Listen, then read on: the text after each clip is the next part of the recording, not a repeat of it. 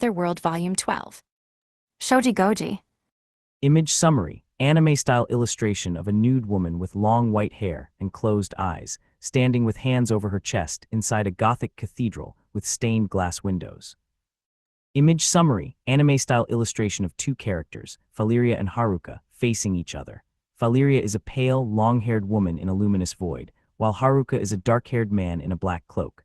Accompanying text describes Valeria as an inexhaustible source of magic, resisting darkness and yearning for death, while Haruka expresses exhaustion with the selfishness of the fantasy world. Image summary: anime-style illustration of a smug, dark-haired youth lounging on the papal throne. Overlaid text describes the boy kicking the Pope from the seat and viewing others with contempt as God's enemy. Image summary: copyright and credits page for Loner Life in Another World light novel Vol. 12, listing 2023 copyright by Shoji Goji, publication by Overlap Inc. and 7 Seas Entertainment, and a full production staff list. Image summary: title page for the novel Loner Life in Another World, Volume 12, titled The Priest Who is an Enemy of God, written by Shoji Goji and illustrated by Saku Inamaru, published by Airship and 7 Seas Entertainment.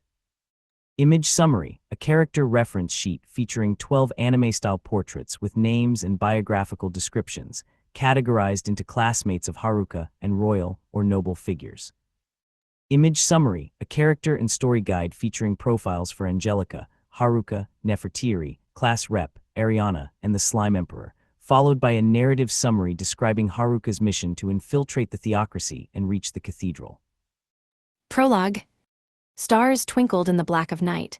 Wind tousled the black hair of the girl in my arms.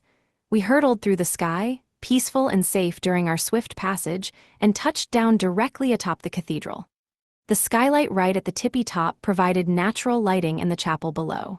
That, and hid the cathedral's true purpose, sucking up ambient magic. Nah, I got this.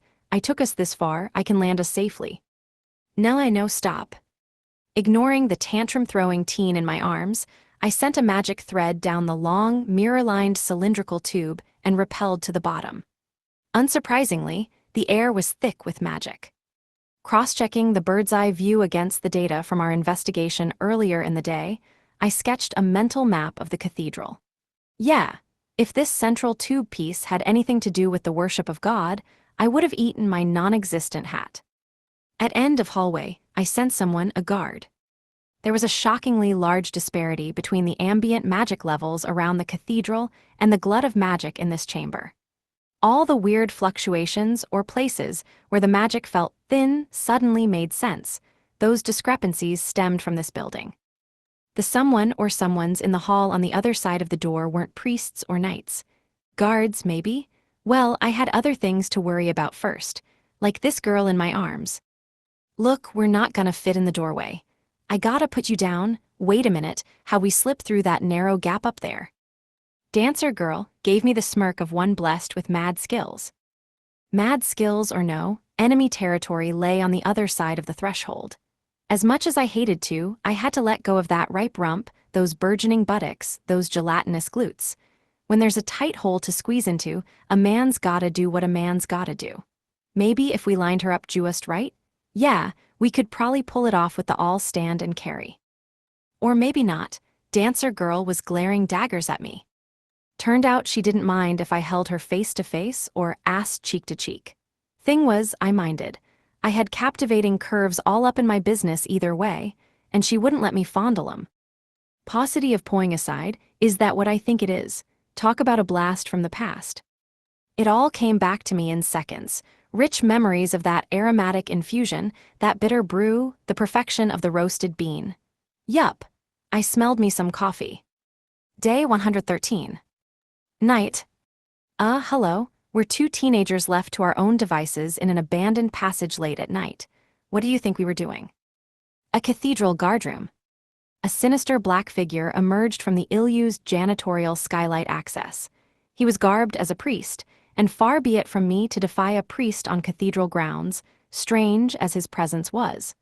Regulations demanded I question him. Alas, regulations were a paper shield against the priests and their absolute authority. Father, might I ask what you're doing here so late at night? Oh, heavens, nuns aren't allowed in this part of the cathedral, Father. Hey, it's cool, she's with me. Me and her are here on serious business. I'm keepin' an eye on her to make sure she doesn't get up to no good. And I'm a priest, and she's my guest, so yeah, we're not gonna have any trouble, are we? Huh, what are we doing here so late at night? Something. Things. Assorted stuff and sundry. Like, we heard there's dubious sorts slinking around. We're here to have a poke, figure out what's going on. Yeah, seems legit. The priest's cassock was a bit on the trim side, but otherwise unremarkable in cut. It was its quality, both in the skillful tailoring and the fine cloth employed in its make, which belied that this priest was no ordinary man. As for his charming companion, well, her provocative garments quite answered the question of what, or whom, the priest was engaged with in the skylight. Could I ask you to show me a permit, Father? I'm afraid it's in the regulations. The permit question was the only way to tell if this man was an imposter. An outsider would have fed me some excuse. He'd dropped his permit, he'd misplaced it. I don't have a permit. Why would I have a permit if I'm not permitted? I'm perfectly, precisely, patently permitless and unpermitted to be here. He didn't have one? Of course he didn't, for such things did not exist. We'd often said otherwise to outside folk, yes. In order to catch would-be interlopers, we had made it known that all priests were required to carry permits inside the cathedral. True men of the cloth answered that they had no such permits. Those without their signet rings on their person took care to claim they were unpermitted to walk the cathedral's halls. After all, what interloper would ever admit to having unauthorized entry? My regulations stated I must perform one final check on any ringless priests, and as such, I wasted no time in saying, "Father, if you would be so kind as to take this. I'll have a temporary ring made up for you momentarily." Wow, you guys are next level. You're the best guards we've seen all week. Bravo, is that bitter? Can I get a refill? You sirs are credits to your job and princes among guards. I doubted this man no longer. Only a priest could, through his years of grueling monastic practices, stomach this bitter black brew. Even lesser priests had been known to shudder at the taste. Those not in service to God were liable to choke and spit it out. A priest who could drink the brew down to its last dreadful drop with such obvious relish could only have been a bishop, or higher. Even then, no ordinary bishop would have ever dreamed of asking me to refill their cup, much less quaff the second draught with glee. An august personage is in our midst, I whispered to my fellow guard. I shudder to think of what suffering he must have endured if this terrible tea can make him smile so.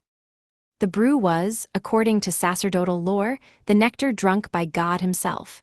The most holy imbibed it as a trial to bring themselves closer to God. It was nigh unto a penance. What mortal man could swallow it down with pleasure, nay, savor every droplet? Pardon the wait, your excellency, I stammered. Your temporary signet is ready. Sister, might I offer you a cup as well? No, please don't worry about drinking it all now. You are perfectly welcome to leave the empty cup at any of the other guardrooms. Our deepest apologies for stopping you. Image summary, manga illustration of a smiling young man in priestly attire holding a white cup of black coffee and a saucer. The priest was a credit to his post, even if he did not resemble a priest in the slightest. Yes, he was a man of eminent virtue. Most of his kindred pulled faces when forced to sip of the bitter black tea for regulatory purposes. The moment the dreadful deed was done, many departed with a nasty word, or be the priest especially beastly, a cuff on the chin. Yet my apologies were met with praise, commendation. Now, if only I knew what a true coffee connoisseur was. The servants closest to God spoke of matters far beyond the ken of lowly men such as I. Day 113. Late night. Help, this is quickly becoming Haruka and the real girl. The cathedral and the theocracy. Running into good guardsmen, for the first time, was such a surprise I began praising them to high heaven. Finally, guards who looked at my venerated vestments and pronounced me a priest. Finally, guards with the consideration to bring me a piping hot cup of joe for late-night work. Brilliant guards, wonderful guards. If I must nitpick, I prefer drip coffee. It's not as bitter. But a swanky cup of Turkish coffee makes for a nice treat once in a while, really wakes a guy up. The guards even threw in a matching set of rings for me and dancer girl. Much to her joy, could I get like 40 of them? I would have asked, but for reasons beyond me to explain, that felt devastating to my sex appeal. What floor is this anyway? The layout of the cathedral is bizarre, it's confusing my map skill. So we just wandered around. Our plan went like this: go in, use Area Analyze to map the place, verify that all the measurements were correct, and inspect any discrepancies to find hidden rooms or passages. Oh, and find the way out. Yeah, I didn't know how to get out of this place. Wait, there's a 1.5 floor between the first and second floors. No wonder I can't find anything, I don't even know what floor I'm on. First dungeons, now the cathedral. Does no one understand proper signage? Would it kill them to put up a directory? How's an intruder supposed to know where he's going? Some people, I swear, never think about us intruders and our needs. We found plenty of storerooms, but none with any good armor. Maybe there was better loot upstairs. Except, Yuo, are those coffee beans? This is good paper too. I'll take this over a lame item drop anyway. Yoink. Dancer girl may have been a foodie, but she evidently wasn't a coffee gal. Anyway, these lower floors had guard rooms at every turn, probably to keep out intruders. Sneaking around 'em all was a pain in the tuchus. Still, we kept on and continued our thorough survey of the place. Here and there, we stumbled upon walls thrumming with magic, and I appointed wisdom to analyze them from top to bottom. The cathedral sucked up and stockpiled ambient magic, but there was little magic in the air inside the cathedral. There were also magical detection spells scattered here and there, making me reluctant to use any of my show your skills. That's where the Shadow Cloak, Speed, Dexterity plus 30%, Shadow Crows, Shadow Incarnation, Shadow Manipulation, Shadow Manifestation, Shadow Magic, Shadow Skulk, Presence Isolation, came in handy. We hid ourselves in its folds and sidled under the noses of the guards. How did Maid Girl stand this? Sure, it doesn't leak much detectable magic, but walking in it is slow going. Uses a ton of MP, too. I'll have to learn how she does it. Nod nod. Making the two of us completely undetectable put my MP endurance to the test. Worse, having two soft, perky bits of flesh pressed up against me in the dark put my teenage boy endurance to an even bigger test. I almost succumbed to the shadows, capitulated to the carnal, wallowed in the Walpurgis night of my teenage boy wantonness. The darkness brought all sorts of new experiences to be had. No wonder I couldn't tell when Maid Girl was right behind me. Shadow Skulk blocks magic from going anywhere. It's not the most usable of traits, though. Zipping from shadow to shadow slows us down and consumes tons of NPC. Shadow Skulk normally one person only. Two of us makes it hard. Well, if that was the problem, I pulled Dancer Girl closer and smushed us together with holding magic. Did that make things easier? Nope. One of my hands happened to land on her butt and gave it a little squeeze. She pinched my hand, hard. Yup, this skill was completely useless. But what I gained was worth the pain. Oh, what an ass she had. Jupiter Eye's night vision didn't work in the folds of the Shadow Cloak. Oh yes, Shadow Skulk provided a total blackout that made tushy touches 10 times as tempting. You hear that, wisdom? You need to research shadow magic too.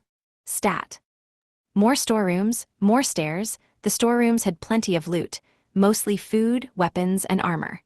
Scattered among all that were a few magical tools of war, none of which were worth writing home about. What a waste of alchemical ingredients. The church should have read How to Magic Item before they banned the book. Think how many lives could have been saved if all this raw material had been on the frontier instead. I didn't need this low-quality crud, but neither did I want it to be left in church hands. So I picked up the junk and stripped it for parts. After all, it was my duty as sensei of the School of Scammy Schemes to pick up and pawn any unattended items. We jumped over an alarm on the stairs, sneaked back to steal the alarm too, and headed up to the next floor. Survey, pick up loot, rinse, and repeat. More work than a dungeon and less lucrative. As I explored and filled in my map, I realized something was wrong. There was a gap between this floor and the one just below it. I sent some magic threads to hunt for a way out and others crawling over the walls until one found a crack in a dead-end wall. Wait, we were just over here. Ugh, I hate backtracking. The slim crack in the stone wall looked like a slot for a keycard. A magic thread did the trick, too, and the wall slid up just far enough for a single person to crawl underneath. That was, if they weren't too bulky about the middle. Whoa. Dancer Girl's twin bulks were squished flat as she crawled. They bulged out in all directions and sprang back with a bo-yoing when she popped out the other side. What a magnificent hidden door. No notes. Except, oh boy, imagine Vice Rep B crawling through. That could be lethal. Her massive missiles packed enough pressure and elasticity to smash the rock, and I wanted front row tickets to watch it happen. Sealed treasure chest. A trap. Inside, Ghost, I think, is guarding chest or sealing it away. There was indeed a long, rectangular box plastered with sealing wards resting atop an intricate magic sigil. Honestly, if it was a trap for thieves, it was kinda overkill. Weirdly, even though it was sealed fast, it was leaking a thin trail of magic. Thieves aren't big risk takers, you know? Safety first and all, so maybe an ominous-looking box is enough to scare off thieves. Adventurers, though? Nah, to adventurers this is a challenge. Adventuring was all about risking one's life. Adventurers sought out risk whenever they could. Not like thieves, no, adventurers did the math to pick and choose what risks to take on. A wise adventurer sought out the most worthwhile risks. Avoiding unnecessary danger was what made them an adventurer. Not me though, I didn't have a job. Hizya, take that and that. Borg. Yup, I'm no adventurer and I'm no thief. I'm just an unemployed NEET. I avoid all risk, be it worthwhile or otherwise. I'm only here to rip people off. Since whatever was in that box had been dangerous enough to have all those sealing tags, it was smarter to kill it before I cracked the lid on the treasure. Yeah, if it was probably undead, let it eat steak. I wasn't sure if the spirit whispering in my ear was my good friend Emson or a certain pirate no stranger to popping up on the receiving end of pointy things. Long story short, I stabbed the box. 'Cause the darkness is in that box. I can feel it. The universe staff comes in all sorts of fun shapes and sizes, so I made it real sharp and skinny and stabbed whatever's inside the box through the keyhole. Yeah, I gave it a good stabby stab. Turns out I'm a pro at sticking my rod into tight holes, so yeah, I won. Death glare. Hey, it was an obvious trap, Dancer Girl. I wasn't about to open a trap. Besides, why would I break the seal and fight the darn thing? That's just asking for trouble. This girl just didn't understand the finer subtleties of risk management. Her furious stare shone fiercely and stare-while-I from the depths of the limpid pools of her topaz blue eyes. It's just common sense. I couldn't let the ghost out. Why would I open the box and place myself in certain danger? Plus, ghosts are too good at floating and dodging. It simply makes more sense to kill it while it's still in the box. Besides, stabbing things in wooden receptacles is a whole thing where I come from. No, like for real? Ask the girls, they'll know what I'm talking about. They've all played the game where you trap a pirate in a barrel and take turns stabbing him with swords. It's true, everyone does it, I promise. Do they really? Ghosts were no trouble for me, I had a divine sword. If anything, I was surprised this ghost survived so many stabbings. All the more reason to have not opened the lid. You guys are the ones with no common sense, it drives me up the wall sometimes. We weren't supposed to open the chest, see? Why else would it have been sealed away? Pointed silence. Anyway, treasure time. If this rectangular box turned out to be a treasure chest, then I knew it was packing major spoils. If it was just a ghost chest, well, at least the ghost would have dropped an item. What's it gonna be? I can't wait to find out. Aha, I'm not falling for that trick. One more stab for you. Boo-or-glow. Fantasy worlds were something else. Who knew a ghost could play dead? A ghost playing dead, when one can safely assume the ghost has already died, challenges all my preconceived notions about death. What is death, anyway? Well, now it was dead for realsies. This ghost had ceased to be, it was now formally an ex-ghost. Tough fight, whatever you were. I guess I won't know until I pop the lid. Now that the ghost has given up the well ghost, let's crack the chest open and find fool me twice, why cha? Stabbity stab. Boo-ho-warglow. I liked this ghost. It had the knack for doing a joke to death. I was on the verge of picking up the box and taking it home, half-expired ghost and all, when at last the lid came free. Oh, that was too bad. I had hoped for one more go at the stabbing, but between the two of us, we'd run that joke into the ground. I've killed our dear, departed ghost. Hey, think it'll come back as a ghost of a ghost. Dancer girl glared at me, so I decided to quit while I was ahead. Shame, though, it would have been funny if we'd repeated the same gag a third time. Them's the pits. Inside the box EIs, no, could it be a spellstone? Well, of course there's a spellstone. It's from the ghost I killed. Nod nod. No spellstone would have meant no ghost. I would have been stabbing my friend the pirate. There's a necklace, a crown, and what's that big lump under the cloth? Let me see. F-wish. Oh, yeah. Let's put this cloth back where I found it. Yup, not under the cloth was a necklace and a crown. The ghosts drop items, I figured. I'm just gonna forget I saw anything. Appraisal, ooh, that's cool. Hylomorphic necklace, unites spirit and flesh into a single entity. Limited to one-time use. Can I equip this? Hello to you too, but my name's not Morphic Necklace. Unites spirit and flesh into a single entity like returning a spirit trapped in limbo to its body. Limbo, is that why it's called hylomorphic?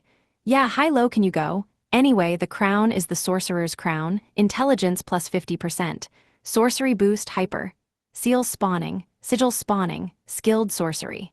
Whoa, this kicks butt. Did this ghost moonlight as a sorcerer? Dang, had I known we could have swapped tips, freelancer to freelancer. Mysteries upon mysteries. Right, first off, I want to introduce this necklace to the thing under the cloth. Call that a match made in heaven, cause they're dead, get it. This was a dangerous operation. Very, very dangerous. Rubbing salt in the wound, rolling it in flour, frying it in hot oil to a golden brown and serving level of dangerous. Turning my mortally wounded sex appeal into a delightful fried chicken, level dangerous. Cause those things were enormous. I admired their outlines even through the cloth. Wait, why is the church keeping a dead girl in a box? Or a doll, rather? Image summary, manga illustration of a naked woman with long white hair and closed eyes, lying still within a narrow rectangular container. Yes, a beautiful sexty, a beautiful doll, the ultimate weapon to banish my sex appeal to the shadow realm once and for all. Oh, the massive milkers on that mannequin. F-wish. Day 113. Late night. Getting henpecked by the wife must be tough. No wonder hubby flew the coop. The cathedral in the theocracy. Firm yet supple grappity grope. Cold as stone yet warm as living flesh, peekity peek. Hubba hub, wait no, it's not what it looks like. This is merely an academic study of a corpse or a doll or a whatever the heck she is in order to edumacate the young minds of teenage boys in matters of health and anatomy. And she's stark naked. Squeezity squeeze. Things I didn't know, if this gorgeous girl was dead, asleep, or just a mannequin. Things I did know, my appeal with the opposite sex was about to go supernova and morph into a black hole of repugnance. There was no time to lose. I had to get this girl some clothes. Although, I guess the cloth covering her was a robe of sorts. This sanctifying robe was protecting her from the ghost, I guess. This robe's one of those relic whatchamacallits. Yeah, that ghost must have been biding its time, waiting for the robe's spell to fade, until it met its untimely demise in a series of pirate-related accidents. Funny thing, life. I could feel a faint hint of magic from the robe. The universe staff had probably broken its ward. With its protections lifted, the robe was now starting to fray and fall apart. I panicked.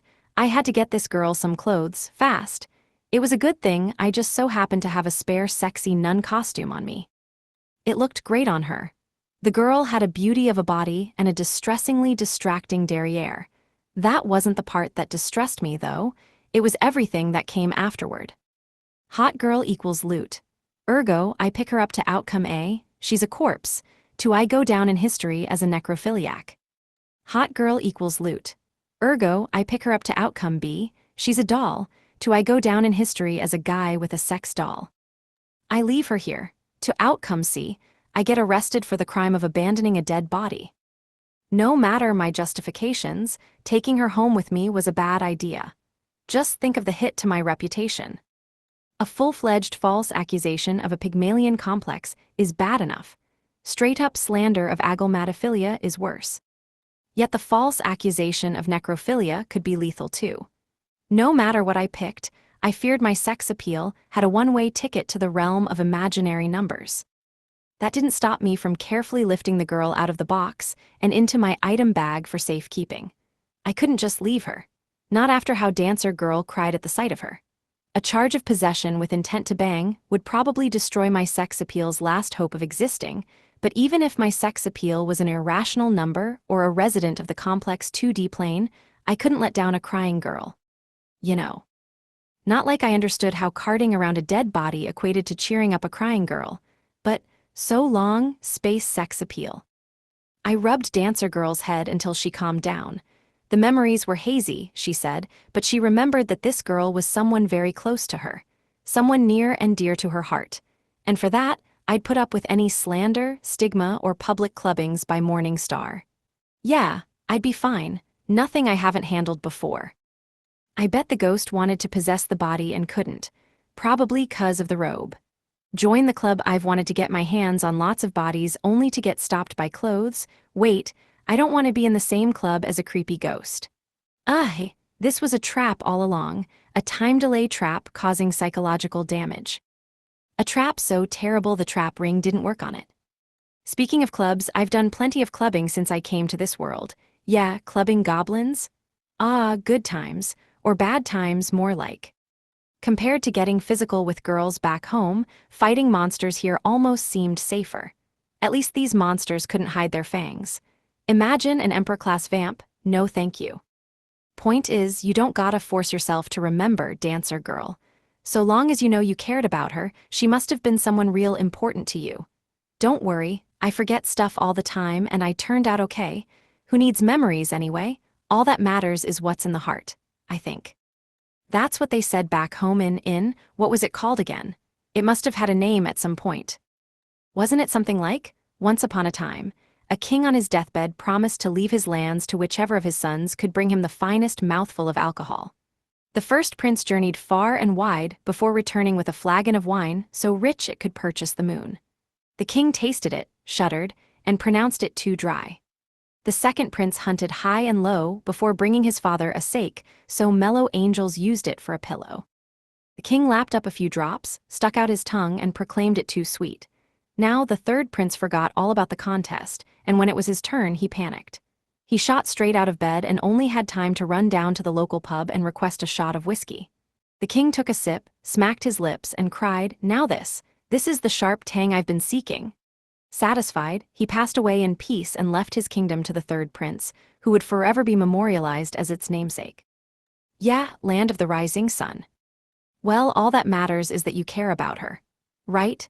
Who needs names? Who needs history? She's someone you've cherished for, what, centuries now? In its own way, that's enough. Pat, pat, pat, pat. Eventually, Dancer Girl's tears ceased. Still red-eyed and sniffling, she agreed to tuck into a crepe, provided I keep a comforting hand on her head. Personally, I thought combining whipped cream and red bean paste was sacrilege, but as passed down through ancient lore, there was no arguing with pretty, crying girls. I mean, there was no arguing with Dancer Girl to begin with.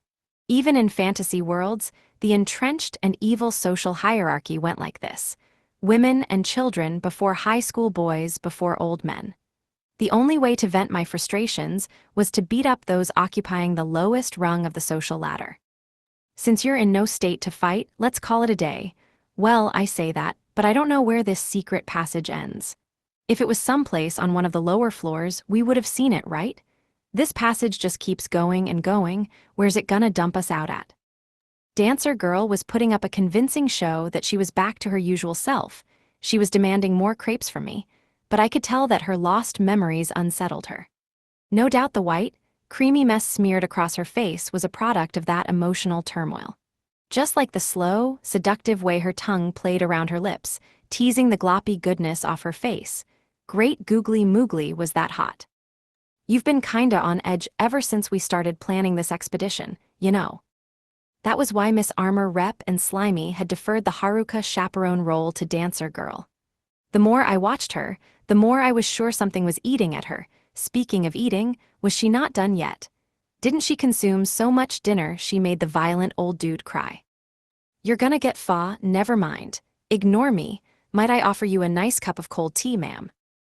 HMPH. During our search for the exit, we stumbled upon storerooms, cleared them out, and kept filling in our map as we climbed flight after flight of stairs. Eventually, we discovered another secret, a hidden room filled with traps of all kinds. I disabled the ones that used magic, but that still left plenty of physical obstacles. So, to make a long story short, when I open the chest, a ball embedded in the lid rolls away, drops down, hits those blocks, which get knocked over, tilting those scales, pulling that string, dropping a bunch of iron balls from that basket on the ceiling, raising a pulley, slackening a string, sending a guillotine blade crashing down, severing a rope in the groove on the floor, firing bows on both walls, turning me into a pincushion for arrows. And they all live happily ever after. Oh, and the hidden slit makes the floor collapse. Which, come to think of it, explained why there was a room on the floor below with no doors. Oh well. That one was a trap room, too. What if I just hold the ball when I open the chest? Like this, see, 'cause that's what triggers the trap. Nod nod. Actually, holding the ball was the real trap. Not whatever was in the room below. I couldn't tell what it was. There was a force field on the room itself. Course, I'd find out if the floor fell out from under me. But anyway, the frustration of not setting off such a carefully constructed Rube Goldberg machine made me want to set it off anyway, and that was the trap. Man, I'm so curious now. I mean, it's a pretty childish trick, and no teenage girl will fall for a teenage boy who falls for grade school traps. On my honor as a teenage boy, I opt to give it the cold shoulder. HMMPH, what a childishly childish trap fit only for the likes of childish children. Resisting the overwhelming temptation to let my hand slip, I kept the ball in place and opened the box. Except it turned out to be a jack-in-the-box. Guess you can say I didn't find Jack. Anyway, I've got bigger problems. Namely, the spring-loaded toy hitting the basket on the ceiling, sending its load of iron balls raining down on me, and when I jumped out of their way, a guillotine blade came hurtling down, and when I leaped out of its way, a bunch of arrows shot at me from both walls, and when I used the universe staff and the replicant sword's copy of the staff to bat them all away as fast as I could. Well, that was when the floor dropped out and sent me crashing into the room below. Which kinda ticked me off. GRR, it got me. What a sneaky trap to catch poor me as I sat there smirking away, thinking I was hot shit for holding the ball in place. That dagnabit trap wounded my pride, my dignity. Oh, that makes me mad. Oh, that really chaps my hide. Oh, that really rustles my jimmies. Oh, that really butters my butt and calls me a biscuit. Sure enough, this doorless room turned out to be a trap room. Trap hall. Large, dank, gloomy trap hall. The air was thick with magic, and I could hear something enormous wriggling in the center of the room. Thank goodness the twins aren't here. Whatever that thing is, it's strong. Could rival a dungeon king. A thick, deadly miasma choked the room. Probably an instant death poison, I figured. It soon blanketed the walls of this large chamber, this tiny arena for a creature so huge. I took a deep breath. Poison didn't work on me, remember? I let magic fill my whole body, scent breathing tempered lion ki, powerful tempered chi, surging through my veins, and harnessed the power of chi activation and magic. I entangled it all with my physical form. The massive volume of magic and skills made me bend double. The air near me groaned under the strain. My thoughts lurched into hyperspeed as if to twist and warp the flow of time. Deeper and deeper, I sank into a world of slow motion. Everything changed color around me, losing its edges and merging together into a heavy, gelatinous monochrome blue. The powers raging inside of me and the vast, entangling forces around me waged fierce battle on one another, making every part of me moan in agony. Because I had equipped the universe staff, already doubled in power via the replicant sword, the Aegis shoulder shields, the plunder glove, the venom sword, and the sorcerer's crown just to see what they would do. My skills were abnormally too OP for me to handle. The power threatened to overflow and surge out of my control, becoming a violent torrent of magic destroying everything in its path, me included. And then, just before all magical pandemonium broke loose, the Dungeon King slithered out of the darkness. Sept, I think it was kinda spooked of me. Yeah, see, there was a sliding and scraping across the stone floor, and out of the shadows winked the glittering eyes of the basilisk, the king of the serpents. Serpents Rex radiated power, menace, majesty. This massive lizard cloaked in scales as tough as dragon's hide loomed with the malice of a dungeon king. 2 pairs of wings, 8 legs, a coxcomb. What kinda weird, chicken-ass lizard king of the serpents is this? As I was brutalized by a wave of déjà vu, my own giant chickinatress took it upon herself to steal my MP, manifest herself, and beat the basilisk silly. She caught him in one chickeny claw, raked him with her other set of talons, stabbed him with her sharp beak, and buffeted him with her wings and sword-sharp feathers. Oh yes, this most fierce of fights was the fabled marital quarrel. What a matchup! A chickinatress executing a Dempsey roll with infinite wings, beaks, and chicken feet. Well, you know what they say. Float like a chicken, sting like a chicken. Because, yup, she's a chicken. Image summary, manga illustration of a fierce confrontation between a scaled, dragon-like lizard and a large, avian creature with a coxcomb, both screaming with open mouths. The beasts clucked and hissed at each other. Dancer Girl and I sat back to watch the show over peaches and cream crepes. The chickinatress was spitting mad. She'd been on the hunt for her husband this whole time.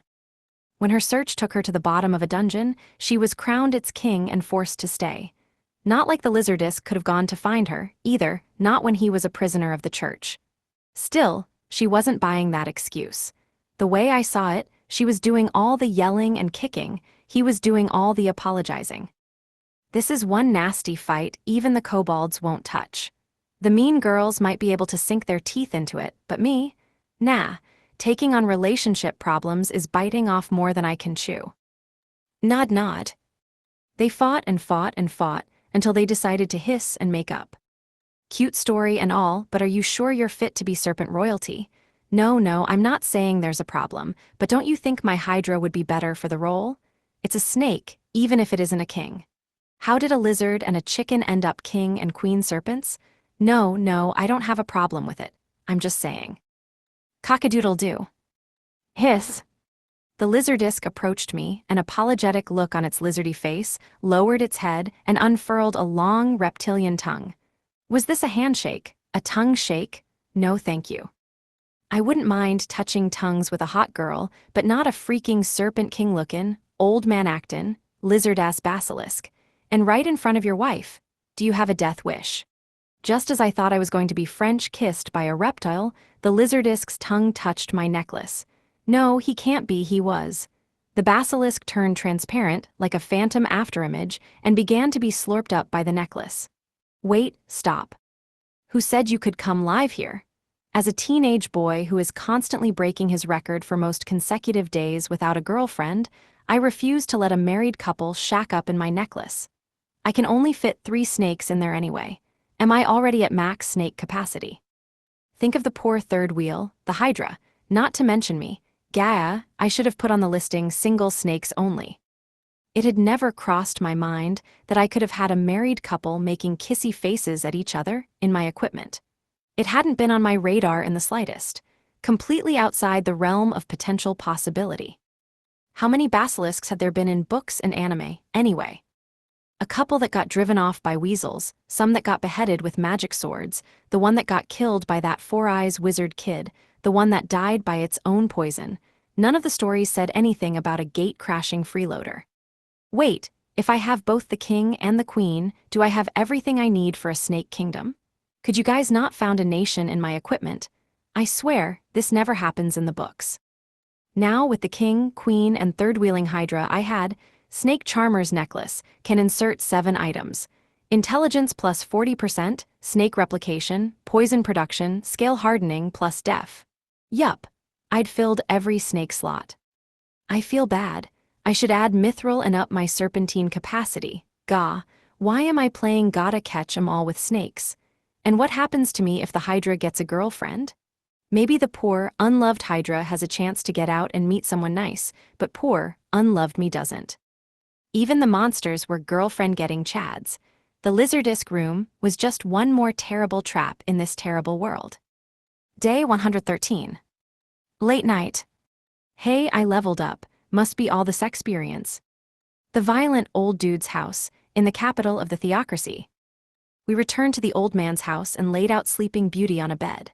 I felt weird about leaving her in my item bag, you know? On the other hand, time seemed to slow or stop in the bag, or maybe all the magic in it stopped decay, I dunno.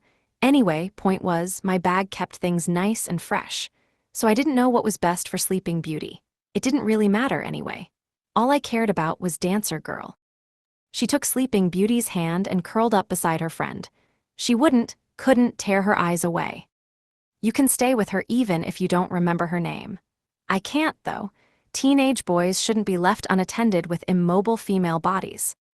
Dancer Girl's memories may have been lost to time, but her feelings for her friend were as strong as they'd ever been. That, and her sexpertise. Memory worked in mysterious ways.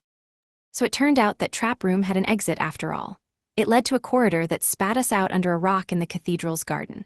The boulder refused to move until we applied a little Tongbei leverage.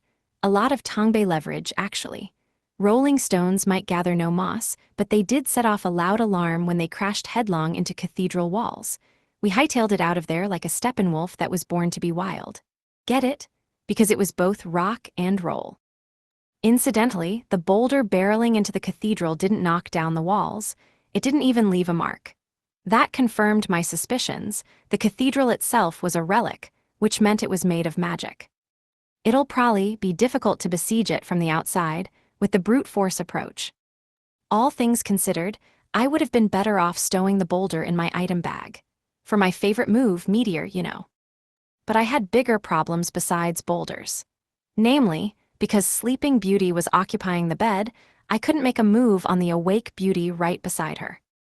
My teenage boyness was swelling with zeal, with passion, with hopes and dreams and who knew what else, but it needed to cool its jets. I was sure if I'd let it, it would have spent all night hashing out its burgeoning feelings with Sleeping Beauty. You know what? Maybe I was better off sleeping in the kitchen. We had hoped that our investigation would turn up answers, but all we found were more mysteries. Oh, and snakes. My skills were once again out of control. This time, my equipment was not solely to blame. I had apparently leveled up while playing I'm Gonna Getcha with the pirate ghost. So much for having a handle on that. I needed wisdom to recalculate my controls, and fast. In this state, I couldn't use life or death without dropping the life part, and without that skill, I was in for some long, tough fights. I lost control over my skills again. Well, what else is new? It's just an everyday phenomenon, a common fact of life, a part of the daily routine. The smallest aberrations could trip me up. Even if they don't, this constant loss of control is obnoxious. I took my equipment off earlier, and now, well, I didn't feel any different. This suggested that my brand new level, while a contributor to the chaos, was not the main cause of my newfound instability. Most likely, my skills and equipment traits were bouncing off one another big time. To test my hypothesis, I pulled out my universe staff and its replicant sword copy. The light bulb in my head went off, and immediately, everything made sense.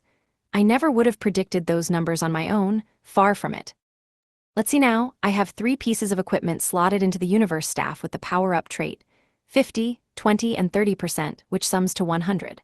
Multiply that times 2, the actual output of these traits, going from largest to smallest, is 150% times 120% times 130% with a 2.34 multiplier on top. In return, the load this places on my internal processing is that high? Dang. Besides the 2.34 multiplier, I had to include the recoil of the original 100%, the first 50 plus 20 plus 30%, for a total multiplier of 3.34. Basically, the more high percentage items, the better. With enough number fudging, the output growth outpaced the ballooning load on my systems.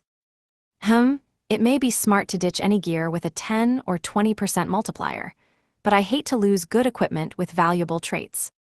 Regardless, I needed to min-max my multiplier, even if it made me lose control of myself or self-destruct.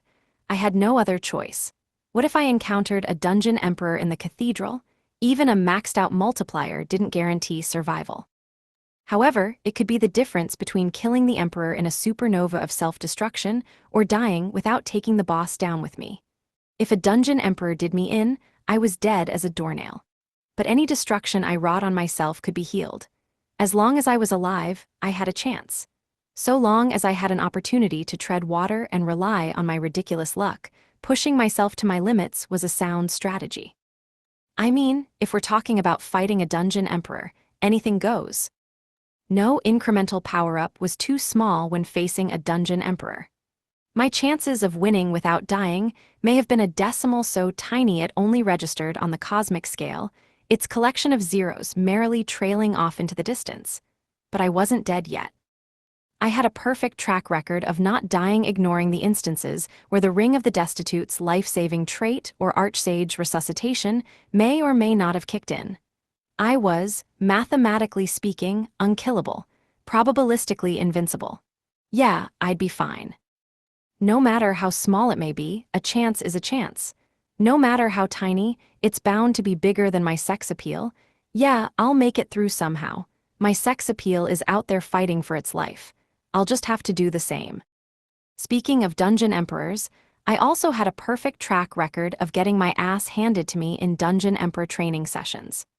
This suggested I was one of those kids who needed to feel the fire under them in order to leap into action.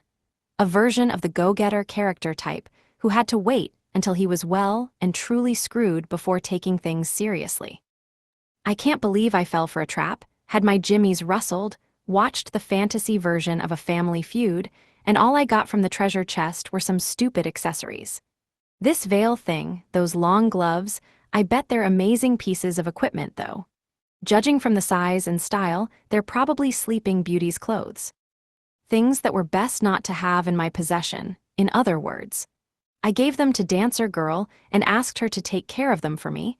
I could feel my sex appeal withering away with every second I left Sleeping Beauty naked. GRR, just thinking about it grinds my gears. I was so mad at that Jack-in-the-Box I stole it. Then, when I brought it home and opened it up, what do you know? It was made out of mithril. That explained why it was so springy and nothing else. Beyond that, the mithril didn't do jack. Anyway, the newest member of my Savvy Snake set, Basilisk, Spell Eye Deadly Poison, all status ailments. Poison Mastery, Physical and Magical Devastation, all poisons, status ailments, Equipment Fracture. Secretions, Perfect Antidote, Petrification, all poisons, all status ailments. Flying Bonus, Small, was the poison version of my Cockatrice, Spell Eye Petrification. Curse Petrification, all poisons, status ailments. Venom, Perfect Antidote, Petrification, all poisons, status ailments. Flying Bonus, Small. A poison version of the Spell Eye grants every kind of status ailment. Man, I'm really feeling deja vu. Yup, I could feel my sensitivity getting another bonus. Physical and Magical Devastation is kinda rad though. That'd be killer in battle. In myths, basilisks possessed venom so powerful the scent alone would slay other serpents. The basilisk's breath could shatter stones, and looking into its eyes spelled sudden death. Still, the question begged, why was the king of serpents a lizard? In the Old Testament's Book of Jeremiah and Book of Psalms, the basilisk is a representation of the devil to be slain by the Messiah. And yet, all I have is a miserable freeloading yes-man henpecked by his chickanatress wife. I wanted to try on the Sorcerer's Crown, Intelligence plus 50%, Sorcery Boost Hyper, Seal Spawning, Sigil Spawning, Skilled Sorcery. With the Wisdom Crown, fits 5 items. Intelligence, Resistance plus 40%, Control Boost Hyper, Sorcery Boost Hyper, and see what that did, but there was so much else to do. It could wait until later. I'm curious about those Seal Spawning and Sigil Spawning traits. Are they just booster abilities for skilled sorcery? Whatever they are, I bet they'll come in handy in my crafting side gigs. The requests were so grueling, the demand so high, that no matter how many traits I employed, I could never keep up with the mountain of work. There was no end to commissions for teenage girl undergarments. Let's wrap this up and get some rest. I wish I could censor out some of my least desirable titles. Too bad hiding can't hide that. What a useless skill. I guess it doesn't work when the number one thing I want to hide is myself, whatever. Let's check my stats. Name Haruka Race, Human. LV 26 Job. HP 633 MP, 730. Vit 529 POW, 552 SPI, 731. Dex 623 Raise, 670 Int, 747. Luck Max Above Limit. SB 2774. Combat Skills. Ultimate Cane Mastery Level 3, Magic Entanglement LV Max, Life or Death LV Max, Eye Mastery Level 4, Random Fire Level 7, Limit Break Level 5, Martial Chi Wizardry Level 2. Magic, Demolish Level 3, Teleport Level 9, Gravity Level 9, Holding Level 9, Composite Sorcery Level 8, Alchemy Level 9, Void Level 7, Chi Wizardry Level 6. Skills, General Health LV Max, Sensitivity LV Max, Body Manipulation LV Max, Walking Mastery Level 9, Servitude Level 9, Presence Sensing Level 8, Magic Control LV Max, Presence Concealment Level 9, Stealth Level 9, Hiding LV Max, Insentience Level 9, Physical Proof Level 7, MP Absorption Level 8, Revival LV Max, Airwalk Level 8, Jupiter Eye Level 8, Lascivious Level 9, Lovemaking Level 5. Titles: Shut-in Level 8, Neat Level 8, Loner Level 8, Archsage Level 2, Sword King Level 3, Alchemist Level 8, Sex God LV 8. Unknown, Wisdom Level 7, Master of None Level 9, Blockhead LV Max. Equipment: Universe Staff Replicant Sword Clothes Set, Leather Glove, Leather Boots, Cloak, Jupiter Eye Ring of the Destitute Item Bag Monster Bracelet. Power plus 84% speed plus 79% vitality plus 46%, Black Hat, Wisdom Crown, 100 Poisons Anklet, Fortune Ear Cuff, Godly Aegis Bladed Shoulder Shields, Sorcerer's Bracelet, Magic Blowgun. Hugh, no wonder I felt so light. I lost 4 skills at once in combat skills alone. Avoid Level 9, Rapid Movement LV Max, Bend Not Break Level 9, and Diamond Fist Level 8. I also lost Dash Level 9 and Overclock Level 9. They had probably merged into Martial Chi Wizardry Level 2, the sublimation of the physical and magical fighting arts. Probably because I get so much use out of Chi Wizardry and lovemaking every night. Wait, who decided that tussling with 2 dungeon emperors every night made me a martial arts master? Are you okay, skill system? If nothing else, my new skills proved what a workout those dungeon emperor battles could be. I threw myself into those nightly brawls with alacrity, devoting every skill, every magic point, every drop in the teenage boy tank, everything but the kitchen sink. I labored on that fearsome battlefield. Verily did I take up my weapon and toil in that struggle. Oh, the struggle unforgiving as storm winds. No, a raging conflagration. Yeah, I definitely put more effort into those battles than any other. Small wonder, the dungeon emperors are the toughest enemies in the whole world. If these battles count as battles, no wonder my skill levels are shooting through the roof. All the physical training and alchemy-driven body transmutation wasn't reflected in my stats, at least not dramatically. But I did get a nice boost in HP and vitality, both of which were necessary to withstand self-destruction. Unfortunately, the body-destroying power and speed stats also received a boost. Then again, so did my intelligence stat, which governed my ability to control myself. So at least things weren't going to get worse. You might even say I knock out dungeon emperors every night. Heck, I even go for multiple rounds. Ah, the stamina of youth. I probably would have had an easier time of proper battles if I unequipped the Requiem sword, but the double universe staff multiplier was drool-worthy. Unfortunately, the multiplier also applied to the load on my internal processing. I know I'll use the Sorcerer's Crown, Intelligence plus 50%, Sorcery Boost Hyper, Seal Spawning, Sigil Spawning, Skilled Sorcery. To give Wisdom a control boost, I'm counting on you, Wisdom. Honestly, that basilisk would have been trouble if not for the Chickanatress. With Dancer Girl, I stood a chance at fighting and beating it, but it would have been too dangerous for my liking. The load caused by my equipment could have torn me limb from limb, and that would have been only the beginning of trouble. 'Cause we don't know what will happen when Sleeping Beauty wakes up. Who's to say she'll be friendly? No ordinary girl could have stopped such a high-level ghost from possessing her body. No ordinary girl had such a drop-dead gorgeous body either. 3 cheers for this fantasy world's assortment of hot babes. Day 114. Morning. No, I don't think Meathead is a viable career. The Amwi Orphanage. It was the same question every morning. It was part of our routine now. Every morning, me and the other kids got together and chanted the question on everyone's minds. When are Big Bro and Big Sis's gonna come home? Every morning, the same question. Every day, the same waiting for our friends to come home. Us big kids understood what was happening, but the littler ones didn't. That's why they kept badgering the nice ladies who took care of us. If you all behave like good boys and girls, they'll be home before you know it. Okay, we can be good. We'd all settled into our new home by now. We didn't have to worry if there was gonna be food on our plates tomorrow. We didn't have to ask for permission to eat the yummy meals.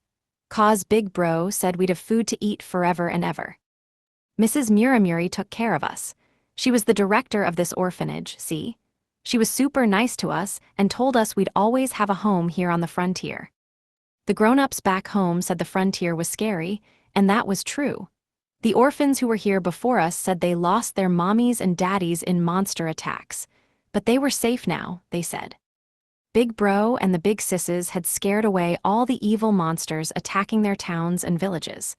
Then, just as they had done for us, they built a beautiful orphanage and cooked up lots of yummy food for all the kids. Big Bro didn't have a mommy or daddy either, the other kids said. If they were good, and if they worked hard enough, they could grow up to be just like him. Now, I want all my good boys and girls to put away their toys. Clean up. Clean up, everybody clean up. Back home in the capital, Big Bro and the Big Sisses destroyed the mansions of all those mean aristocrats.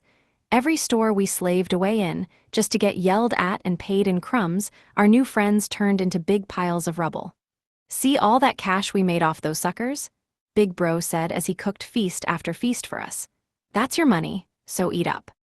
It all felt like a dream. My friends and I whispered to each other, is this heaven? Did we finally die from no food in our tummies?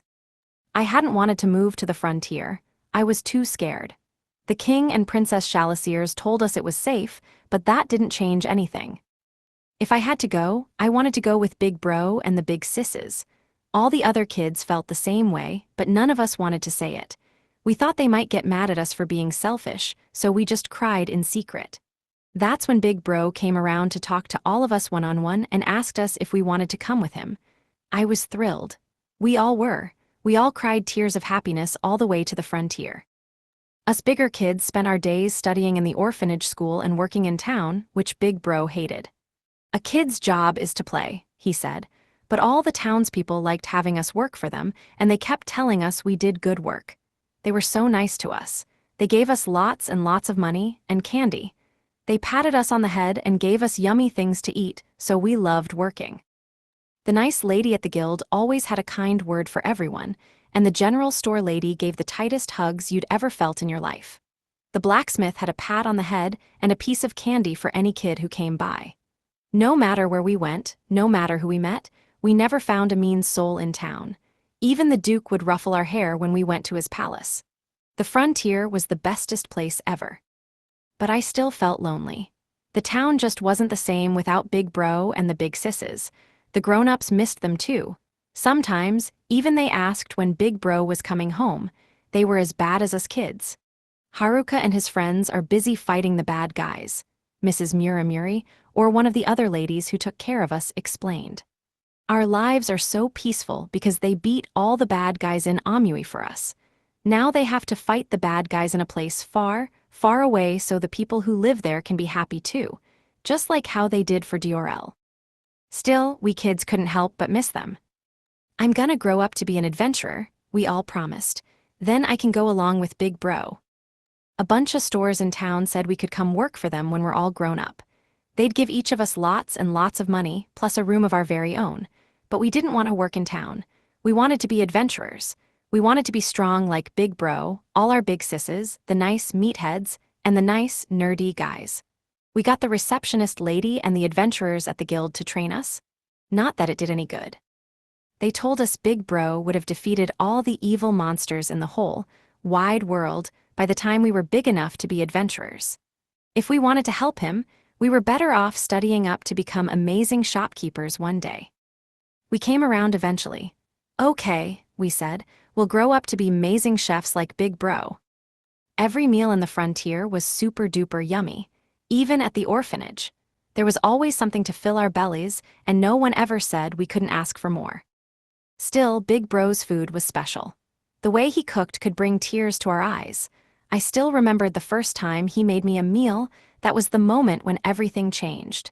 That was the moment life started to feel like a dream. Whenever I ate any of Big Bro's food, it brought back that magic moment and made me tear up. Is Big Bro gonna be home tomorrow? No, how about the day after? Don't worry about when he'll be home. Keep studying now. He's going to be so surprised when he comes back and sees how much you've learned, now isn't he? Yeah, I'm gonna learn lots. He gave us compliments, candy, and kindness in equal and enormous measures. We used to be starving, freezing, all colds and runny noses. Now we glowed with health. We shot up like beanpoles. Our tummies had been empty only weeks ago. Our limbs, too weak for us to do much more than stumble around and get yelled at for being slow. Now, we were so healthy we were unrecognizable. When the nice ladies were here, they cooed over us and gave us lots of pretty clothes. It didn't matter if we got them dirty or ripped, neither, 'cause they'd just give us new ones. Then they'd comb our hair, bathe us, and stroke our hair. Now Mrs. Muramuri and the other orphanage ladies took care of us, and every day felt a little more like a dream. Cold and hunger were just nightmares fading into the past. Not loneliness, though. Loneliness was a constant companion. The town of Amui was busy and bustling with kind, smiling people, but there was something missing in those joyful voices. They could have been happier. How it was way back when, see, whenever you heard laughter, Big Bro and the big sisses weren't far behind. Just being around 'em made me smile. Now that they were gone, it was like a hole had opened up in our lives, filled with loneliness. Without Big Bro sprinting for his life or the nice ladies chasing him, things were just a little too quiet around here. The lady at the guild missed the screaming matches in front of the bulletin board every morning. The crush of customers in the general store didn't stop the store lady from feeling alone. All the grown-ups kept sighing, "You know, I do miss those mushroom bento boxes." We felt the loss of Big Bro in the blacksmiths, in the inn's dining hall, at the food carts on the streets, in the clothing store. It hit the inn lady the hardest of us all. When are they gonna come home? The little kids whined again. Always the same question, from the smallest toddlers to the biggest grown-ups. Be good, and they'll be home soon. Okay, we'll be good. Soon, soon, soon, soon. We ate the tastiest food, learned the bestest lessons, and got the most encouragement ever. We worked as hard as we could and got treated as nice as could be. We trained. We ate goodies. We took baths. We put on pretty clothes and snuggled under warm blankets. We fell into a contented sleep, dreaming of another bright day ahead. My nights went unbroken by sad or scary dreams. Every day was a dream enough for me. I could sleep without fear, secure with the knowledge that tomorrow would be a better day. But when my eyes flickered open the next morning, I found the same question waiting on my lips. When are they gonna come home? Day 114. Morning. Girl, I must be an antivirus, because I want to strip the spyware right off of you. The violent old dude's house, in the capital of the theocracy. I woke up to the bright rays of the morning sun slanting in through my window. I exited out into the garden, took my time performing my daily radio calisthenic stretches, and switched to a Tai Chi routine. I wasn't wearing any equipment, just casual clothes. With nothing but me and my body, no skills, no nothing, I worked to fine-tune my control over myself. Partway through, the Beastfolk twins joined in. Their casual clothes were a little too casual. Crop tops, short shorts, and knee-high socks. The preteens in this world were a terrible temptation for teenage boys. Good morning. You hi there. Oh, those boobs had no right to bulge so brazenly or swing with such salaciousness. Worse, their tails tagged along after every twist and turn of their tight tushies. Those thick thighs led to my demise. I knew not where to rest my eyes. Looking up, I was treated to a view of rabbit ears at witching. Looking down, a fluffy wolf tail swam into view. As much as I wanted to sink my fingers into that fur, I knew I would be accused of putting my paws on a preteen girl. Then my sex appeal would have been sent to the slammer, and when it came to trial, all my protests that I wasn't trying to slam her would have fallen on deaf ears. My sex appeal was about to end up behind bars for life. Ah, what a terrible trap for a pure-hearted teenage boy of the zoophilic persuasion. Good morning. As if things weren't bad enough, that was when Dancer Girl showed up. Now I had another girl with next to nothing covering her generous badonk. The cloth bib on her shirt fought for its life to stay on. Even the letters spelling out NEF bulged as the spherical solids underneath swung to and fro. Hoo-ha, hoo-ha. I turned my mind back to the puzzle of recalibrating my controls. Over time, I whittled down the discrepancy between my internal image of my body and my true physical form. The two synchronized with practice, my mind and body becoming one. I felt lighter. Stronger. Perhaps thanks to martial Qi wizardry, the simple breathing and stretching exercises refined my Qi and suffused my meridians with Renki. At least, I hoped it was thanks to martial Qi wizardry. Not blue balls. Huff huff huffs.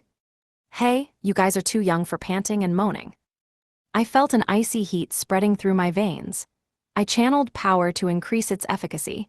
I mixed it with magic to further refine it. Even though I'm a wizard of the martial arts, Tongbaequin doesn't show up on my skill list. Is it not a skill? Well, that explains everything. Then again, I thought the same about Shintomuzo cane style, and we all know what happened there. That style turned out to be terrible for sniping. Whoever heard of sniping with a cane anyway? HFF. As I ran through the routine, I picked up the pace with each kata. The repetitive, minute movements fine-tuned my control further and locked the kata into my subconscious muscle memory. Drilling complete and comfortable in my body once more, I donned my equipment and challenged the girls to a match. For safety's sake, we elected not to use weapons, no universe staff or replicant sword for me. Ready or not, here we come. Take that. The twins flew at me with astonishing speed. Bunny Girl leaped and launched a flashy, bullet-like barrage of low rabbit fist strikes at me. No sooner did I parry those than I had to deal with a fainting, weaving wolf girl and her lightning-fast wolf fist. I deflected those with one hand while fighting off her sister with the other. Finally, I sent them both flying with some well-timed Tongbei forehead flicks. The girls were fast and furious, but it was all too easy to read their next attacks in the ways they carried themselves. I could simply weave through their repetitive spiraling fists and break their stances with my Tongbei pokes to the noggin. The girls were so naturally athletic they didn't know how to think their way through a fight. It was almost too easy to dip, duck, dive, dodge, and defeat them. Problem was, I was scared to lay a finger on them. They were preteens, you know. Pretty, ravishing, extraordinary turn-ons, ergo entertaining the notion of sex. Yeah, preteens. What am I supposed to do when they come flying at me? Luscious legs first? Why can they attack me, but the moment I put my paws on them, it's a crime? Where's the logic? Then there was the real star of the show, Dancer Girl. She stood in a relaxed stance, the pose elegant in its languidness. Her legs tantalized me just as her threat level terrified me. Oh, the indomitable might of a gym shorts-clad girl in her natural habitat. Wait, there's nothing natural about that clothing at all. Is your weakness, my Wen assured? She moved with the ease of flowing water. One moment, the picture of relaxation. The next, she had stepped right into my personal space and was wailing on me, her long, supple, oh-so-soft limbs lashing me like a whip, like a lance, like fury itself. Ew. Wonderful. It most certainly is not. One hit and I'm a goner. She feinted a Tongbaequin strike, added the circular motion of reeling force, and accentuated her energy with a stamp at the moment of impact. The combined power of her rising thrust and sinking force turned her attack into the ultimate high-speed technique. Wait, I thought this was a sword and sorcery world. When did we branch off into martial arts?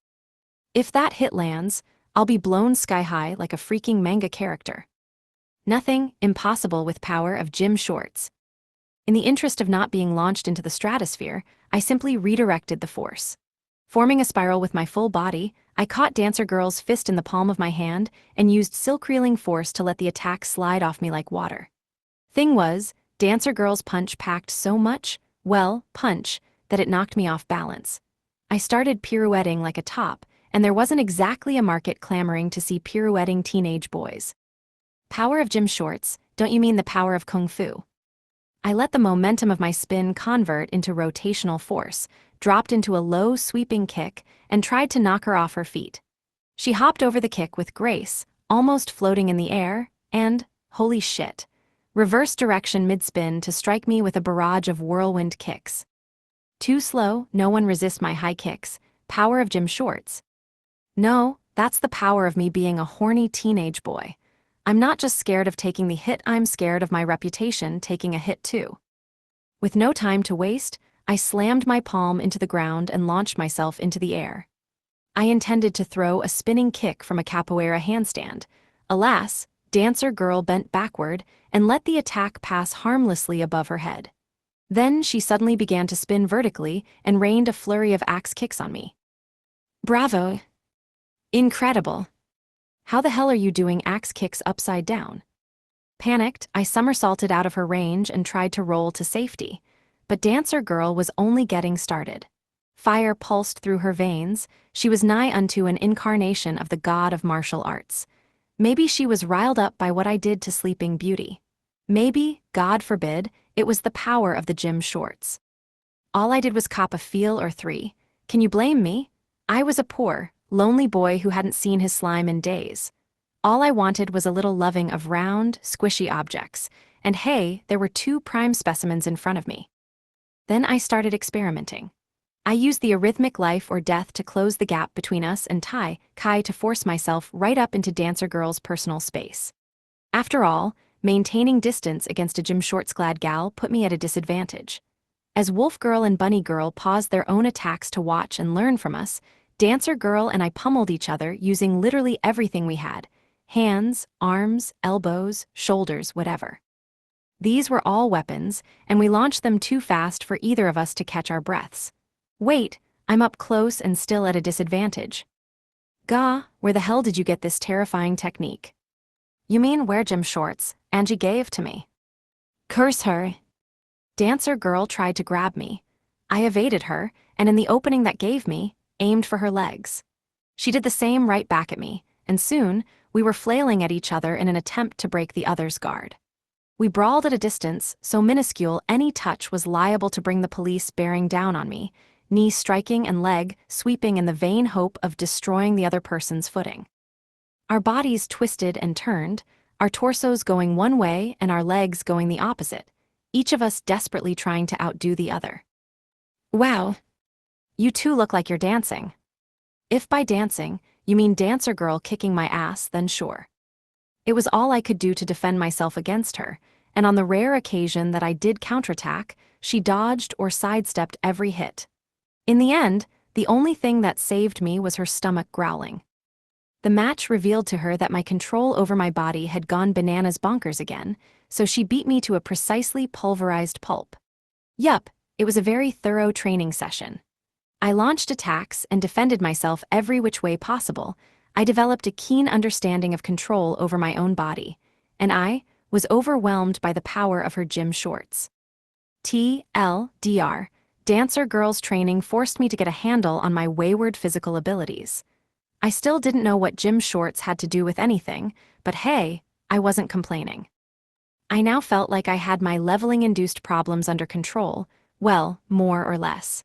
My next concern was what to do with my equipment. Use less of it, get used to the new load it placed on my mental processing, or just cheat my way through. How about we have some breakfast? Miso soup, rice balls, rolled omelet, and grilled fish at the twins' request. Dancer Girl, let me know if your chopsticks give you any trouble. I'll cut the fish into bite-sized pieces for you. Old dude, you can pick it up in your hands and eat it, bones and all. Ma'am, here's a knife and fork for you. Now, dig in. Thank you. What a feast, but why the cuss am I singled out to eat with my hands? The outside of the omelet was a little more cooked than I would have liked, but I blamed that on a slight lapse in control over my magic power. You know how it is with soy sauce. It's so easy to burn. I needed to find the perfect sweet spot for when to take the omelet off the heat, but that was almost impossible without a steady flame. I would have loved to run a culinary experiment or two, but I just didn't have the time. You can already see the smoke signals from here. That means the girls will arrive as soon as the next couple of days. I ate breakfast in between helping Dancer Girl fight a losing battle against her chopsticks. All the other girls in our local feminine fraternity used chopsticks, and Dancer Girl and Miss Armor Rep didn't want to be left out of the chopstick craze. That said, Dancer Girl had her work cut out for her when eating fish with lots of tiny bones. The Beastfolk twins were just fine. People in the Beastfolk kingdom ate with chopsticks all the time. Meanwhile, the angry old dude's wife had a knife and fork, And even though I gave him his own pair of chopsticks, he insisted on eating the fish with his hands, the uncivilized brute. That was amazing. Thank you so much, Mr. Haruka. 'Twas strange fare indeed, strange aye but not bad. When breakfast was over, the three girls changed into special bodysuits imbued with hiding and presence concealment. Why were they blue, purple, and pink? Oh, no reason, just like there was no reason, none, nada, that they had matching yellow, violet, and aquamarine sashes around their waists.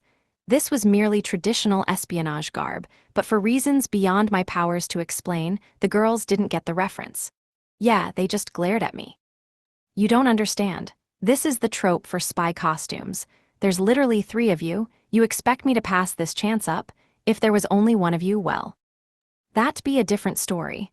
I could have modified the usual leather suit and called it a day. I pulled on my cloak, and with that, the 4 of us walked to the cathedral back door we had unearthed last night.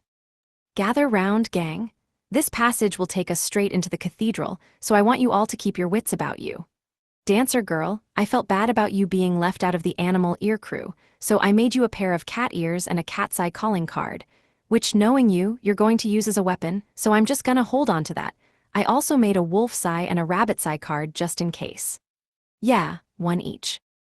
Not going to lie, I was on the fence about making more.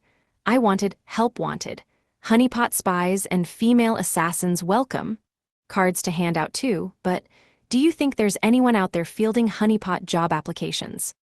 Why must we wear such provocative outfits if we're supposed to be undercover? My biggest concern is that wearing a bodysuit has started to feel normal. Oh hush, at least yours is blue, I have to be bright pink. I stick out like a sore thumb. Must they really be so tight? Yeah, them's the rules of fiction. Boy, forget slipping into the cathedral. I wanted to slip a hand under those suits. Ah, here came the mother of all glares. Hey, you're griping now, but just you wait. Never underestimate the destructive power your bodysuits contain. These suits could elevate the already sensual to sensationally sexual and send the less well-endowed plummeting to even greater pits of depression. I couldn't tear my eyes away from the terrifyingly tantalizing trio. Hubba hubba, I said to myself. I'll need to make one for Miss Armor Rep too. Not like she had any spy missions on her to-do list, but it was a must-have for teenage boy sneaking. Would she enjoy it? I dunno, would I enjoy it? Oh, absolutely. What a marvelous garment. Let the record show that I am not an expert, not the most well-versed, even rather uninformed in the matter. But I've heard leotards are basically full-body tights, you know? So I made leotard versions too, just in case. Unfortunately, getting preteen girls into that getup runs the risk of me getting it up, thus sending my sex appeal into hiding forever, so I also made chain mail miniskirts. You never know when you'll need a chain mail miniskirt. But those turned out to be jailbait too, so I sealed all those dangerous items away. They packed as much destructive power as the full-body tights, and they weren't even very disguise-wise to boot. And that's the reason I chose bodysuits. It was a tough call. Not like these current outfits were very disguise-wise either, but one look at the girls, and there would be a sudden outbreak of guards hunching over holding their crotches, a position hardly conducive to chasing down infiltrators. And the bodysuits came with high heels. Oh, were they a sight to behold from the rear? Especially Dancer Girl, with her black cat ears and tail. I contented myself with sneaking glances out of the corner of my eye, lest I become too indisposed to keep moving, as we made our way to that obnoxious trap room we found last night, or early this morning, or whenever the heck it was. I brought Sleeping Beauty along in the item bag, but she didn't wake up for her big homecoming. I didn't blame her. Her home wasn't well furnished. It had little more than that box. Coffin, whatever you wanted to call it. Grave news, this grave robber has made a grave mistake. The teenage knave did nobly save a girl he craved, and now he's known as one depraved. Shut up, we're undercover. At any rate, Dancer Girl seemed to really care about Sleeping Beauty, so I couldn't just drop her off here and move on, even if this dead body of hers lacked a soul. I mean, the idiots don't have brains, and they get by just fine. Compared to that, lacking a soul doesn't sound that bad. I'm sure Sleeping Beauty is 10 times more intelligent than the idiots even asleep and soulless. Heck, rocks and sticks could outsmart the meatheads. At least those don't go around making mistakes all day, every day, 24/7, round the clock. Yup. These stone walls are stone-cold smart compared to the idiots. The sexy spy squad and I came to a three-way fork in the path. I sensed some people nearby, guards mainly. Makes sense. The church probably wouldn't put their dormitories in the middle of their defensive maze. So where does everyone sleep? Further in? Man, this building's layout is complicated. I smell lots of scents, hear noises too. Same here, but those aren't sounds of people sleeping. Sis, do you hear them too? I do. I think we still have a ways to go before we reach the dormitories. We made our rounds of the storerooms and then continued upward, mapping as we went. We didn't run into any trouble, but Shadow skulking with 3 teens in tow was taxing my mental resources. I mean, I was clinging to 3 beautiful babes. Whenever the twins shivered and pressed in tighter, their various convex curves did a lot of squishing and squooshing up against me. Oh, there was danger all around me. Were I to look down, I would catch a perilously picturesque view. But when I kept my eyes trained straight ahead, I kept catching glimpses of bunny, wolf, and fake, cat ears bobbing at the edge of my vision. It's a trap, I kept reminding myself. Jailbait, jailbait. These girls are 14, for pity's sake. Oh, brave new world with such beast folk in it. It's a bit difficult to tell because of the echo, but I think most of the noise is coming from above us. However, I also hear lots of noise on the lower floors and around the walls of the building. The center is the quietest part. My MP was running through my hands like water, but every minute was worth the price. Here in the cathedral, MP recovered more slowly than it did in the frontier, on par with the kingdom, maybe? However, martial chi wizardry's chi activation and regenerative powers gave MP absorption a boost. Because I had plenty of Renki flowing through my meridians, I was doing just fine on MP on the flip side. Using all this magic was making all of my physical senses much stronger. My hands may have slipped an eensy-weensy bit. I need to train before getting into a battle, but training in battle is faster. Training is only as effective as the strength of the opponent, but that's no issue for me. My sparring partners are too strong. They beat me up every day, particularly when they use nasty tricks like gym shorts. Reality was a cruel mistress. We found a trap room with a treasure chest at the end, and thus I was thrust into battle utterly unprepared. With neither my body, my equipment, or my skills cooperating, I was hopeless. However, there was even less hope for the level 50 undead gigant. Dancer girl, for once, used her shield to draw it in too close, at which point the twins sprang out from behind her and pummeled it to death with a fury of fists. Alas, alack, I can't keep up when I'm too busy ogling those sexy bodysuits every time you run in front of me. Don't worry, Mr. Haruka, we'll take care of the gigant. Yes, we can handle this battle ourselves. Wolf Girl ran like the wind and made the gigant weather a storm of blows. Rabbit Girl was right behind her, using her amazing jumping abilities and speed to launch a 3-dimensional terror of attacks. They never once let up on the creature. The girls were hunters.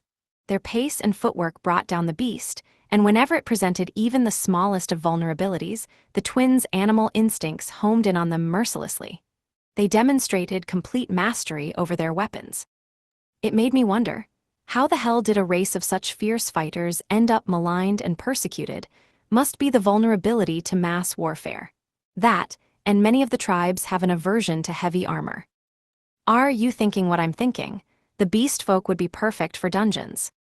Nod nod. Maybe they were too powerful for their own good. Their incredible physical abilities were balanced by poor magic resistance and even shoddier equipment. However, they could run circles around humans when their animalistic ferocity was combined with proper training. They had an innate sense for how to take down even the hardiest of foes. Kind of like the idiots, now that I thought about it. Does that mean the idiots aren't human after all? Maybe they were from the idiot tribe all along. Them getting Ice Guide was just Earth returning them to their people. Fortunately, strength was where the resemblance ended. Thank goodness the twins didn't take after the idiots in the looks department. The twins' tails wagged with pride once the gigant was dead, and Dancer Girl nodded in approval. Bunny Girl gave me the spellstone, twitched her tail, and flicked her ears. Her sister handed me the other drop items and did the same. Oh God, not a trap to catch the underage furry enthusiast in me. There was a time and place for letting my furry flag fly, and around a pair of preteen girls was not one of them. The moment I touched the wrong, bouncing, twitching body part located in the general region of the legs, the police would be on me in an instant. This was the ultimate trap card. Thus, with a will of iron, I resolved to pet the girls on the head only and give them both a sweet treat. Pet, pet, pet, pet. The twins may have been blessed with the bodies of grown women, but it was best to give them the orphan treatment.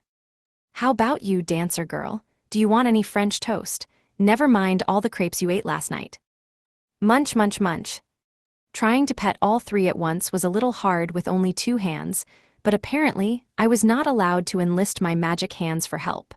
Guys, I could literally use a hand. Day 114.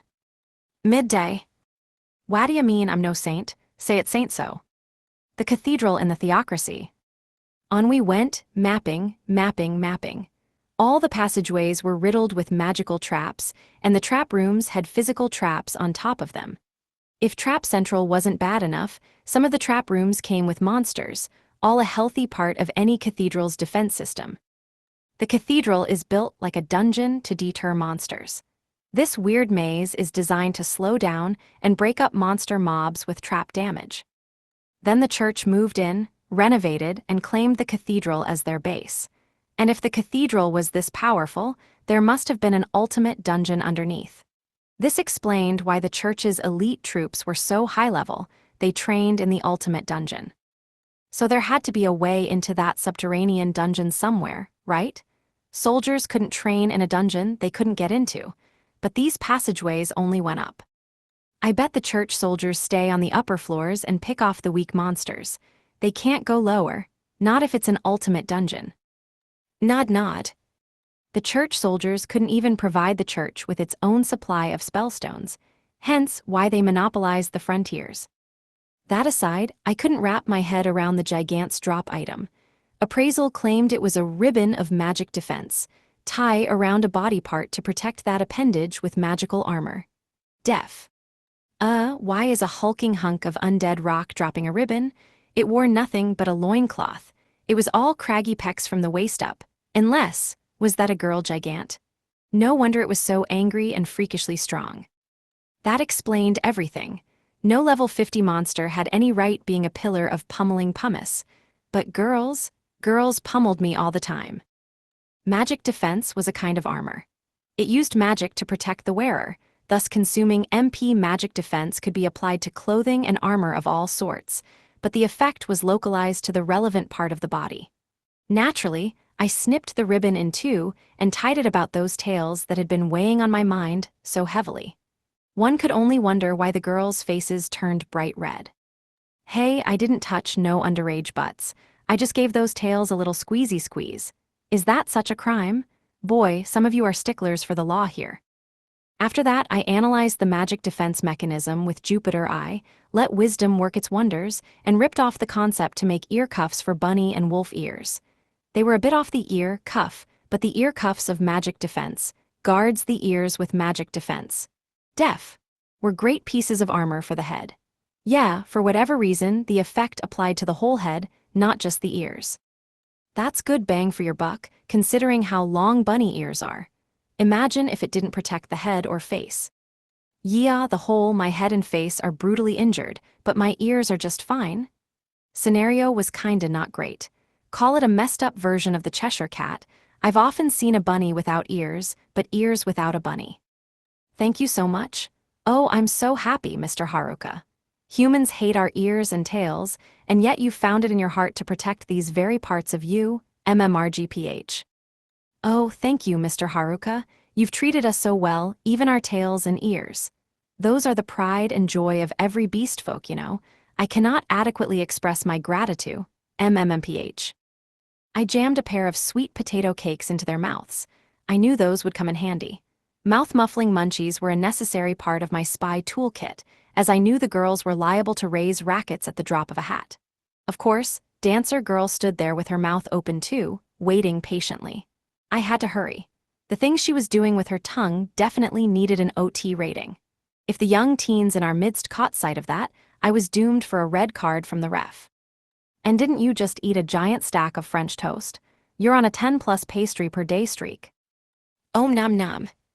Any more om nom nomming, and there would be a face-off between the one more set and the growth spurt, or the vertical and the horizontal. We kept walking and mapping, but I was distracted by the plump bods shimmying around in those tight bodysuits, their tails bouncing from side to side with each step. Naturally, the objects at the base of the tails bounced too. We eventually reached the end of the passageway and found ourselves in the cathedral's dormitories. Security was tight, and I sensed a large number of people. Where there were plenty of people, there were plenty of bedrooms. When there were plenty of bedrooms, there was oodles of loot. However, I had to pass on the loot this time. Proper exploring would have taken too long, so I contented myself with peeking in the doors as I passed. Besides, I could sense even more people upstairs. According to secret lore, a convocation of elders presided over the cathedral. We also had to contend with the priests in the Pope's faction, who couldn't be killed so long as they stayed within the cathedral's walls. I didn't know exactly how that worked and was eager to find out, but doing that caused chaos. Which defeated the point of sneaky sneaking, you know. After all the trouble I had gone to in making our disguises, I wasn't going to get caught until I'd gotten in my fill of drooling over the bodysuits. I can sense lots of people upstairs. There's also a guard room just before the staircase. Ugh, shadow skulking past them will take so much time. We could always nyoop into someone's shadow and let them carry us along, but then there's no telling where we might end up. Are you talking about the stairs in front of us, Mr. Haruka?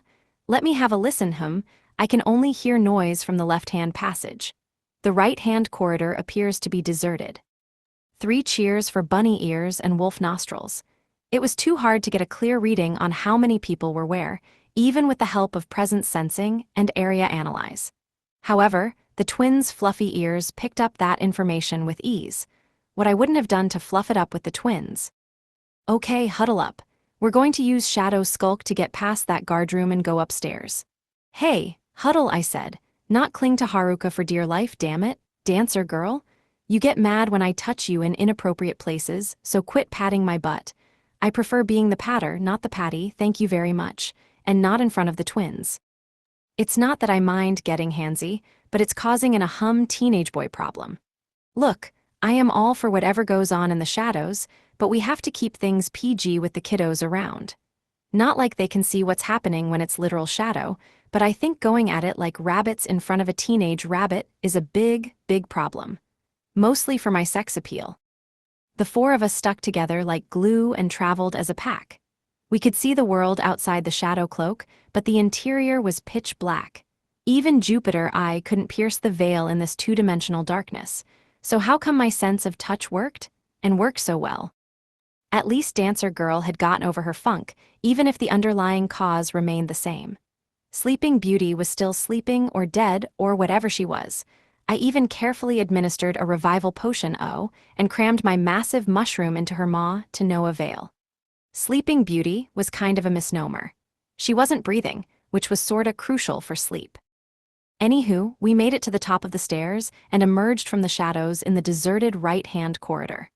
I couldn't stay under that cloak for another second. It was Teenage Boy Mayday. A direct hit of sexy catsuit-clad girlies in super thin fabric rubbing against my most animalistic part of me. One wrong move, and I'd have popped up faster than a certain pirate. Pop-up pirates are one thing, but a teenage boyness popping up around a couple of junior high schoolers is a ticket straight to the prosecutor's office. Get me out of these shadows. Rub, rub, rub, rub. Much to my distress, I got away safely. Then off I went mapping while using area analyze and presence sensing to keep an eye out for people. The left corridor led to, it turned out, a kind of workshop for magical items. Not one's worth my attention, just assembly line schlock. Stuff made by put your head down, follow instructions, and bang it out kinda work. I doubted the people making the stuff understood what they were doing. What was the point of churning these things out en masse? Even if the workers put their blood, sweat, and tears into their work, there was no point to it. It wasn't creation in the real sense of the word. Just pop in a spellstone, go as fast as you can, and never care about all the potential squandered by your endless list of little mistakes. That's just like an office job at that point. It's not the act of creation. These processes were de jure efficient ways to make lots of magical items at once. They were de facto means to mass-produce inefficiency and waste. All output, no artistry. The workers could carry on assembling for 100 years and never, not once, produce an improvement in their product. What a waste of time and space. The church robs the frontier blind for these spellstones, and you're telling me this is how they end up. The goblins and kobolds who died for those spellstones must be spinning in their cobby graves. No two spellstones are ever the same size or shape. Why would you cram them into the same setting regardless? Did anyone use their brains before embarking on this exercise in stupidity? This workshop made magic lanterns, each with vastly different brightness and lifespan. Because the lanterns were so shoddily made, there were huge gaping spaces between the base sigil and the spellstone that powered it. It didn't take a rocket scientist to realize every lantern must have been leaking magic by the boatload. And I'm no rocket scientist. I'm a friggin' hustler. I hustle my butt off, so how come I'm the only one in my class without a job? It's weird enough that I'm a NEET with the grind set mindset. Let's not even get into why a shut-in is performing recon. The church had a monopoly on the spellstone market. That meant no competition. Anything they made, sold. No wonder they fell into the bad habit of assembly lining magical items without any good all-RD. No wonder they ended up with no artisans or craftsmen, just unskilled laborers. The final nail in the coffin was the lack of desire to make anything good.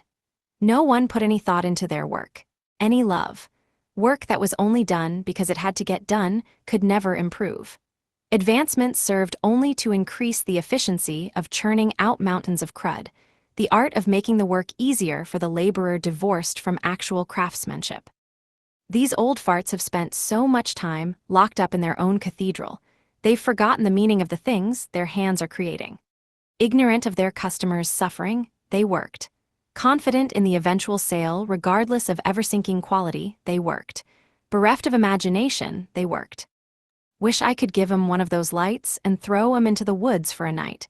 See how they like being scared of the dark. See what they think about fearing the light failing on them. Make 'em understand that their light breaking equals death. Because anyone making a product had to know the mind of the consumer, damn it. The people on the frontier were once desperate to work because their homeland was in that sorry state. Now they're rich because they understand what it's like not to have anything, to have no money. They know just how much money means. Making money for money's sake is what leads you here, to busy work. The people of the frontier understood that creation was like taking a person's life into your hands. They knew poverty like an old friend. They understood the meaning of truly earning money, and in turn, they sympathized with the feelings of anyone who purchased their goods. And so did I. Why else did I labor and fret over whether my products were good enough? Why did I agonize and always try to improve? Why else did the question, yes, but what if it could be better, plague me through endless rounds of trial and error? Frontier people smile, everyone happy, no one smile here. What waste? Welp, at least the kingdom's wares were guaranteed to blow this crap out of the water. The technology gap was widening by the minute, and the church didn't even want to play catch-up. The frontier was full of people who took it upon themselves to develop new technologies and sharpen skills. Here, nothing changed. Nothing would ever change. How could it when the church had no artisans? The magical products suck, but I can still use their materials. So, if I think of them as resources instead of utter trash gimme, don't just consider the consumers. Consider us scavengers, too. The frontier blacksmith, lacking iron, fashioned spears and clubs out of wood, sharpened stone to form rudimentary blades, and fought to create strong arms and armor with whatever other material he could get his hands on. He understood the value of the lives that rested on his shoulders, and searched with a passion for weapons to arm those who went out to fight the monsters and keep the darkness at bay. Here, in the church, no one fought for anything. No one searched. No one even began to imagine venturing deep into the woods in the dark of night with nothing but one of these lanterns to light their way. While the left half of this floor housed the workshop, the right side was more of a storeroom. Even the goblins and kobold-stern spellstones didn't want to be caught dead in the trash on this half of the floor. Poor resources, it was only right that I took them and gave them a better home. Things were only worth what they were put to use in, you know. Geez, with this much raw material to work with, there's no call to be so cheap. I could scratch the sigil off with my fingernail. I doubted the church ever gave a rat's behind about shoddiness. If anything, they probably wanted the sigils to flake off so their customers would have to buy another. No wonder nothing of value was produced when the workers didn't even understand what it was they were making. As I roamed about picking up loot, muttering and cursing about the sanctity of craftsmanship as I went, I spotted a doorway in the back wall hidden behind a pile of stuff. I smell something. It's faint, but I can hear a draft too. I didn't see any sign of recent use. No, not a trace of the door's operation in the immediate temporal vicinity. It had a strong magic seal and some special lock that camouflaged the door, a lock featuring a combo of magic and mechanical tricks. I'll be danged, locks are rare in this world, like legit locks. I stumble upon trick locks all the time, but my tentacles open them easily. Mr. Haruka, why are you grinning? Hello again, after a very long time. Magic Key LV Max opens any lock including or under LV Max. I rammed it into the lock and gave the knob a turn. I was pretty sure my magic threads could have had that sucker open in seconds, so time was of the essence if the magic key was to get its chance to shine. What is that siren song I hear? I'm Loot, come take me. I think it's talking to the soul that should inhabit this body, meaning my body, Sue, the loot is mine too. The room was utterly nondescript. Small, rectangular, empty. Sure, a magic sigil began to glow the moment I set foot in the room, but beyond that there was nothing. Oh, and a rod standing bolt upright in the center of the thrumming with power sigil. Is this, could it be, misplaced looty loot? Misplaced, this is clearly the place for it. Mr. Haruka, did you just ignore all the dramatic magic stuff? When I tried to pick it up, it wouldn't budge. Not even when I entangled my Renki. It didn't so much as twitch when I entangled the rest of my powers. Or when all four of us heaved on it together. And it was only when I gave it a big yoinkin that the sigil glowed brighter, making me think the sigil was protecting the sweet, precious loot. So, with one hand on the rod, I channeled magic into the spear shield gauntlets and used their nullifies physical and magical defense trait while I touched the sigil. The sigil shone in a brilliant burst of light and almost like it was rejecting the rod, ceased all protections. The loot is mine. Less now, Rod of Asclepius, heals wounds, illnesses, and status ailments. Can only be pulled from its sigil or used by saints. Intelligence plus 50%. Holy magic buff hyper. Curing, healing, regeneration, revival. Those snakes wrapped around the handle seem kinda mad at me. Anyway, since only saints can pull the rod from the sigil, this means all my divine deeds and saintly conduct have canonized me. Finally, I have proof that I did nothing wrong. And stuff. You did not pull from sigil, cheated, you so not saint, you put the ain't in saint. No doubt the chastity of this eternally girlfriendless teenage boy and my earnest pleas that I never, ever did anything wrong reach the rod. Sure, its snakes kept trying to take a chunk out of me, but then King Lizard and Queen Chickenatrix of the Serpents gave them a good talking to, and that was the end of that. I'm a saint, the rod says so. This world has deemed me 100%, positively, purely, incorrigibly not at fault for anything. The 50% intelligence buff was also a nice perk. That strengthened wisdom further, allowing me to delegate even more tasks to it. The rod also healed wounds and illnesses, but so did mushrooms, without costing MP either, I might add. So that feature was kinda meh. Oh, the snakes are glaring at me again. Since healing is its selling point, I wonder if it can cure the idiot's terminal lack of brain cells. Those dum-dums can bounce back from missing limbs and close brushes with death, but I've never seen a more stubborn case of idiotitis. The only cure left is lopping off their heads and waiting for the new ones to grow in. Once I get home, I just might try that out.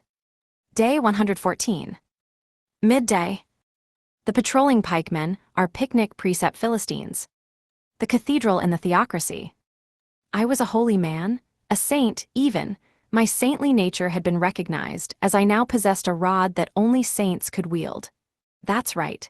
This world had handed down the shocking verdict, the irrefutable truth that I had done absolutely nothing wrong. I gotta show this to all the girls. You hear me? I didn't do anything wrong. Sure, the nerds had a saint in their party, but nerds were inherently wicked and sinful creatures.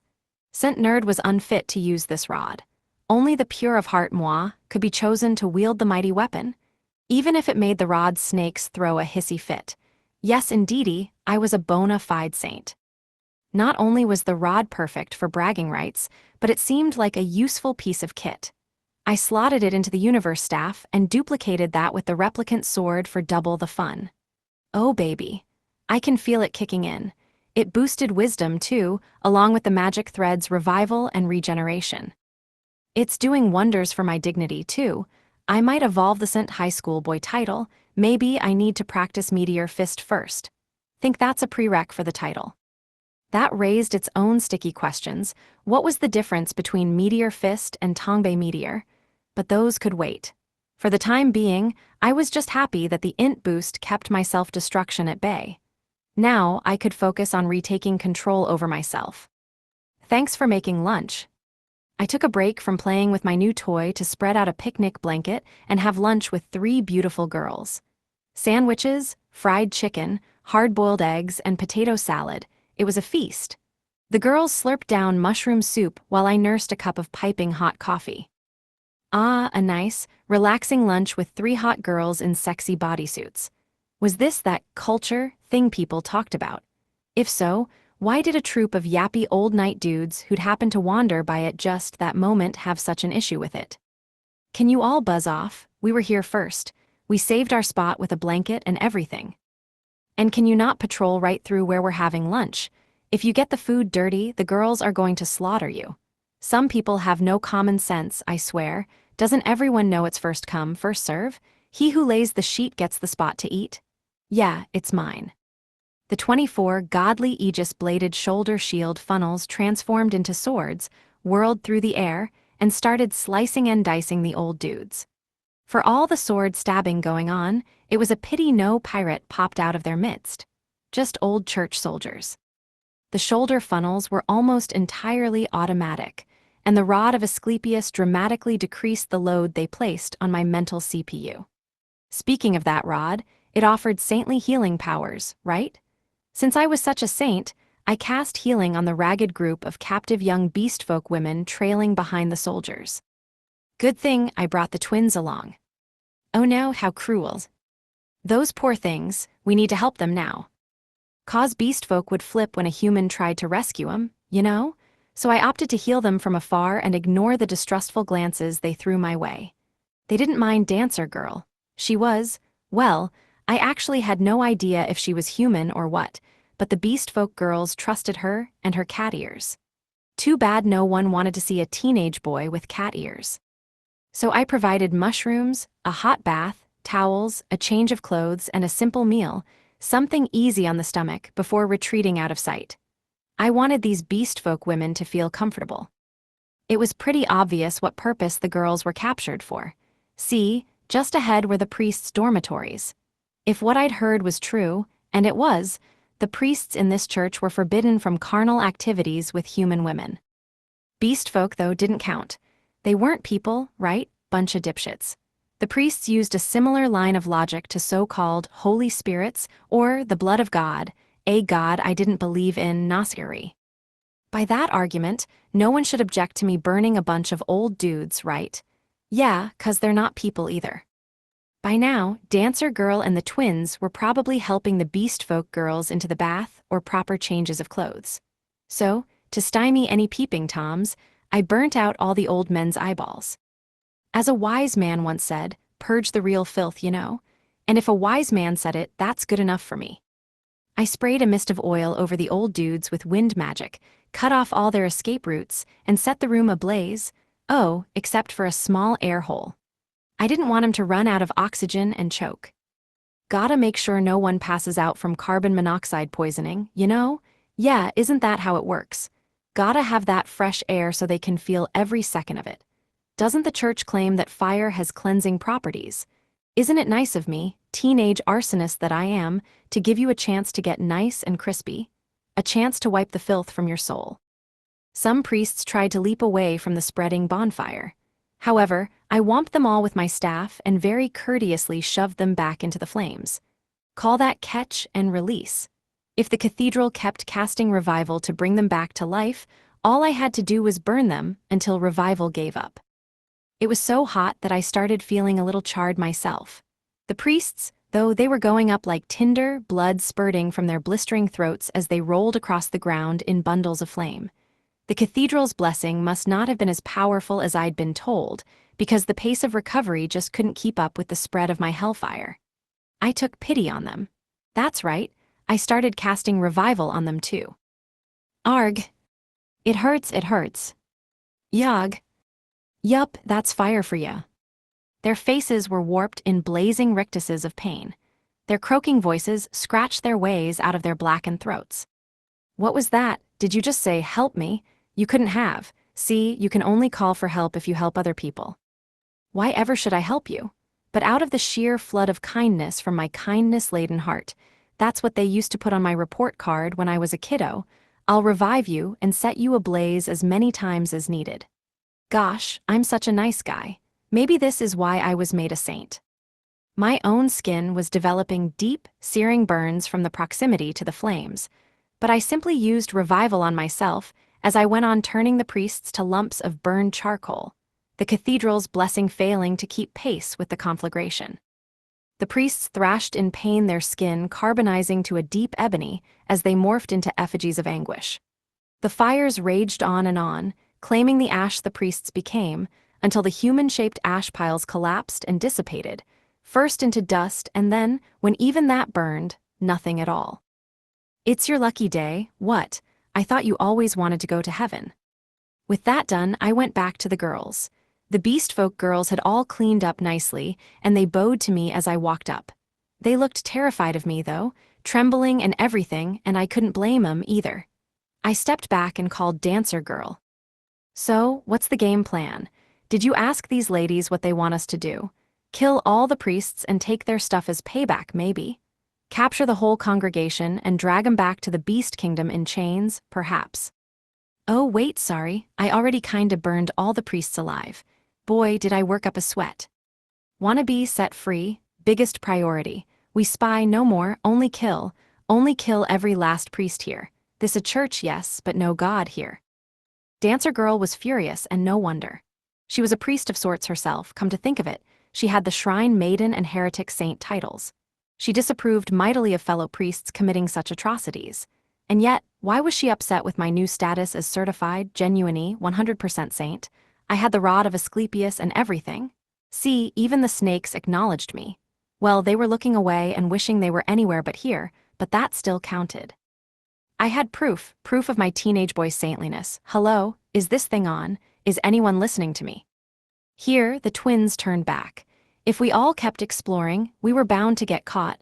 The Beastfolk girls made sneaking a challenge. Better to send them back outside with the twins as guards.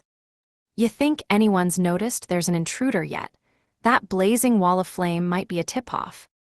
You lit the place on fire, and you're still going on about being undercover. Dancer Girl and I stayed back to search for any more captive beastfolk. Meanwhile, the cathedral automatically, very slowly but surely, sealed off the area I had set on fire and began repairing itself. I knew this building was nothing but trouble. We'll guard these girls and help them get home safe. Mr. Haruka, thank you very much for helping us save our kinfolk. We could end the fighting. We could even make it so the church could never fight again. But what could we do about discrimination? Envy and hatred were untouchable opponents. The only recourse we had was murder and mass destruction. Right. See, the Beastfolk trusted the kingdom. But so long as the persecution continued, the Beastfolk would never come to trust any other humans. Humanity had no one but itself to blame for that, and so it was only right that it would pay the price for this crime. So, as a token of remorse, I, being ostensibly human, gave the Beastfolk girls lots and lots of sweets. To make up for the lack of head pats, you know, I didn't want to scare 'em, being human and all. We waved the Beastfolk girls goodbye, and when we continued our ascent, we uncovered a bunch of sneaky old dudes clinging to the ceiling. For some reason, I guess it's their hobby or whatever, or some weird fetish, maybe a theocracy fad. Regardless, there they hung, motionless. S.H. Whoop. Lurikik. I had my eye on their presence-concealing cloaks. so I used my magic threads to very carefully maneuver around the cloaks, slice off their heads, and send those useless appendages tumbling to the floor with a plop plop plop. These old men also had some lethal poison swords and other cool bits of loot. They must have been more Inquisitor assassin dudes. I also liked the look of the adhesion boots and suction gloves they used to stick themselves to the ceiling, but the real attraction was the stealth cloaks, camouflage's unmoving wearer.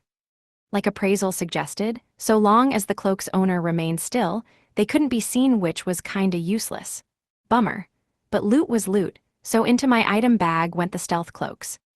Finders keepers, unless the finder finds an old man. Those aren't keepers. Ooh, even their rings have poison effects. Whoa, same with the belts. My magic hands were better employed in other pursuits, but all the same, I stripped the old men's corpses of every possession, purged the real filth, and pocketed all the goods. After that, we moved on and made good progress until we ran into a column of knights blocking off the stairs. They were outfitted in heavy suits of armor and even heavier resolve. Unfortunately for them, Dancer Girl was in an awful mood. All it took was one swing of her chain, and the passage-blocking shield wall fell to pieces. The chain snaked across the ground toward the soldiers, tore off arms, sliced off legs, ripped open abdomens, and crushed skulls. You have to give 'em credit. It takes guts to stand up to an angry dungeon emperor. Magic hands snatched up all their loot, and on we went. Whenever the air above us grew thick with arrows, Dancer Girl's chain swatted them down like so many flies. My funnels darted through the air to decapitate the archers. Yarg.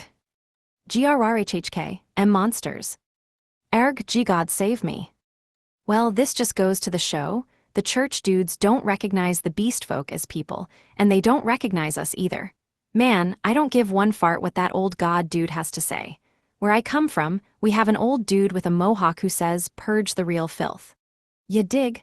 I dunno if he was the object of worship for any religion, but you get my point. When we found the beast folk girls earlier, they were in rough shape, bruised, burned, packed together like sardines. It was clear they hadn't had enough food or water for the long trek here. Well, you know what? If the cathedral wanted to revive its priests, I said let it. If it wanted to heal them, it could be my guest. It could bring them back to life as many times as it damn well pleased, because I'd be there to kill them all over again. I'd kill them until they died for good. I'd kill them even if they were already dead. Is it just me, or is something messing with my senses? Nod. For a minute, I thought I had simply lost control of my body again. But no. The cathedral's powers appeared to be sapping my strength and restricting my skills. It was still nothing I couldn't handle, but Dancer Girl was struggling. That said, she was so strong to begin with that she easily danced circles around the soldiers. I wonder if it's directly proportional to our levels. Is it impacting your physical capabilities too? Nod. Well, that explained why it didn't do much to me. Say a restriction kicked in at level 30. What was it gonna do to a guy at level 26? Theoretically, my alchemically transmuted gains weren't affected, so it only seemed to be throwing a wrench in all my magical buffs. Hey, check this out. There was a treasure chest in the hidden room. It had an orb of some sort. A gem? The revival orb holds dominion over revival. Oh yeah, there was a curring orb, holds dominion over curring. As a drop item in the undead gigant's room, maybe these two are part of a set. I should mention there was also a level 50 undead hellhound in this now very vinegary room, currently yipping in pain, covering its nose, and cowering in the corner. Poor thing. Whatever, up the stairs we went. As we traveled on, we discovered more dormitories and more captured beast folk, not to mention a handful of elf and human captives. Also, in the very last hidden room we found, we discovered a secret passage. Turned out it connected to the secret passage in the section of the cathedral the violent old dude was hanging out in, the quarters of the Knights of the Scriptures, or whatever. Once I healed all the captives, I sent them to freedom through that passage. Dancer Girl went with them as their guard, until they reached the violent old dude safe and sound. I continued solo for a while, which was when I stumbled upon a trap, a non-magical trap, as simple as a trap could get. Yup, it was a pitfall. Although I didn't really fall 'cause, I have airwalk. The corridor was pockmarked with pits that bristled with spears or burbled with pools of poison. The pits were huge, the poison virulent, in order to destroy enormous foes. The architect of this cathedral must have expected to fight an ultimate dungeon's worth of monsters. The route I took was a dead end. If I'd been a monster stampede, this was where my few pit trap survivors would have turned into a multi-monster pileup. This architect was one crafty son of a gun. It's smart to put a hidden door right next to a dead end. Now I understood the logic behind this design. The rod of Asclepius was in the dead center of the cathedral, around which the orbs were situated in a spiral shape. Such was the cathedral's law of loot. Which means there should be another hidden room directly in front of me on the next floor up. Okay, that's kind of funky looking. So I ran into a grotesque monster, right? It looked like the body of one critter spliced with the faces of some others, and not in a chimera sort of way. A weird sort of way. It was a goop monster. Gelatinous goop covered everything from bugs to monsters. Their faces bulged out on all sides of Goop Mountain. Worse, this thing had wriggly, jiggly tentacles.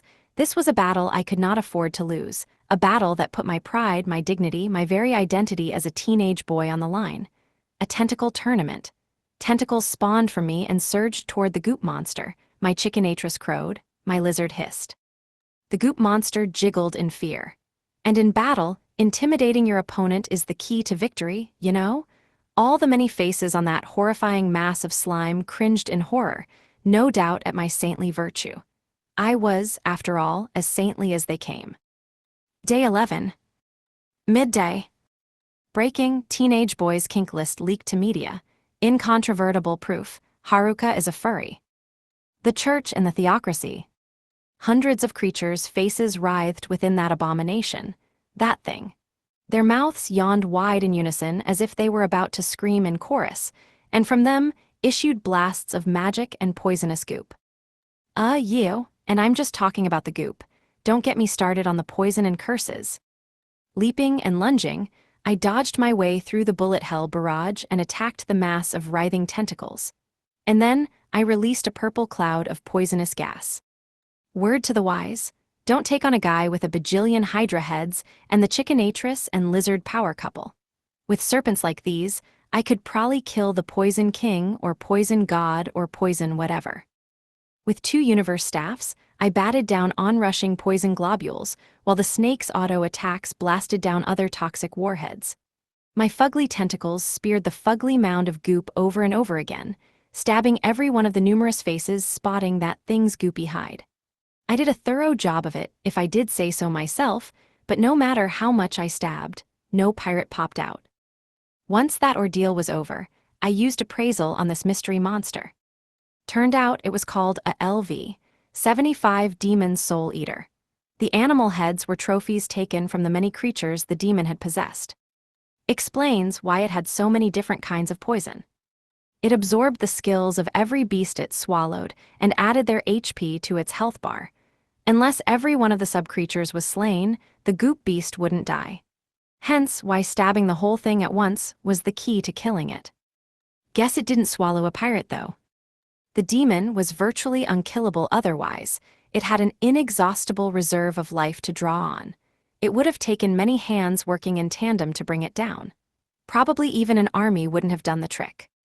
Well, I didn't have enough hands, but I did have plenty of tentacles and snakes. Yup, lots of wriggly boys. You should see how much their ranks swell every night. 2 out of 2 dungeon emperors recommend them. All I'm saying is, a beast with 1,000 faces can die 1,000 deaths. It's just gotta be all at once. Man, I sure did miss Slimy. Anyway, I got a new item from the resultant treasure chest. The Tincture Thwacker, inscribed with hieroglyphics from the Philosopher's Stone. A blunt, crowbar-like instrument. All stats plus 30%. Physical, magical, and alchemical synergy, hyper. Annihilation, perfect nullification. Not crowbar-like, this literally is a crowbar. Worse, check out what it's made of. A big problem, that's what. You're telling me this long, heavy whatchamacallit is a complete waste of the most valuable stone in all of human history. The freaking Philosopher's Stone repurposed into a bludgeoning object. Roll up to enemies with the Magisterium and Magi Scarium by whacking them with a big hunk of metal. I had always thought the Philosopher's Stone would be more mystical. Holy, even, the capstone of esoteric alchemical knowledge, and then it turned out to be a glorified crowbar.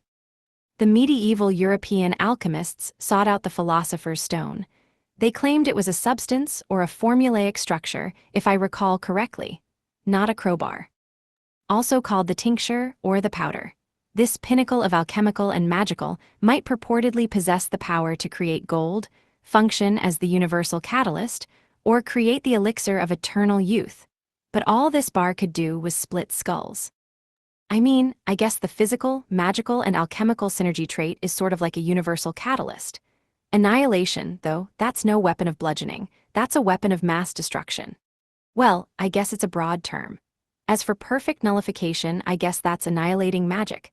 I must say, as an ex-middle school cringelord and connoisseur of only the cringiest light novels and anime, I've seen plenty of Philosopher's Stones, and this is not one of them. Sure, it had some funny writing and sigils on it, but beyond that, it was a basic crowbar. Anyhow, when I looked at the spellstone and the Goop Monster's drop item, Despair Soul Ring, EXP plus Skill EXP Boost, Absorbance, I realized that I'd seen a ring just like this, albeit with a different design. I dug out my Ring of the Destitute for the Soul of the Abandoned Life. Slot 7, Attack and Defense Boost, Magic Bonus, Life Saving, and held them up side by side to compare. They clearly were a matching set. When I put the Despair Soul Ring on my pinky and touched it to the Ring of the Destitute on my ring finger, there was a flash of light, followed by nothing. Wait, but the rings have more traits. Did they just unlock some of their hidden traits? I appraised the rings again. Ring of the Destitute for the Soul of the Abandoned Life. Slot 7, Physical Attack and Defense Boost Small, Magical Attack and Defense Boost Small, Life Saving, Abandoned Mastery. Despair Soul Ring, EXP plus Skill EXP Boost Small, Absorbance, Absorbing Mastery. Between the two of them, I'd unlocked 4 unknown skills. So if I get all the rings, will I unlock all the traits? There should be 4 rings, right? I guess I have 2 left to find. And if each of those 4 rings had 7 slots, I was looking at 28 rings in total. I would self-destruct by the power of my rings alone. I could always not collect them all, but being a completionist is so tempting. At any rate, this gave me a boost, however small, in gaining experience. It probably meant nothing, given my dismal experience-accruing state, but with some luck, collecting all 4 rings would net me the experience boost I needed. Finally, I would level up. Reaching level 30 no longer felt like an impossible dream. I could finally become an adventurer and ditch the life of a NEET. Oh, but who am I kidding? Even then, they won't update the bulletin board. Maybe my job will be the guy who finally changes the board. I also didn't know how I felt about wearing 2 halves of a paired ring all on my lonesome. For all the upgrades, I felt weaker and more heartbroken than ever. Are these rings really strengthening me? I doubt it. I'm wasting away from heartache. Ah, my eyes feel misty, wet from saliva, no doubt. Sniffle sob. I wanted to curse out those cursed things. Or, failing that, put them through their paces. I stepped out of the hidden room and was immediately assaulted by arrow volleys and magic spells flashing in every color of the rainbow. I used Entanglement, gripped the Tincture Thwacker, and used Annihilation on every church paladin and magic knight there. They stared back at me, slack-jawed, as if they didn't quite believe their own eyes. Honestly, I didn't believe mine either. You're telling me the Philosopher's Stone, the object of myth that so many teenage boys pin their cringy dreams on, is nothing but a metal crowbar. An MP-guzzling crowbar. There was an enormous kaboom, followed by a shockwave that temporarily destroyed my ability to hear. The knights formed up in front of me, their glittering silver shields forming an airtight, spear-bristling wall, and I leaped right into the middle of them and sent the whole troop flying with a single swing. The shield wall crumpled like crepe paper. Armored knights went skyward. For an item with such a ridiculous name, the Tincture Thwacker was a real weapon of mass destruction. This crowbar-like instrument is unmatched. I don't know if the rings'll help, but let's combine the Thwacker with the Universe Staff. What's the worst that could happen? On its own, the Thwacker was a beast. Combine that with the Universe Staff, replicate it with the Replicant Sword, and I had myself beast squared. The universe staff was already mondo powerful, with its 21 weapons slotted into it. It was basically a cheat weapon of its own. Its destructive powers were off the charts. The difficulty in controlling it and its propensity to make me self-destruct scaled proportionately, and when I multiplied that times 2 with the replicant sword. Well, see, here's the thing. The replicant sword had another 7 weapons slotted in it. My self-destruction is a self-constructed act of self-obstruction. Can a little self-deduction and self-instruction lead to self-destruction reduction? I picked up the loot and wallets, left behind by the newly corpsified old men, and used appraisal on them. Compared to some of the items I found on earlier squads of soldiers, this loot wasn't half bad. It was roughly equivalent to an average frontier villager's kit, which made me even more impressed with my new crowbar-like instrument. If it could bowl through that kind of equipment in one swing, this weapon was nothing to sneeze at.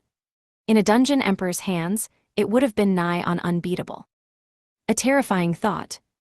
I shuddered in horror as I searched for the next treasure room, beating senseless the various assassins and inquisitors hiding around the place. Just then, I heard footsteps. Someone was coming my way at a measured, angry pace. It was an annoyed-looking dancer girl. She had ditched the cat ears in favor of a set of bear ears. She had apparently been telling the Beastfolk girls how much I loved women with animal ears of all shapes and sizes. Image summary: manga illustration of a determined young man in dark clothing, gripping a large, rune-engraved sword diagonally across his body against a backdrop of Gothic architecture. Excuse me, did you just put a teenage boy's secret kink list on blast? What, and you told them exactly how we use those animal ears at night? Why are you looking away? Don't stick out your tongue and act cute. I mean, you are cute, but tongues are better used for slurping and sucking. And what's with that knocking yourself on the head and going, oopsie, trick? Who even taught you that in the first place? It was one thing to say I had a healthy appreciation of Beastfolk girls. It was a whole other thing to explain in painstaking detail how we employed our faux animal ears in the wee hours of the morning. It added an enormous amount of nuance to the phrase, healthy appreciation, taking my puppy love and giving it a class change to some real horndog stuff. Oh, my poor, poor sex appeal. Its existence vaporized in a nuclear reactor-level meltdown, now doomed to wander in the wilderness with no home to return to. Couldn't you have explained it a little more sensually, if not erotically or even passionately? What, it's too late for that. No way, won't someone somewhere take in my sex appeal? Nope. Well, now that dancer girl was back, I could run a little experiment. I combined the tincture thwacker with the universe staff and made a copy with the replicant sword. Ah, the exquisite harmony of being fried alive while my bones crack around me, and I don't even have to do anything but a little entanglement. Every time I move, I feel a sublime symphony of snapping and splintering. Yeah, I'm falling apart. The rod of Asclepius was hard at work, healing me the instant I fell to pieces, and all the physical improvements from martial chi wizardry helped as well. Here I was, trapped in an endless loop of destruction and reincarnation, a high-octane, MP guzzling, MP absorption and chi wizardry-powered lion key activation revival rampage. The Philosopher's Stone was living up to the hype. It was a great catalyst. Catalysts heightened existing traits of the entire system on which they acted or caused new reactions by facilitating chemical changes. When I used entanglement to add that to the mess happening in my body, it set off a chain reaction of unlimited transformations and buffs. My senses were alive and on fire. I felt my magic, my skills, my chi activation, and my equipment's traits transforming and sublimating. Revival, regeneration, and curing revved into high gear to keep me from flying apart. The two forces, the healing powers and the catalyzing reaction, smashed into each other with a crunch, and my poor body was trapped in the middle. It hurt like nobody's business. You being extra again. No, I just picked up a new piece of loot. Same thing, I keep tell you stop doing that. Dancer girl fixed me with a sorrowful, pitying glare. She also sighed in resigned disgust. But I mean, what else was I supposed to do but pick up loot? And once I had loot, of course I was going to want to try it out. What I going to do with you, you said. What's that? A vaguely Egyptian-sounding chant imbued with ancient power. I was in too much pain to do anything. I shut down the magic flowing through me, shut it all down until everything, skills, magic, everything was nothing. With nothing but chi activation, I powered myself up with lion ki and relaxed. I let myself be as loose and limber as a willow. And then, I took a step. The moment my foot touched the ground, entanglement exploded. All the power within me erupted and poured out, instantly obliterating everything around me. My body was all but vaporized in that millisecond, and just before my consciousness burned to a crisp and was snuffed out, revival kicked in. I somehow managed to stagger upright before I toppled on step 2. All I had to do was hold on until revival worked its magic. If I didn't let myself succumb to the grueling agony, then I could fire off an attack of sorts. Life or death never needed a second shot. Right. Using that logic, I blew right through the wall of the cathedral and raised the troop of knights in the hall on other side. Was it not Emson's Columbus's egging whisper in my ear telling me, if foes lie ahead, why make them wait? Man, Emson's characterization is getting complicated. Problem was, my brain wasn't cut out to handle the toll of multiple attacks in succession. Until wisdom optimized my controls, my only choice was to bet everything on the all-or-nothing gamble of a single certain death hit.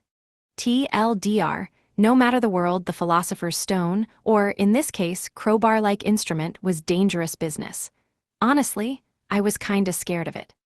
Day 114. Afternoon. The masculine desire to be a completionist and fill the whole set of holes. Yeah, it's a whole problem. The church and the theocracy. The flood of power surged out of control, racing through me and inflaming my insides. To put it less euphemistically, the Philosopher's Stone affected sex god too. Things were, looking up, making it hard to walk. The curse of the bear tail trap. Yes, after an eternity, it was a few days of abstinence, my teenage boyness was bottled up with nowhere to go and threatened to burst its banks. My snakes were not the only wormy creatures lifting their heads with interest. I mean, I hadn't expected the bear tail bodysuit to look that cute. When Dancer Girl walked in front of me, every step made her berry butt bounce to and fro. Oh, and in less important news, someone had taken advantage of this floor's terrain and wiped out a hall full of soldiers at once. What can I say? If any of them had tried to lay a finger on Dancer Bear, the animal lover in me would have had a freaked out in more ways than one. I was trying to keep my hands to myself, but surely just a quick pat wouldn't hurt, right? Nope, she's pinching me. Ow, ow, ow, ow. Was not quick pat, you unbearable. Oh, be still my beating heart, the bear puns. By the way, the wall I smashed slowly began to repair itself. This time, much more slowly than before. The walls have high magic resistance. Maybe I should have been using physical attacks all along. Sure enough, a single sealed dimensional slash. Granted, this was a strong attack even sealed, had torn through the front wall, the entire body of church knights, and the far wall behind them. Maybe the Tincture Thwacker's annihilation trait turned it into an AoE skill. I wasn't sure. I missed whatever happened in the momentary stabbing headache, the consequence of attempting to control and channel my entire arsenal of power. Anyway, was the cathedral weakening? Poor tired cathedral. At any rate, I found the next hidden room right where I had predicted it would be. Sure enough, the hidden rooms followed the pattern I had discovered earlier. I leaped in, and with the universe staff morphed into its Tincture Thwacker form, I whacked and thwacked and whomped and stomped until the beast inside was dead. Forget the like instrument. This is a crowbar for sure. Its intended function sure is bashing things to death. The LV-75 undead red bear morphed into a red spellstone. Hey, don't spawn a regular bear when I'm busy admiring Dancer Girl's berry booty. Don't you know anything, fantasy world? This is the perfect time for a hot bear girl. Red Schmed, you gotta understand, teenage boys aren't interested in bears for their color. Let me say it up front, you can spawn an undead white bear or an undead black bear, and it'll make no difference. They're all gonna be undead dead bears when I'm done with them. This is not how the teenage boy audience likes its bears, okay. At least the treasure chest had an antidote orb, holds dominion over antidote. In it, based on this and other orbs I found, Wisdom proposed a new theory about the cathedral's construction. The treasure rooms were designed to lure monsters away from the rest of the stampede during dungeon deluges, thus whittling down the number of foes. The cathedral's walls were inlaid with magic circuits. These circuits channeled the magical power of the subterranean dungeon and the surrounding countryside through the cathedral's walls, and the hidden rooms, placed at strategic locations around the cathedral, amplified the flow of magic. This process essentially transformed the cathedral into a giant magical artifact. So this is a defense mechanism, I guess. The cathedral forces the dungeon to spit out magical power, which it then absorbs and uses to power its own defensive measures. This effectively seals away the dungeon and protects against monster stampedes. The cathedral was a fortress, then. A fortress to keep the dungeon's forces at bay, a fortress that healed its own soldiers and weakened invaders with magical traps and poison. Now, this fortress had been turned to evil purposes and had sucked the land dry of magic. The theocracy had little magic left to give. Now the cathedral's power source was almost spent. See, that's 'cause the cathedral was never meant to be inhabited.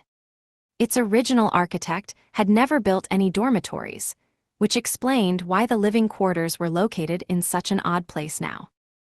Man, this is kinda overkill. The Tincture Thwacker form of the universe staff is way too hard to control. Yeah, and I'm covered in bear bits following the bear beat up. Dancer Bear glared at me too. Oh, before I forgot, the bear dropped an item. The cathedral's monsters dropped some choice loot, not gonna lie. Given those high-quality drops and all the undead monsters, I figured these enemies were real veterans, monsters that had been around since way back when the cathedral was first constructed. They'd been sustained for centuries by a steady flow of power from the cathedral's walls. What's this, a spellstone? Wait, of course there's a spellstone. A bear with no spellstone is just a basic-ass bear, and a better-than-basic-ass bear is just dancer girl, whatever. Let's see that drop item. Finally, at long last, Godly Bare Knuckles, hand and arm equipment boost hyper, boosts offense and defense with or without weapons equipped, plus ATT plus def. Wait, what did that have to do with the bear I just fought? I mean, if the bear fought bare-handed, it should barely have a bearing on the drop item. Why would a bare-handed bear bury bare knuckles? Very mysterious. Hey, dancer girl, this boosts your attack with or without weapons. Do you want it? It could be handy for your Tongbei series of attacks. No way. She didn't want it? Oh, her coffin counted as an equipment set. She couldn't equip other armor in the same slots.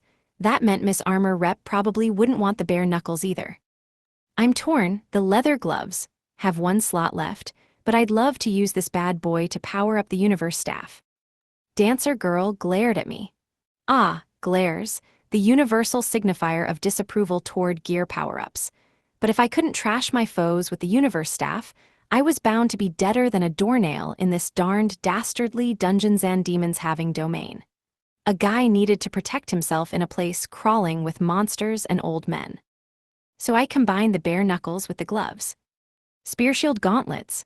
Left nullifies physical and magical attacks. Right nullifies physical and magical defense. Magician's gloves. Magic manipulation multiplier large. Dexterity plus 30%. Poisonous gloves. Vitality, dexterity plus 20%.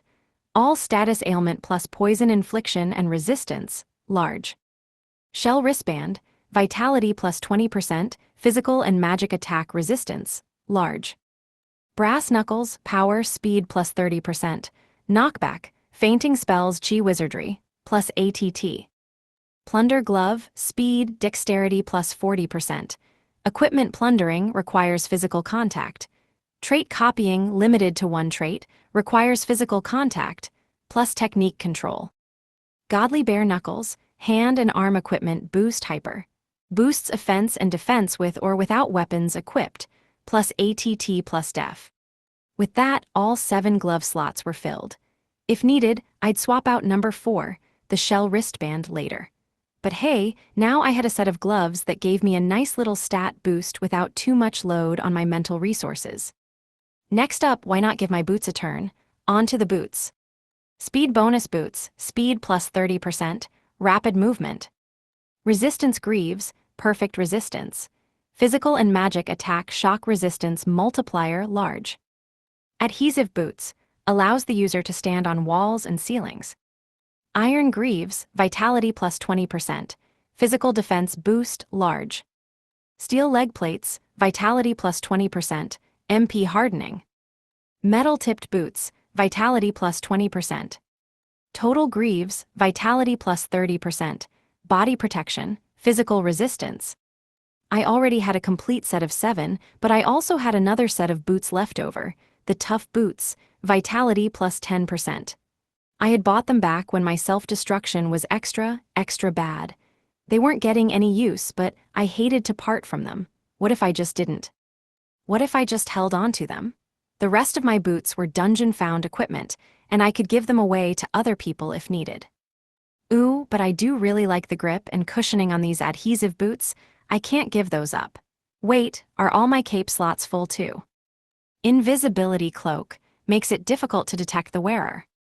Mirror Cloak reflects magic. Verge of Death Overcloak, slashing and bludgeoning resistance multiplier, large, def. Steel-threaded cloak, Vitality plus 20%, slashing and stabbing resistance, large, creates armor. Teleport Cloak, instant movement. Shadow Cloak, speed, dexterity plus 30%. Shadow Crows, shadow incarnation, shadow manipulation, shadow manifestation, shadow magic, shadow skulk, presence isolation. Demon Robe, all stats plus 30%. Complete strengthening, magic control ultra, MP flow rectification, MP cycle multiplication, trait synergy adjustment. The first 5 capes were kinda shoddy, but I couldn't afford to part from their traits.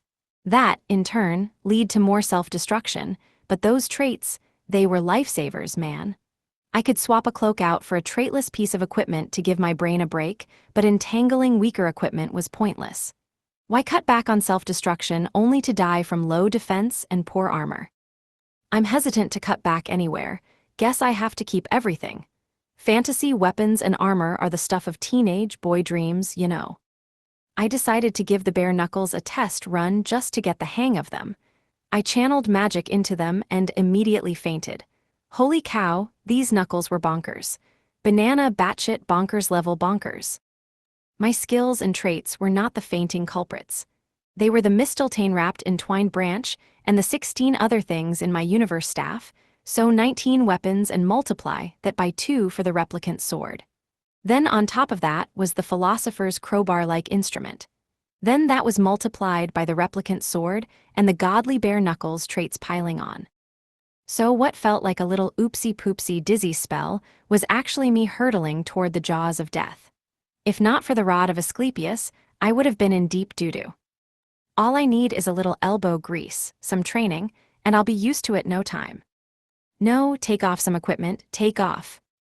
The more equipment I added, the more the buffs stacked with each other and outpaced my ability to control them. Yet surely I'd be able to handle them once wisdom finished optimizing me. Surely. Alchemy's bodily transmutations were so unobtrusive I barely noticed them, but I noticed them growing stronger every time I broke myself. Maybe alchemy would catch up someday, if I ever stopped equipping new gear, that is. But I can't not try out the nice loot I pick up, and I feel remorse every time I get glared at. That's building character, that is. Problem is, I don't build character or gain experience points fast enough to keep pace with my scaling equipment. Oh, fantasy loot, you trouble me so. I needed practice. First, I wanted to focus on my body's recovery rate, so I switched out to the old dude Slayer and got glared at big time. See, I sensed several old dudes up ahead. This world had a dearth of hot female knights, read, teenage boy hopes, and hot female magicians, read, teenage boy dreams. It was a crying shame. Once the old men were taken care of, we had dinner. I appraised and fiddled with my equipment while Dancer Girl ate meatball udon with dried seaweed strip rice balls. For dessert, she helped herself to a big serving of pudding. The volume of her meal was a bit concerning, I had to admit. I knew 17-year-olds were growing boys and girls, but surely one who was forever 17 wasn't growing the entire time. Right. Wait, is she still growing in the round, bouncy things department? You're telling me there's more room for growth there. I got glared at good for that one. I could sense a battle looming, the kind a teenage boy could never afford to lose. a battle I would give my very, very best. Day 114. Evening. Intruding, Your Honor. Perish the thought, I'm merely trespassing and stealing. The cathedral in the theocracy. An intruder, in the cathedral? Preposterous. Should anyone enter by some strange mishap, they would not go far. The cathedral's passageways were treacherous with traps. Verily, the cathedral was a holy place under the protection of the Lord, a sanctuary upon which no intruder could impinge. Thus we had taken it for our seat of power. These useless Cretans, what do my knights of the Scripture think they're doing? I am their pope. How dare they defy me, capture their families, and drag them before me in chains? They will pay for their insolence when I torture their loved ones for all to see. Your Eminence, half the knights man the city walls in anticipation of the princess's army. The rest are posted around the cathedral's perimeter to stymie her entry. He would have us bend the knights to his will in terror, a surefire way to make enemies of them all. The Pope would own their loyalty in their words, but not in their minds. Never in that. Our personal army of paladins was well armed, aye, but they could not stand against the knights of the Scriptures. Any one of that fabled order was worth 1,000 of our soldiers. After our ruinous defeat at the hands of the frontier armies, the Knights of the Scriptures remained the only force in the cathedral fit to fight. To raise their ire here meant certain death for us all, a curse upon that addle-pated ape. What are they guarding, if not my holy person? I am the proxy of our Lord upon this mortal earth. I am of his likeness. Yea, Your Eminence. We will not allow any man to so much as tread on your shadow by guarding the cathedral Your Eminence so graciously presides over. Bimbisal had won the papal throne on merit of two key characteristics: his mad obsession with power and his vehement hatred of beastfolk. Once the seat was his, he cast off the last vestiges of disguising his madness. He ruled as a vile and despicable despot. Then go and guard it, just do something, you nincompoop. As you command, Your Eminence. Royal blood flowed in his veins, by some definition of royal. His forebears had been cut from the royal line due to their discriminatory beliefs against the beastfolk. From this poison line sprang the creature known as Bimbisal, a prisoner to his own hatred against the beastfolk and the royal family. His black passions spurred him into the hands of the empire. He became their willing puppet, for his animosities made him an easy man to manipulate. But what good was a witless puppet? Bimbisal was little more than a madman. The rest of his lackeys were no better. Those thrice-damned archbishops, good for precious little else, but putting on a mummer's farce of piety for the laypeople, dropped the act and abused their powers the moment Bimbisal became pope. The church was surrounded by enemies, even inside our walls. Once the Knights of the Scripture turned on us too, no straggling remnants of our private army could stand between us and our doom. What word do we have from the Knights of the Scriptures? Tell me, now. For all we were impervious behind our stout walls, we would be trapped behind those very same walls, unable to produce any of our daily necessities, not even food, should the church fall. The cathedral was a prison. It sapped the strength of the strong, but we were impervious to its curses, as were the Knights of the Scriptures. We were outnumbered and ill-disposed to victory. Oh, only a fool would make an enemy of the Knights of the Scriptures in a battle he was sure to lose. None, Your Eminence, all communications have ceased. Though all the power of our kingdom and all the glory of the church should have been mine to take pride in, I felt naught but the cold touch of fear in the presence of this howling, fit-pitching, spittle-spraying madman. What price did we pay, I asked myself in my heart of hearts, for power and fortune? Was this but the glory of the soldier marching straight into the jaws of death? We've raised checkpoints around the site of the fire. We've sealed off all entry to the upper levels. Is this not too much fuss for one little rat? An adviser whispered to me.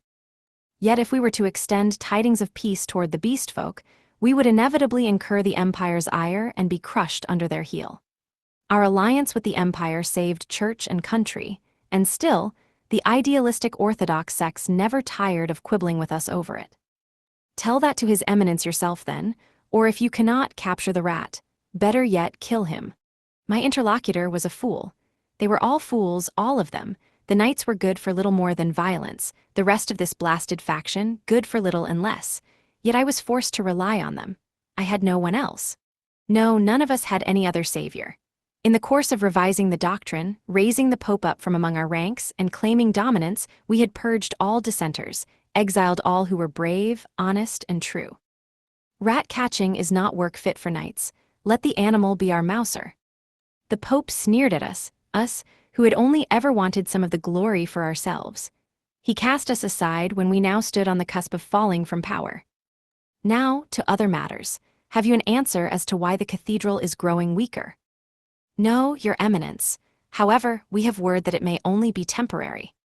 Do you take me for a fool? If you do not know the cause of the affliction, how could you possibly know it is temporary? You nincompoops. If you want to talk big and advance theories, then I demand to see your reasoning. Or, if you are so ignorant, go to the elders and find out the cause.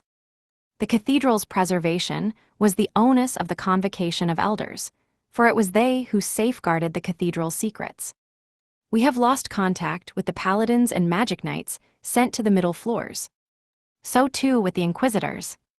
I have word from a scout. The scout was able to apprehend the intruder with the aid of a magical device, but beyond that, I'm afraid I don't know. The report cut off with a series of agonized screams before the scout perished. The intruder is still at large and undetected. Yet that was impossible. Clearly, we were being fed false information. My lord, we have word of the slaves escaping. The Knights of the Scriptures have recaptured them and taken them into their custody. It appears the fire has been extinguished. The rescue and inquiry squads are refusing to set foot anywhere near it, so I am afraid I cannot confirm the accuracy of this report. Set fire to the city. Make an example of all those who would defy the man who speaks with God's voice. Now. The Pope, the Lord Captains of the Church Paladins and Magic Knights, and the High Inquisitor snapped and bayed at each other like men who had gone mad. All four hated one another fiercely and were loath to share information. At this most crucial of moments, when our control of the country was at stake, stoking their petty egos remained their priority. This is what happens when we lower ourselves time and time again in our thirst for power. We are left as a circus of fools. Your Eminence, if the church armies within the city and the princess's army outside join forces under the banner of the royal family, we will be in grave danger. What if the fighting should reach inside the cathedral? We must cooperate to strike at the common enemy or else perish, I exclaimed. The Pope sneered, his smile a mocking jeer. All others around the table directed their gazes into their laps, afraid to meet my eye. Fool, I am the Pope. God does not suffer men to defy me. It is your lack of faith that has driven us to this wretched state. Come, we shall urge the common man to take up swords and fight a crusade in the name of God, in the name of the Pope. Why, yes, Your Eminence. Here sat a man elected on the basis of his bloodline and narrow-minded prejudices. A man who tortured the talented with the justification of heresy. A man who drove away the wise with his incessant executions. Tell me, who would ever protect such a man? Who would pledge their loyalty to a man whose delusions robbed him of his crumbling power base, whose zeal brought on his inevitable destruction? Do not think so low of our paladins, Lord Consul, said their Lord Commander. We are not sniveling craven magic knights who cower and cast charms behind the shields of stronger men. We do not torture random small folk of no consequence like the Inquisitors. Each man acted of his own accord. There was no cooperation, and with all of them hiding information from his fellows, it was impossible to glean a true understanding of the situation at hand. Fool, had you not lost communication with your knights, we wouldn't be arguing so. Your inability to hold on to your mighty paladins is our exact problem. They jostled to oppose the others and sent out only small parties of men, eager to keep their cards close to their chest. They would leap at the chance of sabotage, and perhaps it had already happened. How else could we have an intruder? The intruder had friends in high places. How have your scouts failed to find him? It matters not where he is. I simply want results. Why make attempts at fair governance in this fair of fools? Could the others not see the power slipping through our fingers? I hate to suggest it, but perhaps your scouts fear the curses that befell the first men you sent. Perhaps they are merely pretending to scout. Should the cathedral fall, we were done for. We had no other shield. Should the cathedral fall, then everything we had gained would have been all for naught. We have lost contact with all the middle and upper dormitories, Your Eminence. I'm afraid I've likewise lost contact with the great Sir Hasimos. Alas, I know not where my inquisitors have gone. We had already been brought to our knees. At this final bit of news, the two commanders' faces finally drained of color. Recognition dawned too late. The embers underfoot were noticed moments before bursting into a bonfire. What do you fools think you're doing? I'll have you all arrested and tortured. I'll have God strike you down in his wrath. There was shouting and pandemonium. This pack of incompetents, good for little but dodging responsibility and henpecking one another, burst into a flurry of orders, but that did little to stay the chaos. Even the messengers understood not the contents of their messages. Tell the knights.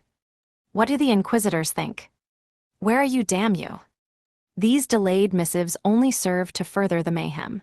For how could they not? Without understanding the foe we faced, how could we possibly hope to mitigate it? The cathedral's magic levels are deteriorating even further. We still don't know what could be causing it. At that shout, the clamor ceased. We knew what this portended. Our wounds would no longer stitch themselves together.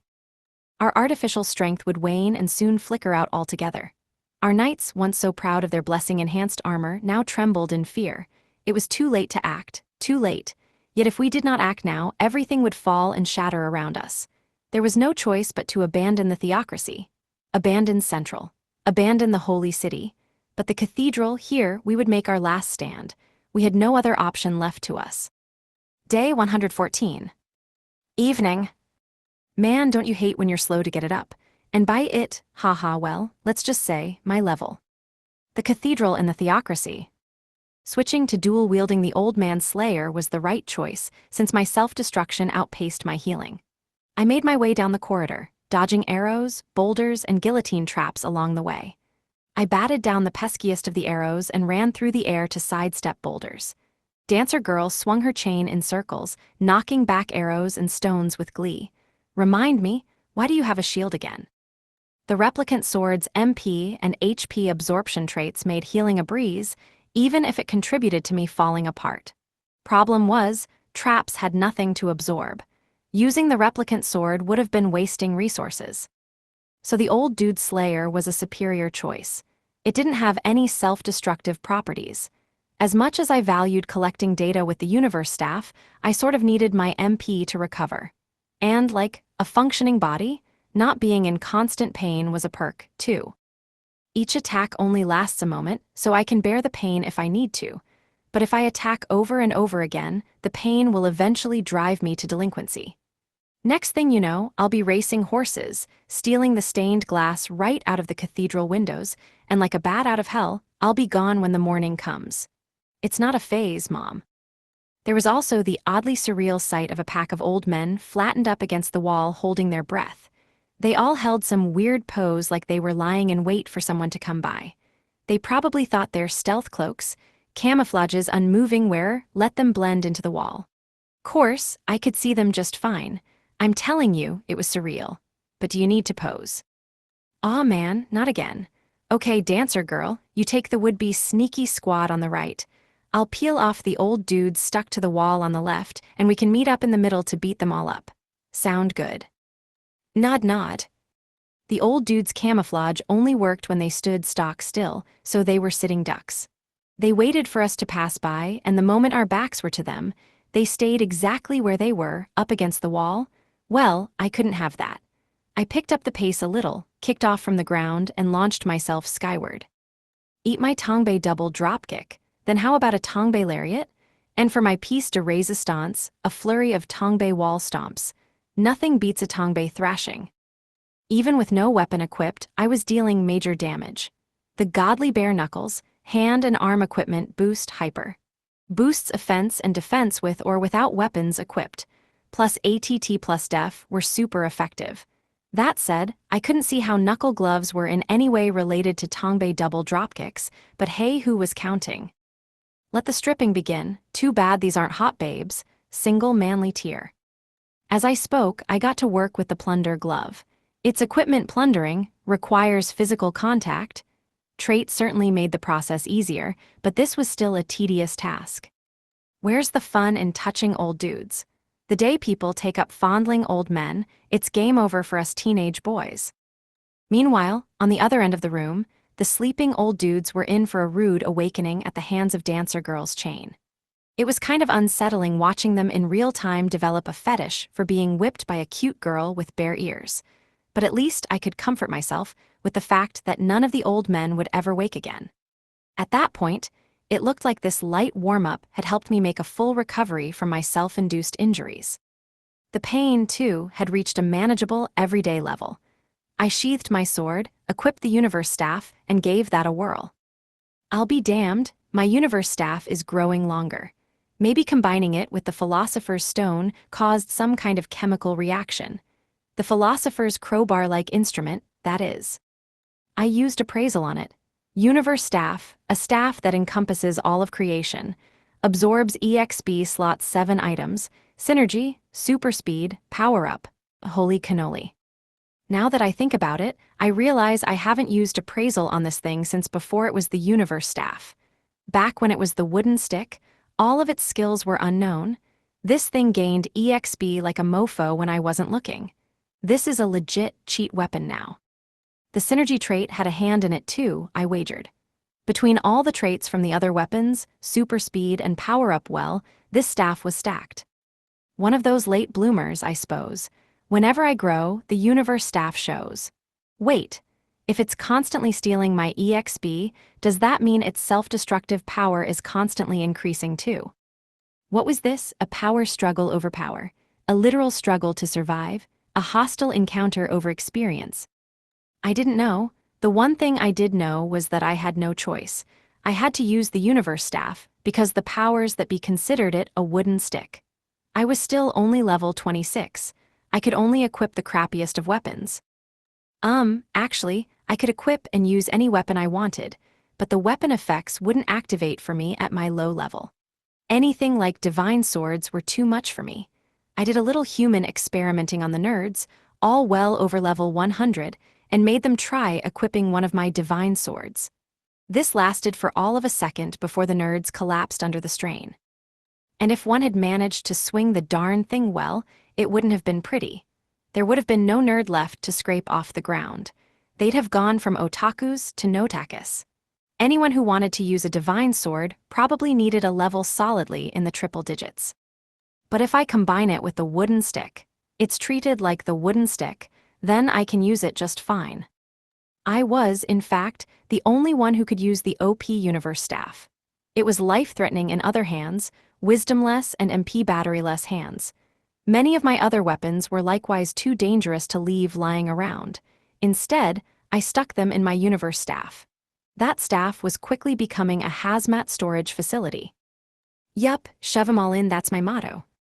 I wanted to give all my classmates a set of strong weapons, but if weapons were too powerful, they could overload and hurt their owners. Call that a heh-heh, double-edged sword. Worse, those powerful weapons could fall into enemy hands. It was best to play it safe and bundle them all into one horrible, uncontrollable beast of a stick. On second thought, I wasn't playing it safe either. But that's the only way to defeat the undefeatable or trounce the untrounceable. It's just math. If you have a weapon as horribly OP as mine, you can beat just about anything. You know. It was a necessary evil for someone like me who couldn't level up easily. Although, come to think of it, wasn't the universe staff partially responsible for my glacial leveling? So the experience boost I get from the Despair Soul Ring is all for nothing. It all goes to the universe staff. Alas, there goes my plan to ditch the neat title. Hey, Dancer Girl. Don't shake your head and sigh. You're supposed to commiserate with me. I mean, it's cute when you shake your head and your lil bare butt shakes too, but that causes a sudden uprising of teenage boy forces, and walking around bent over clutching your junk is bad for your spine.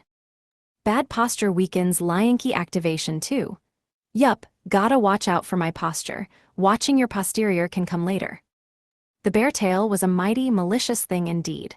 When the blood and the magic concentrated in my teenage nethers, the yinky, hardened chi accumulated there and caused a certain stiffening that made it hard to walk. Come on, chi. Hey there, blood, get moving. Stop congregating in my privates. Be careful now, don't push self too hard, promise me. I nodded, dropped low to the ground and charged at my foes, well, crawled. I was kinda hunched over, you know. Eat my fear, my mighty crouching somersault kick. With one arm in front of me, I threw myself into a forward roll, axe kicked the shield right out of one old man's hand, and used the recoil to launch myself into the air. I soared over the heads of the soldiers. By the way, I was still clutching my junk while all this is going down, and cut through the back line of mages at a furious tilt. Sliding forward, hiding my crotch, I launched into my attack. The mages didn't know what hit them. Hint, it was me, just bent over. Oh, I'm better now. I could walk like a normal person again. What's with all these random nights? I'm busy here, people. I've got lots of sneaking and spying to do. Get a clue, old farts. I dropped into a battle-ready stance. Then, as anxiously, carefully, cautiously, deliberately, delicately, gingerly, prudently, and warily as I could, I fed magic into the Beyond OP Universe staff, crowbar-like instrument edition, one eensy-weensy bit at a time. Doing my best to hold the beast at bay, I gave that thing a swing. The Magic Knights kept reloading and firing their magic weapons at me in rapid succession as they tried to fall back.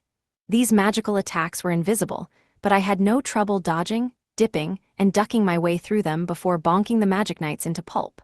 Sure, the magic was supposed to be undetectable to the target, but I could see it just fine.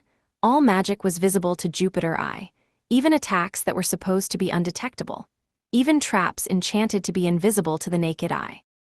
Yikes, if I let this go on for much longer, I'm going to lose control of the staff entirely. I already hear an ominous snapping sound. Yup, and there's the sound of my muscles ripping themselves apart. Oh wow, that really hurts. Hey bidikudion, it fell apart in Methis fast. On I went, slashing, sliding, and turning the battlefield into a bloodbath with lightning-fast strikes. What is it with girls and shields? Why can't they understand that shields are supposed to be protective equipment? Okay, that's not fair. The idiot boys throw their shields too. Yeah, 'cause they're idiots. They use their round shields to slice through bird monsters. Then comes the fun of bounding after them. By then, Dancer Girl had smashed the vanguard to bits. The shield wall of infantry in full suits of heavy plate were nothing to her. Shitongbe shield bashed her way through all of them, smashing shield, armor, and body alike. Snippets of splattered soldier sailed through the sky. You're killing it, Dancer Girl. Killing them, rather. No, snack time will have to wait for later. You've already eaten way too much. You'll grow a belly to rival the tiny tanukis at this rate, and we all know where that leads. That's right, the frantic, sobbing one more set situation. How come all the calories go to your boobs anyway? Huh, why did you write down what I just said? If the tiny tanuki sees that, she'll gnaw me to pieces. If you bite my head, do I not bleed? It'll be an epic battle between her healthy gnashers and my stalwart scalp. Okay, I'll give you one crepe. Wait, is that a peace sign or a demand for 2 crepes? Dancer Girl, you're wilier than you look. Heh. On we went down the corridors of the cathedral. Dancer Girl was well armed, with a bog-standard whipped cream crepe in her right hand and a bacon and egg crepe in her left. Whatever makes her happy, I suppose, with a waistline as slim as hers, I figured she had nothing to worry about. I wonder if Miss Armor Rep and Slimy have enough snacks left. Good thing I gave them their share separately. The girls would have gobbled them all up otherwise. Just to be on the safe side, I had made the largest item bag I could and filled it to the brim with goodies. Even then, I knew it wouldn't take long for the lot to run out. My classmates gave out desserts to kids left and right, and the whole country was full of beast folk in dire need of something sweet. Not to mention, the girls themselves would have scarfed down the lion's share of the sack.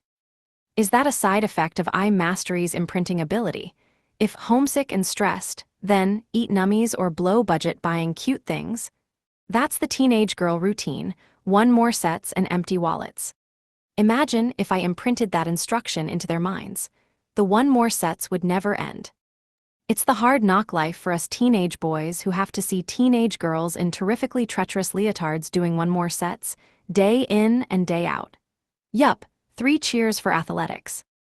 Anyway, so we were in a hidden room now, and there was kinda like a crocodile in it. Not an old Egyptian god dude with a crocodile head either.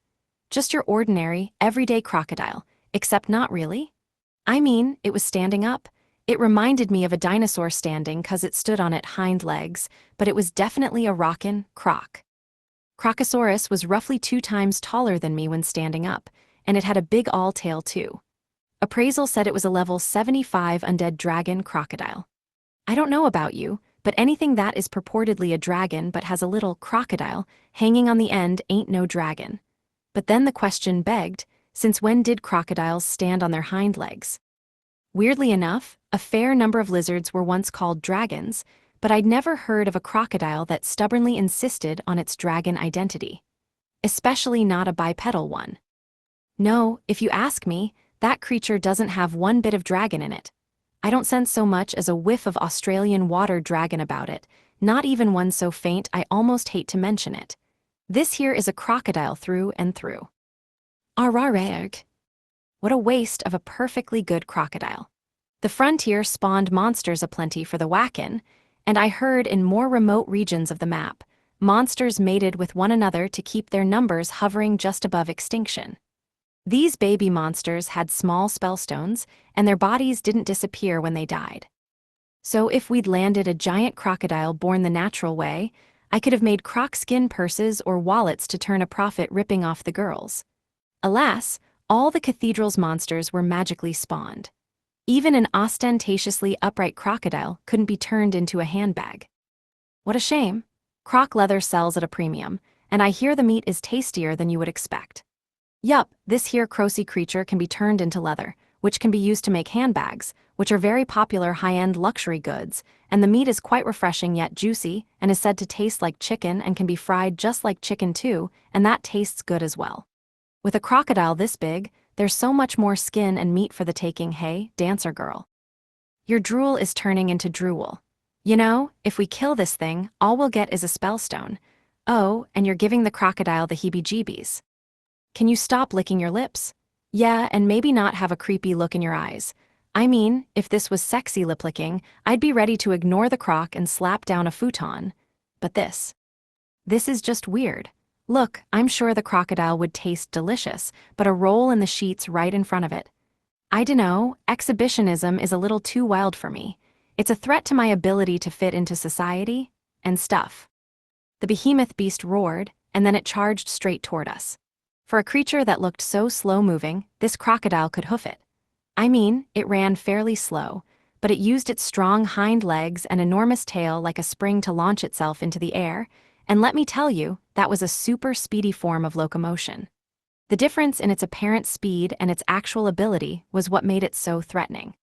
Then, whenever it cracked its tail like a whip, a mass the size of a battering ram barreled straight toward us.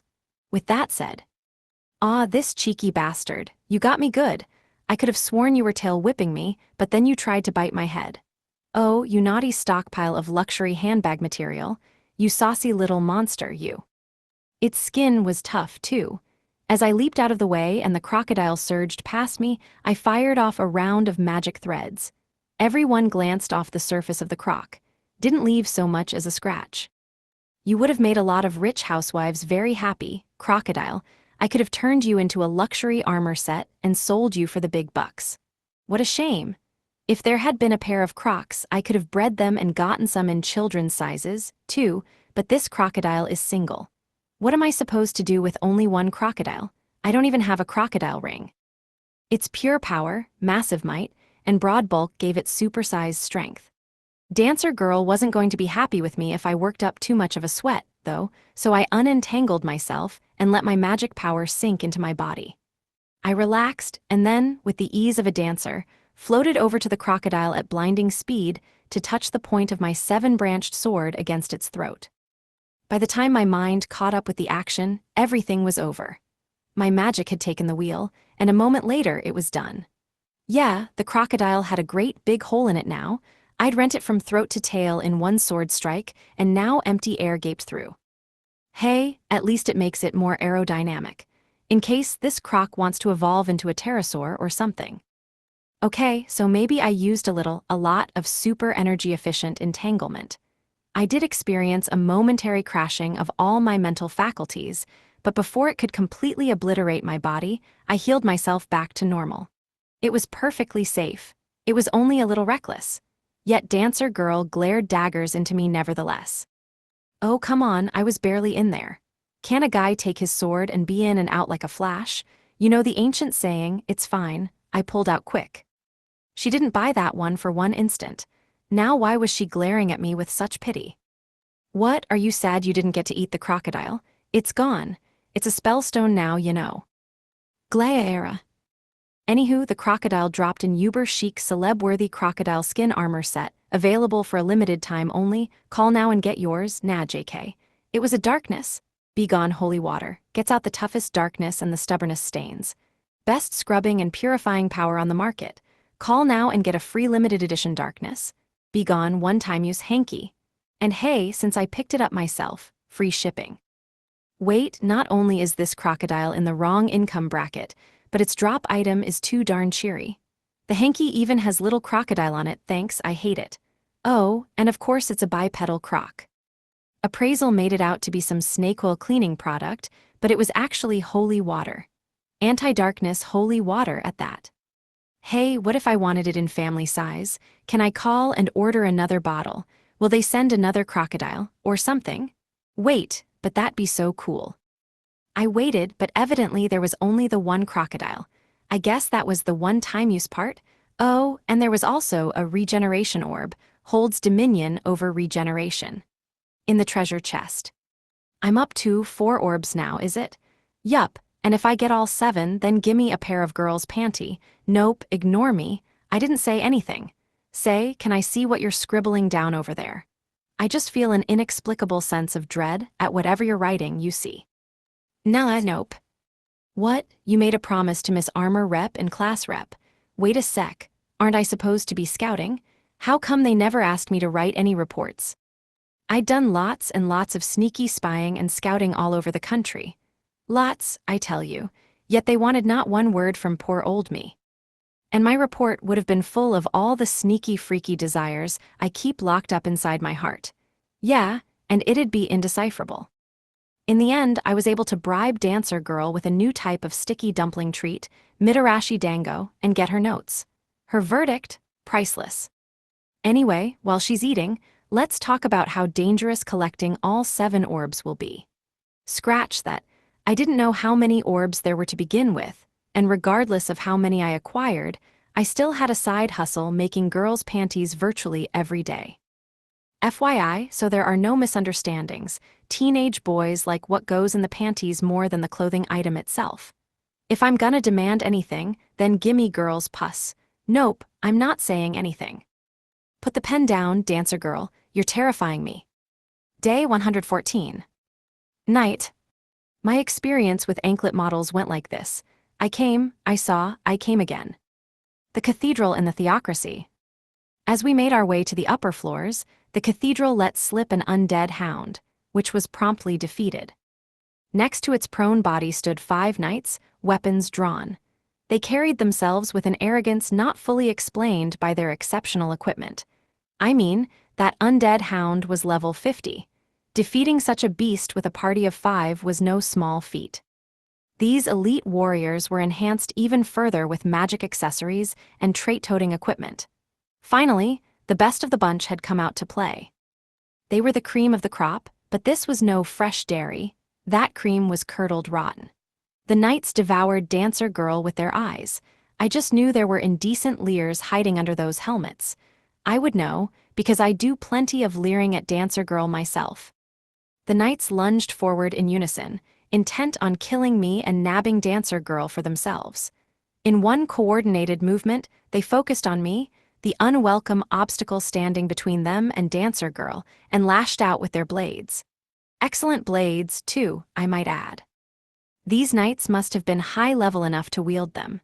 Yeah, the swords were something to write home about, but the swordsmanship was not. They had a ways to go before they could hope to match the violent old dude and his order of whatever. If their swords moved with grace, it was only because of the traits in their armor. Naturally, I traced the path of that magic with Jupiter Eye and predicted where their blows would land. Slipping through the gap between the swords and the swords' trajectories, diving into the holes between 2 pieces of steel whirling faster than the human eye could follow, I moved quicker than time itself. I closed in and swung a sword of my own. There was a great flash as the weapon whipped around, and okay, look. I did my very, very best to soften the blow and control myself. But if I may toot my own horn for a moment, There was no stopping a life or death merged into a dimensional slash. Their physical defense plate armor, physical reflection shields, slash resistance gauntlets, and hardening helms might as well not have existed. Ye arg. How, oh Lord, why? My arm, my arm. Someone must have been watching me fight my way up these endless flights of stairs. That's why they decided to stop sending Inquisitor assassination squads after me. This time, they sent their tankiest of elite knights. See, mastery was one tricky bugger to fight against. It was a great skill to have, don't get me wrong. It let me know what my opponent's attacks were before they ever happened. It was just what some might call, well, cheating. In human versus human battles, the goal on both sides was often to ruin the opponent's line of sight. Sometimes, sword fighters used their shields to hide their swings from enemy eyes. In other instances, ranged attackers hid behind friendly cover to shoot surprise projectiles. Having an opponent who could see through those tricks was a real pain in the pooter. Source, me. Because, yeah, that was my bread and butter. Speaking of seeing, I could still feel a distant pair of eyes trained on me. I glared back at it with the full might of the Chickanatrix and Lizardisk's curses. I hoped whoever the hell was watching me from afar liked 4 eyeballs worth of evil eye. Hell, looks like whoever was watching us is gone. Nod nod. Cockadoodle-doo. Visg. The Chickanatrix's evil eye petrified its victims, the Lizardisk's poisoned. Even locking eyes with those nasty peepers across a magical connection made the watcher vanish eventually. The things a guy had to do on decoy duty? Yup, I got stuck causing a diversion for the slaves. Oh, did I mention there were enslaved beast folk? To make a clean getaway. I don't care if you look at me, but don't let your eyes wander too much in that other direction. Oh, and I should mention, that bare butt is for my viewing pleasure, thank you very much. Dancer girl turned her glary eyes on me for that one.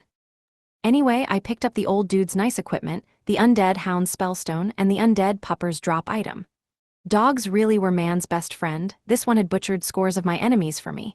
It also left a sick item, dash anklet, speed plus 30%, acceleration plus 30%, sprint, dash, leap, fancy footwork, blinding step, hyper super speed.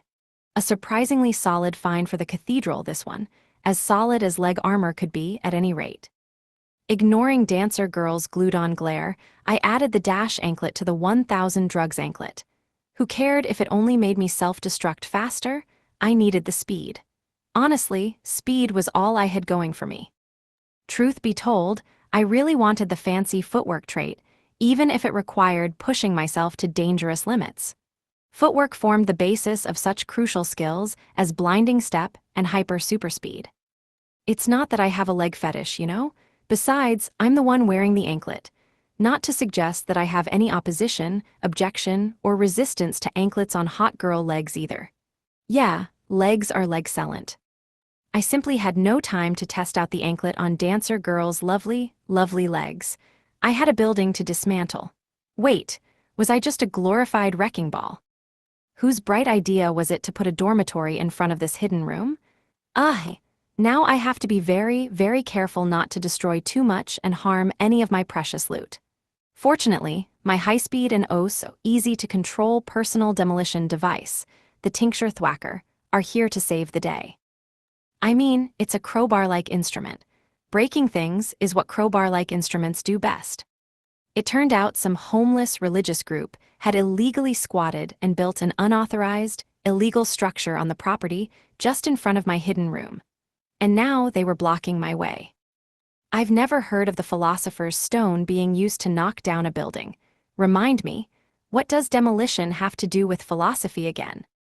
Well, if the Son of God was both a carpenter and a prophet, who was I to spit on the notion of demolition, men philosophers?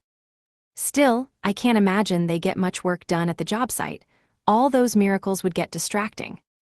I walloped walls, smashed shelves, tore up tiles, and labored long at scooping up any valuables I got my hands on.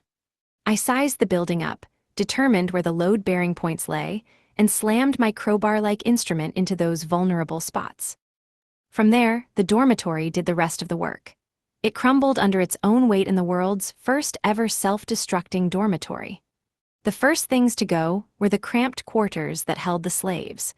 I healed all of the fresh escapees to full health, asked Dancer Girl to play guard duty again, and sent them all running for freedom. In the meantime, I had a scouting mission to continue.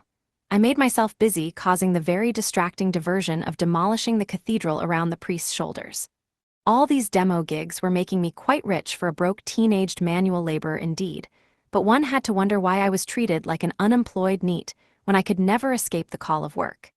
Instead of going to a batting cage to work off some stress, I had taken to swinging a tongbe crowbar-like instrument. Hiya. Once I picked up the rubble for later use, a large stone passageway was revealed. At its end lay that hidden room, that sweet hidden room. Don't mind if I do. "'Excuse me, coming in.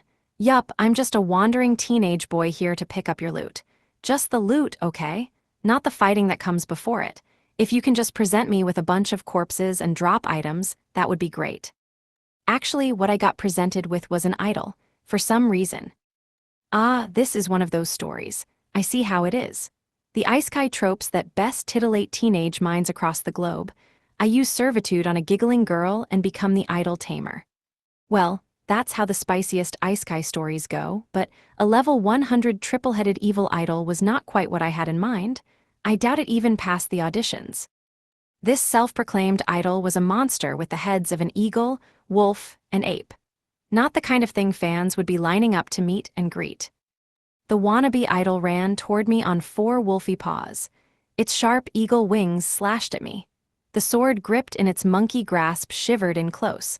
Was this some kinda messed up meet and greet, maybe? The intimidation factor buffeted me like a gale. I dodged each attack, backing up as I went. I don't think I can shake hands with this thing, nor do I want to. Each wing flap sent a current of wind magic my way. I wove in and out of the blasts and eyed the distance between me and the idol. The creature was fast, and it had many limbs with which to attack.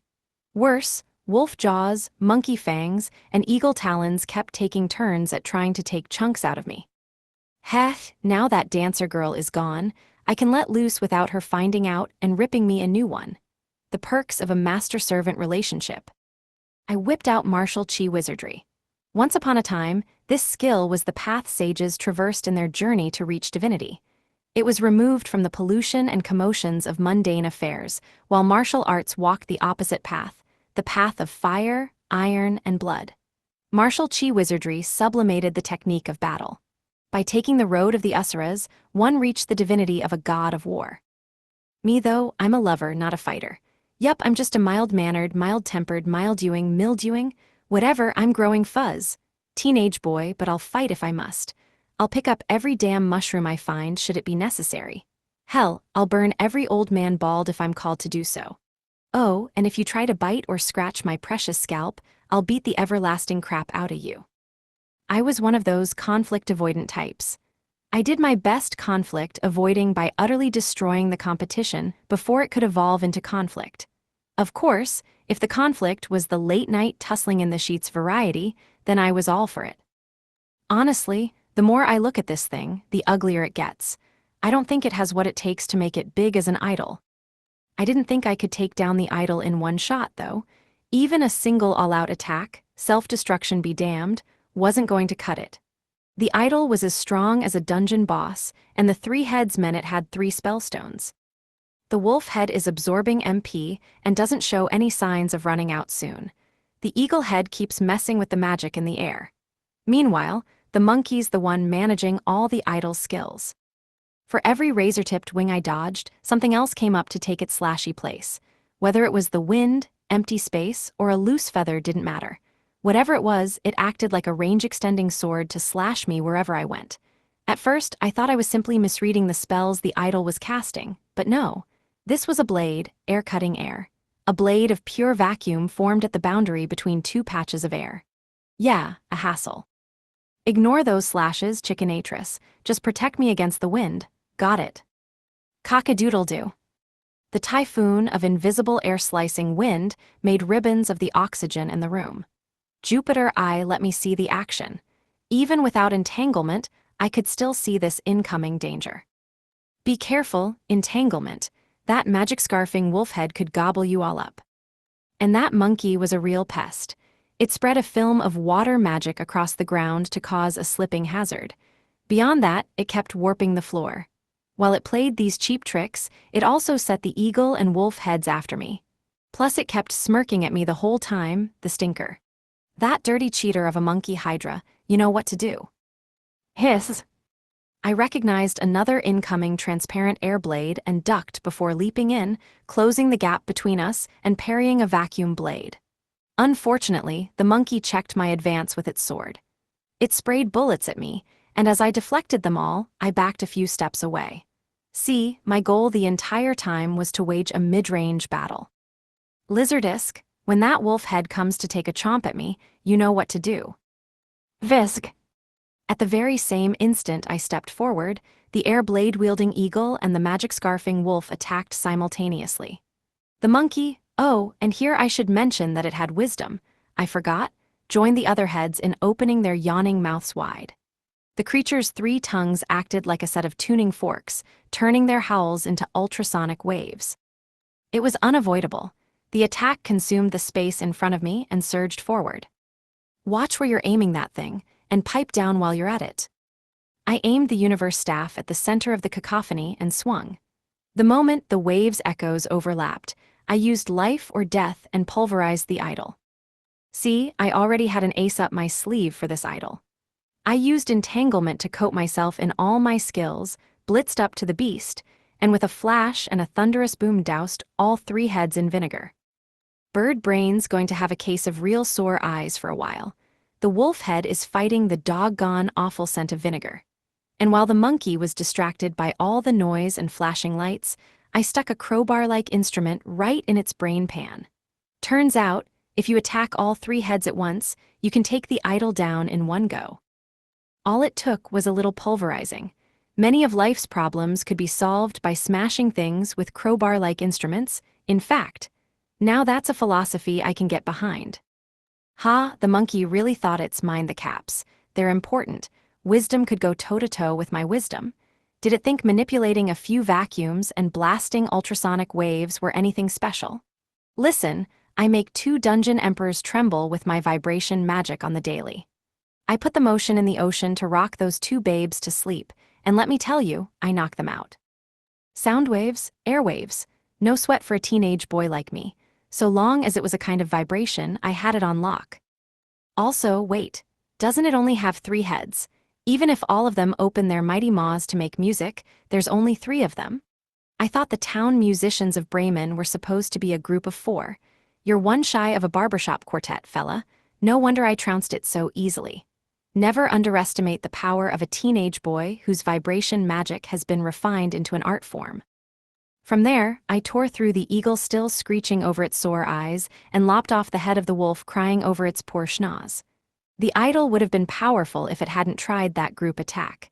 It had put too much trust into the monkey's wisdom skill. And then, of course, there was the issue of the eagle and the wolf.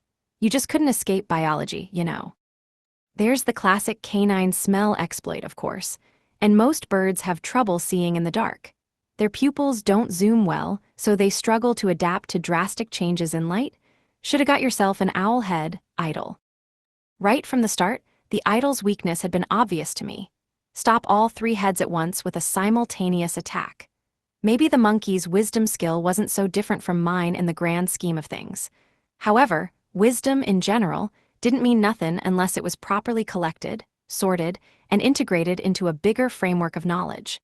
It was an insult to compare the cunning of a mere monkey to the modern-day high schooler. Not to mention, my wisdom had plumbed the depths of the fountain of knowledge and learned techniques that could turn even dungeon emperors into quivering jelly. And oh lordy, was that quivering a sight to see. When those dungeon D-cups started shaking, no wonder I put in my best effort every night. On second thought, a boss like this is probably strong enough to cause real trouble for the girls still. That monkey was smirking at me. Of course I had to bash its smug face in. The biggest and brightest of the 3 spellstones turned out to be a Magatama of the Pseudo-Soul, a relic that grants an approximation of a human life. A 3-stone Magatama, that was probably what had brought this statue of a false idol to life. Not naming names, but do you think this would jumpstart a certain hot girl? Totally not talking about Sleeping Beauty. Maybe not. I ran the question by Dancer Girl and she just looked at me blankly. Now, when I tried to sneak a squeeze, that got a reaction, a glare out of her. Welp, maybe it's for the best it didn't work out. A horny teenage boy putting an artificial soul inside a soulless girl's body is sorta, I can hear the nasty rumors already. I can feel my poor, lifeless sex appeal sobbing from here. So was this item meant to be used on monsters, or on people? Whatever, I'm sure I'll find a use for it eventually. Here you go, wisdom, do your worst. Moving right along, inside the treasure chest, I found the Eternal Trinity rings, holds dominion over eternity, perpetuity, and permanence. Status maintenance hyper, indestructibility hyper, reinvigorating, restoration, restitution, revival. It was a set of 3 rings made of gold, silver, and adamantite. It gave off a very hoity-toity feel, and I liked what its traits would do for my little self-destruction problem. The rest seemed hellbent on distancing me even further from my human status. I tried it on. It helped alchemy transmute my body even more and boosted my regeneration rate in battle. I could feel my body transforming again, which was kinda worrying, but it promised to keep my healthy teenage boy appendages in fine form, and I planned to put reinvigorating to the test often and loudly in the wee hours of the morning. Yup, I'm always at a numerical disadvantage in the late-night 2v1 Rumble Royale, and I end up fighting an endless, and quite pleasant, actually defensive battle against the onslaught they wage on me. Restoration and restitution. Do your best to hold down the fort and keep Mr. Elephant Trunk trumpeting away. With my new ring, I just might be able to outlast the brutal beating they always give me. I've never needed anything more in my life. Yup, best squirrel it away before Dancer Girl realizes she's in danger and confiscates it. What a crucial weapon in my arsenal for looking at RCs. Day 114. Late night. Expertly executed equipment egress equals erotic evil. Case closed. The cathedral in the theocracy. The old men dropped like flies. Every time my dear old dude slayer kissed their necks, with every strike, every swing, it raised a fresh spatter of blood and a guttural shriek. The church knights sprang back to life unless killed completely. I couldn't lop off a limb and expect blood loss to finish the job. All that got me were sobs or screams. Yeah, can't they shut up? They're making a racket. I didn't need to use magic entanglement against these fangless foes. Martial arts moves did the job just fine. The soldiers were flinching cowards, and in their terror, they milled about and tripped over one another. I mowed them down like a weed whacker. These knights went into battle without reconciling themselves that fighting could mean death. Once their demise loomed on the horizon, fear overtook them and destroyed their ability to fight. Dancer Girl sure is late. I wonder if she got held up by enemy soldiers flirting with her again. Poor enemy soldiers. Dancer Girl is in a bad mood right now, and she's the last person you want to make angry. The enslaved beastfolk had been held in captivity here in the cathedral for a long time. By the time we stumbled upon them, the light had gone out of their eyes. It looked like they had almost lost the will to live. I erased all of their most painful memories, but the emotions of anguish and sorrow still lingered within them. The thing about true hypnotic suggestion, and in turn, mind control, was that it couldn't be done without destroying someone's brain. Skills and magic were incredible, but even they couldn't heal a broken heart. Anyway, it felt like I'd climbed 50 million stairs by this point. There were no dormitories this high up, but there was a glut of storerooms with loot laid out and ripe for the taking. Yup, pre-sorted loot. And as I went along scooping it all up, I bumped into a mooing herd of nasty old men. Calling them soldiers was a stretch, even if they had been ordered to line up in formation. The fear in their eyes told me exactly what they were. A slash from my sword would have been fatal for them. Their wounds would not heal themselves. Up until now, they had enjoyed the soldier life, lording it up, dispensing violence whenever they pleased, but now fear made them tremble in their boots. They were safe within the cathedral's walls, or so these arrogant bastards had always assumed. But that assumption had died, and with it, their arrogance. All that remained was a crowd of sniveling cowards. I would have felt pity for them if they weren't so stupid. I could have granted them mercy if only they hadn't committed such evil. Even a reformed old dude is still an old dude. Yeah, die for the sin of being born an old dude. Eek. Please spare me. No, you don't get it. I'm just brutally butchering and savagely slaughtering. Isn't that your mo? It's frightening to be on the other end of the sword, don't you think? Panic broke out, and the herd devolved into a mob. Now the old men found the courage to do more than just stand there and shiver. Well, courage was a strong word. They still lacked the determination to lay their lives on the line. Too bad, because they didn't have the skills to protect themselves either. If it's not here, does that mean there's no hidden room either? But I'm 3 balls short of an eternal dragon. Even if a wish-granting dragon had chosen that moment to descend from the heavens, I probably would have beaten it, called it a snake, stuffed it into my necklace, and conscripted it into laboring at my side hustles anyway. I mean, if a chicken and a lizard counted as snakes, then a dragon most certainly did. Moot point though, since there was no dragon. Which means I'm stuck making girls' panties myself. I had hoped to gain a fellow hustler in the women's undergarments manufacturing industry. Alas. The real issue's that I'm getting orders for preteen bras and panties now too. My sex appeal is in dire, nay, catastrophic straits. If only I could have laid that all at the feet of the eternal dragon. Come to think of it, why do the girls need new underwear all the darn time? I had asked once already, only to be told it was a feminine mystery. Anyway, oh shit, behind me, I didn't have time to turn and look. I whipped my universe staff out and swung it behind, just in time to lock weapons with a deadly magical sword. I readied the replica universe staff with my other hand, used my torso to hide it until the very last second, and swung it in a beautiful arc to land on nothing. Empty air. Oh, I was in for one hell of a fight. Yeah, a fight against a knight in coal-black armor. I staggered back, checking a furious rain of blows, and that was when a black flash rent the air. Oh snap. Oh, just a sword, casually thrust at ungodly speed. Merely a flash of steel too quick for the eye to follow. A trifling, brilliant display of swordsmanship as the Black Knight fired off 3 attacks in the time it took me to blink. No biggie. At the very last second, I parried 2 of the 3, but the 3rd slash grazed my armor. I only barely managed to catch it with the grip of my staff. Hugh, you got me good. Yeah, did you seal one of my skills? Problem is I have too many, I have no clue which one you sealed. Not Jupiter Eye. That was still working. Not wisdom or magic entanglement either. Yeah, I could use pretty much everything just fine, so basically, that magic sword could seal skills and equipment traits, but only one. Well, my universe staff has about 20 other dungeon weapons in it. There's probably 50 traits in this bad boy alone. I don't think my number of skills is in the triple digits, but if we factor in all my traits, yeah, I'm pushing 100 easily. The Black Knight leveled a gaze of pure determination at me. Those were the eyes of a person determined to exploit every scrap of power they had, a person whose desperation propelled them to fight to the death. They would make me die, so help them, said their eyes. They would bring me down if they had to kill themselves doing it.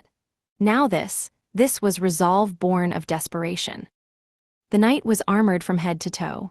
The suit was colored darkest black, just like the ebony sword held fast in their grip. A cape, shadows made cloth, swirled from their shoulders. They launched attack after attack like a blitz of deep purple lightning. I was battered in their sword flickering here, there, everywhere, all for the same goal, death, certain death. I'm not a creepy intruder, right? I'm merely an innocent teenage boy who happened to wander by in the middle of a top-secret infiltration/spy mission. And let the record show that I've been recognized as a saint. It's been acknowledged that I've never done anything wrong, like, ever. The knight's armor was so black it was sinister. Yeah, that was cursed Kit for sure. The curse was actively gnawing away at the knight's body, and still the knight was dead set on killing me. However, their eyes weren't dull and corroded in their sockets like most cursed folks. They were sad, haunting. Those eyes were filled with the determination of someone who would see there will be done by all means necessary. Wait, hold up. As a teenage boy, I'm a big fan of thrusting my rod into things, but I don't appreciate other people skewering me with their big, mighty swords. And ma'am, I'd be down to stick my stick in you. A miasma wafted off the knight's armor like a plume of thick, black smoke. I needed to get that armor off before the miasma took possession of the knight's mind. But I got the impression from their obsession with this me-stabbin' session, don't mess with that aggression. When I tried to retreat, they matched me step for step.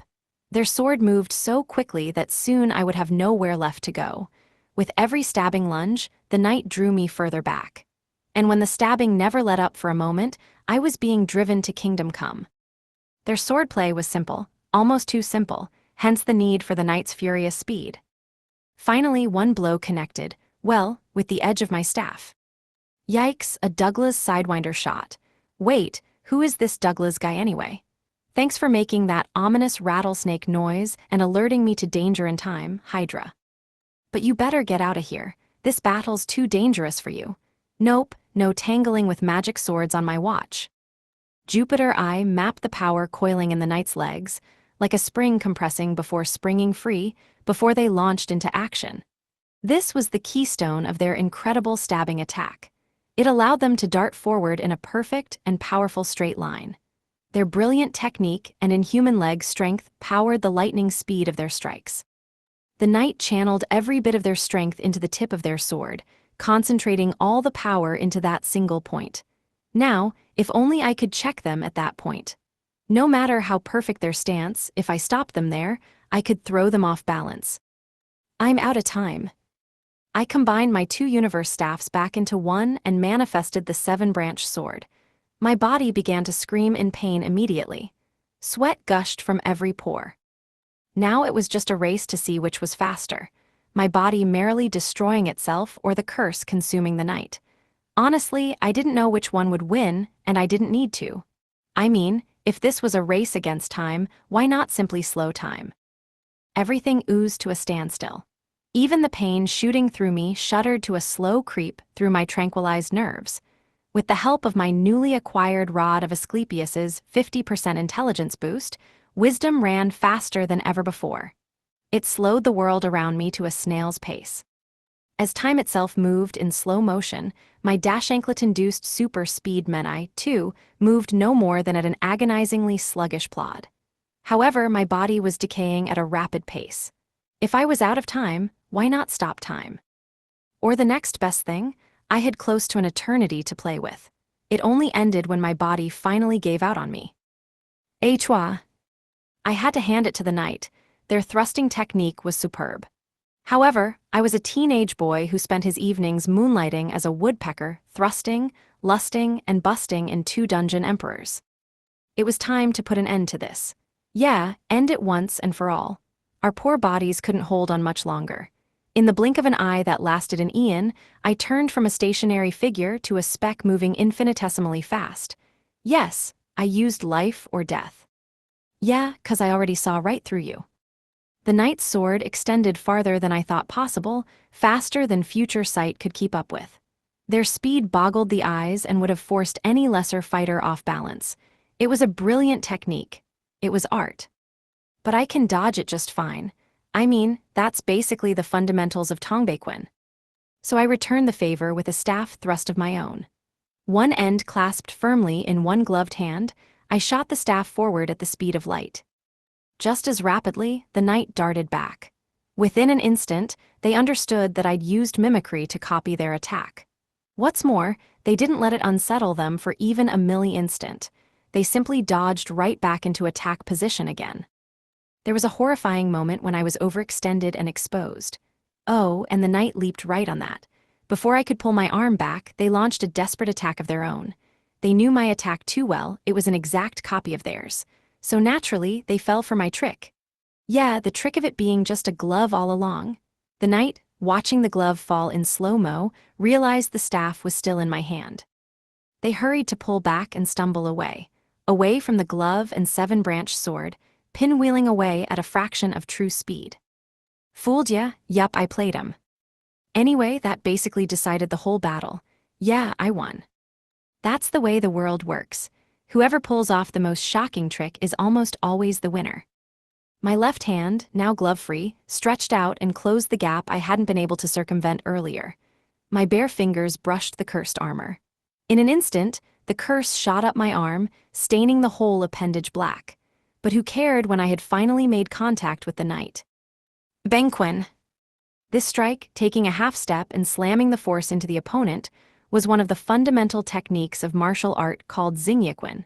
It was a basic thrust, sometimes called half-step fist. According to legend, famous martial artist Guo Yunshan once claimed that half-step fist could let him defeat anyone under heaven. Arg! My right hand struck the armor, my left hand mirrored its twin. At the same moment, I took a half step forward with my left foot, resulting in an ultra-close range attack. Ultra-compressed stance, ultra-small step, and ultra-small thrust sent shockwaves from my chi and magic smashing through the armor, curse and all. Benquin is hard to dodge cause there's so little movement. There's no big wind-up motion, you know? Opponents rarely get their guard up in time. Benquin also concentrates all of the spiraling forces in the core into a single clean hit. That's the secret to its efficacy. And even if my left hand was bare, my right hand had the Spear Shield Gauntlet with the Nullifies Physical and Magical Defense trait. I also had the Brass Knuckles, which I'd imbued with holy magic. And thank goodness for that. This fight would have been a cock-up without it. Yeah, speaking of. See, the attack stripped off the curse, and the plunder glove took the cursed armor off with it. Underneath was a curse blackened, but otherwise stark naked, and sexy bunny rabbit beastfolk woman. What the hell? It wasn't my fault, officer. Why the hell is she naked under her armor? Don't tell me that's a kink thing. She wasn't a black rabbit. Naturally black, I mean. The blackness swathing her form was a byproduct of the curse's consumption. Okay, let's not panic, let's keep it cool, let's keep the blood flowing, let's not get it stuck in one spot, deep breaths. And use holy magic to Hydra, bring me that staff, I need the rod of Asclepius. Stat. Her heartbeat was fading. The life was draining from her face even as I spoke. Even then, some desperation gripped her. She had fought with the courage of one resolved to die, but some wish made her cling to life. Oh, and lest we forget, she was also drop-dead gorgeous with no clothes on. Chickenatrix, lizard, I need your curse and poison powers now. Thank you. Hydra, can you lend me a hand with your revival skill? I said hand, not tentacle. No, I am fully aware that she has a beautiful body deserving of a tentacle touch or 10, but now is not the time. She needs a regeneration and an antidote. Oh God, her MP just took a nosedive mushroom. Gimme a shroom. This girl needs a fat mushroom in her mouth ASAP. Image summary, manga illustration of a naked woman with long hair and rabbit ears, looking surprised as dark, crystalline shards float around her.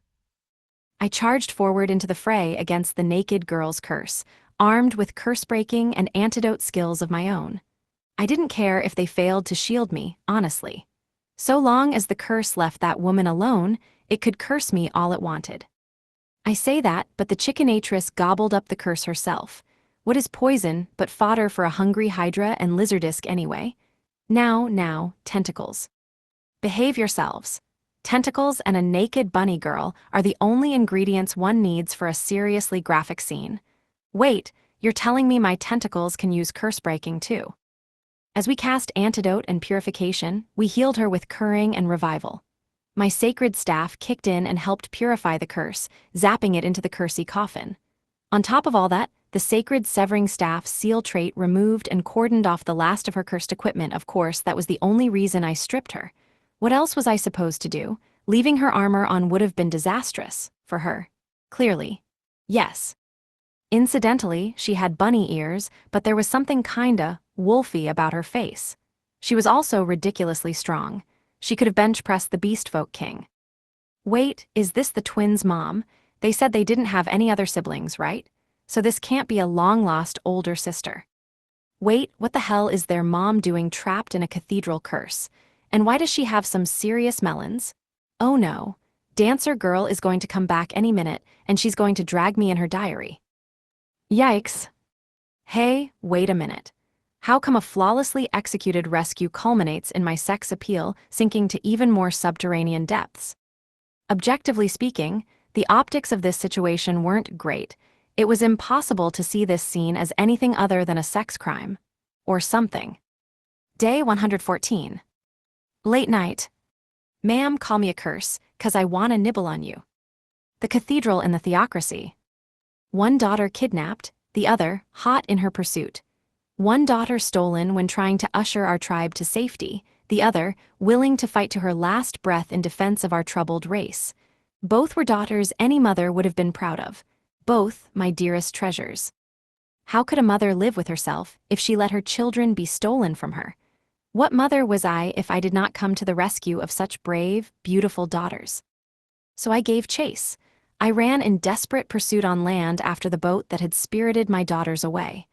Along the way, I happened upon a group of fellow beast folk being carted off to the merchant kingdom. The moment I freed them from their bonds, my rabbit instincts activated, and I knew my girls were taken here. This way, to the theocracy. From then, I traveled only under cover of nightfall. I dug myself pits to sleep in during the day before continuing my unrelenting march. At long last, I found a group of kidnapped beastfolk children, however, my daughters were not among their number. So I raced on. The kidnappers outpaced me, and the cathedral's doors clanged shut behind my children.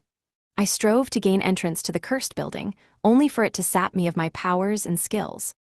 But what of it? If my strength should fail me, then my speed will take me to my children.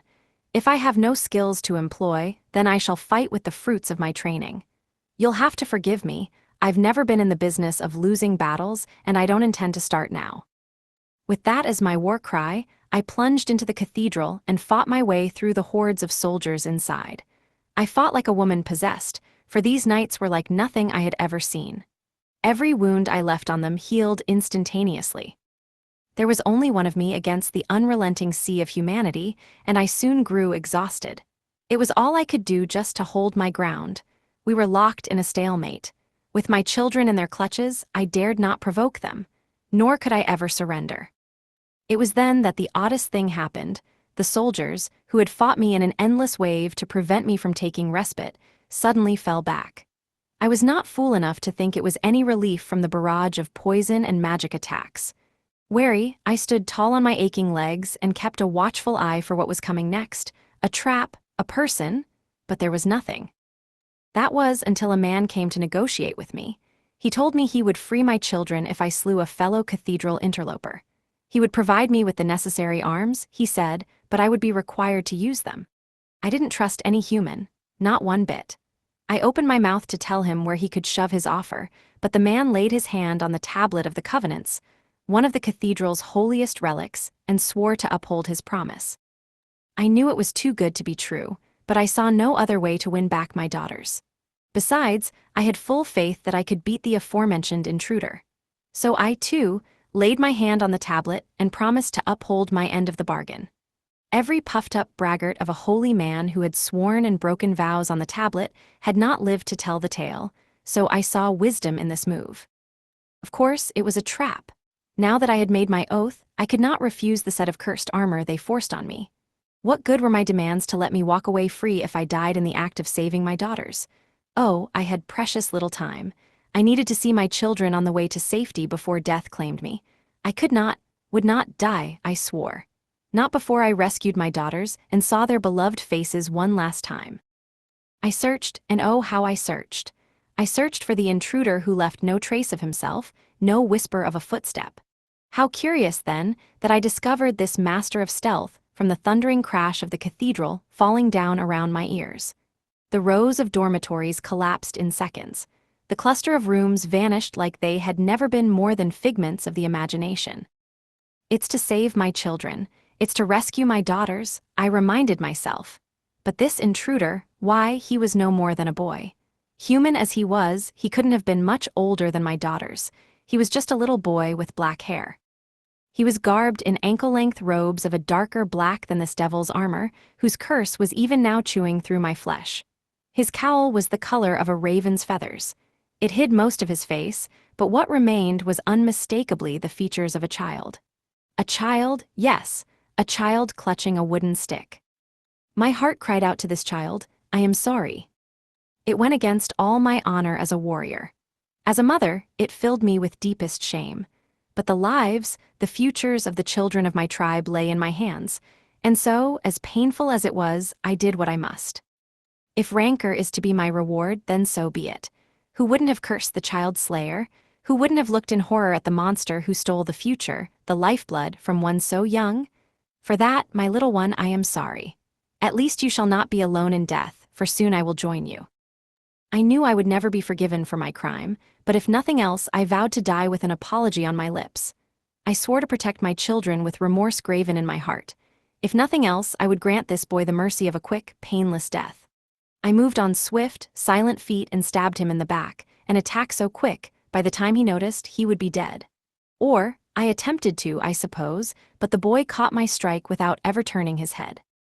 It was then that I realized what a large and very, very frightening world we lived in.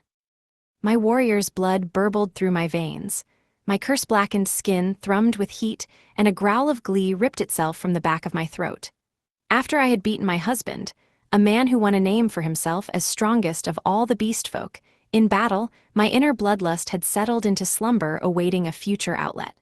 Now it awoke. My latent wild animal soul thrummed to life as it realized here, finally, was a worthy opponent. My blackened and putrefying body shivered with the final surge of ecstasy it would ever feel. But as strong, as thrilling, as my opponent was, I knew I would win.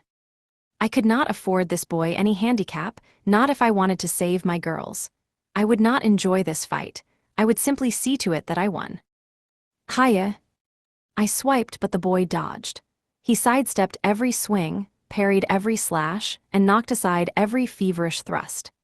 I unleashed a furious burst of speed and unloaded every technique I had devised and perfected, but not a one of them connected against the boy.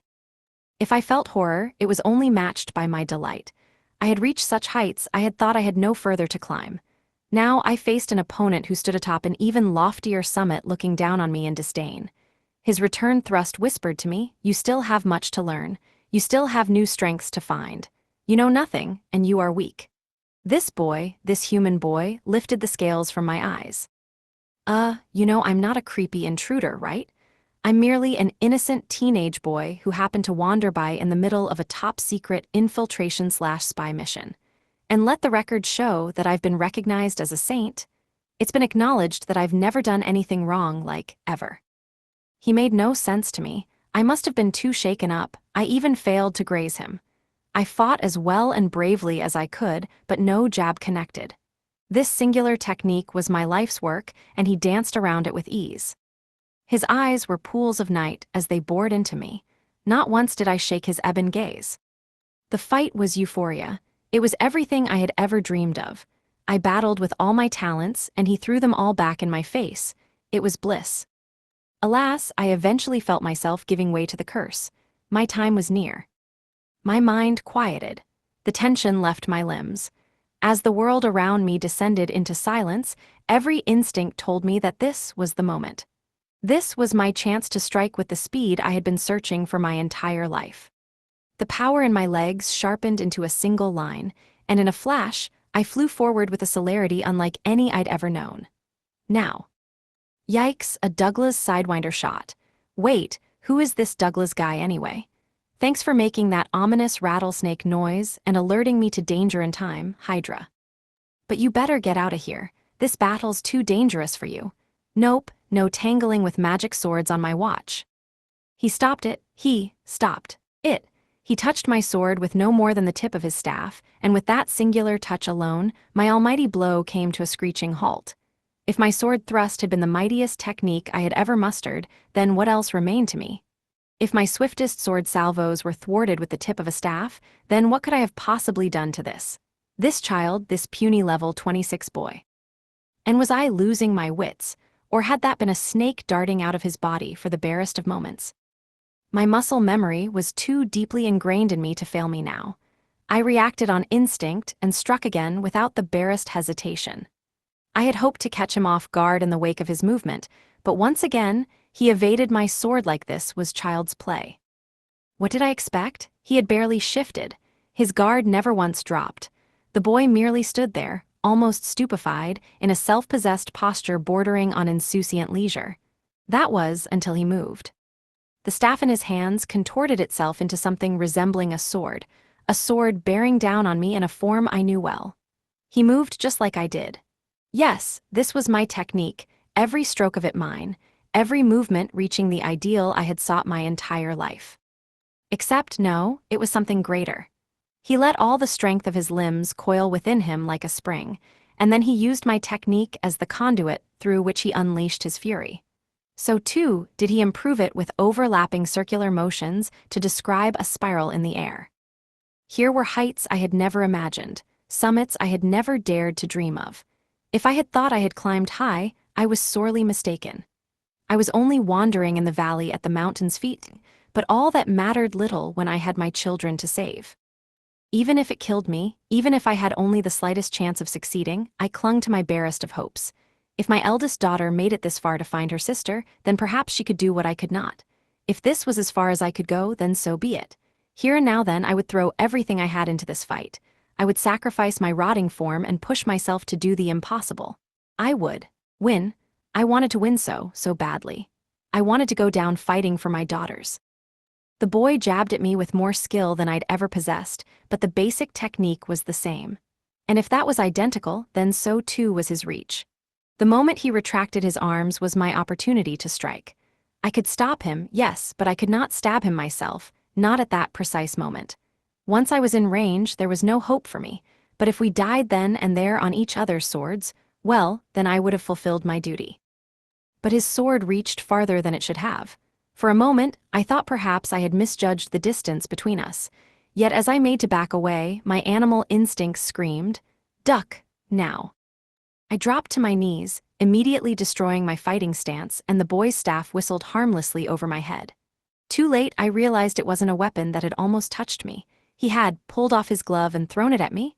I was stunned for the barest of moments, and that was all the time he needed. Before I knew it, his bare hand was touching my breastplate. Dumbly, it crossed my mind, he isn't carrying a weapon, but that was when a violent shockwave tore through me. The boy's eyes met mine. It almost looked like he was chastising me. "Give up," his eyes said, with a force too stern for me to argue with. Yet, for all that, I was struck by the kindness in his gaze. And then my body, my cursing and explosion-rattled body, felt warm. Warm. Ah, so this is what dying feels like, I thought. It's like a dream. My eyelids fluttered open to be greeted with a sight that made no sense whatsoever. Writhing tendrils of miasma wound their way up the boy's arms as he stared directly into my eyes. I flinched. I stiffened down to my soul. The fury in his gaze was so all-consuming I knew I could never escape it, even had I fled into death. He glared murderous hatred at the curse entangling my limbs. Perhaps in terror at the madness in his eyes, the vile curse dissipated into dust. He took the curse into his own body, the black climbing higher and higher up his arms, and he never once paid it any attention as he devoted himself to healing me. I was a beast-folk woman, he, a human boy, yet he put my life before his. Oh, what a fool I was to trade 2 children's lives for another different species as we may have been. I'm so sorry. We beast-folk were not innocent. We loathed the humans with as much vitriol as they, in the act of hatred, we 2 species were kin. This boy was the sole exception. His dark eyes were an objective mirror, showing the world the way it was, and in the pools of those eyes drowned all poison, all curses, yes, and all hearts as weak as mine. Oh, there was no defeating such a foe as him. I should have known from the start that I'd never had a chance. Tears rolled down my cheeks. It had nothing to do with power, nor technique. Nothing to do with heights we'd achieved. No, it was sheer determination that decided our match. The difference in our determination was like the leagues that parted the heavens from the soil. I hung my hopes on miracles and was ready to forsake my life to save my children. But the boy, oh, the boy stood resolute. He chose to ensure that his will would be done. He chose to destroy anything that might stand in the way of his goals. Should fate have other ideas for him, he would slaughter fate where it stood. Forsaking his life was never in this boy's mental calculus. He refused to accept that he might ever be defeated, might someday be cast down by a stronger foe, might one day slip into the sweet embrace of death. His cruel and unyielding selfishness refused to allow himself death, and through that, he would see his aims achieved with nothing so much as resembling remorse. He would never allow himself to run from any pain, any torment. His ego would twist him, would bend the world around him to meet his will, would warp destiny itself. There was no winning against egotism elevated to the point of madness. All the brute force and cunning artifice in the world were rendered useless before a mind unlike any our world had ever seen. Bathed in a gentle light, I let myself drift into sleep. My eyes were still open, and in them was the boy, broken, bloody, and blackened as the curse swallowed his entire form. But I didn't fear for him. No, I had nothing to fear anymore. Since long, long ago, the beast folk tribes had taught every cub and pup the three most important things for every warrior: heart, technique, and physique. This was a lesson I had thought I knew well, but really, at the end of the day, I didn't. I didn't know anything at all. I had no idea a heart could be such a powerful thing, such a frightening thing. Heart, technique, and physique. If the heart was lost from the very beginning, then what good was all the technique and physique in the world? In my dreamlike trance, I thought back to my youth. For as long as I could recall, I remembered being teased for being the most headstrong and spirited beast folk girl in all the tribes. Now I wished I could turn back the clock and respond. No, I would have said. I'm just a spoiled brat. True spirit is egotism strong enough to change the world. True spirit is the will to transform destiny. Oh, how I wished I could tell them of this new wonder. I wondered how my girls would react when I spoke to them of this miracle. Oh, if only they could have met him for themselves. Day 114. Late night. I thought the twins would be happy about this touching mother and child reunion. Instead, they're mad about the kind of touching I did. The cathedral and the theocracy. A multitude of slurping, writhing, devouring snakes wormed their way across her perky, yet still pliable, pair of curse-soaked breasts. The reptiles explored further, slithering down her elastic abdomen, slowly regaining its former pale shade, nibbling on the curse and lapping up the poison in the region of her lower belly, braiding themselves about her feminine form. Periodic, agonized, presumably moans slipped from her lips. She shuddered and twitched. One must assume this was all very painful. From the poison gnawing its way through her flesh, oh yeah, and I had my tentacles out, too. Uzu Wilhen. Snake tongues labored over her succulent thighs, slavering over every patch of skin until not one speck of black remained. She was in bad shape. Even now, she yowled like a wildcat, suggesting that she was poisoned very badly indeed. Alas, there was no cutting corners in proper medical treatment. Let's add another snake. Just what the doctor ordered. Hwa and an naira. The snake tongues found their way into every orifice, every wrinkle and fold, refusing to let even the most persistent dregs of the curse go unswallowed. They swarmed over her. They wriggled into every available cavity. The curse had an iron grip on her, judging by the way she tossed and turned, her pert buttocks strained with every buck of her hips and every arch of her bare, lily-white back. I think she's okay now, but better safe than sorry. One more scrub then. Take it from the top, boys. Oh, what the hey, let's let the chickenatress and lizardisk join in too. Yee, Gosh, that woman was a screamer. There must have been more poison in her system after all. And boy, only a rabbit's bits could bounce up and down like that. She's still heaving and twitching and spasming. Must be the curse. It's you tickling her with chicken feathers. Her curse lifted long before this. Oh, and now she lost consciousness and went limp. Welp. She was still convulsing, though. I was sure I had done a most thorough purification job on her, so she should have been curse-free. In theory, why was she still yelping then? I couldn't detect anything wrong. No status ailments. She seemed fine. Yeah, she was all healed. It was time to call it a wrap and heal my bleeding eyelids before my blindfold tore them clean off. Ow. Thanks to the hard efforts of my snakes, Rod of Asclepius, and holy magic buffs, that went faster than I anticipated. On the flip side, no matter how much I healed her, I couldn't get the twitching and panting to stop. Even after she fainted, maybe she needed a little more wiggly healing action after all. Maybe she's just feigning fainting? Faint chance of that, but ain't it quaint to faint just as my tentacles acquaint themselves with her tie? I didn't say anything. Yeah, call that a faint. Hhhh, and Anaya. Hhh, off. She certainly seemed healthy. What with how she was arching so hard, she was basically performing a reverse plank. But there was no change on the twitching front, No doubt, the epic battle betwixt her mortal form and the curse left her sapped of all energy and strength. Awfully healthy-looking twitching, though. Say what, up the ante? Yeep. Weirdly enough, she kept mumbling something in her state of unconsciousness. The children are downstairs, she said. Rescue them, she said. She was bucking and heaving the whole time, so I very nicely responded. You're too late? I kinda got all the beast folk kiddos to safety, and by that I mean I ripped them off big time. Yeah, Dancer Girl wasn't late getting back just for funsies. She was seeing the beast folk kiddos to safety first. Which is why she walked in at exactly the wrong moment when I was tentacling up your naked, defenseless body. And she started taking notes even though I didn't do anything wrong. And now I am being accused of all sorts of undefined crimes, which is really not a pleasant position to be in. Let me tell you.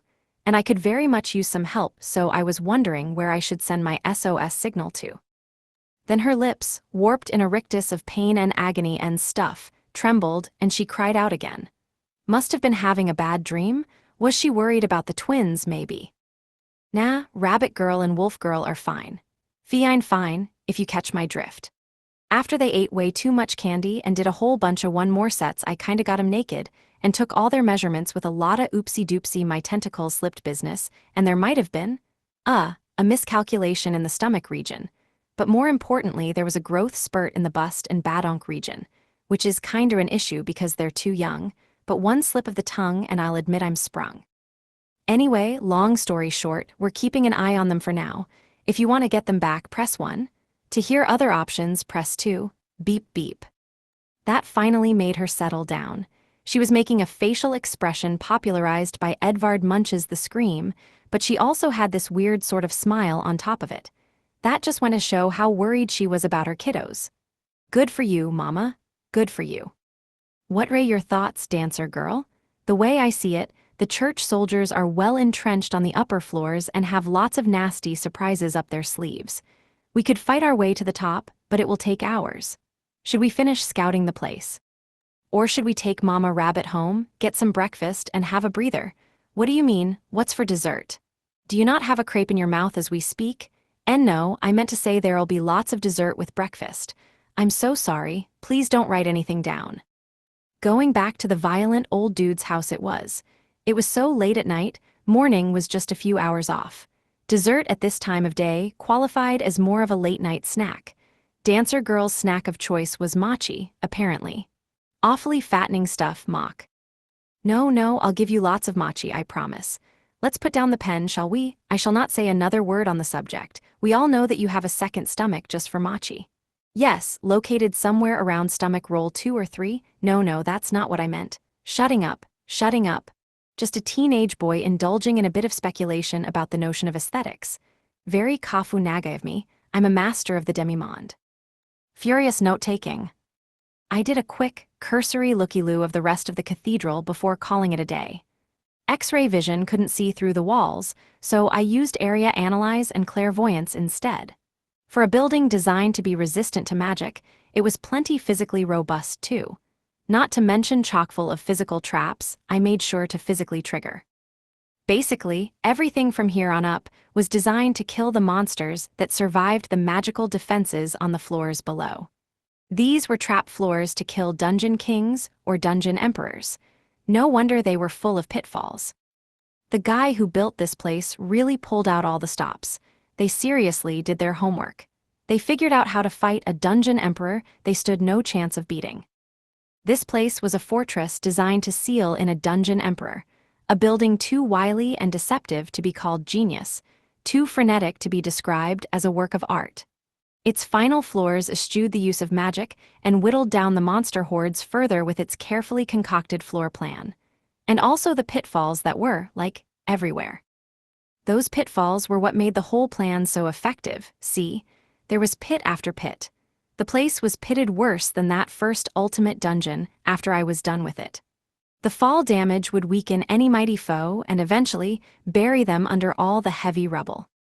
The cathedral was a tomb for a dungeon emperor. Maybe as a means to work out some personal grudge, maybe as a shield for the theocracy. Hell, I didn't know. This place was a death trap designed to take down a dungeon denizen before they ever saw the light of day outside. Everything was in service of that purpose. The powers of the various relics in their hidden rooms masked it, but this place was little more than a ruin. The years had rotted it away, leaving it all but a husk. It guzzled enormous amounts of power to maintain its systems and bled the theocracy dry of magic. Right now, its precious restorative functions were being wasted on dragging out the lives of a group of senile septuagenarian squatters. The dungeon seal was weakening. Its true purpose was being lost to time. The cathedral was on the cusp of collapse. Scary concept, huh? Who would have thought of fighting monsters with pitfalls? Especially full-blown dungeon kings or dungeon emperors. You know what's even cooler? There's a mechanism here that acts on the monsters' subconsciouses, guiding them up and up the stories of the cathedral. Isn't that something else? I bet this would work in practice. I bet this could kill just about anything. Except for a dungeon emperor. As awesome as the cathedral was, it couldn't stack up with the dungeon emperors I knew. Granted, I had a pretty small sample size from which to make this assessment, but still, even at the height of its power, the cathedral wouldn't have defeated the dungeon emperors as I knew them. Not with the brutal power levels they possessed prior to using servitude on them. Now that my dungeon emperors were well versed in more cunning tricks, they were even less likely to fall into these traps. Hell, the dungeon emperors sprung traps on me all the time. Yeah, 'cause the girls keep giving them ideas. That was enough adventuring for one night. We headed back to the violent old dude's house, me carrying Mama Rabbit on my back. The rescued beastfolk girls mobbed us the moment they stepped over the threshold. As terrified of me as they were more concerned about the unconscious woman I was carrying. And then, "Mom, what are you doing here? How did you manage to make it this far into the theocracy?" "Why, Amuum, thank you for coming to save us. Look at what's happened to you." The twins hugged her, sobbing. Their cheeks shook with grief, they voiced their sorrow in screams. The sight of their mother, so transfigured, made them howl in tearful lament. "Mr. Haruka," they both wailed, "why the hell is our mother passed out in a suggestive outfit?" Oh good, she really was their mom. Phew, that was a close one. Had my magic hands slipped 3 times in a row, I would have accidentally started a Mommy and Me tentacle play group.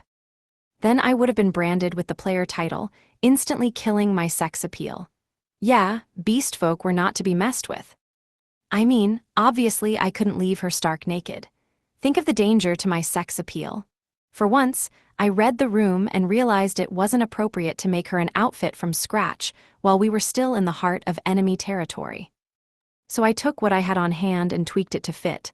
Aren't I so thoughtful? Yes, I deserve all the praise and none of the blame. Because it fits just right, and doesn't she look fetching in it? What was so bad about a super sexy pit babe outfit, right? I wasn't about to let those toned, ripe, adult charms go to waste, so I vacuum sealed her into a silver leotard. Heh heh. Poor Muum, gross sobbing. The twins completely ignored that I had so thoughtfully sidestepped the Mommy and Me tentacle play group problem and outfitted her in my spare stock of off-the-rack wonders. Huh, why were they mad at me?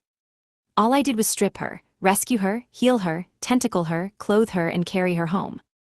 I did nothing wrong, never, not once in my entire life. Wah, are you passing notes? What did you just write, dancer girl? Gah. I bribed you into silence, but the twins fell outside the scope of our contract. You got me in my blind spot. This is a reminder of how important it is to read the full terms and conditions before signing anything. Wrote that this is exactly what it looks like. She was naked, then tentacles went in her mouth, and then, omph, nom nom nom. Okay, this time you really were just standing there with your mouth open waiting for me to shut you up. You weren't even hiding it. It was a crime of premeditated conscience, as little Miss Snitch knew her mouth would be plugged for her troubles. What a delightfully delicious crime. What did you do to our mother? I mean, she is more well-endowed than us, but in terms of Yout, MMRRMPH. Everything written on that note is false. It may be objectively true, but it's misinterpreted and full of personal biases. It runs counter to my subjective truth. According to the testimony of an unrelated third party, subjectively speaking, that is, I am a perfectly innocent teenage boy, and in hindsight, I didn't do anything wrong. What were these accusations? And why were the twins glaring at me alongside Dancer Girl? Where had they picked up that trick? The cathedral? What was this, the Glare School for Girls? I don't mind the touching family reunion, but there's no call for those harsh glares. Could I get a tender, loving glare instead? It's not like I mind being glared at like this, but it's kinda, uncomfy. Glazera. That was when the twins' mom finally came around. Considering how long she was out, she must have been exhausted internally even after her body was healed. Despite her fatigue, she popped right up and immediately gave me a deep bow. She was still a bit woozy, but the sight of her well again made her kiddos sigh in relief, and they pulled their unsteady mother into their arms to sob their eyes out. The family had a lot to catch up on, so I made them a tasty mushroom-filled feast, whipped up a smorgasbord of desserts, and left them to it. This was one reunion that didn't need any humans in attendance. I made tracks, being human myself. I mean, I was human, right? I went back to my room to draw blueprints. The cathedral's layout was so elegant I could visualize all the components Jupiter I had failed to see. Anything designed with purpose could be reverse-engineered by working backward. I simply had to understand the guiding principles first. The more perfect the plan, the easier the process.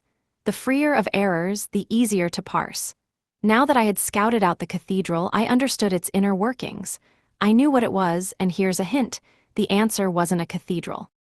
It's an upside-down Tower of Babel. It's a dungeon flipped on its head.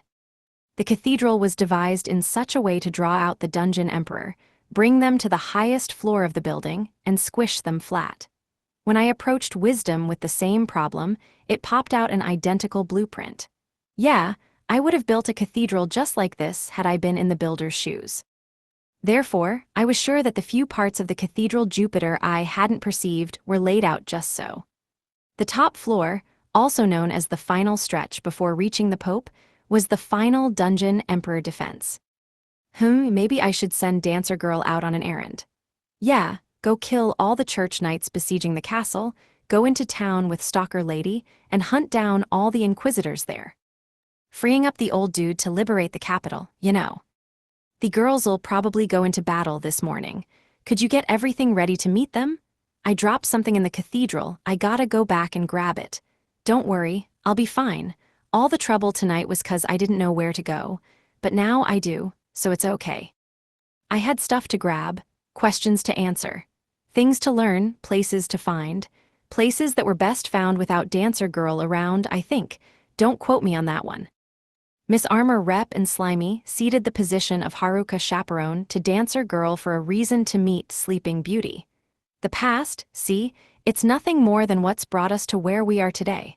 Forget the past. All that matters is what we do with the time we've got now. Day 115. Early morning. Is that sugar I smell, or is it trouble? Either way, the girls must be back. At the gates of the holy city and the theocracy. We liberated one town after another, our eyes constantly trained on what lay ahead. We freed every town on our list, rescued every village that begged for our aid. We wiped out the last pockets of the church armies scattered across the countryside. And then there it was, just visible off in the distance, the capital of the country, the holy city, the metropolis, Aryuka. At a word from General Chalisiers, Ariana-san dispatched orders to our army. She had come into her own as commanded. Aryuka is within our sights. All companies are to disperse and reform in battle lines. You will follow my signals. 1 drum beat means echelon formation. 2 drum beats, V formation. 3, wedge formation. I expect every one of you to mind your positions at all times. Yes, ma'am. See to your equipment, soldiers. This is it, the final battle. You must be ready for anything. Yes, ma'am. We had decimated the church's eastern armies, leaving only the western forces and those stationed in the capital to resist us. Despite that, the light-hearted mood we had enjoyed throughout our march began to wane.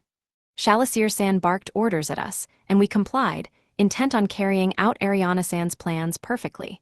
We were no longer facing ragtag troops scattered pell-mell across the countryside. This, we realized, was a battle against a real army. We hadn't suffered any major losses thus far, but that was about to change.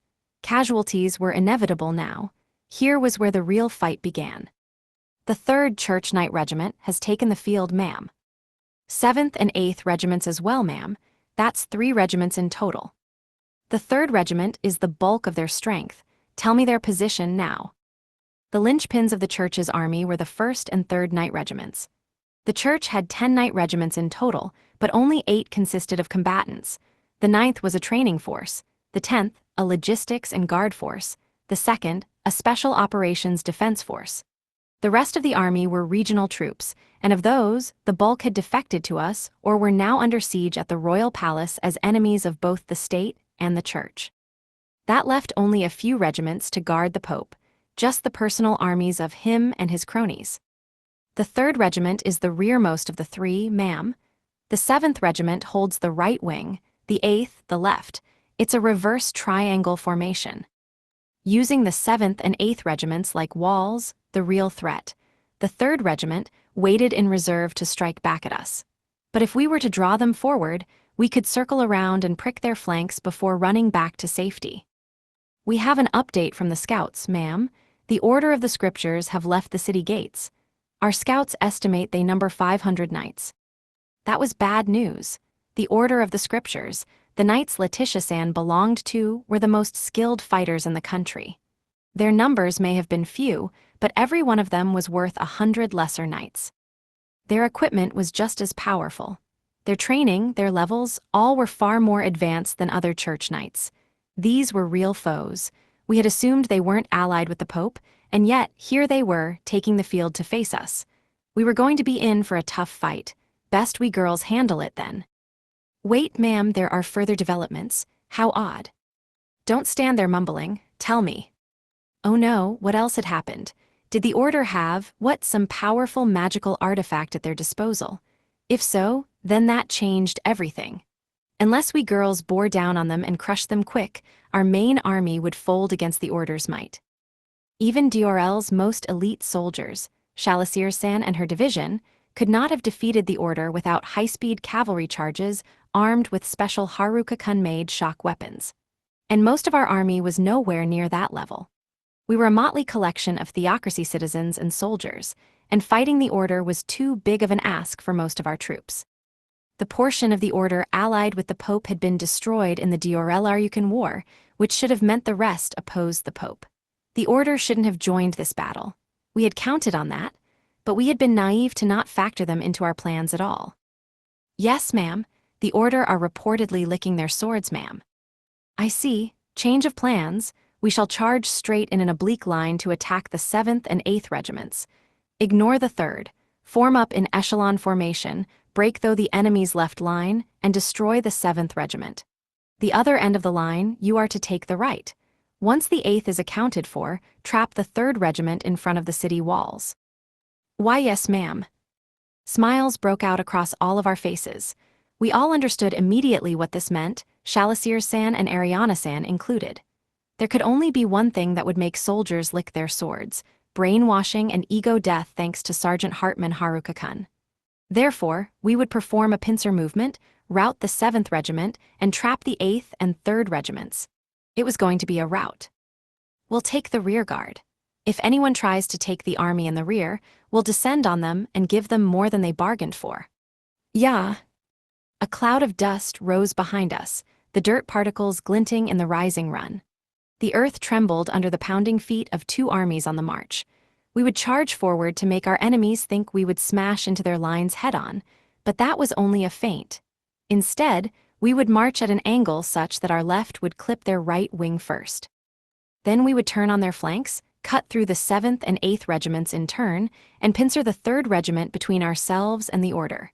Routed, the 8th would dissolve, cut off from the rest of the battle, the 7th would sputter out. Finally, were the 3rd Regiment to advance before we trapped them in the pincer, then the Order would descend on them from behind. At this point, the battle was a contest of speed. General Shalasirs, the Sword of Diorel, was a tactical genius. She knew how to read a battlefield and make all the right decisions in the blink of an eye. She would go down in history, I was sure, as one of the greatest military minds to ever live. Her name would be known as the one who forever transformed the entire calculus of fantasy military thought. She and her knights led the assault on the left wing of our army. Oh, and it would be remiss of me to not mention that all her knights were licking their swords too. Shields away now, we're going to break through their lines. Put your back into it. Yeah. The air on the plains was thick with hoofbeats, and the tension of an army just paces away from their foe. In that muddy slurry, a drumbeat sounded, the signal for the battle to begin. Our battle lines surged forward. The church armies, interpreting this as a head-on charge, were unprepared for our left to shoot forward and run past their columns. They hesitated, unsure how to handle the numbers of Shalasir San's cavalry van. Before they could make up their minds about what to do next, the cavalry wheeled about and tore through the church infantry. From there, it was a bloodbath. Take out the mages and bowmen in the rear. Yeah. The church infantry carried their weapons in their right hands and their shields in their left, which left them vulnerable on their right. We took advantage of this with quick, maneuverable forces slicing through their densely packed troops. It's working, it's super effective. According to military history, this tactic was born at the Battle of Leuctra as the brainchild of General Epaminondas of Thebes. It was further refined by other great military minds until it reached Philip II of Macedon. Philip used this tactic to great effect in the Battle of Chaeronea, winning it handily.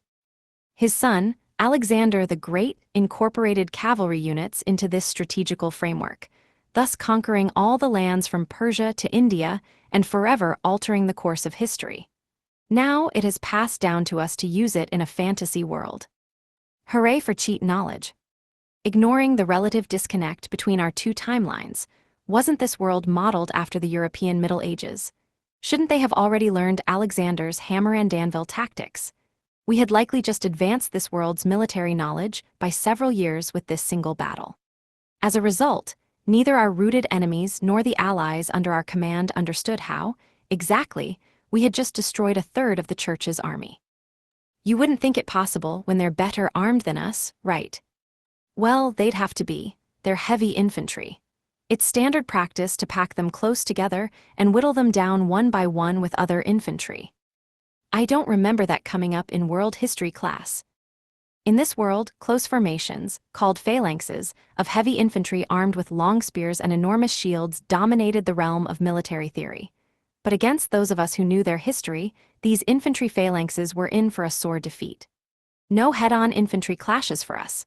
No, we knew a counter-strategy that the inhabitants of this world had never heard of, much less considered their own counters for. That's right. With a little knowledge, we have an OP cheat on our hands. Wheel about. Men, do not break rank, in your formations on the double. Charge. Behold the echelon formation, the phalanx's natural predator.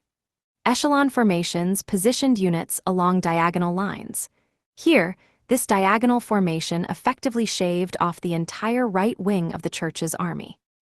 Fire failure. Sir, our front lines are broken. Another charge, smash them. Yes, ma'am, I'll cover you. Ma'am, strong enemies on the left. Let me handle them, take control of the center in my absence. Yeah. Their battle lines were chaos, their formations, a shambles. As Shalasir San's unit wheeled about, the 3rd Regiment came bearing down on them, ready to exploit their moment of vulnerability. But then the 3rd Regiment came to a confused halt. For at the decisive moment, the Knights of the Scriptures descended on them with battle cries of Hiia. We joined in with a Hiia of our own.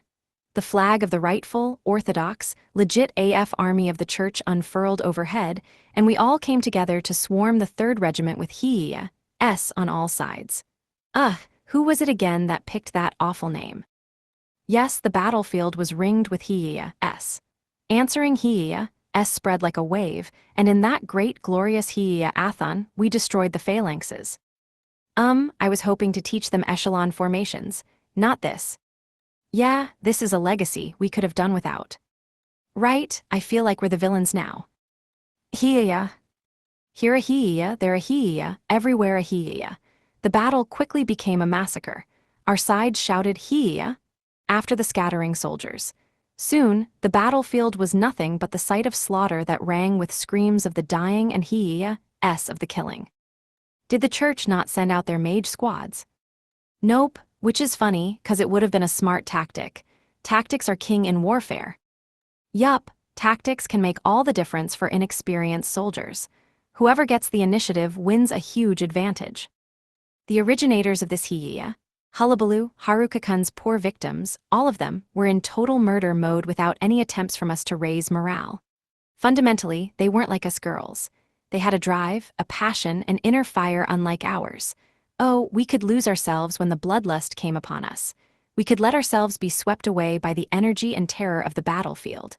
But the hiya, Ing soldiers were a different thing altogether. Hiya. Find the mage squads and destroy them. Yeah.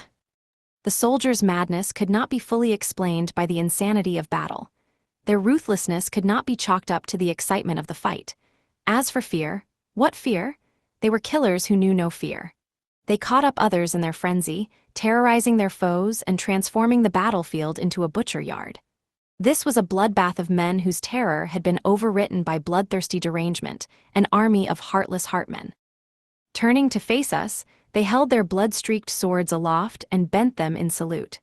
Suddenly, I understood how Haruka-kun always felt. I felt my sex appeal in danger. Evacuate the wounded. Bring them to the medics now. If any church soldiers try to run, let them. Chase the others back into the city. Hunt down any who try to flee anywhere else.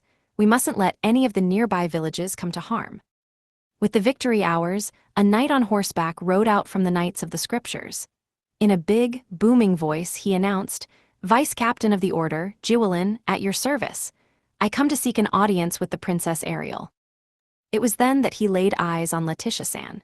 He and his fellow knights burst into tears, and she came forward to greet each of them with her head bowed.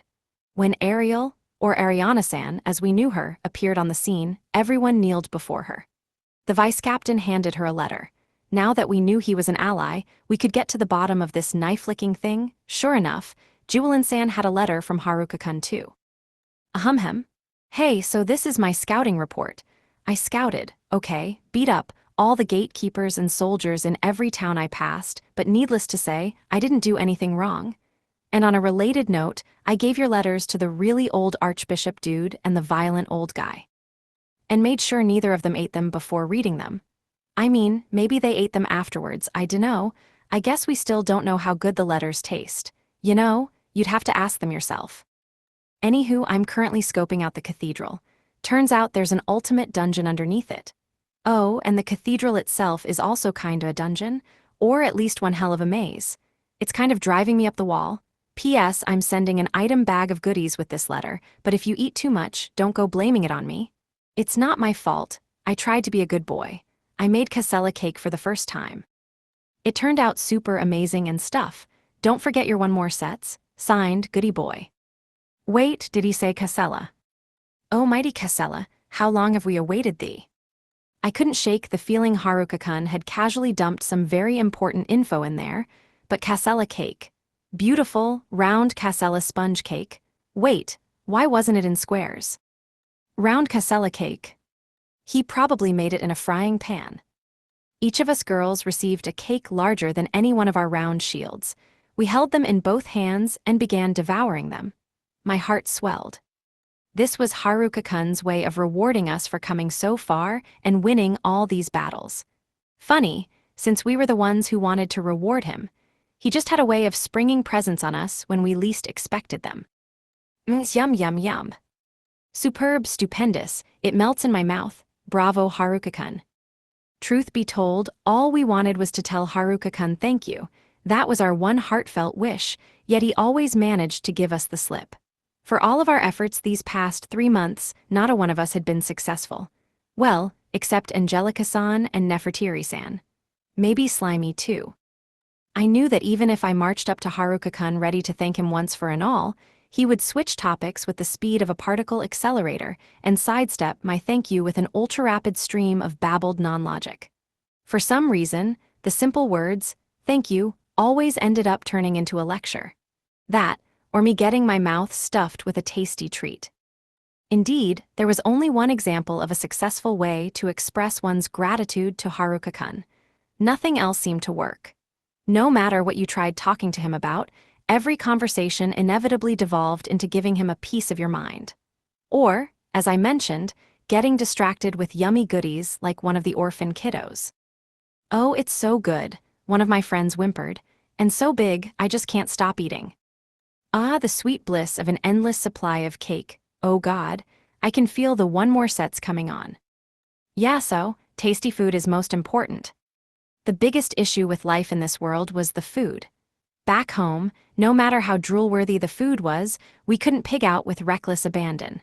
There always came a point when we felt full or even sick. Here, though, we could eat and eat and eat. Worse, there never came a point when the food stopped being finger-licking good. My poor waistline. "Ah, it's so good," someone sniffled. "I'm in heaven," another sobbed. We just couldn't stop ourselves, and without that self-control, the eating never ended. We kept munching and masticating until the food ran out. Here, we chewed our way through a caravan of cakes, long past the point where the human body could properly store the excess calories. But who could have blamed me? I had never tasted cake so flavorful, so rich. This was a marriage of fantasy ingredients and magical cooking methods at the hands of our very best freelance chef. It was a dream team, with every element fighting to outdo the others. So, are we sieging the Holy City now? I guess. We looked out over the closed gates, and the city walls off in the distance, an angry glare arising from above our cake crumb-covered cheeks. As Haruka-kun's final weapon, the delectable scent of grilled eel wafted on the wind toward the Holy City. My stomach is so full it hurts, but that eel smells amazing. No kidding, Waza. Thank God we weren't the ones under siege, because we would have been unable to resist a weapon this wonderful. Heck, we would have surrendered in seconds. Things could only have been worse in the Holy City, which had been suffering food shortages for days now. The rumble in those empty tummies must have been so loud it made a chorus.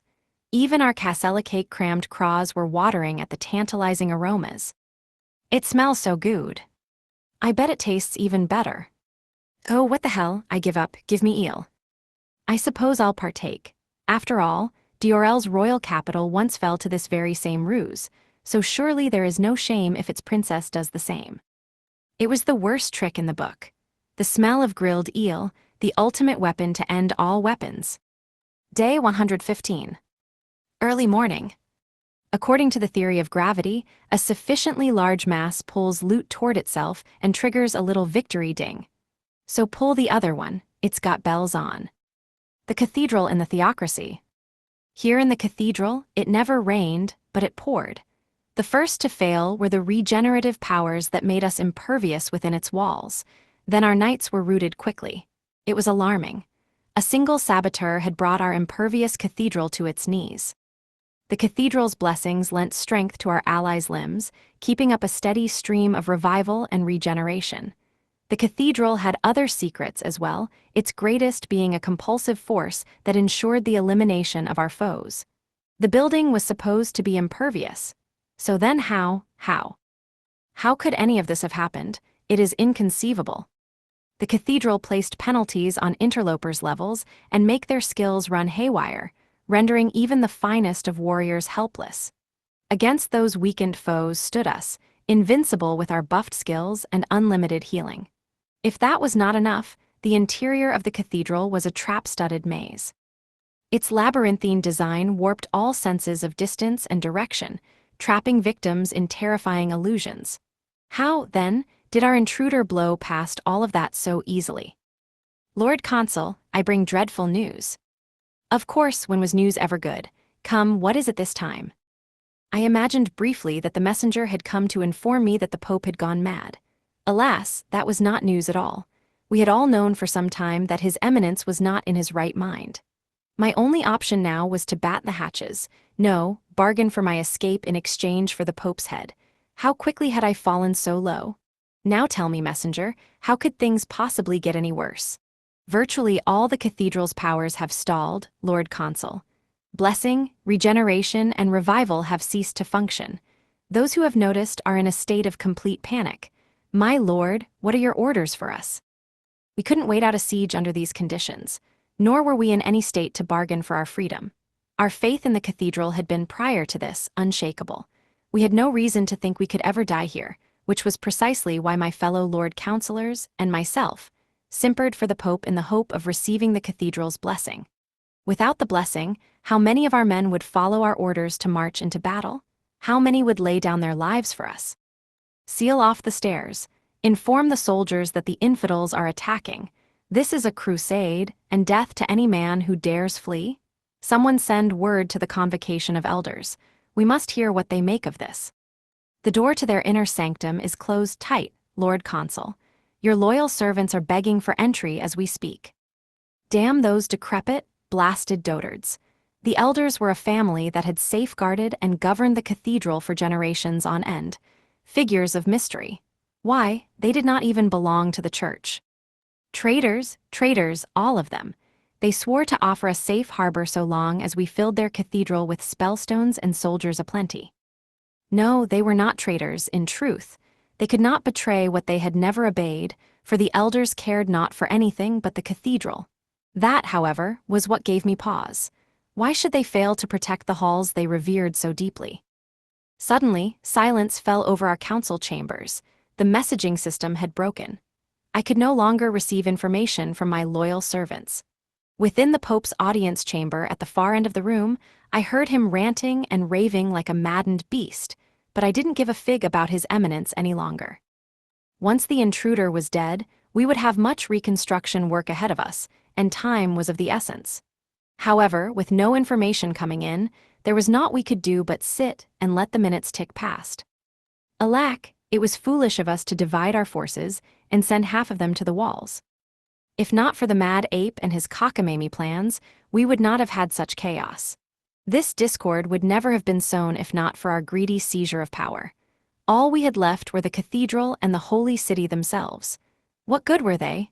We should have burned the holy city to the ground and prayed the enemy burned with it. The transmission on the intruder has been snuffed out. My, the monstrous rabbit woman might well have proven useful. A monster she may have been, but a useful creature all the same. Dim-witted beasts were all the easier to trick for their lack of intelligence. Had she and the intruder destroyed one another, perhaps that filthy creature had some place in God's plan after all. The city gates have opened for the enemy. The common folk are rioting in the streets. They have stormed the gates to receive the enemy's handouts of foodstuffs. Then even the knights we stationed outside the cathedral can do nothing to stay our demise. Yet so long as the cathedral still stood, our fate was not decided. The order of the scriptures have defected to Princess Ariel. The common folk welcome her arrival with open arms.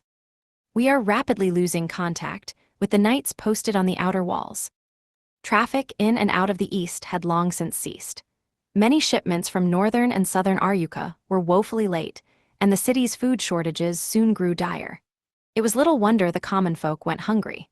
We silenced past riots with force, but with that same force rapidly dwindling, we now lacked any means to prevent our starving citizenry from stampeding out of the city in search of food. Princess Ariel proclaimed she came with enormous quantities of foodstuffs to save her people. The small folk formed a mob, stormed the gates, and opened them from the inside. Damn every last one of them. By the time the news reached us, it was too late for action. Truth be told, I doubted any of the gate guards would have resisted even had we ordered them to hold their posts. There is fighting at the castle. The National Army has routed our army. We hear the National Army was equipped with powerful trait-imbued swords and shields, Lord Consul. Parish after parish has bent the knee to the princess. The royal family had taken the stage. Oh, and how? We ought to have seized the National Army and beheaded the monarchs long ago. Why, the mad ape had been right all along. What a joke, what a farce! Leaving the princess under house arrest until her marriage to His Eminence to silence claims of usurpation had only served to stab us in the back. His attempts to make just cause for his seizure of power had backfired. His efforts to claim goodwill had doomed us all. Traitors and backstabbers at every turn. Does not one of you have any good news to bring me? Lord Consul, we await your orders. If you want orders, ask that gibbering ape. I don't care a whit.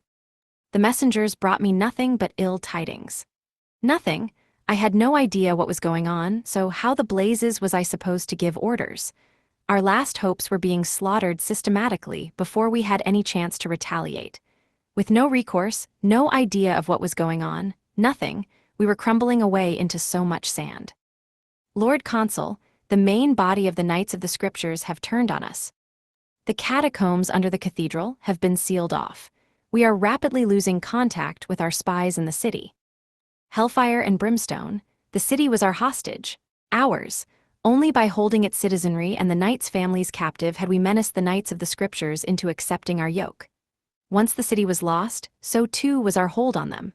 And now our own paltry forces have, to begin with, were thinning further by the moment. What timing for all the Scriptures might, all their valor, to become our enemy. The bell, ring the demon bell, you fool. Lord Consul, we daren't do such a thing. Aye, ring the bells we must, as was proscribed in the ancient cathedral lore. When hope is lost and creatures fell, come pouring from the depths of hell. Toll the bell, cathedral keeper. Lucy the almighty reaper. What this riddle meant, none could say. It was such a secret that, for many generations, only the Pope and archbishops knew of its existence. Now, with the entire city turned against us, I cared little and less about what grave fate the poem portended. This was the only option left to me if I wished to retain my head. Only the Pope and the Convocation of Elders held the keys for the most ancient relics. Thus I pacified the bawling Pope, swiped his key, and climbed the steps to the tallest tower of the cathedral. The Forbidden Tower. The threshold none dared cross. I threw open the door, and lo, the bell of legend was gone. Oh, and then the bell, hey, don't look at me, I got here first. Finders, keepers, losers, weepers, gotta follow the rules, it's first come, first serve. Gotta maintain order around here. Early bird gets the worm, you know, so it's mine. I mean, it was just sitting there, no one was using it. Kill him. I knew not who this boy was, nor did I need to know. All that mattered was that the intruder had wormed his way into the heart of the cathedral, and the bell was gone. Gone, a bell so enormous it could be seen clear across the city. My only recourse to find it would be to seize the boy and put him to the question. Or wait, if this boy had found a way in, then surely he knew of some bolt hole to get out. Wait, do not kill him, take him, Ali, egads. Though I had a retinue of heavily armed knights with us, I was driven back to the stairs. I had nowhere to run, nowhere but the narrow staircase I had just ascended. Under the intruder's black hood lurked a child's face, just visible in the shadows, and his eyes. His dark eyes. It's the infidel, the enemy of God. Kill him now. As you command, Lord Consul. To hell with taking him alive. This boy was the black-haired jester we had sought, the boy we labeled an affront to God to frighten DRL into doing our bidding. The boy himself, why, he was but a sniveling stripling. A powerless crook, a swindler. I mean, I guess I'm an enemy of God, but I didn't choose that name for myself. It sorta got foisted upon me. Hey, aren't you guys the foisters? I guess you have a point, I'm not down to clown with that old God dude. Normal teenage boys don't have old God fetishes, you know? It's perfectly natural to not have a thing for old farts, be they divine or otherwise. I don't know why I'm being called the weirdo when y'all are the ones foisting your sexual deviancies on me. I'm just a perfectly normal, upstanding, pure-of-heart teenage boy. I'll worship at the feet of beautiful women before I get down on my knees for any old men. Anyone who demands otherwise is in for a thrashing. I broke free from the knights and ran for my life. There, a door. I slammed it shut behind me, locked it tight, and finally breathed a sigh of relief. By God, what was that? What was that demon? I couldn't believe my own eyes. The boy we scapegoated for our political aims was nothing but a pathetic little dribbler, was he not? Not that thing.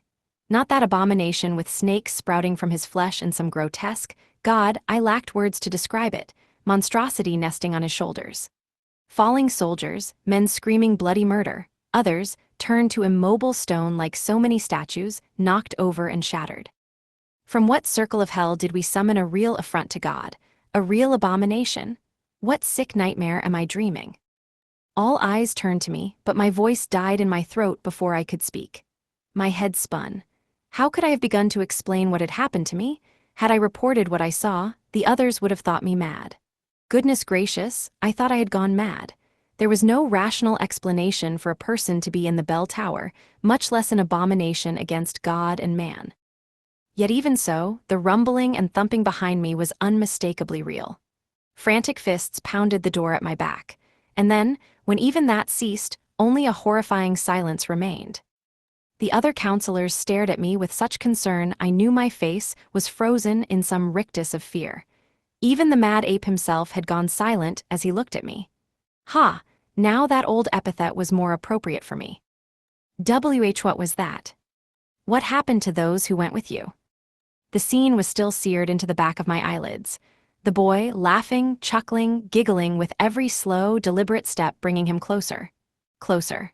Closer. To me. Nothing stopped his advance, not the troop of knights in full sword and plate armor. Nothing. His smile was terror, but his eyes, oh, his eyes. His eyes were the black of the bubbling pits of hell. His eyes devoured everything in their path as he made his move. WGHHH and an RGGH. G get off, you hellspa, how dare you? How dare Yawu, I am the Pope. I am the Puwuwupiarg. Was I still trapped in my nightmare? Surely so, for a kaleidoscope of light and color rained down around me as the stained glass window overhead exploded. There, in the shower of twinkling shards of glass, stood the boy in black atop his eminence. And the throne at the heart of the inner sanctum, the papal seat, the finest relic in all the world, from which the boy kicked the Pope clear across the room. So this is where that bell falls, huh? And the cathedral dumps all its magic right into this spot, which attracts the dungeon emperor? Dope. Does that make this throne magic loot? Don't mind if I help myself. 'Kay, let's see here. Were the giant bell to fall, it'd crush whatever's in the chair to itty-bitty bits, smash up all the lower floors with explosive sound waves, and seal the chair's pulverized occupant away deep underground. Wow. That just might kill a dungeon emperor, assuming the dungeon emperor falls for the trap. Provided that the dungeon emperor is just that uneducated and naive, they'd be in deep destructive doo-doo. Whoa, the cathedral collapses on its own when something smashes into this exact spot. Now that's architectural genius. That means the dungeon emperor's lackeys get sucked down underground and buried in the rubble from the collapsing roof too. If all that and the sound waves don't polish them off, at least they're well and truly stuck under a thick layer of rock. Yeah, this is a masterpiece of building design. I love it. Oh, and this relic is prime loot, so it's mine now. Gimme, gimme. The boy backhanded the Pope with his staff and snatched the crown from the Pope's holy head. We could only watch in stunned silence as His Eminence was kicked to the ground, stripped of every garment and fine relic decorating his person until he lay in a miserable heap in his underclothes. It was absurd. It was like something out of a child's play, a comedic act more like to summon sniggers of derision than looks of pity. And who should have been the object of our mirth but the spiritual leader of the continent? Who should have incited such glee but the ultimate authority of the church? We did not laugh at the jester. Now was the time for the boy we called Clown to cackle. Now, he who was known as the black-haired commander traded in the role of pratfaller for playwright. Yes, the very boy we demanded Diorel hand over to us, the origin of all this fine madness, in his dark eyes, he laughed. Oh, how he ridiculed. What had we been thinking, pinning our schemes on him? What fresh hell had we summoned? This jester, this creature who should have died in our dungeons on the torturer's rack, as an example of what happened when one defied God, laughed at us, looked down his nose at us, and cackled with mocking mirth. He was to have been our scapegoat. He was to have been a pitiful wretch. He was to have been branded as an enemy of God and executed in full sight of the populace. But now he kicked us across the stage of his making while he looked down on us and laughed. This child, a lone child, stood far above us and looked at us with pure contempt, sneered like he already reigned supreme over us. And then, wreathed in a black horror of God knew what, he turned to me. Perhaps it was fate that I met my end at his hands. After all, was I not a servant of God, and had I not named him God's enemy? Day 115. Morning. Addle-brained ape defeated, dropped one time's throne. The cathedral and the theocracy. The cathedral was a product of perfect architectural design, impregnable against attack from subterranean and earthbound forces alike. Not so much airbound ones, see. The dome atop the cathedral was made to suck up and store power from all around the country, and while it was protected from magical attacks, it was perfectly vulnerable to the physical. Proof, me breaking in. I summoned all my magical energies and unleashed them in one blast toward the stained glass skylight. Wow, I made a huge hole. Anyway, but before that whole incident, I was walking my way up the cathedral to check out the bell tower that had caught my eye earlier. Something about the bell was just so striking, you know? It set off my loot spidey senses. Yup, it's a magical artifact. Some kinda sonic weapon. Anything in the blast radius gets pulverized by the sound waves. Yeoch, and as it's currently hanging from a rope, that is, being held aloft by a tension force, viz being acted upon by gravity, which is, in the broadest sense, dropping. I guess it's a drop item? A good drop item at that. I could stuff the idiots inside and go to town banging out a 16-beat Carol of the Bells. It'd smash 'em to bits and maybe clap some brains into them. I should give it a try. I even have the perfect banging apparatus right here, this crowbar-like instrument. I lowered the bell from its rope and set it on the ground. Ta-da, it had officially dropped. Now it was a drop item. Plus 5 seconds had passed, so it was fine. Then some random people came up the stairs, so I kicked them back down. Excuse me, stealing my stolen loot? The audacity. Finders, keepers.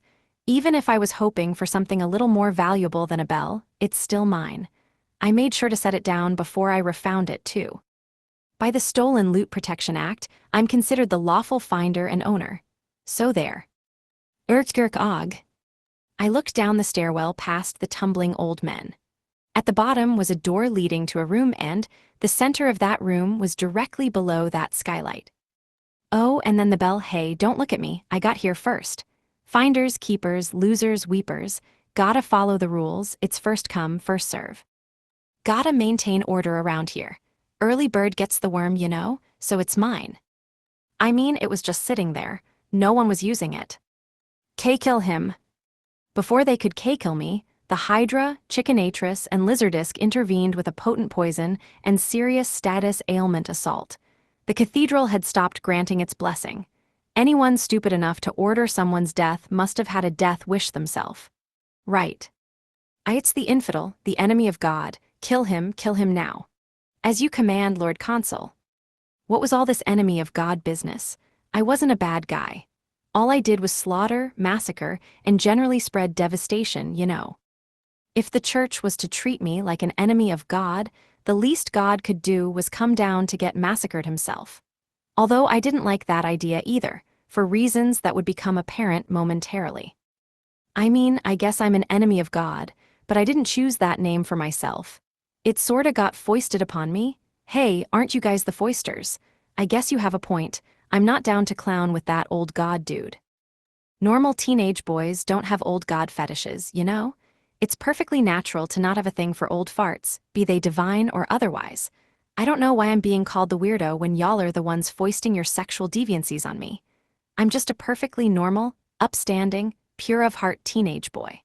I'll worship at the feet of beautiful women before I get down on my knees for any old men.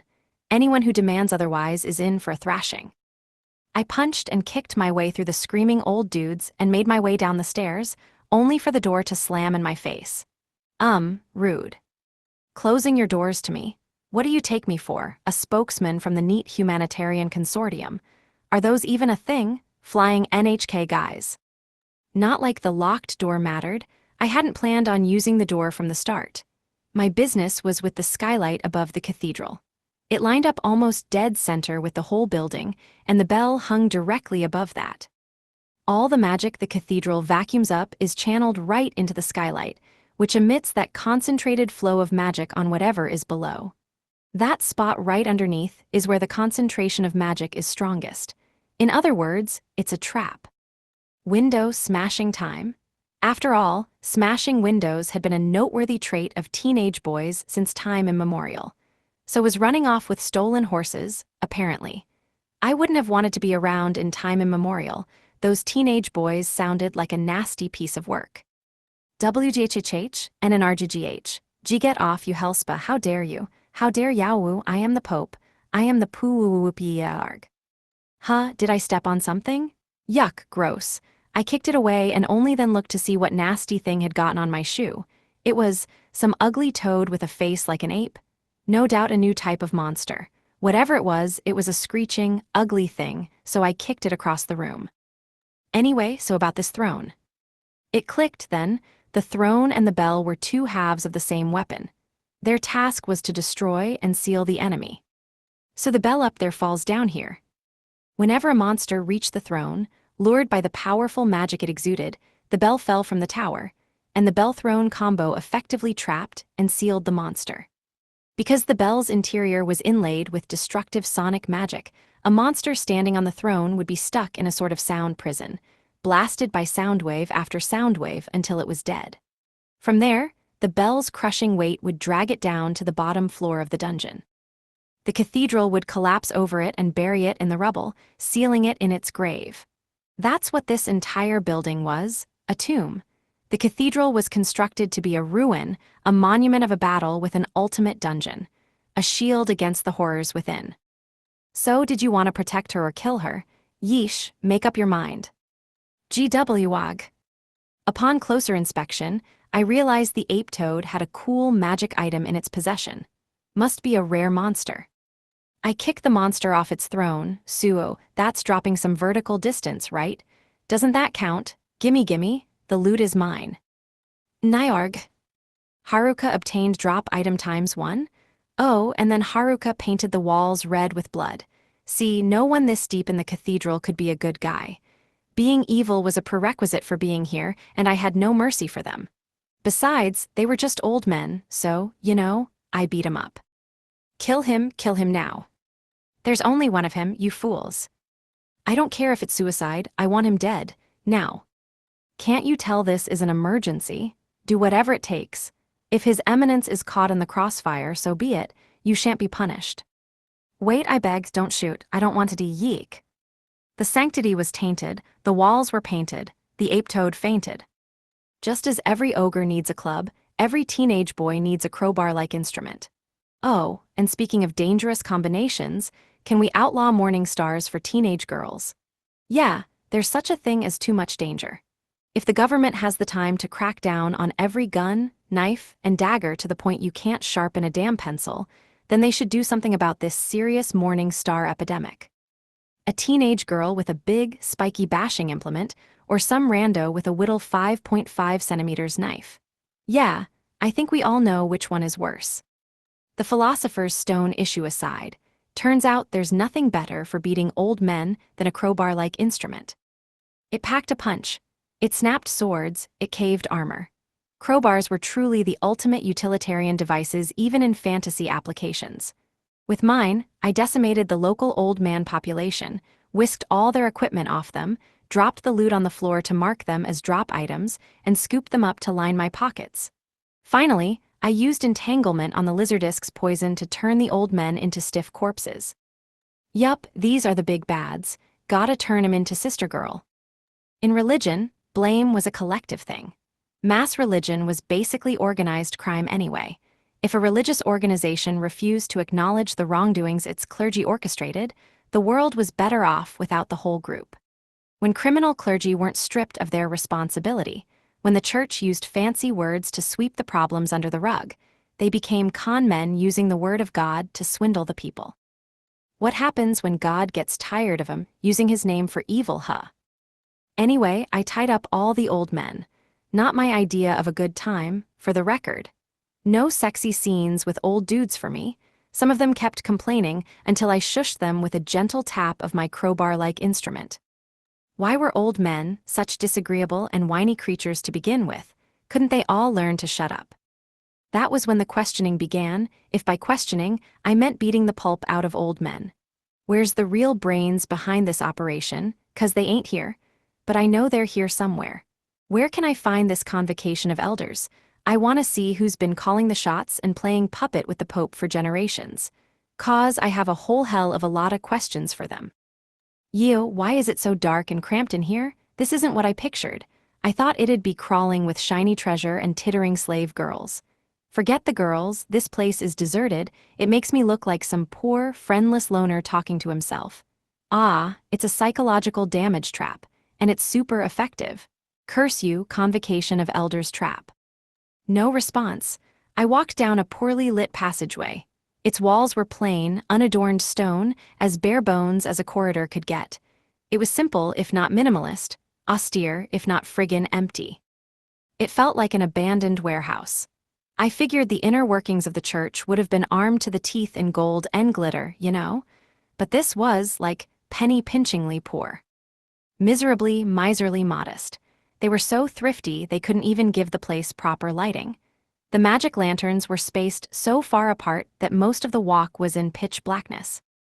Apart from that psychological damage-inducing trap just now, there weren't any traps along the way. No guards, either. It made for a long, boring walk to a pair of doors at the end. While I was still debating between the tantalizing choices of opening them or blowing them off their hinges, the doors opened for me. I steadied my breathing, enhanced my chi, and stepped forward. The doors creaked open further. There was no one there in the room beyond the door. Was it a trap? Well, I did sense something. Not a one. A thing. A wisp of life force, so faint it was like a candle on the verge of snuffing out into nothingness. Something as quiet and still as an enormous, ancient tree. That was the only live occupant in this room, that, and the silence of the tomb. Yes, indeed, this room was replete with the hush of those going gently into the good night. Of everything I had expected, everything I had surmised, every possibility and potentiality I had conjured, this was not one of them. These people had nothing to do with the church, let alone religion or God or any of that crap. Who were they, you ask? Why, they were dusty. Although too few remained to be called a convocation, only one of them had enough life left in his limbs to speak. The rest were withered, skeletal cadavers, and a handful waiting to join their desiccated brethren. The ultimate dungeon's regenerative powers had ceased to function. At last, these senescent souls would meet their all-too-timely ends. I couldn't even imagine how long they had waited in this dark, empty room. They could have tried to eke out a few more years of existence by stealing the cathedral's magic for themselves, but I saw no sign that any of them had desired that.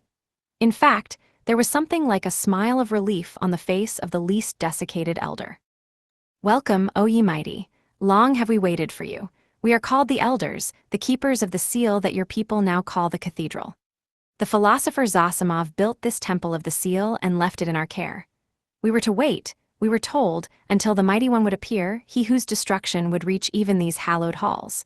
We were to wait, yea, and deliver this message." Zosimov the philosopher dude, wait was that. The message is thus: "O ye mighty, ye who have broken the seal and sundered the temple, I beg of you to save Saint Valeria the holy and Saint Nefertiri the heretic." Long, long have we waited to deliver these words. It is a blessing, yea, that you have reached us before the cathedral faded into obscurity. And with this my duty is done, Master Zosimov, I go to you now. The desiccated mummy of a man's head fell against his chest. He and his fellow elders crumbled to dust and blew away into the wind, never to be seen again. Anyway, the dude who made this big magic seal cathedral thingamaboby was named Zosimov. I knew that name. He's the author of How to Magic Item, and he sure made one heck of a huge magic item with this cathedral. Even death couldn't stop him from fighting the ultimate dungeons. His book ended up banned by the same people he fought to protect. Ain't that ironic? Well, I dunno what he expected, with a title like that.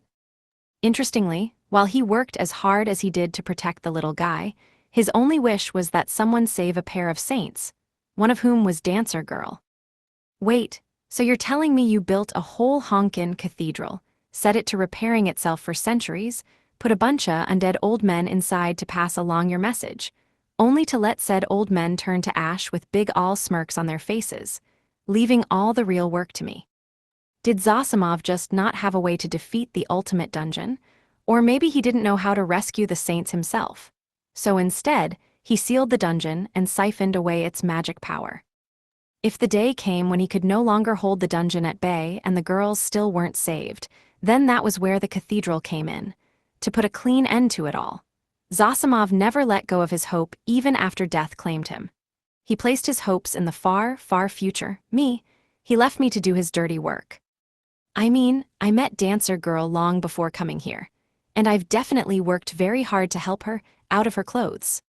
I still had plenty of complaints about his dreadful titling abilities, but I had to hand it to Zosimov, his how-to. Series had bailed me out of plenty of scrapes. Friggin' old men giving me work to do without asking first. Friggin' old men dying with evil smirks without saying please or thank you. I excelled in the fine art of breaking promises and dodging responsibilities. But even so, it was kinda hard to break a pact when the other half of the pact had up and died, you know? The nerve of these people. Old men these days. Back in my day, elders knew the meaning of respect. I think we all assumed the elders were some bunch of chumps pulling the church's sinister strings. But they were warriors, actually. Folks who kept the ultimate dungeon's monsters at bay and girded their loins for the inevitable dungeon deluge. Then eons passed and they wasted away. When they could no longer fight, their cathedral was subsumed by the church. It wasn't like they could leave, of course. Take one step out the cathedral's front door and poof, they'd all turn to dust. They had a promise to uphold, so in the cathedral they waited a batshit bonkers long time, becoming more and more ancient as the years went by. That was before the cathedral ran out of regenerative power, that is. Yet even after the building met its untimely demise, the elders continued to wait for me to deliver their final message. Self-satisfied smiles and all. They refused death for centuries, buoyed by nothing more than their sense of duty. Then, their mission complete, they passed away in peace, with proud smiles on their faces in their final moments, proud smirks, more like. Now that they had passed on after centuries of waiting, who was I to renege on this promise? The old men lived with honor, allowing them to die at the height of smugness. Yes, they were oh so pleased to pass on a message, instantly killing themselves, never waiting for a response. The cheek. I mean, I felt bad refusing when I went and destroyed their cathedral, even if I had pulled a Rohan Kishib and went, but I refuse. They still would have smirked, poofed into dust, and blown out of here, you know? Old men, I swear. Always hasty, always selfish, never listened to the youth. Tusk, Tusk. Zosimov had wanted to save the saints, but in the end, he couldn't. Instead, he sealed them up and selfishly decided they would die with the cathedral if they couldn't be rescued in time. Well, maybe not so selfishly. He must have wanted to grant the saints a peaceful death before they were taken captive and manipulated into killing people. Or maybe he couldn't make the decision right up to his death, kill the dungeon emperors or free them. Well, anyway, this room was deserted now, save for a series of old, weathered murals on the wall. Time had ravaged them worse than the old men. Jupiter Eye could barely make out the ancient legend inscribed on the first. Long, long ago, the elder god created the world. Many ages passed, and the world's time was at its end. The elder god, not to be dismayed, called for a new god, a god who would save all the world's creatures. The new god transformed the darkness, subsuming the world into what we know as magic. And so God granted us magic with which to fight the darkness. This was the foundational legend of the church, the primal story of God, a chronicle of the Alpha and the Omega whose lore had long since been lost in the kingdom and the beast kingdom. I was the only one who'd read it in both countries. It was the oldest of all entries in Villager A's diary. It spoke of an age before magic, before stats, and the end of such an age. It told of the dawning of this world of sword and sorcery. Funny, though, magic was supposed to save the world, but it's magic that makes the monsters. Now the monsters threaten to destroy the world. Sounds like the goddess of beginnings got off to a bad start. The next mural along told the story of the goddess of war. Hers was a tragic one. She was once a brilliant, sainted mortal who drove out the monsters ravaging the frontier. Unfortunately, for her pains, she was cast into the bottom of a deep, dark dungeon by her people. Other stories followed this one in Villager A's diary, legends of the frontier and the kingdom. Elf Girl and the lorekeepers in the Beast Kingdom knew these tales too. This was the dawn of recorded history, and then Villager A's diary ended. On the third and final mural was an image of the two saints the mummy man had mentioned, a shaman of the elder god and a shaman of the new. If this was more than just a legend, then this depicted Dancer Girl and Sleeping Beauty's backstory. Naturally, I used the universe staff/crowbar-like instrument to smash the mural to stony bits. Why keep around a hunk of rock that dredged up such painful memories, you know? I bet I know what happened next. Dancer Girl and Sleeping Beauty joined forces to save the goddess of war or something, right? Then got betrayed themselves. They eventually turned into dungeon emperors and wound up dying on each other's swords, or some other stupid ending. You know what I say about that, but I refuse. The church, serving the new god, called Dancer Girl a heretic for serving the elder god. They tricked her and cast her down into a dungeon. Yup, just like they did for the goddess of war. Once Sleeping Beauty heard the news, she tried to reach the bottom of Dancer Girl's dungeon all by herself. Unfortunately, her strength failed, and the darkness at the very bottom of the dungeon took her captive. The end. Nobody lived happily ever after. But to hell with that, I couldn't accept such an awful ending. You underestimate the modern teenage boy. This world has no books, and when I finally come across a nice wall mural, it doesn't have a happy ending. No, sir, I full-on Rohan refuse to accept that. Where's the fun in a story with a sad ending? I don't want to see a sad ending. I don't want to read a sad ending. I'm not gonna accept a sad ending. I'll rewrite this ending myself if I have to. Sad endings just don't sell these days, you know. I'm going to the bottom floor of that dungeon and giving the author of this world story a piece of my mind. Yeah, I'm mad. I'm fuming and huffing and puffing. The secret prime mover from way back in antiquity was the faction of the new god's followers. God gave these people powers, thus making them his descendants or so-called children of God. These children named themselves the guides to reaching God and seized the production of magical items. That's why their shabby sweatshops only produced those lame magical lanterns and other junk. The church wasn't being manipulated by the elders or anything, but there was a puppet master pulling the strings, the one I couldn't find in the cathedral but knew had to have been somewhere. Now, I finally knew who they were. The faction that knows just how dangerous the cathedral is. The ones who commute to the cathedral daily but don't live here. Is this all some master plan they cooked up? Maybe, I'm not sure yet, but I bet they know. Not the Pope. The Pope was part of a royal branch family, a follower of a newer sect. Someone as far removed from the popes of old as was papally possible. Intentionally far removed. Not to mention, someone's been stealing magic from the cathedral. No wonder its regenerative abilities have stopped. The author of How to Magic Item would surely have designed his cathedral to run for all eternity. He didn't want his reverse Tower of Babel to fall into disrepair before the ultimate dungeon underneath died. Not before the saint could be saved. But because some have to ruin everything, all of Zosimov's plans went awry. Now we have this terrible, horrible, no good, very bad ending. It's time to put an end to them, show this story who's boss. Them being the faction that made enemies of the two saints. Yeah, let's kill 'em. They were the guys I'd been looking for all along, you know. Oh, and before I left, I had loot to pick up. The guardians of the cathedral's relics, the convocation of elders, were dead and gone, so it was simply irresponsible to leave such dangerous relics lying around where anyone could find them and pick them up. Right? Right. Whoa, check it out, AT Collector's Complete Best of Magic Items. Man, with a title like that, I can see why people enjoy burning ban books. The content is as amazing as ever, though. Whoa, here's the original prototype for those magic lanterns. I'm shocked the church kept the same basic shape after cutting every other corner available to them. Zosimov was a sage, artisan, and scientist on top of being a philosopher. His designs were made with the user in mind. His records were a testament to his successful pursuits of robustness and efficiency. This book was jam-packed with tiny details and endless variations discovered during his research. He even left detailed notes about every one of his product trials. Every part of the book was designed to be a helpful resource for a future reader. Well, except for that god-awful title.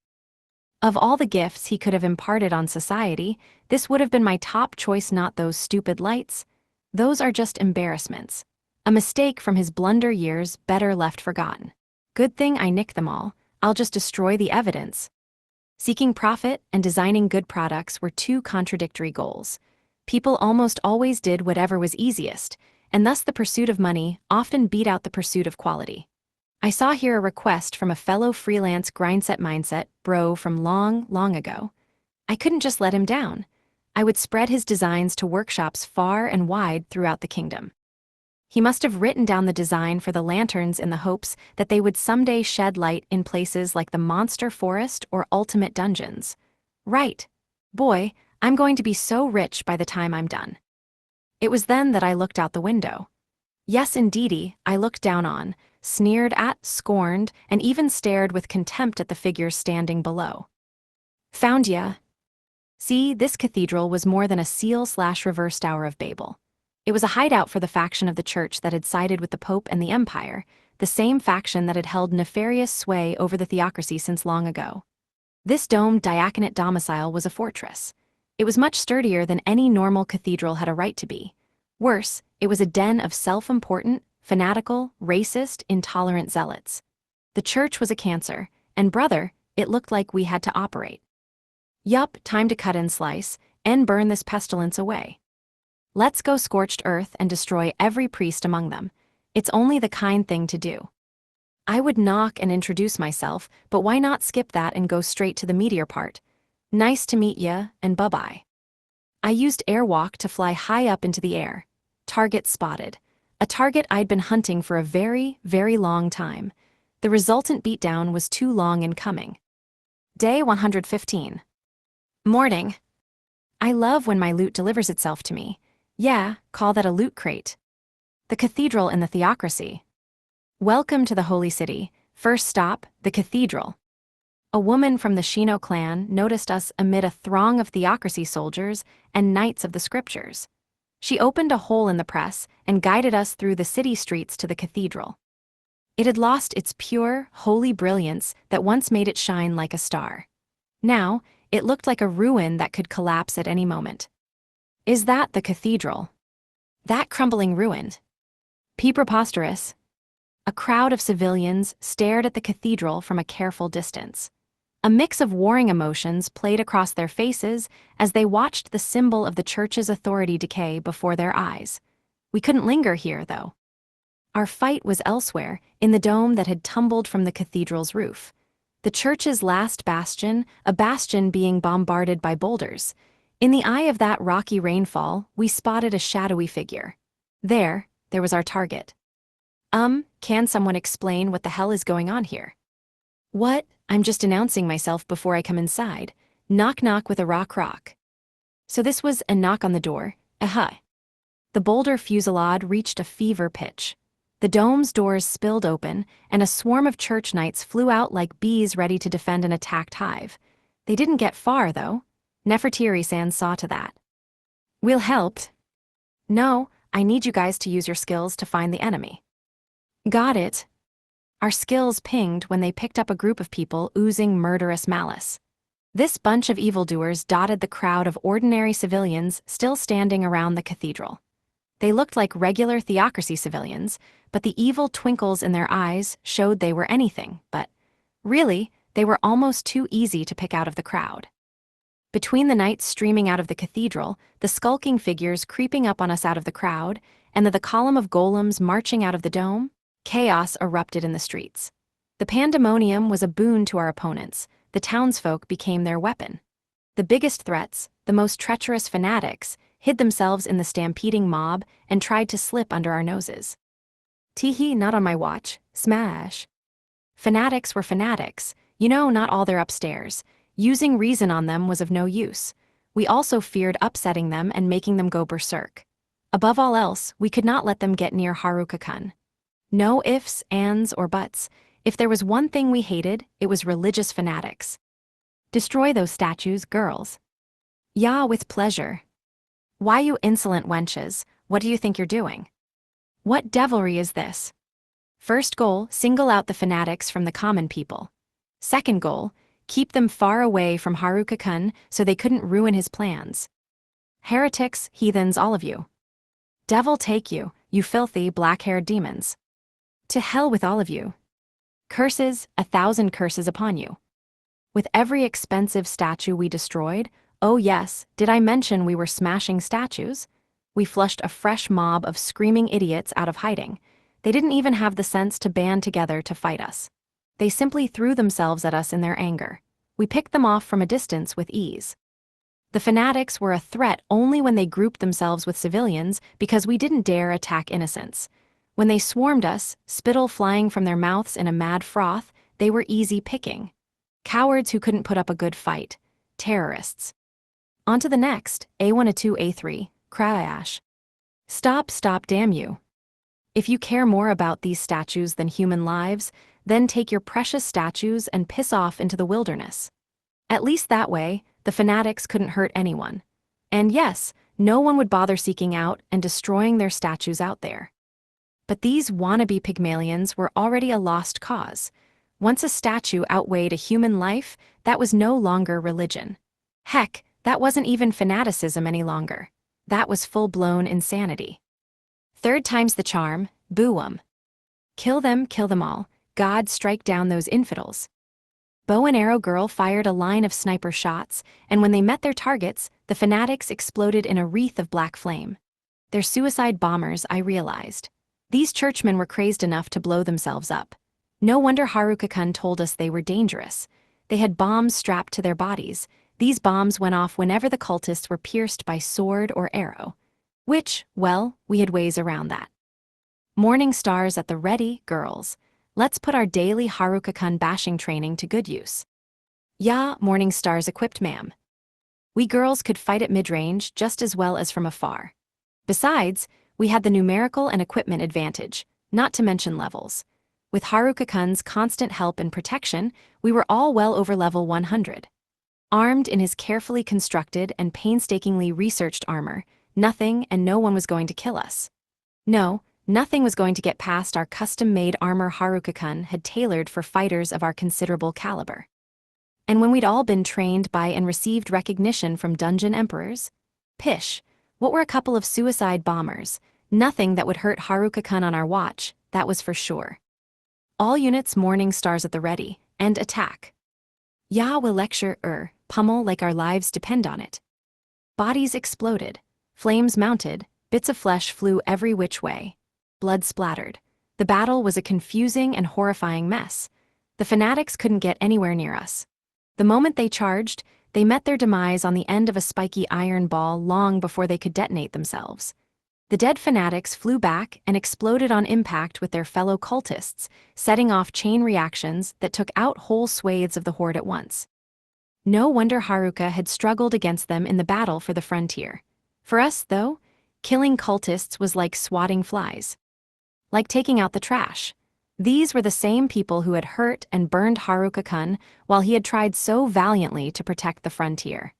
This same pack of fools died simply because their church told them to. They couldn't even fight well. All they knew how to do was kill themselves. And they thought that entitled them to hurt and burn Haruka-kun while he tried as hard as he could to keep the frontier safe. How dare they hurt Haruka-kun like that? It's time for them to die. Nefertiri-san said Haruka-kun looked like a walking corpse when she first saw him die. Die. She said she couldn't fathom how he was still walking, let alone breathing. These contemptible curs. These exploding church soldiers were Haruka-kun's biggest obstacle in the war with Diorel. He pulled out every trick in the book to defeat them, and we tore through these same soldiers like they were nothing. It was no surprise that he had struggled against them, not when he had to conserve his MP during the fight. But that wasn't all I knew. Something else had stayed Haruka-kun's hand. He must have been racking his brains, thinking of some way to save them all. Maybe these soldiers were threatened into becoming suicide bombers, he thought. Maybe they were coerced. Oh, Haruka-kun. No wonder he struggled to fight them. Of course, Haruka-kun's heart would go out to them. Not like it made any difference to the fanatics. No, they kept igniting him with their flames, stabbing him, snapping his bones, pulverizing his organs, slicing him to ribbons, destroying him in body and soul 1,000 times. If you're so eager to martyr yourselves, go do it on your own. Don't drag other people into it. Run off and reunite with your oh-so-precious God. We girls would never forgive them for what they had done. From the moment we heard about that battle, the flames of hatred had burned bright in all of us. 100 years could have passed, and we still would have all our righteous fury to vent. Semir, hot stuff, or else your precious whittle god statue will meet the business end of my hammer, we. Krrash. Stew up. More zealots charged us, foam-flecked and bloodshot. Yeesh, they even look rabid. Now they're just asking to get buried in statue rubble. Ooh, this is such a nice one, and there it goes. Bash. Oopsies, I accidentally knocked its arm and head off. Clumsy me. Seekers Yao. Dust and smoke billowed from the explosions. Haruka-kun was somewhere on the other side of that thick wall of black smoke. Finally, we'd made it. Target Haruka-kun spotted. Destroy any remaining enemies. Scatter them to the four corners of the winds. Yeah. We found him too exhausted to fight, and Nefertiri-san in the middle of a ring of golems. The golems glittered in the sunlight. There were too many of them to count. But Haruka-kun, oh Haruka-kun, he was in a terrible state. Great chunks of flesh had been torn out of his body. He looked like he was on death's doorstep. And still the fight continued, ever eager to rend another strip of flesh off the opponent. Face warped in a diabolic grin was Haruka-kun. Who else? You see, his opponents were mithril golems. Haruka-kun wasn't about to pass those up. So, with an evil leer, he slaughtered the teeming hordes of golems. He used alchemy to melt down their mithril corpses, strip-mining them for resources in a truly ghastly massacre. Aren't those supposed to be the strongest golems there are? The ones resistant to both magical and physical damage. Looks like they've met their maker. Good for Haruka-kun, he's having the time of his life. The carnage was so brutal I felt bad calling it a battle. Some golems crumbled under the weight of their own bodies. Others were crushed by the sweeping blows of their golem cousins. These massive killing machines were steadily being disassembled to their core components in an alchemical assault. Each behemoth beast shrunk before our eyes, the other golems falling around them until their might was no more. Golems couldn't show emotion on their faces, but even then, I could have sworn their mithril mugs were frozen in horror. Nothing can escape the law of gravity. All apples must drop. All items must be drop items.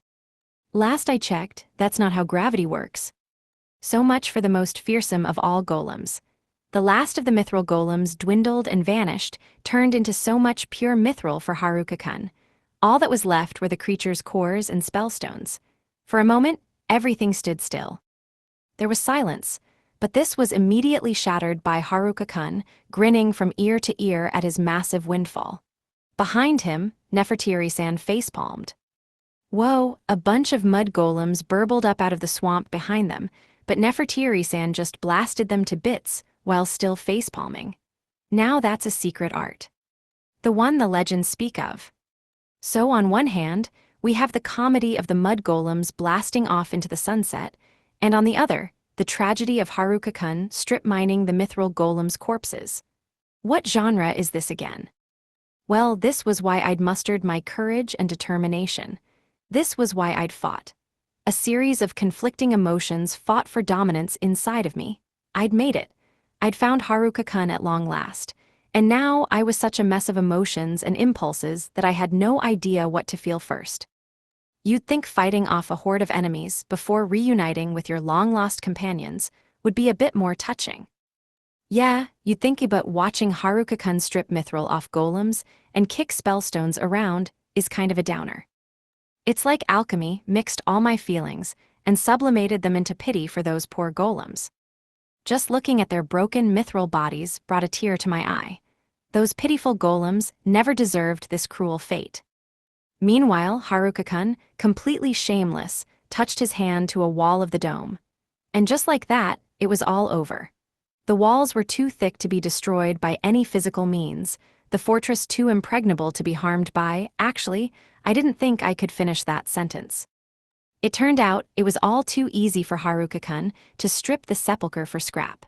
Boulders and golems were Haruka-kun's bread and butter. Gosh, we sure are knee-deep in golem cores. But not for long. The strong walls of the temple shuddered and warped. Before our eyes, the dome itself began shape-shifting into golems, each finished golem peeling itself off the remains of the wall one by one. The new stone golems marched over to the mud golems still spawning out of the swamp's waters, smashed them to bits of dirt, pulled out their cores, and brought them back to Haruka-kun, thus restarting the process. It's the ring of the golem crafter at work. Wait, but isn't that needed in the pseudo-dungeon?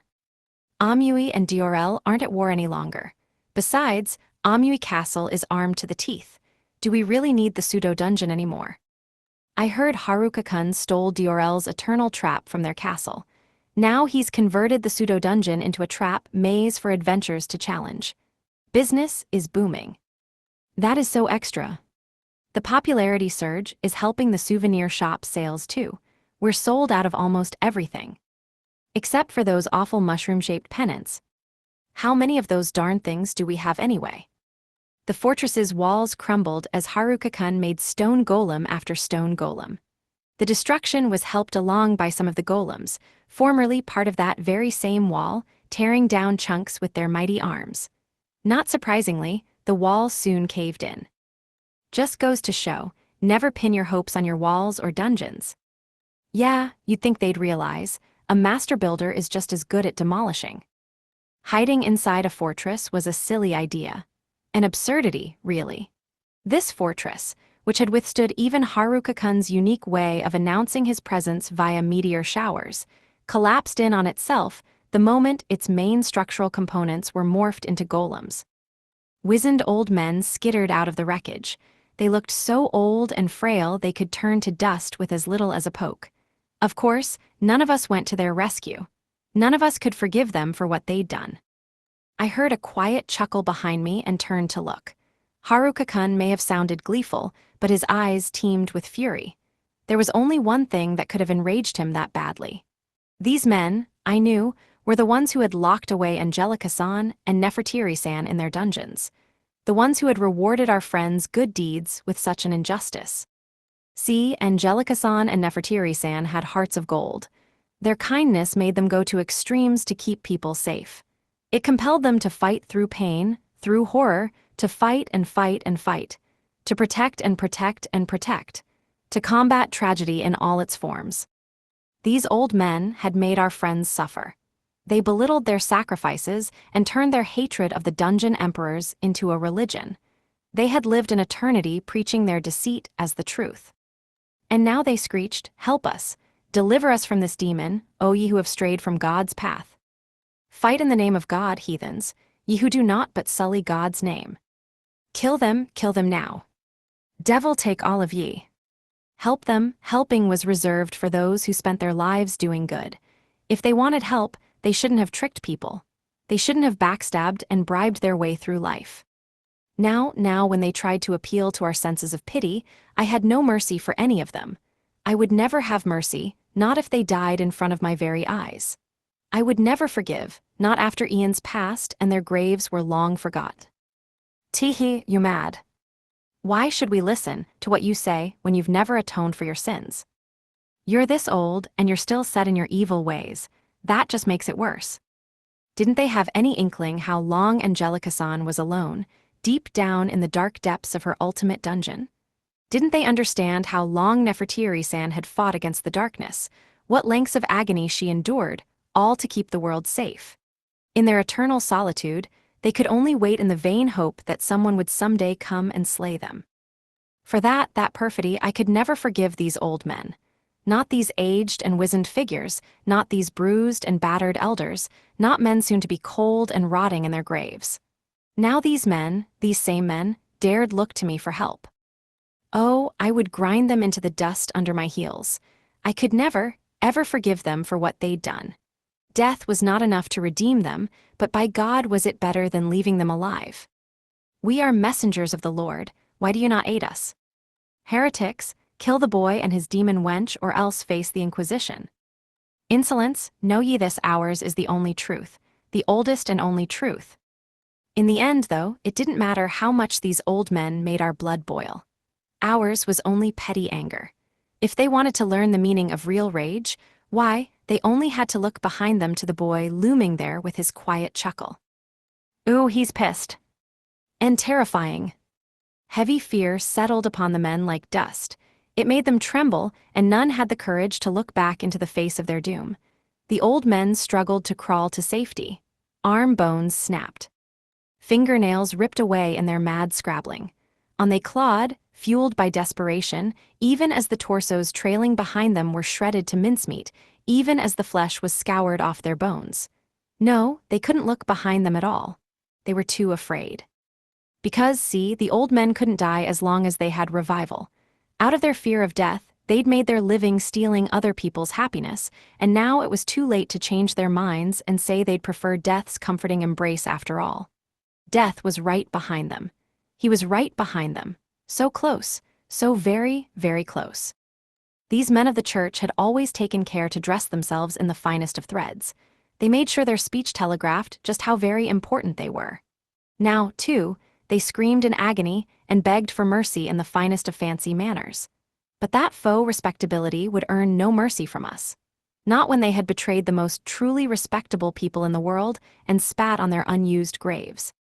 No, there was not a drop of kindness in our hearts for any of these sinners, because there were some indignities that no one ever deserved to endure. And then, they turned to look. Yisagwayi ag. Curse yag. The terror was too much to be borne, and the old men turned despite themselves. They turned, and looking into Haruka-kun's dark eyes was like falling into the depths of their soul's perdition. In his eyes was a bubbling cauldron of molten darkness, the abyss of Hades, a road winding through hell for eternity. What, weren't y'all ever taught to make eye contact when you talk to people? See, the thing about spell eye was that it wasn't hypnosis. It wasn't suggestion or imprinting or anything. It was the blackest magic, the evil eye, staring straight into your soul. From the moment the churchmen locked eyes with Haruka-kun, they were trapped in their own mental hell. Fear carved its lines upon their faces, and their broken bodies spasmed violently. I felt like I was watching demons drag these pitiful souls into an endless, terrible nightmare. But we girls? Well, we knew what kindness called those evil eyes home. We knew how Haruka-kun kept a watchful eye on the orphan children at play, kept a kind eye out for all of us. Of course his eyes held no fear for us. Of course we never felt afraid of Haruka-kun. Wow, it's like watching Munch's The Scream in real time. Talk about déjà vu. And so sweet revenge was served. It was too late for the papal priests to pay amends. Repentance meant nothing at this stage. We didn't want their attempts to atone. All we wanted was for them to understand the gravity of their sin and die in horrid agony and fear. I mean, hadn't I been saying it all along? Even their deaths couldn't buy forgiveness. Day 115. Morning. Girls, go bust ghosts somewhere else, not in the middle of our festival haunted house. The ruins of the cathedral and the theocracy. Slimy and Miss Armor Rep were back. Miss Armor Rep hurried over, and Slimy bounced into my arms for a hug. I patted the former on the head as a thank you while the rest of the girls came over, morning stars in hand. The circle of contentious classmates closed around me. Seeing them and their entourage of fully equipped knights of the scriptures, the twins ran over too. I just knew he was picking up more girls. Beastfolk girls to boot. Well, this is a problem. I had hoped to ask the girls for advice about the sticky, tricky Dungeon Emperor backstory sitchy. Fat chance of that now. The girls were armed and Morningstar murderous. Teenage boys weren't the best equipped to understand teenage girl feelings, much less why morning stars should be so essential. Regardless of the answer, I was terrified of them. Let's get out of here. Why are you running? A guilty conscience, eh? I whipped out my newest trick, one I'd perfected with the sponge cake, eat my suspiciously rod-shaped Casella cake supreme. As a welcome back gift, I ran from girl to girl, plugging every open mouth I saw. Then, while they were busy chewing, I delivered the report of my flawlessly executed scouting mission. Finally, I scampered back to the ruins of the cathedral and smashed open the altar in its chapel. Because that was the entrance to the cathedral's ultimate dungeon all along, you know? The dungeon hadn't flooded yet, but mana was mounting inside of it. Now that the seal was broken, it was only a matter of time before a stampede broke out. I certainly wasn't making a clean getaway from those terrifying morning stars. Why, I wasn't frightened at all. Clearly. Oh, and I left the twins in class rep's custody in my absence. Many puzzling problems could be resolved with the same approach, make it wisdom's or class rep's problem. Let them figure it out. Thanks, your repness. I mean, I had a job to do, you know? And Sleeping Beauty was Dancer Girl's friend. Practically speaking, I had next to zero chances of rescuing her. Once the darkness took hold of someone, they were goners. It was miracle enough that Dancer Girl and Miss Armor Rep weren't possessed by it completely. Still, even if I couldn't save Sleeping Beauty from the darkness, I could at least give her peace. I could set her free, free of the horrors she'd endured to buy Dancer Girl's safety. I could end the eternal suffering of that saint trapped in the darkness. Besides, if the darkness eventually took over her body and began puppeting her around, it would force her to attack the very same girl she had once sacrificed herself to save. Wasn't that just evil? So hell, maybe this was my final mission, and if this was to be my grave, then I was gonna take Dancer Girl with me. In the story drawn on the mural, this ultimate dungeon had two emperors. One of them was Dancer Girl, the other was still trapped down there. Sint, whatever the holy. The other girl, the author of the books with those awful titles, wanted to save. It's been a while since I've had to say this, but not to be a broken record, and not to beat a dead horse, and not to retread the same ground, and not to belabor the point, leave some monsters for me. Nod nod, rattle rattle, bobble bobble. The usual trio of responses. Felt like a while since I'd seen all three, huh? Anyway, high-speed acceleration, go. Using the Undead Hellhound's drop item, the dash anklet, I zoomed to even faster, speedier, and quicker speeds than ever before. I know you all too well. I know nod nod, rattle rattle, and bobble bobble don't count for nothin'. Based on a wealth of past evidence, I can draw a very reasonable conclusion. It'll be same as it ever was. Monsters will be first come, first served. Nod nod, rattle rattle, boing boing. A group of ghosts converged in front of us in an attempt to block the path. I blasted right through them, never slowing a moment, and exorcised the place with a few swipes of my crowbar-like instrument. Then I was off again. New floor, new monster mob. I dispatched these with a nice big bonfire, and on I zoomed. I finally have the speed to keep up with the dungeon emperors. Problem is, it only works in a straight line. Courses with lots of twists and turns are tough on this all-race car of mine. My feet barely touch the ground thanks to the fine grip of the adhesive boots, allows the user to stand on walls and ceilings. I liked the cushioning, too. The adhesive boots felt just like a nice pair of sneakers. Their trait was perhaps not the most exciting in the world, but it worked well with the rest of my equipment. I also had plenty of their lesser effective cousins, the adhesion boots I won off the various salamanders. I think they were called inquisitors, crawling the walls and ceilings of the cathedral. With a few tune-ups, I could put them on the market for my classmates. That was fast. Miss Armor Rep, you've already mastered the art of Tongbei sword. It's supposed to be an ancient art developed over hundreds of years. What a shame you discovered its secrets in seconds.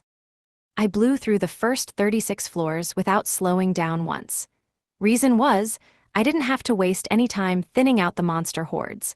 The monsters were weak enough that the resident teenage killing machines could handle them without breaking a sweat. I knew the girls well. They had probably trained in our brief time apart to keep me from worrying about them. Well, I did worry, but not about them. If they ever returned to Earth, would everyone else be okay?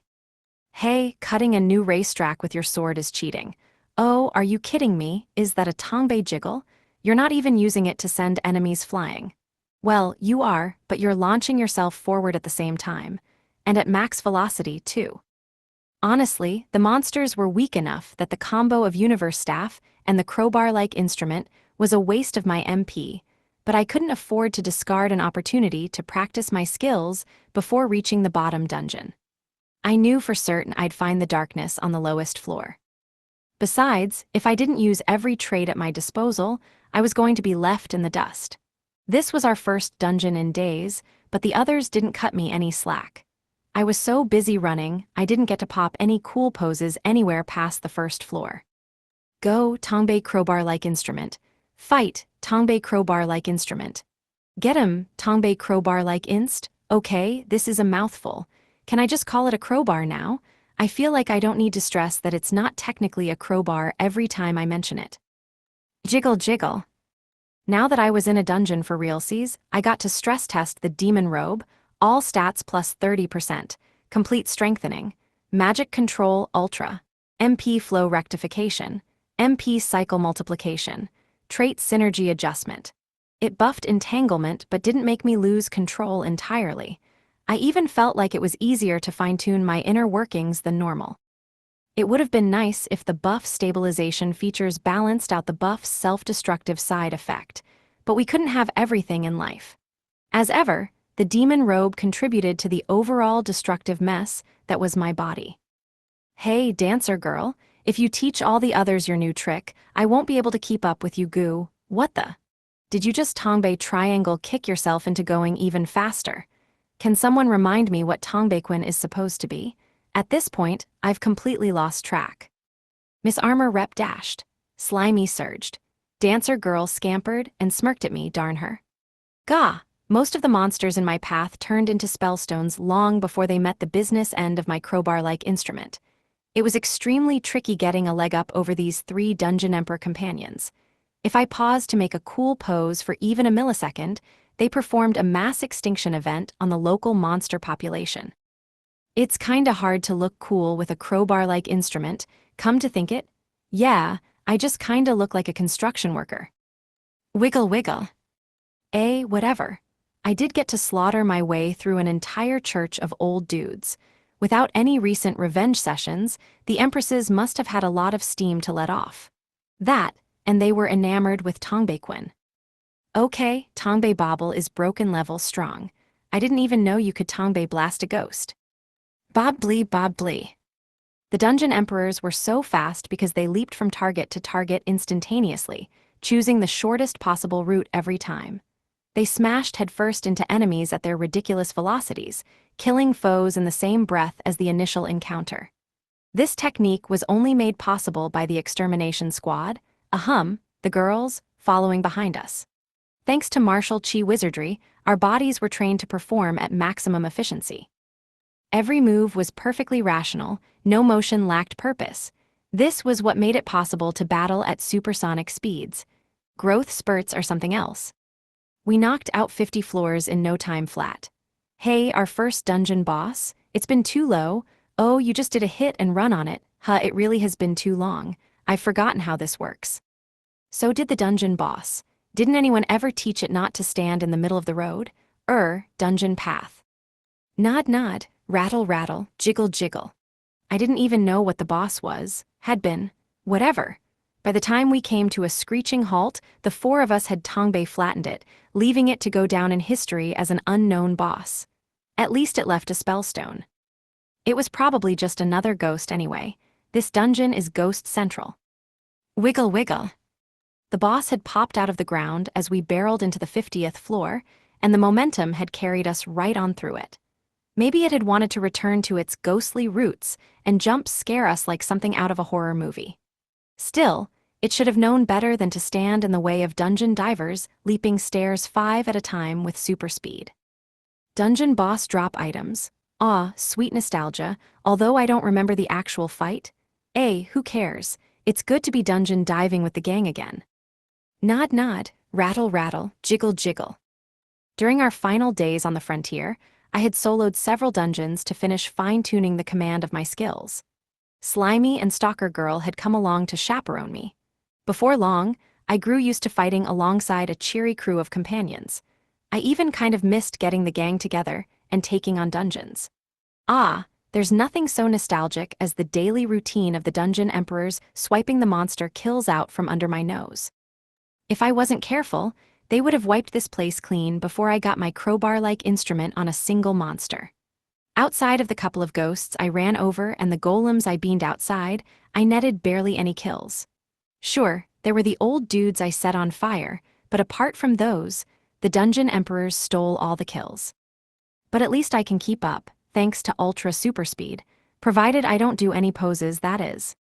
I fell behind the Dungeon Emperors whenever I entered an encounter thanks to a few slightly, triflingly, really unnecessary movements. But for the most part, I could easily slaughter every monster as I ran. That was a huge improvement. One small step for Haruka, one fatal leap for Monsterkind. I feel kinda bad for killing them all by running them over. Let's see now, this boss dropped a pair of spiked boots, power, speed, dexterity plus 30%, acceleration plus 30%, sudden super speed, sudden braking, suction, wall plus ceiling walking. Whoa, if I wear these, maybe I can stop myself without skidding all over the place. Too bad this dropped after I ran the boss over a bit late, don't you think? Anybody want these? Shake shake, nah, quiver quiver. Come on guys, use your words. Dancer girl, you were a regular chatterbox just yesterday. Fine, I'll keep the boots for myself. You guys can have a snack instead. Happy. Nod nod, rattle rattle, jiggle jiggle. The cassella cake was a hit. That was one perk of cultural exchange, fantastic desserts. Thank you, Portugal. Feels like forever since we've had dungeon snack time, although it was snack time left and right in the cathedral. I fed Slimy slice after slice of cassella and patted his fine curves. He was just so delightfully wiggly-jiggly. I would have loved to caress the fine curves of Miss Armor Rep and Dancer Girl too, but those could wait. I couldn't afford to get distracted when there was an unsealed ultimate dungeon in the middle of a city. Even if I'd wanted to sneak in a quick squeeze, I couldn't. It never ended at just a squeeze. Problem is, I dunno what to switch out for these new boots. They do the job of the adhesive boots, but what about my lovely grip and cushioning? However, when I slipped them on anyway, I found that the spiked boots were a noticeable upgrade in both departments. They were perfectly non-slippy. The grip was so strong that a sudden stop made me lose my balance and nearly fall until I got more practice. I realized that I could control the grip mentally, and when I turned it down a notch, the opposite happened. I was slipping and sliding all over the place. There was so much slippage, I started to worry. What if my grades slipped when I was in this critical period right before college entrance exams? I felt like I was skating on ice. If I keep slipping up, I'll slide my way right into the principal's office. I needed some serious fine-tuning to master the art of the grip.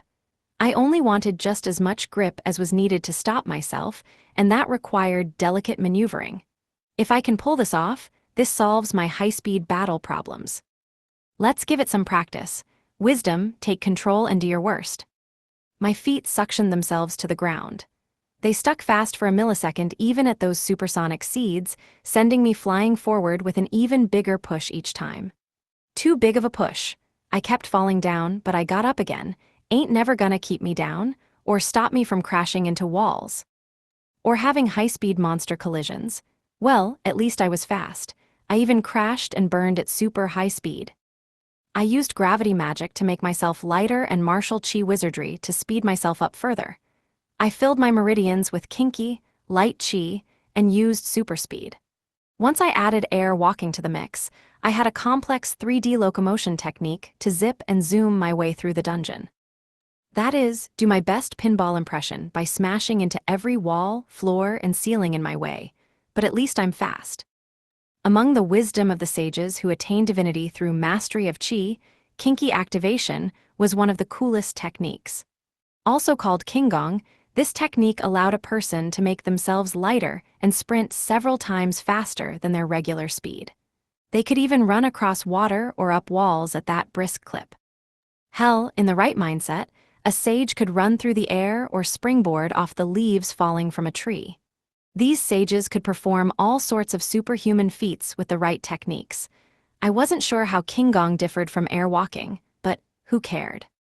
It leaves me vulnerable to wind, though. Every time a dungeon emperor passes me, the whoosh blows me off course. I'll have to be real careful if I use this outside. One stiff breeze, and I'm bobbing like laundry on a line. Combined with air walking, I could fly for real. However, I'd only gained a new cause of untimely crashes, the wind.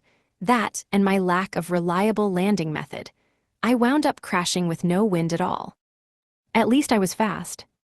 I surged through a herd of dull metallic golems, dodging each swing of their mighty arms like a martial arts master pinging off of falling leaves. I wove and slashed my way through the mob. My body was so light it could be buffeted by the wind, and there was plenty of wind generated by those titanic arms. I fluttered on the gusts, pushed along and out of harm's way. Then I killed my consciousness. Mentally, I was nothing. None, as close as humanly possible to nirvana. In this state, every attack glanced off me like water. Even the impacts left no mark on me. Talk about a cheat skill, but pulling it off properly like a sage of legend was definitely a chore. Hey, dancer girl. Could you please stop randomly fanning me with the dancer's Mirage fan? A few minutes ago, I had the oddest sensation that something was wrecking my control, and when I look up, what do I find? You fanning me like your life depends on it. Man, this would be a bad skill to combine with sudden updrafts. I ran, I dashed. I slid and scooted, pulverizing monsters in my wake. 3 cheers for the spikes. Evil spirits dropped down from the ceiling with no warning, blocking the path ahead. You know what that means? High-speed Tongbei double dropkick. Out of the way. To perform pseudo Kingong, I needed to power my attacks with either chi or magic. See, the lighter I made myself, the faster I became, but the less destructive due to my lowered weight. Hence the need for Tongbei Chi activation attacks. Honestly, ghosts are feeling kinda overused. It's killing the horror vibes of this dungeon. Also, it's just sort of a pain at this point. I mean, speaking as a high school boy, I was always happy for a timely ghost appearance, causing a hot young thing to scream eek and grab onto me hard. In fact, I made a hot young thing's welcome sign for that exact purpose. Where are you, scaredy cat girls? All the girls I know just go after ghosts with swords. Modern-day girls are liable to slash ghosts as soon as they see them. They're killing the horror industry. Next thing you know, they'll attack their classmates at school festival haunted houses and get banned from the event. Right now, I could control myself when I used 50% or less of my power. Really, I could hardly feel the self-destruction at all. Time to ratchet it up to 60% on the 60th floor. With solid strategies like these, it was a mystery that no one ever trusted me with their money. Day 115. Morning. Hey, why is my bullying radar pinging? I'm not even there. What are you saying about me up there? The ultimate dungeon under the cathedral in the theocracy. He gave us a task, girls, and if we let him down now, we'll disgrace the good name of us girls. Ready for orders, ma'am. I had a million things I wanted to say to Haruka-kun, only beaten out by the billion questions I had for him. But now wasn't the time. Haruka-kun had given us all a job to do, and by God were we going to do it. He'd also given us cassella cake, and that was too tasty. I would have to be content with that for now. If I couldn't perform the task Haruka-kun left for me, then what had I been training for all this time? We walked past the twitching, groaning old mummy men without sparing a backward glance. Haruka-kun saw us and our morning stars and jumped in fear. He quickly declared he had urgent business elsewhere, and he and the dungeon emperors scuttled off to the entrance of the underground dungeon. So much plundering and pulverizing to do, and so little time. Farewell, girls. I'm off to make my dungeon comeback and exact revenge for the awful time I had in that first ultimate dungeon all those weeks ago. Okay, I said. We'll be ready to come help at any time. Just say the word. Our 2 newest members turned to me. Thank you for having us. They were the 2 beastfolk girls Haruka-kun had picked up. He asked me to keep an eye on them, and they joined the rest of our little pod. Nefertiri-san vouched for their fighting skills, too. I decided I'd put them through their paces on the upper floors, learn their fighting styles, and eventually fold them into the rest of the group's formations on the mid-floors. Safety first, after all. These girls were not going to get hurt on my watch, not after Haruka-kun had saved them. After all, Haruka-kun had saved all of us too. You can call me, class rep, I said. What do you want us to call you?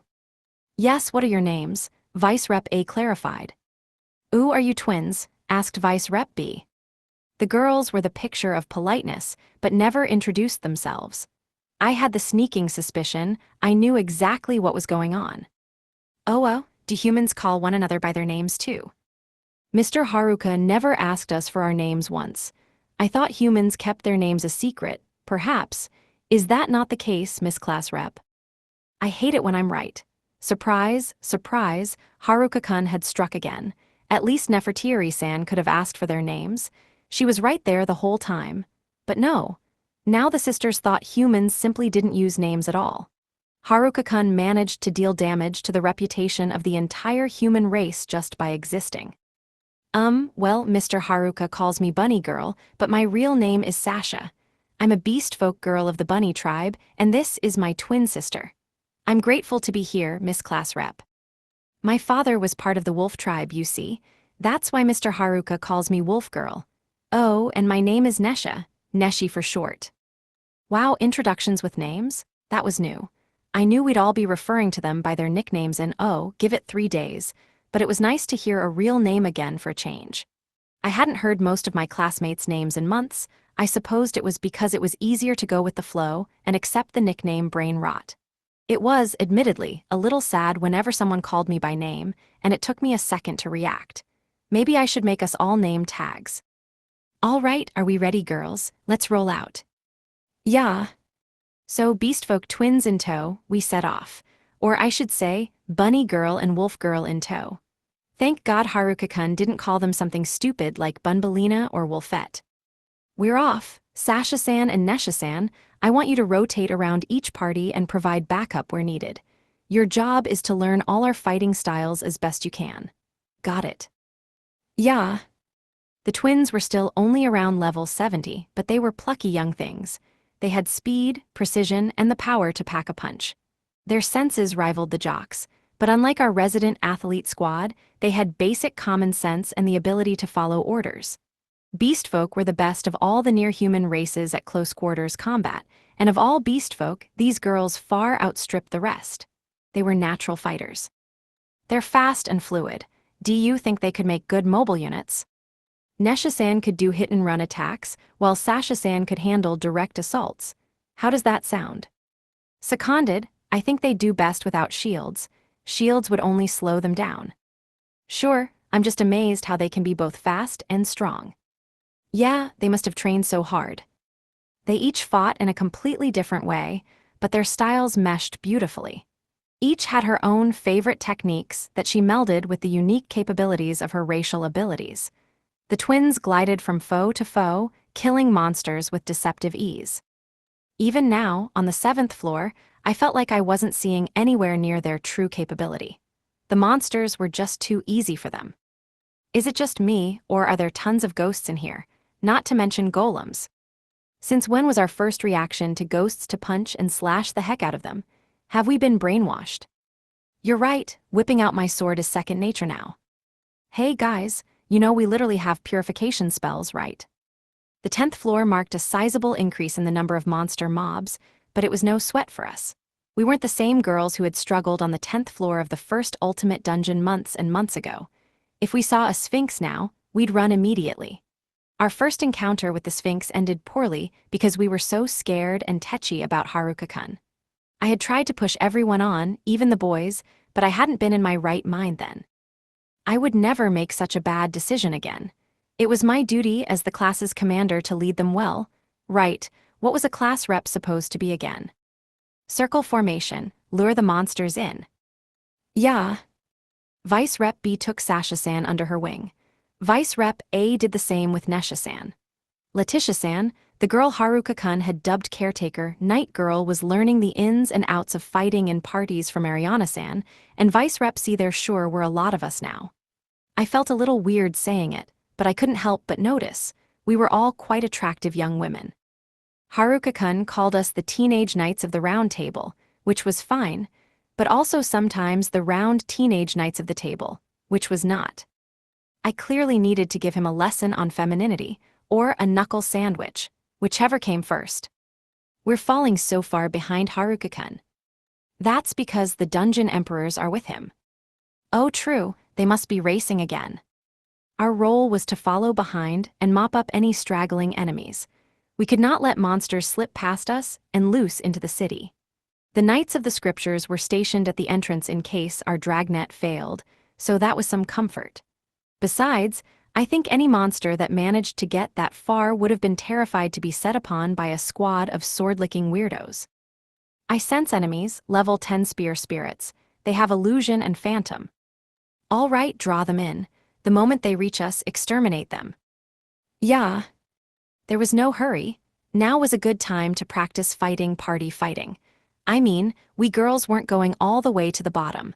There was a freaking Dungeon Emperor down there. What could we be expected to do against an enemy even more powerful than Angelica-san or Nefertiri-san? Our strength was in numbers, and that was where we were most helpful. Wiping out all the monsters in a dungeon was a tedious, time-consuming task. We could split up and take care of it for Haruka-kun while he took care of the Dungeon Emperor for us. I thought Ultimate Dungeons would have a lot more floor bosses than we're seeing. Like a floor boss stands a chance stopping Haruka-kun and the Dungeon Emperors. Yeah, that's fair, poor dungeon. Girls, stay in your circle formations, but spread out. I want you to kill every monster you see. Arts Club girls, you're on cleanup duty. Mop up the rest of the monsters in front of the stairs. Yeah. We parried the spear spirits and hacked them to ribbons on the counterattack. 100 spears met their end on 100 swords. Our worth was in our numbers, our tenacity, and our assistance. And that was fine with me.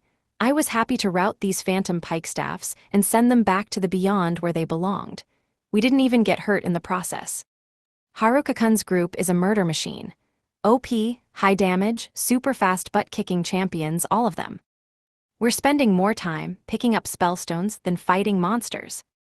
If you wanted to reach the bottom floor of a dungeon quickly, you couldn't go wrong with sending Haruka-kun's high-speed assassin force to blast through the upper floors. Handling the cleanup and letting them do their work was a worthwhile endeavor, to my mind. It beat sitting around being miserable and feeling like we had no purpose. That's the last of them, all spirit spears defeated. Do we have any equipment that would help us fight all these ghosts? I'm not sure. Let's stay with our usual gear. The last thing we want is to embarrass ourselves and slow down Haruka-kun by making him have to come rescue us. Ultimate Dungeons had more high-level monsters than regular dungeons. We couldn't afford to take any chances. The Frontier's Ultimate Dungeon was a hell zone of poison and other status ailments. Here, psychic attacks were all the rage. Our armor protected us from status ailments, letting us push ahead with sheer numbers and force. We didn't need any flashy strategies or brilliant tricks, just good monster exterminating elbow grease. Our role was to handle all the drudgery so Haruka-kun could save time and MP. It may not have been the most glamorous work, but it was teamwork. And that counted. It felt good to finally be working alongside Haruka-kun. Now was our chance to show him just how well we could perform our roles. Oh yes, he said we had to go undercover, but I just didn't understand why. I've never seen a less priestly priest than Mr. Haruka. The moment we walked into town, he began wreaking havoc. He went from storehouse to storehouse, said, "Ooh, loot," and pilfered everything in sight. Everything. Weapons, armor, food, anything and everything. Sasha-san and Nesha-san's detailed stories gave me a good idea of what exactly had happened. Sure enough, Haruka-kun had stumbled across them in the middle of his spy/rampage mission. He rescued them, their mother, and scores of other beast folk the church had enslaved. Well, I'm glad to hear that's all it was. For a minute, I was worried he had actually pulled off being sneaky. Blowing up church buildings, mauling soldiers, and pillaging storehouses is much more on brand for Haruka-kun. He destroyed all those key military bases, so we could liberate the cities more easily. See, we had been worried when Haruka-kun reported encountering no enemies on his search and destroy and pillage and burn mission. Turns out, he meant there were no enemies left after he was done with them. I sure felt bad for the church army by the time we came across them. No food, no weapons, some army. Right, without their weapons and armor, they weren't looting towns. The townsfolk were beating them. Maybe we should have called Haruka-kun's job a sabotage mission. Yeah, recon shouldn't render the enemy helpless. That's next-level scary recon. Only the walking calamity himself would have classified his efforts as sneaky. He even provided me a report of his findings later, never mind that I insisted I didn't need one. I didn't need to read it either. I already knew what it said. All hostile forces were neutralized. He gave free clubs and food to the townsfolk too. To Haruka-kun, the product of people's toil and labor isn't the same thing as loot. All the townsfolk were quite grateful for his kindness, although absolutely none of them believed it made him a priest. Yes, Mr. Haruka made a very conspicuous figure, what with all the climbing up walls and peeping around corners. Yeah, that's Haruka-kun in a nutshell. Nefertiri-san submitted a sizable report of her own. Once this dungeon crisis was settled, we girls needed to hold an emergency meeting. Perhaps even a mission debriefing, read, a nice, friendly chat, complete with morning stars and lectures. That aside, the important part of Haruka-kun's report detailed Angelica-san and Nefertiri-san's backstories. This was the part he wanted to ask us for help with. Likewise, he also mentioned that Nefertiri-san's friend was likely the emperor of this dungeon. His chances were slim, he said, but he wanted to rescue her from her cruel fate. Failing that, he wanted to end her pained existence and deliver her into the gentle sleep of death. That was bound to be hard on Nefertiri-san. He was worried about how she would take it. Furthermore, if Angelica-san and Nefertiri-san regained their memories, he said they might choose to leave us and go their own separate ways. Haruka-kun is, completely clueless. Jupiter Eye can see everything, but it doesn't give him one bit of insight into girls' feelings. Right? Why would knowledge of Angelica-san and Nefertiri-san's pasts make any difference to them? They were so happy with us. Every day brought them such satisfaction and joy.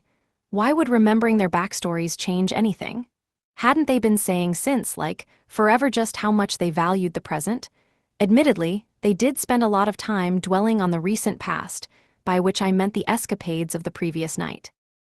Wisdom may know everything, and Jupiter Eye may see everything, but Haruka-kun is still the biggest, dumbest doofus we know. Right? It's not just Angelica-san and Nefertiri-san. We feel the same way ourselves. For someone so sensitive in bed, he's completely insensitive in the head. How can he always have sex on the brain and fail to understand the opposite sex? As much as I wanted to ask our Dungeon Emperor friends about their pasts, I imagined, to them, those were nothing more than some old, forgotten stories. The events transpired so long ago it probably felt like they had happened to someone else. By now, their current happiness was far more important than dusty tales of betrayals that happened centuries before. Why worry about a past that was long gone? Why not enjoy the moment and live in happiness? Day 115. Mid-morning. Excuse me, I'd like to speak to the manager of the universe. Could you stop sending cringe equipment my way? The ultimate dungeon under the cathedral in the Theocracy, 60th floor. Legend claimed a floor boss once haunted the hallowed halls of the 60th floor. Or rather, it still did. Kinda, in spellstone form.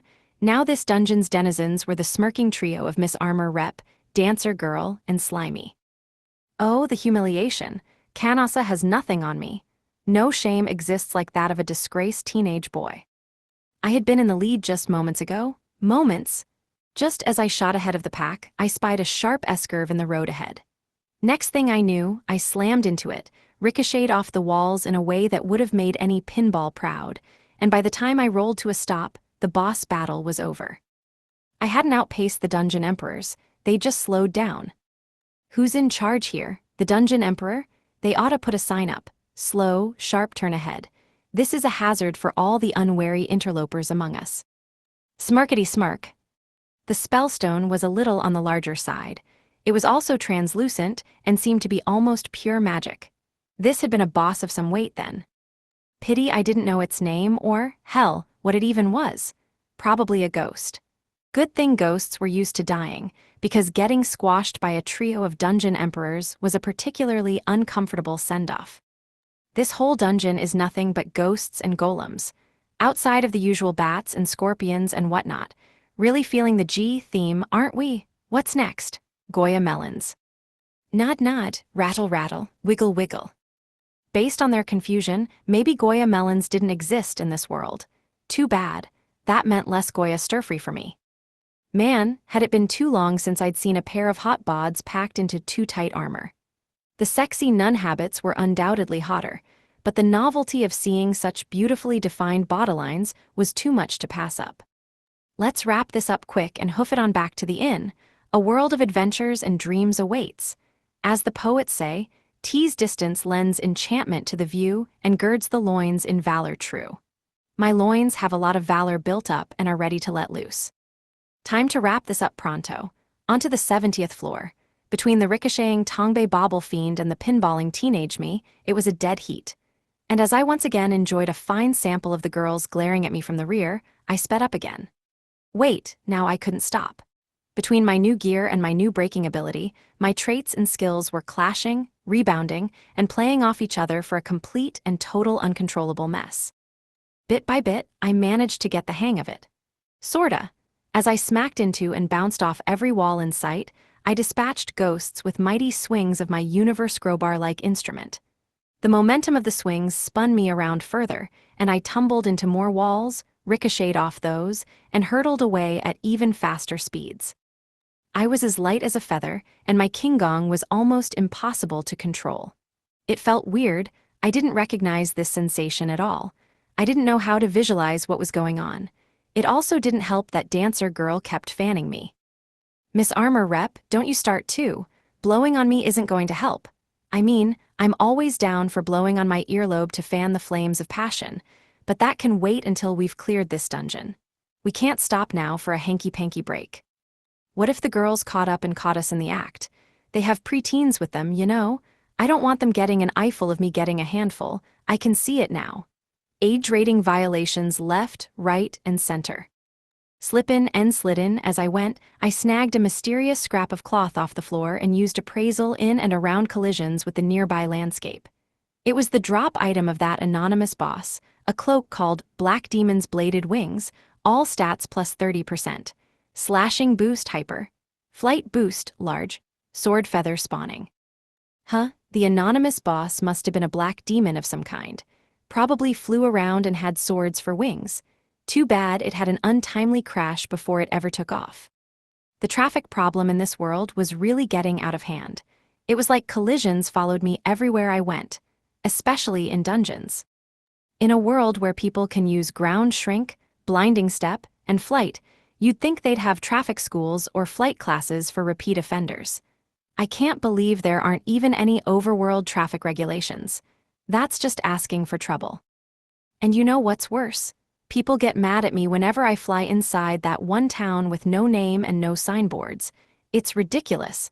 I'm a victim of this traffic chaos. A victim, I tell you. Jiggle jiggle. Just as I said that, a group of phantoms materialized out of a wall at one end of the hall. Others oozed up from the floor or dripped down from the ceiling. They just kept coming, eventually blanketing the path. It was dramatic, almost overwhelming. Like, I could applaud the effort, but it wasn't spooky, because Jupiter, I saw them before they materialized. Also, we kinda crossed through the hall while you were still popping out of the wall, and now that you're done, we have no need to walk back through. You know, we're moving too fast, no time to stop and chat. We zoomed through so quickly we confused the slowpoke ghosts. They floated over to the doorway and looked around in confusion. I used that opportunity to snipe them in the back with a blast of holy magic before I carried on my way. I still had no idea what holy magic did when it wasn't utilized in a sneaky ninja way, but oh well. I couldn't stop to find out, or else I'd lose out to the dungeon emperors. While I struggled with the control issues caused by my new cloak, I stumbled upon a mob of level 69 magma golems. Heat radiated off them, and goopy, gloppy bits of magma oozed from their clastic carapaces. That meant the floor boss was up next. If monsters signaled the presence of a boss, maybe they were the next best thing to an organization chart. Go Tongbei water. No, not bay water, not even water from a nice lagoon. I said Tongbei water. Here, I'll explain. Tongbei water is based on the ancient teachings of a certain individual who said, if monsters are molten lead, douse them with a lake. Basically, take your magma golems, add water to taste, and serve chilled. Nothing to do with Tongbaequin, you know? Wait, why am I getting glared at? The world will never know. Anyway, the magma golems were now decidedly past tense. The water turned into steam immediately, causing a massive explosion. The golems themselves cooled rapidly, shrinking and hardening until they became cracking, puny versions of regular stone golems. Remember, if the water in your vacation destination is not safe to drink, come prepared. Always bring a massive quantity of distilled frontier water and magma golems with you everywhere you go in case of emergencies. Then you'll never have to worry about the water not agreeing with you. Although it didn't seem to agree with the magma golems. Luckily, the flood of water that went roaring down the stairs also nearly snuffed out the level 70 flare ghost on the floor below. I rushed in as fast as I could and tried to beat out the flames with my crowbar-like instrument. Alas, I was unsuccessful. The poor creature passed away under my ministrations. Come to think of it, why did I need to rescue a ghost anyway? It probably would have died no matter what, either bludgeoning or beating out the flames would have done in any flare ghost. Guess it was fate. What was a flare ghost doing downstream anyway? My feverish attempts to quell the flames backfired. Alas, both the flares and the flare ghost succumbed together. I mean, it was dead anyway. 'Cause it was a ghost. Babble babble. Now the floor was soaked, making it even easier to slip. I wanted to register a complaint with the resident dungeon emperor about the lack of appropriate drainage, but I kept my mouth shut. My experiences with the dungeon emperors standing right behind me warned me not to open my trap. I could already feel them glaring from here. Ah, dungeon emperor glares are truly glares like no other. No, thank you for the glares. What's the new drop item? I have a bad feeling whatever it is will help with some of the flight control, but also speed me up further, kind of like the Black Demon's bladed wings. Conclusion: I'm doomed to smack into walls at high velocity forever. But if I slammed into monsters, bladed wings first, maybe the monsters could act as cushions and give me a chance to slow down. I took off my dear invisibility cloak that I'd once bought from a shifty merchant in town and combined it with the Black Demon's bladed wings. Most of my gear was stealth-related, come to think of it. Why then did I never get the sense that I was all that stealthy?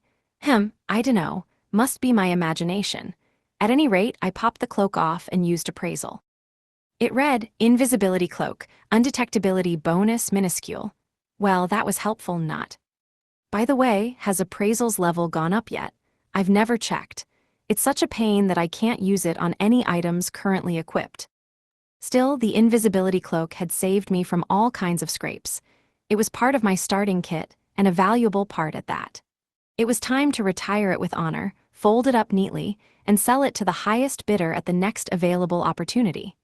If I put a sign on it that said, unused cloak, refurbished for teenage girl use, surely one of the girls would snap it up in a heartbeat. Anywho, I pictured the Black Demon's bladed wings turning into sorta sleek wing thingies during flight. The wings were enormous, and each feather turned into a sword in use. I was drawn to it, no doubt due to my angelic disposition and saintly lifestyle. Just ignore that it's black. I'm a saint, after all. Why should I care if my angel wings are pitch black? Honestly, I'm more concerned that this looks like something I would have drawn back when I was in 8th grade. Yeah, it's kinda cringe. Dash time. I used the wings to catch the air and steer myself. Now I could finally control myself even at supersonic speeds. I could dash around like I was flying. The best part was that it made me immune to Dancer Girl's fan attack. It was also easy to use. It was basically a wing version of Magic Hands, just with swords already in those hands. It worked well with the rest of my kit. I tried turning a magic hand feather into a tentacle just to see what would happen. The verdict: Dancer Girl and Miss Armor Rep hugged each other and backed away trembling.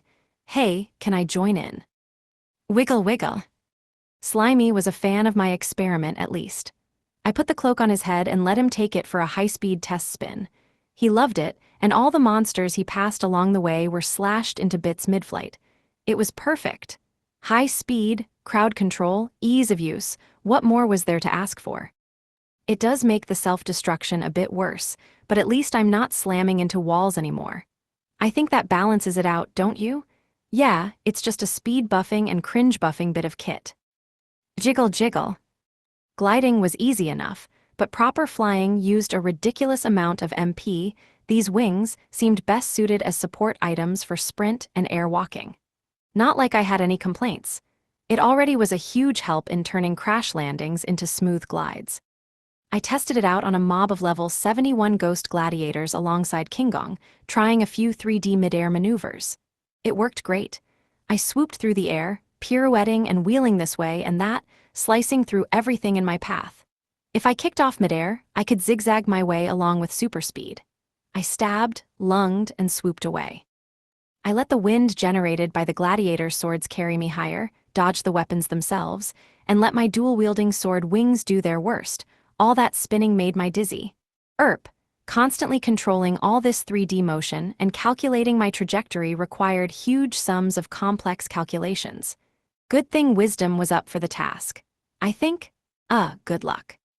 Okay, but it really guzzles MP. I could use this in dungeons and the frontier, but I'll need to swap it out when I go somewhere with less ambient mana. Maybe I can find some info on MP optimization techniques in AT Collector's Complete Best of Magic items, if I can get over that awful title. Look, it's wrong from start to finish. What the hell is AT? There's the, or even Tay, if you come from a certain corner of Tay interwebs, but AT doesn't work. That is the one unacceptable option. Wiggle wiggle. Yes, I suppose wretched misspellings are not a cardinal sin, but seriously, what was that guy on when he wrote that title? And how come only the title is messed up? The books themselves are perfectly fine, you just gotta get past the cover. It's really obnoxious. No wonder all his books are burned or banned. Jiggle jiggle. Just put some thought into your book titles, okay, people. If I saw this volume on a bookstore shelf back in my world, I would have pulled out the matches in 2 seconds flat. As Slimy and I engaged in highbrow dialectic on the future of technology and the relevance or lack thereof of certain titles, I slammed my supersonic crowbar-like instrument into the side of a golem, shattering the creature instantly and spraying bits of rock everywhere. Oh shoot, that was a steel golem.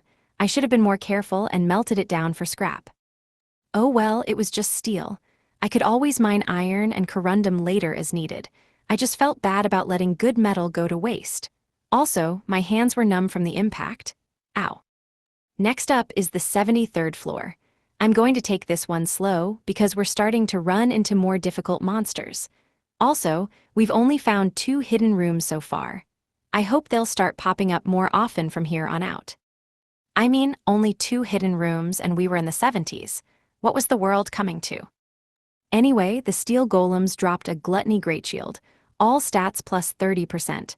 Reflection, gnawing hunger. Deaf. I liked the traits, but I wasn't sure how I felt about the set of jaws painted on it. Those slavering maws could have given the tiny tanuki a run for her money. Actually, I think I'm starting to like this shield. I guess I'll sell it to the girls, based on whoever needs it most. Nod nod, rattle rattle, bobble bobble. I appreciate their effort, but no one likes a tryhard, you know? Teenage girls are supposed to be all flirty and flighty, not hurty and fighty. At least the nerds and idiots are suitably dweeby and dopey. There was also a smiling death mask, slots 3 items, mental manipulation perfect resistance, perfect presence concealment. For the face of a dead guy, it had an awfully big smile. Yeah, that was one creepy-ass smiley face. That said, it was a great piece of kit.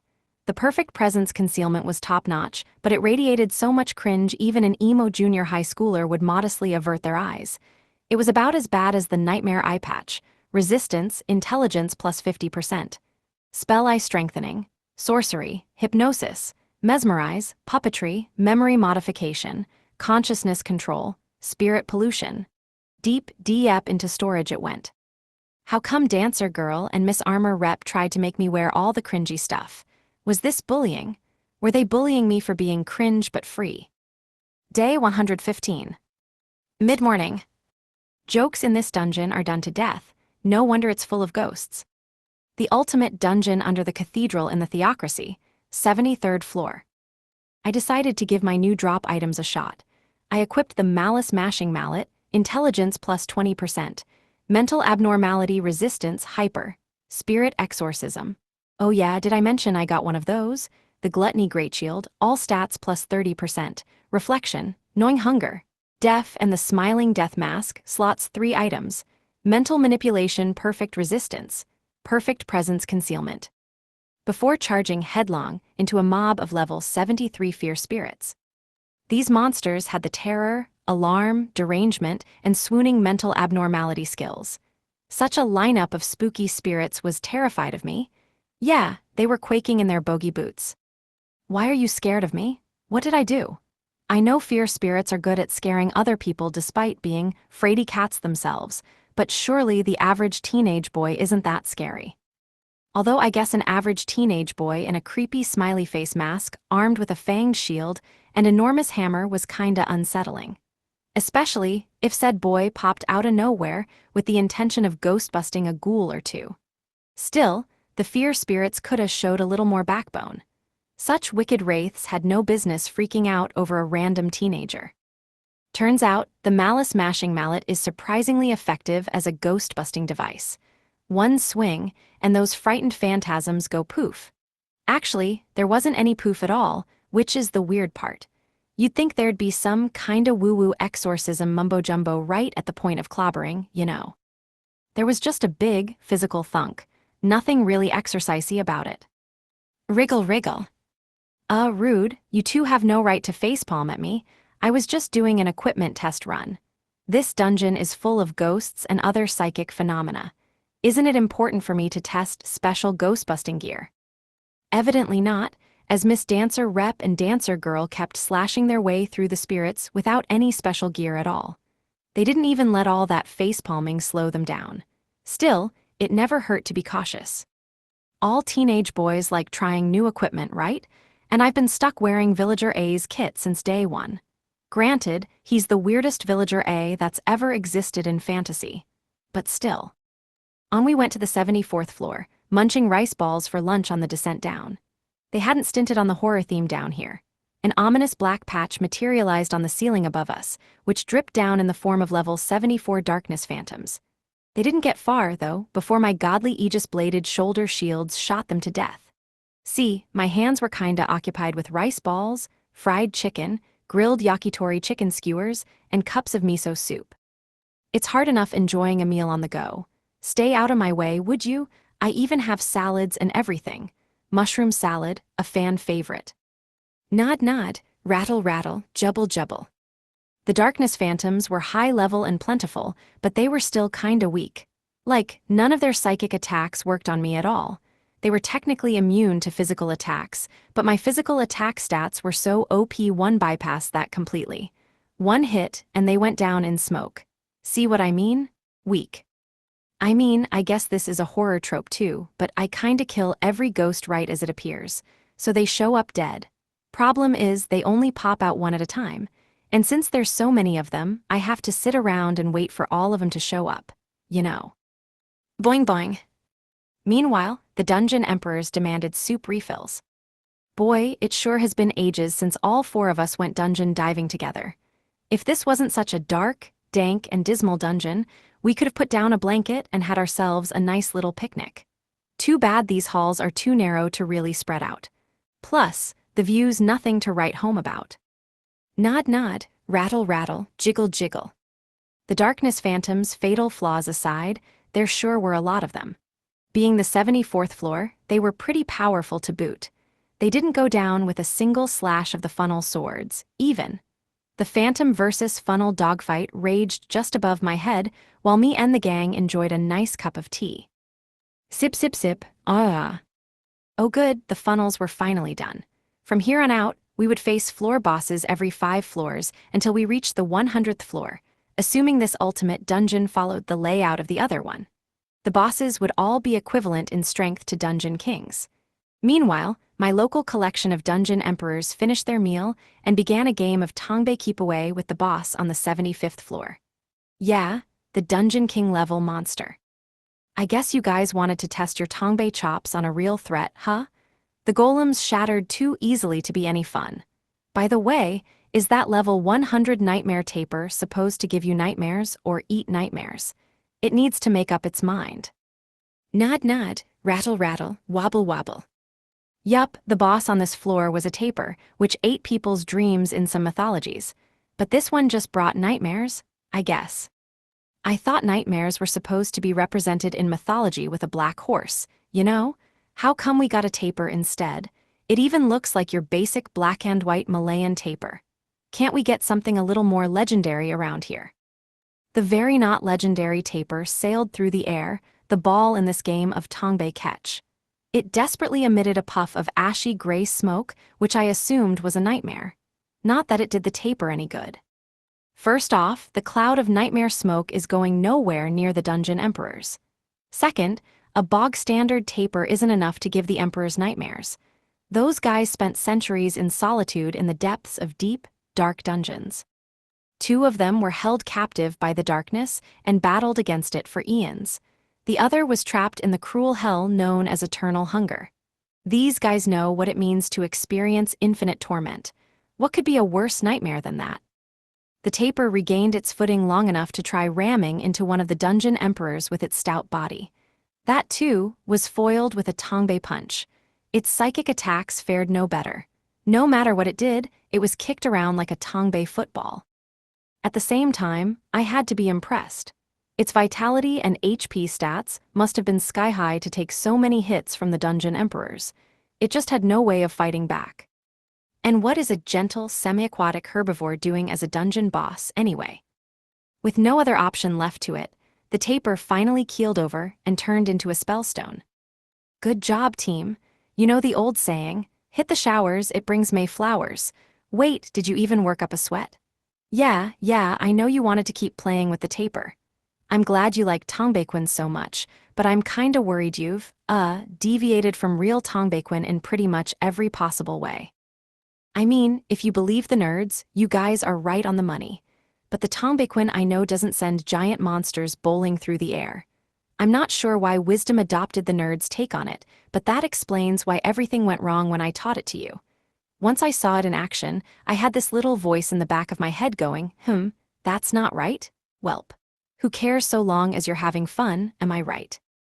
Jiggle jiggle. I originally took up Kung Fu for two reasons: to balance out my lack of self-control with Kung Fu moves and to teach the others how to use Tongbaequin. Even with their OP skills, the Dungeon Emperors were still susceptible to dying through sheer numbers. The chaotic tidal force of a wave of foes washing over them was, in fact, a Dungeon Emperor's biggest weakness. So I put my thinking cap on. I considered theories, systematized them, and turned them into the real, actionable technique of Tongbaequin. Sure, it might have been a little different from the real deal, but that was exactly why I wanted to pass it along to the Dungeon Emperors. 'Cause if you can send enemies flying, you can counter overwhelming hordes of foes. The only question is if that counts as real Tongbaequin anymore. Jubble jubble. Chances were, the Dungeon Emperors were immortal. I wanted them to live happy lives long after I was dead and buried, and for that, I had to teach them all my tricks and load them up with yummy food while I still could. I wanted them to have the chance to smile, even if that chance lasted only for the present. If I could, I wanted them to have that chance of happiness for longer. There was really only so much an NPC like me could do, but hey. The Dungeon Emperors were always there for me. They rescued me from trouble more times than I could count. It was the least I could do to give a little back, you know? Sorry, Tapir, but you're gonna be a casualty for that cause, even if it hurts my eyes watching that battle. Right now, I was operating at about an efficient 70% of my capacity, and due to all the nice new loot, my self-destruction was starting to creep up. Really, am I in this bad shape at only 70%? New equipment always wrecked my control until I got the hang of it. Nothing I could do about that. It was a daily occurrence at this point. Hence why training in real battles was so important. I could fight in midair and swoop around in any direction now. I also had perfect control over my dual universe staffs. I was the only one who could possibly fight the Dungeon Emperor in the darkness on the lowest floor, and none of my weapons were bound to be effective against it save for the staff. If my intuition was right, the Emperor was going to be another spirit. Not just any spirit, either. Sleeping Beauty's soul. I wasn't about to walk into a battle with a ghost without being able to fly around myself. And without the right prep, I knew I would just be killed before I could get a single shot off. Back when Dancer Girl and Miss Armor Rep were prisoners of the darkness, they used everything in their power to resist it and maintain possession of their identity. As a result, they were so much weaker now, a couple of percentage points of their former strength. Maybe only 1%, even. That just went to show how strong Dungeon Emperors were at full capacity. If this Dungeon Emperor had already fully succumbed to the darkness, then I had no chance in hell of winning this battle. But no chance in hell meant a chance could still exist elsewhere, right? So long as there was something, I still had to try. I made every possible preparation I could, because I just had to.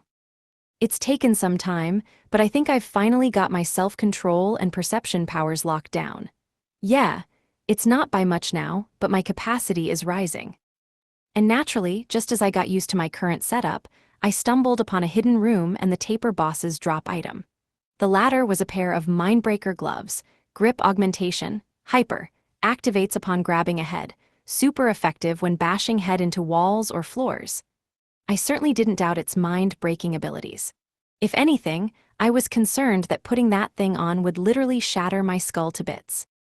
Meanwhile, the treasure chest in the hidden room provided a small bottle of exorcising liquid light, pour on user. Grants major magic defense buff and glows with light. I may be a teenage boy with a healthy active imagination, some might say too active, but I have literally no idea what to do with this. The exorcism part I get. What I don't get is why it glows.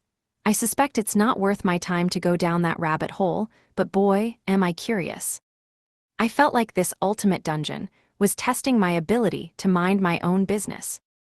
Anyway, the Mindbreaker Glove's grip augmentation is related to mental grip, right?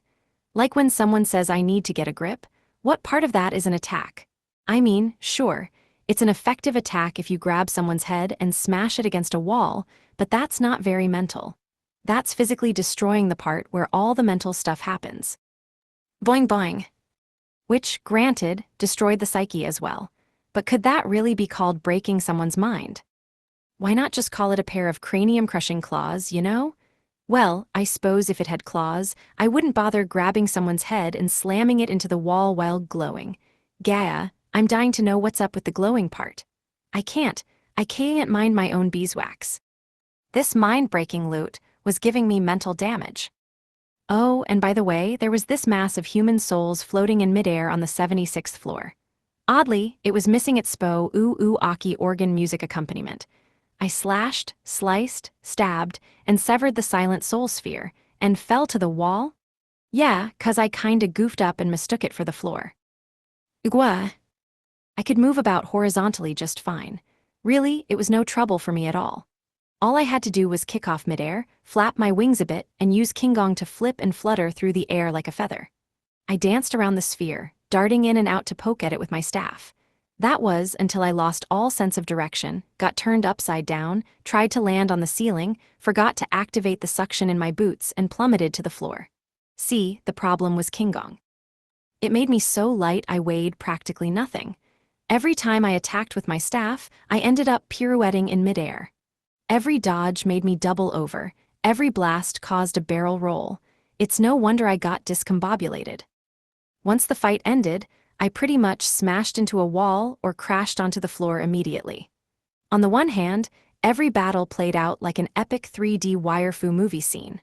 On the other hand, all my enemy encounters ended with an untimely crash landing. Oh come on, don't glare at me. It's harder than it looks. The whole dungeon is made of stone. How am I supposed to tell what I'm looking at? Also, ow. I still got glared at. The dungeon emperors had no sympathy for my 3D directional distress. Slimy bounced around all over the darn place, but I never saw his senses going all screw-dooey on him. To be fair, I didn't know which part of him was the top or bottom either, so it probably didn't make a difference which way was up. I can lock on to enemies while they're present, but once I've wiped them all out, I have nothing to base my position on, you know? Then when I try to land and botch it, I end up taking a tumble. Yeah, if I don't pay enough attention, both Kingong and suction turn off. This dungeon was such a maze I didn't know which way was which. Come on, would it have killed you to have paved the floor in something besides stone? I'm not asking for much. I carried on my merry, murdering way until on the 79th floor, the merrily murdered monster dropped a punishing pummeler. All stats plus 30%. Shock penetration. Permeating devastation. Plus ATT, yeah, we're sealing you. Huh? Why are you both holding out your hands and smiling at me like shoujo characters with big all-stars in your eyes? Oh, I know what lurks in the depths of those innocent, beguiling stares. You're glowing with excitement at the thought of an endless loop of beating the ever-loving life out of me while I use revival, is that it? Or just destroying me before my body can repair itself. You're both sword mains. Why do you love Morning Star so much? And you already have tons of them, you don't need another one. What are you, Morning Star collector hobbyists? You, get a better hobby. I was not handing it over to them. Even a slight bruising from that thing with its smashing and stabbing power was enough to kill me. But the tempting promises and assorted sweet nothings they whispered into each of my teenage boy ears just about overrode my sense of danger. No, they couldn't trick me. I was not going to be fooled, darn it. Bayath TM. Lots of boobles, all of us bayathing. Su close to each other, lots of slippery luotion. Ag, the thought of it alone wasted my willpower. Full body massage, rub you down with oil. Sticky skiing, take you to paradise. Yeah, Ag, there went my nose gushing a fountain of blood. I was woefully unprepared for this attack on my psyche. The emperors flanked me on either side. Each took an ear. I could feel their hot breath on my eardrums with every seductive whisper. Their thighs rubbed together, suggesting illicit activities. Then, amid all those lovely, luscious sensations bombarding my ear cavities, their tongues slipped into my ears. Long story short, I handed over the punishing pummeler. Oopsies. I mean, how could I ever have resisted? I lacked the willpower to deny them their sweetly worded request. Even had I the emperors are dangerous skill, I would have been powerless against their efforts to wake my wee Willy Winky in a teenage boy way, put me to Betty Bye in a teenage boy way, and Roque, by the girls to unconsciousness, also in a teenage boy way. Look, can you blame me for giving in at this point? Oh, my giggle berries were about to take a beating. Help. I kind of need those. Day 115. Midday. Turns out the real enemies are the friends we made along the way. The ultimate dungeon under the cathedral in the theocracy, 60th floor. I developed an inexplicable nosebleed and took heavy damage just before reaching the boss on the 80th floor. I thought the dungeon's psychic attacks were the real threat, but it turns out I should have watched out for a deadly duo of dungeon emperors stroking and sucking and singing their siren song right into my eardrums. My own allies have it out for me. Boing boing. Slimy consoled me with a few sympathetic boings while we descended the stairs to the 80th floor. There, I vented my pent-up frustrations in a zealous fury of crowbar-like instrument bashing. The ghostly knight did a lot of flashy thrusting and stabbing with its estoc, but I parried every stroke with the crowbar-like instrument and kept up an onslaught of my own. Yeah, it was a flying ghost knight thing, a level 100 Wrestlegeist knight. Oh great, another weird name. Wrestlegeist is an English word, a portmanteau of two German loanwords. Restlich, which is kinda like residuals, stuff that's left behind or whatever, and Geist, like ghost. Boo, it's pronounced Restlegeist, like the German pronunciation of Geist. Which is sorta funny if you think about it, since it's used broadly in the Anglosphere, you know? A true marriage of German and English. Anyway, TLDR, it's a ghost that sticks around 'cause it's haunting a place. The knight flitted through the air and kept stabbing at me like its life depended on it. It was fast, but compared to Bunny Girl and her well-trained, hyper-focused onslaughts, this knight's swordplay was sloppy at best. Its sword thrusts were too light, too slow. You should never underestimate the power of a crowbar-like instrument. In the modern world, a world far crueler than this sheltered place, millennia of wars, centuries of history, have distilled the fighting art into the ultimate weapon. The crowbar-like instrument. The worst weapon modernity has to offer, only comparable to its sister product, the flower vase-like ornament. Time stopped. The world slowed to a silent crawl. But in reality, it took less than a millisecond for my crowbar-like instrument to travel through the air and collide square with the back of the knight's skull. Oh, maybe half a dozen times or so. That concentration of blows wouldn't have been possible for anyone outside my preternatural position. No, if not for my super speed and high-speed thinking skills, this belligerent bludgeoning would be out of the cards. Then time restarted. At that exact moment, a spurt of blood gushed from my face. My consciousness flickered as the sudden extreme anemia attack threatened to bring me to my knees. Blood dripped from the eye slits of my smiling death mask. Well, what do you know? Turns out, overdoing it in stop time breaks the brain and does a number on the eyes too. Hesh, and here I thought I was crying. Guess it was just blood.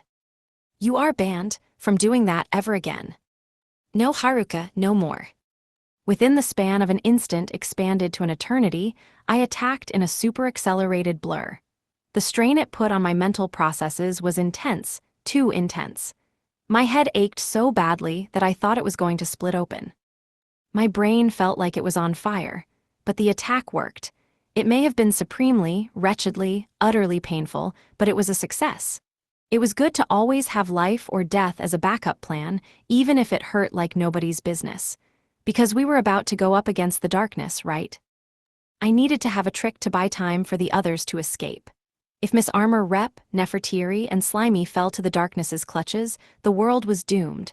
And more importantly than any of that, I didn't want them to have to suffer in the darkness any longer.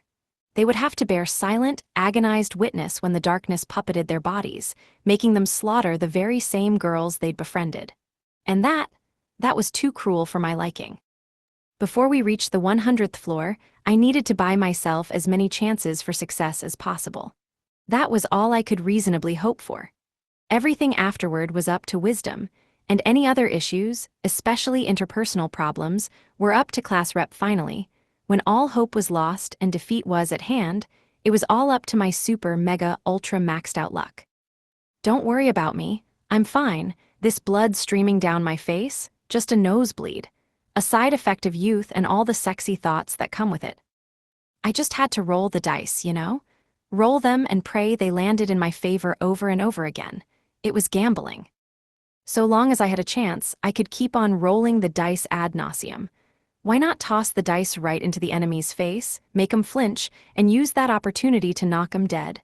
Time to roll the die, hope it was the enemy's turn to die, and let luck handle the rest. Good luck, luck. I got up off the floor where the untimely face bleed had plopped me down, washed the blood off, and felt right as rain. I gave life or death a test run, and it was successful. That was all that mattered right now. Data gained successfully.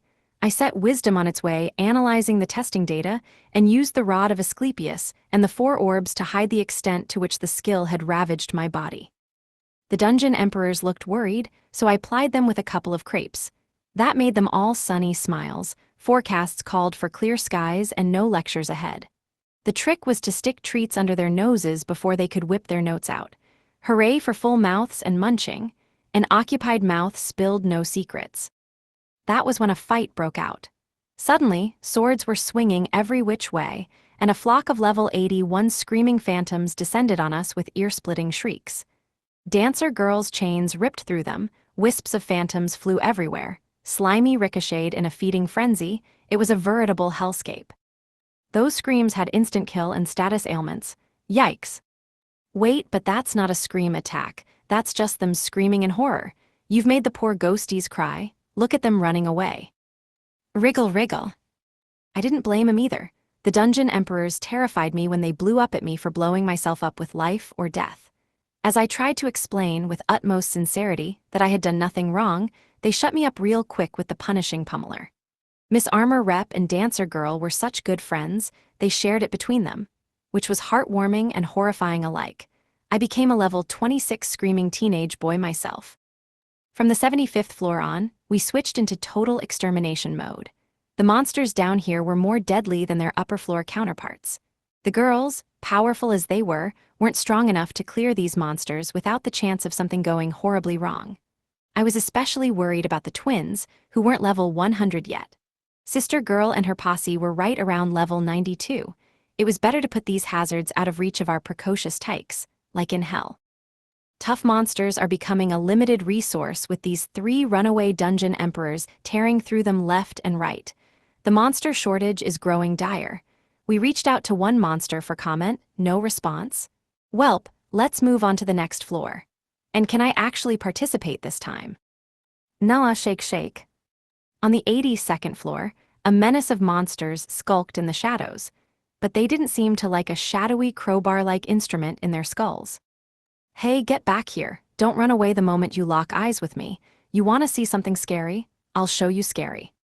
Go, my special new mid-range attack, crowbar-like boomerang. Better yet, have 2 for the price of 1. This special crowbar-like instrument is also perfectly suited for bludgeoning baddies to death at long distances. Don't miss out, try it now. The weapons sliced through the air, neatly slashed the level 82 evil assassins in 2, and sailed back into my hands. Wait, which one is the universe staff, and which one is the replicant sword? I lost track. Okay, so the term boomerang was kinda misleading. Crowbar-like instruments did not typically return to their owner's hands once thrown, according to the laws of physics and also basic common sense. What gave these blades their boomerang effect was the Resligeist Knight's drop item. Summoning Ring, Dexterity plus 40%, Weapon Summoning Control, Attraction, Enticement. If the weapon is too far away, summoning it back to my hand will probably use a ton of MP. It wasted tons of MP when the weapons were only a few meters away. But if it was part of a larger strategy, I didn't mind the MP loss. I also tried using enticement to bring demons closer to me, but as soon as they made eye contact, they turned tail and ran. It was probably the death mask's fault. Fine, you know what? If you run from looking at me, I'll just revive you and kill you 100 times each. Ha, how do you like them apples? Jiggle jiggle. Ah, the dungeon emperors did not like those apples at all, apparently. I guess I shouldn't have killed all the assassins and stuff. I can't help it. I just got a little upset, and next thing I know, I was bashing their brains out with a crowbar-like instrument. As one does when one is a teenage boy with a crowbar-like instrument, you know. If there was a vase-like ornament as lethal as this crowbar-like instrument, this world would be done for. Everyone knows that's the nemesis of the average homemaker. Yup, crowbar-like and vase-like objects are the two biggest killers in modern mystery cinema. That is, if we ignore trains. But I suppose the theocracy carriages do operate on timetables too. Babble babble. Now there was only one thing we were missing. The classic mystery setting, a hot spring. But I hadn't seen any hot springs here yet.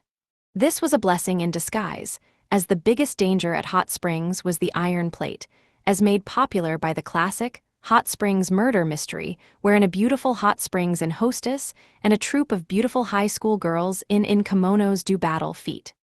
Copious wardrobe malfunctions, and there is much undoing of beautiful dungeon emperors' kimono sashes, and they're all like, ooh la la. And the male leads all like, come on, baby girl, and right as they're about to get into it, a beautiful inn worker stumbles across a dead body. Trope. You know, that oldie but goodie. What I wouldn't have given to see it play out. If there was one thing a healthy teenage boy like me couldn't live without, it was his steamy and suspenseful bathing scenes. Especially the ones where the viewer curses the conveniently placed wisps of steam. But yeah, that wasn't gonna be an option anytime soon, 'cause I hadn't found any hot springs in this world yet. The stairs to the next floor down were so long I started wondering if the monsters were huge or something. But nah. The monsters were just a couple of level 83 javelin bats chillin' up near the ceiling. I used vibration magic to blast 'em out of the air, and after enough jittering and jostling, spellstones rained down into my lap. Also, glares. I was just trying to get them to fall out of the air. I didn't think sound waves could kill them. I thought those bats could stand up to a little shaking, you know.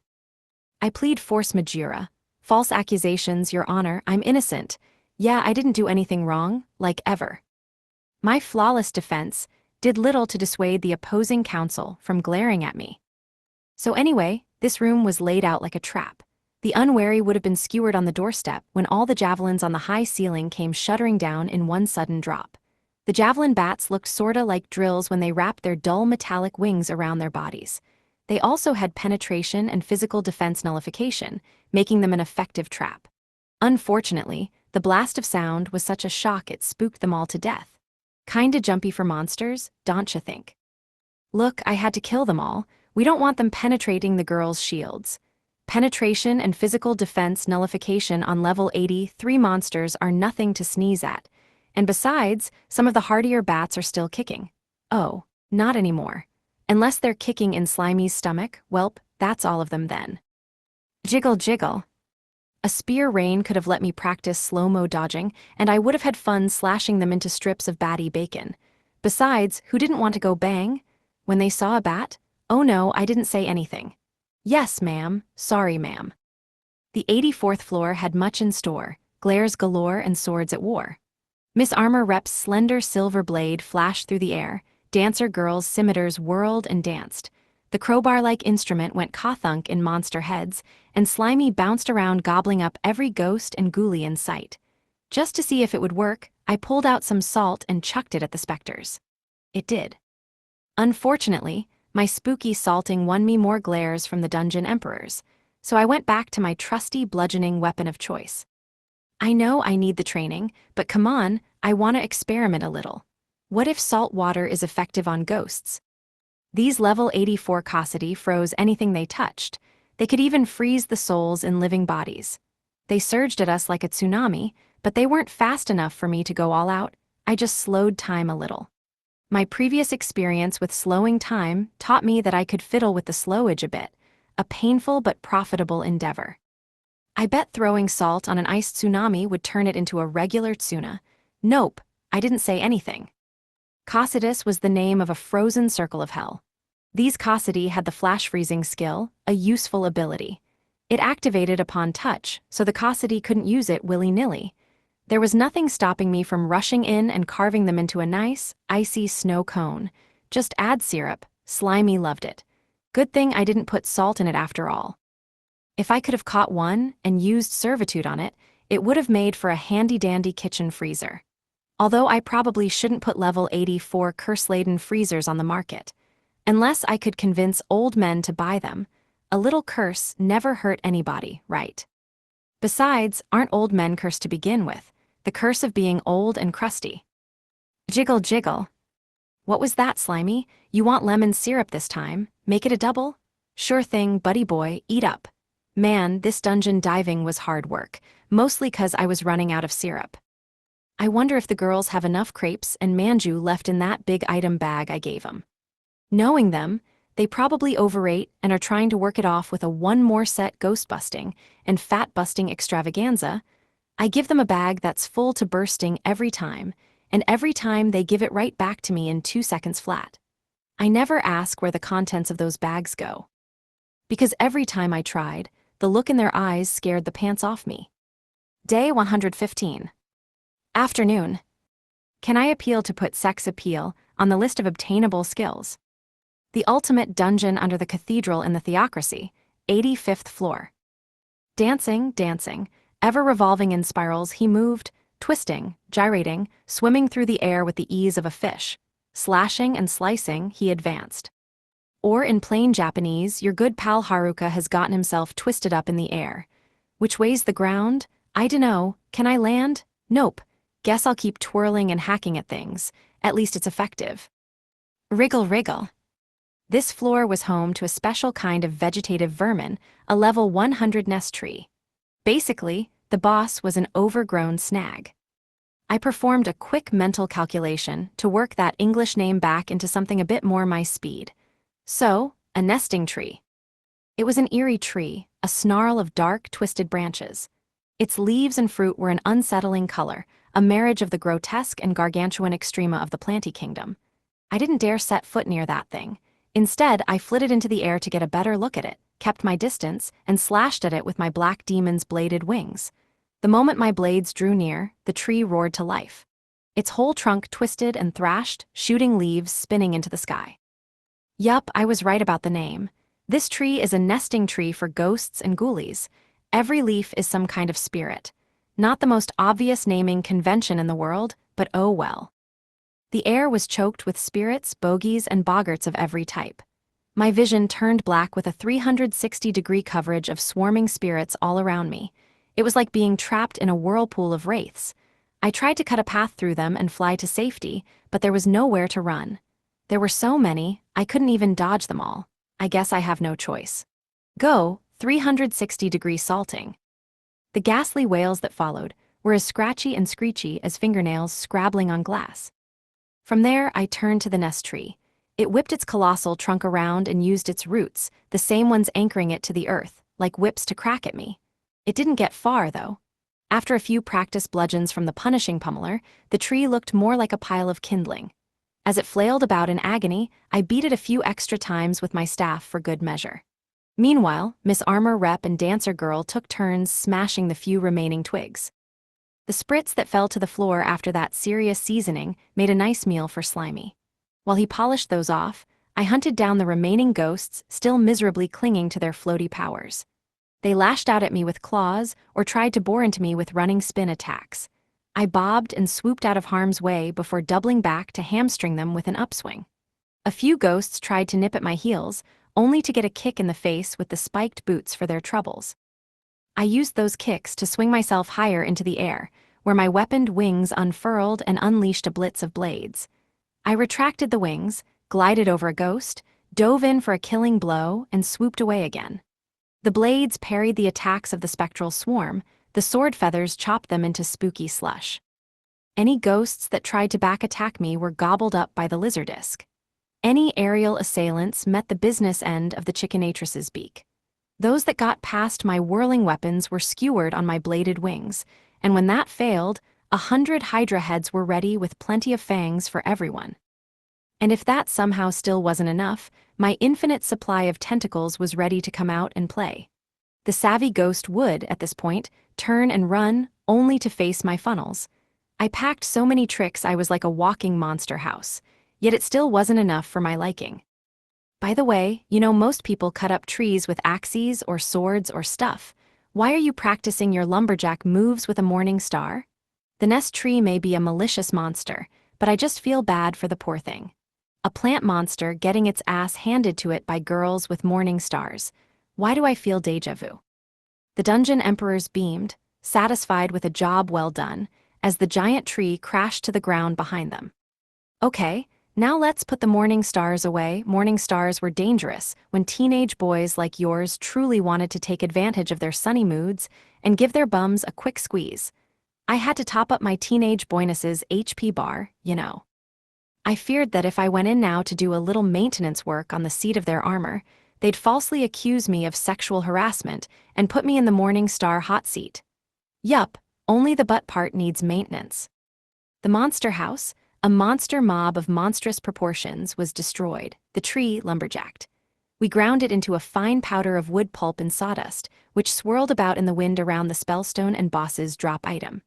As it turned out, a merciless mashing with an iron ball, along with pulverizing and pounding and punching, could whittle a tree away until there wasn't a twig left. Yeah, morning stars were scary. Jiggle jiggle. At least Slimy was happy about it. He had a bit of a brain freeze from his Cossity snow cone treat, although far be it for me to tell what part of him was his brain. Right now, he was rolling pell-mell all over the place. I patted him a couple of times. He sure seemed healthy enough. Evil spirits must not have been too bad on the digestion. Well, what do we have in here? I used area analyze and presence sensing to find a small hidden room and peeped inside. It contained a treasure chest and a level 100 nest grass, a sentient weed. I guess the next step up from a monster house is a monster closet. Is that a step up? There's no step up from trees, so I guess they downgraded and went with grass. At any rate, the nest grass filled that tiny monster alcove, so I lit a stick of monster-side incense that I bought in the Holy City, chucked it into the room, and shut the door. I don't expect it to do much since they sold me it for cheap, but I've killed plenty of bug monsters with smoke. Who's to say I can't smoke out a spirit? In the meantime, we all enjoyed a nice tea break with chilly cups of mushroom tea. It was only slightly marred by the sounds of claws scratching at the door and the blood-chilling screams of monsters in their death throes. Wow, that's super effective for something so cheap. Note to self, buy extra at the next available opportunity. Zip zip zip. Later, I opened the door and beheld the pleasing sight of a pile of spellstones, a mountain of drop items, and a treasure chest. Between the spellstones and the loot, this floor was going to make me filthy, stinking rich. Yup, because all the drop items were pieces of Yggdrasil fruit. Acquire a skill of user's choice. The tree dropped 3 pieces, the grass 2. Finally, I learned about these things at the Adventurers Guild. Wow, 5 at once. Well, it's obvious where the first 4 are going, but I feel kind of awkward leaving her out, Yup, I once read all about the Yggdrasil fruit in the dodgy hodgepodge of collective knowledge the Adventurers Guild saw fit to call a book. Ever since then, I'd been dedicated to finding one. Why else did you think I was so fixated on all the plant monsters? Why else would I bother appraising them with such detail? I should have been looking for spirit monsters instead of plant monsters. Guess I was barking up the wrong tree. You should have written that down, Adventurers Guild. Technically speaking, there were 5 arts club girls in my class, but the book club president didn't have any skills that needed a fruit, So I guess I could give these to the other 4. You think they'd want them? These are super rare items because you can earn any skill of your choice. If you have the right aptitude for them, that is. This could allow the arts club girls to overcome their job penalties and craft all the things they wanted. Heck, They could probably even make themselves magical artifacts and other useful tools with the right skills. Up until now, their job debuffs had prevented them from pursuing any hobbies outside of fighting. Nah, book club president doesn't need one. What do you do in a book club anyway? Read books. Maybe alphabetize them. Yeah, reading had nothing to do with crafting. What I wanted to do was give the girls back their talents for cooking, clothing design, sewing, and art. I mean, I could have eaten a fruit myself and gained a crafting skill, cooking maybe, but I didn't have any job debuffs to undebuff. Unemployed NEETs had no undebuff debuffs to undebuff because they had no job to debuff the undebuff stats. Obviously, and alas, Yggdrasil fruit only granted skills. A fruit could not get me a job. Bitter tears of the unemployed, sympathetic bobble bobble. Oh, I was on the receiving end of a head pat for once. Nice. Anyway, I made up my mind. The fruits would go to the arts club girls. Maybe this would result in them hanging up their careers as fighters, but we always needed good crafters. Besides, not being able to do your favorite things for months on end truly sucked. It was ridiculous that the girls were summoned to a fantasy world just to have their hobbies stripped away due to arbitrary job restrictions. The question remained, what to do with the last piece of fruit? If all the girls get buffs in cooking, cleaning, and sewing, I think the world might explode from destructive femininity. Wabble wabble. Not like the fruit was any help if someone had the wrong aptitude. That was, if they sucked at the craft to begin with, the skill wouldn't latch on. Maybe I shouldn't mention I have a fifth one. I don't want to break any hearts. On the next floor down, I used appraisal on the treasure chest item, ignoring the battle raging all around me. The monsters were nothing but pointy lumps of metal, level 86 spiked golems. At that high of a level, they were fast, tanky, and tough. Total powerhouses. Welp, have fun with them, gang. Your morning stars are powerless against spiked golems. Powerless, I tell why, Miss Armor Rep, since when have you known Tongbei Morning Star? Morning stars whizzed, slimy bounced like a sticky lump of goo possessed, golems died in droves. It made such a racket I could barely focus on my appraisal results. Many Magic's Mageware. Contains 100 magic sigils, 3 of which may be activated at any given time. Intelligence plus 30%.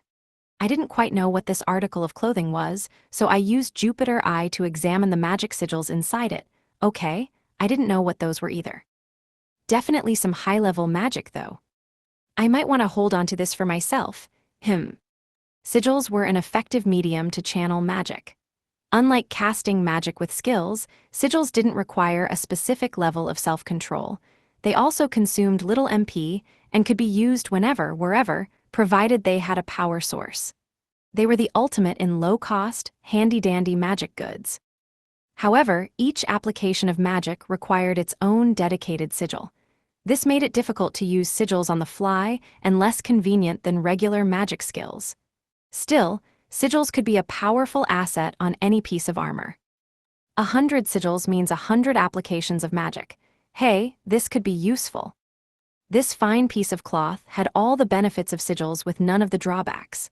The user could activate any 3 sigils at the same time and switch which 3 with no lag, well, provided they had alchemy.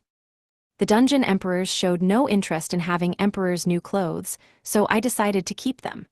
Yeah, 'cause Miss Armor Rep and Dancer Girl had armor already, and Slimy was content in his birthday suit. I bartered a promise to make chicken katsu and cream stew for tonight's dinner in exchange to be allowed to keep the mageware. I put it on over my current clothes and slotted it in. That's all 7 slots in the clothes set, right? If I get more clothes, I'll have to swap something out. Adamantine clothing, Vitality Power-Up, large, power plus 50%, Diamond Fist. Legendary Beast Leather Armor, speed plus 50%, vitality plus 30%, slashing resistance, magic evasion, physical evasion, skill, incarnation. Warrior Scale, vitality, power, speed plus 30%, athletic improvement, large, armor penetration. Ogre Leather Armor, power, vitality plus 20%, regeneration, large, muscle augmentation, large. Magic Array Kimono, physical and magical resistance, large, magic control, large. Magic Leather Clothes Set, vitality plus 20%, Herculean strength. Many Magic's Mageware contains 100 magic sigils, 3 of which may be activated at any given time. Intelligence plus 30%. The Many Magic's Mageware filled the 7th slot nicely. Now the problem was, which 3 sigils to go with first. Tricky, should I go for a specialized build or something more well-rounded? Decisions. My top 2 priorities were mitigating my self-destruction and boosting my fighting ability, so I chose Physical Ability Strength Boost for Sigil Numero Uno. I had many candidates for the other 2 sigils. Magic Reflection or Magic Defense Boost would have been helpful in the upcoming boss fight against the Dungeon Emperor if it turned out to be a soul, but if it had, like, a physical body status resistance boost was the way to go. But Magic Absorption, Speed Spec Boost, and Instantaneous Physical Armoring all look fun too. Ooh, and I can't forget Allurement Boost. Wait, I don't want that.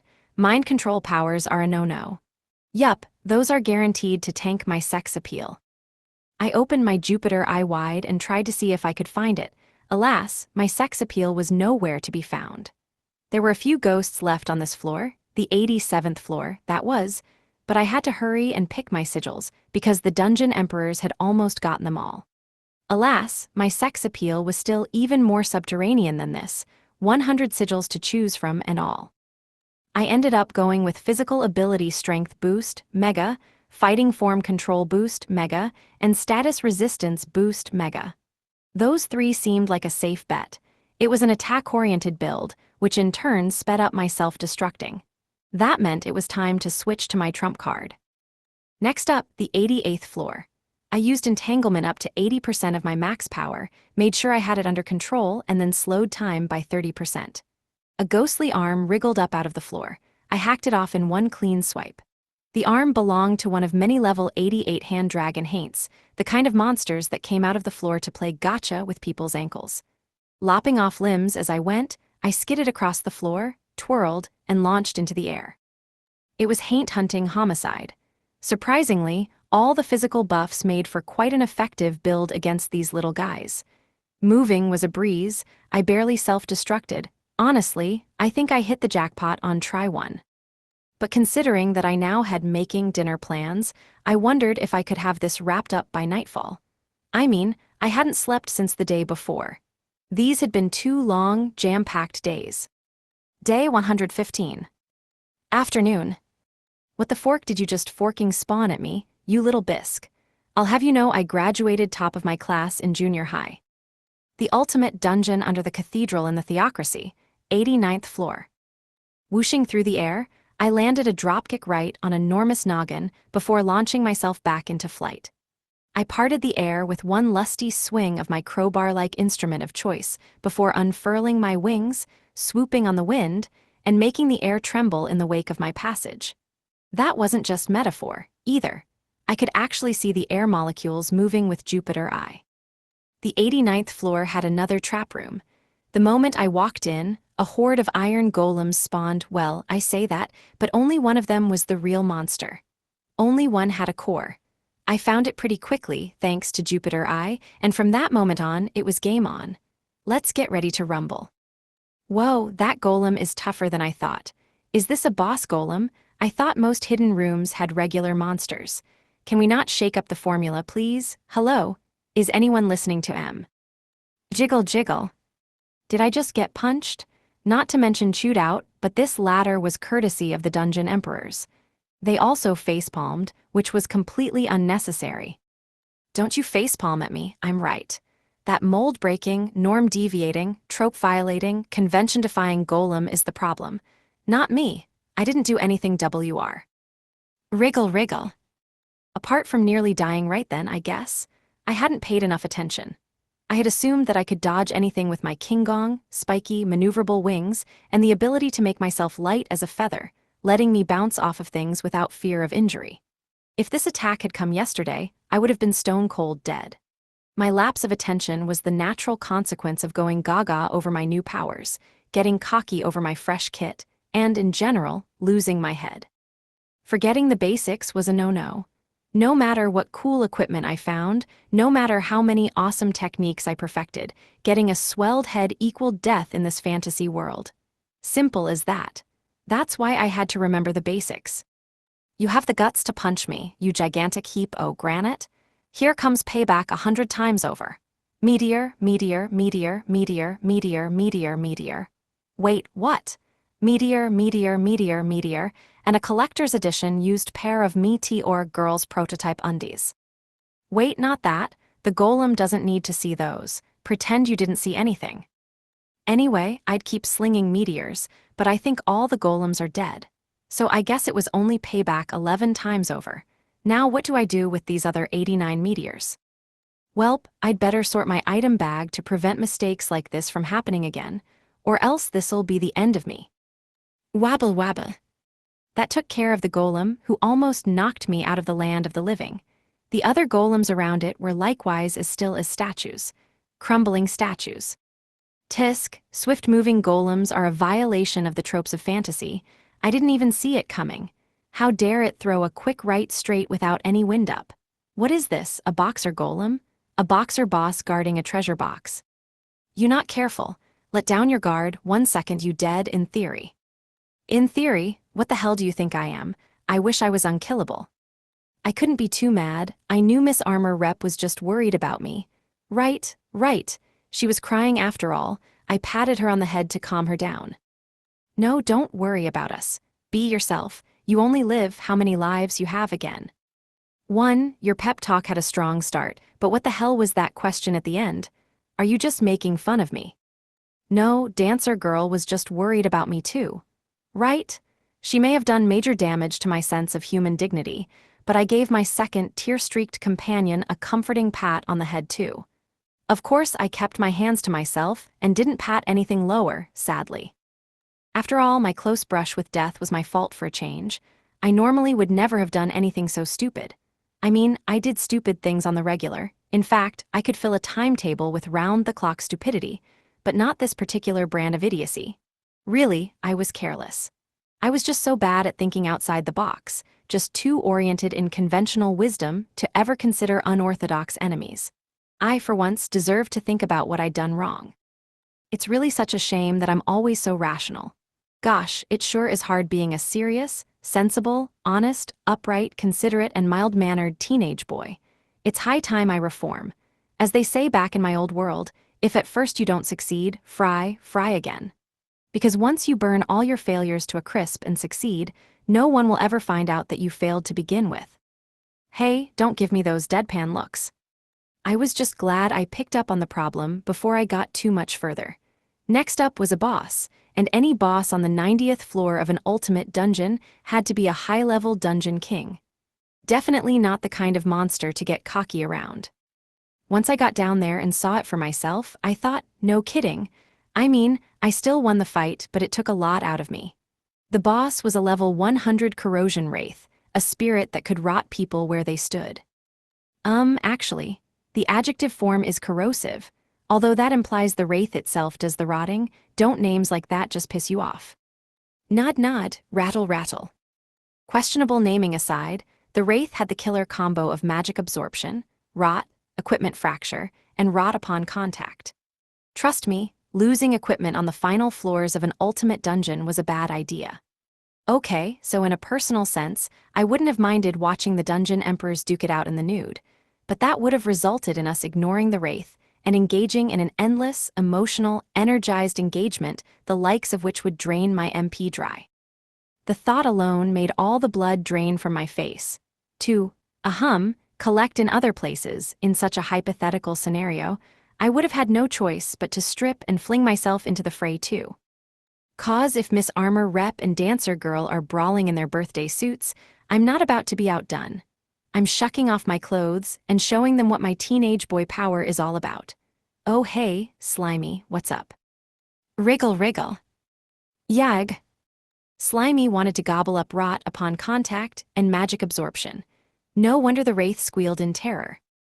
Unless Slimy wanted to eat the monster very badly, I only let him absorb monsters after defeating them. Whenever he used gluttony on enemies in perfect health, he copied the monster's skills perfectly. The drawback was that doing so made him take damage. So, unless the skill was especially rare, I made sure the monsters were weakened before it was chow time. Rot upon contact was gonna be just brutal in Slimy's arsenal. He would corrode any equipment he touched unless it was turbocharged with mithril.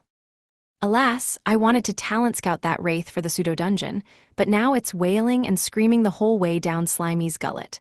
Well, on second thought, its corrosive powers extend to human flesh too. Maybe I don't want it after all. If it only corroded equipment? Score.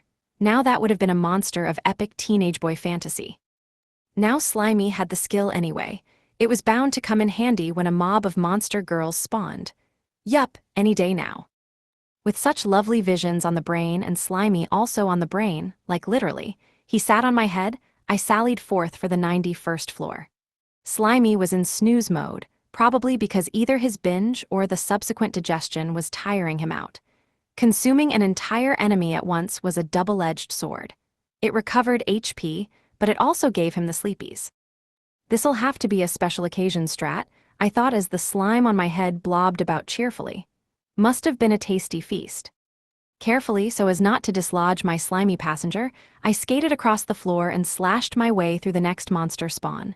The spiked boots, power, speed, dexterity plus 30%, acceleration plus 30%, sudden super speed, sudden braking, suction, wall plus ceiling walking.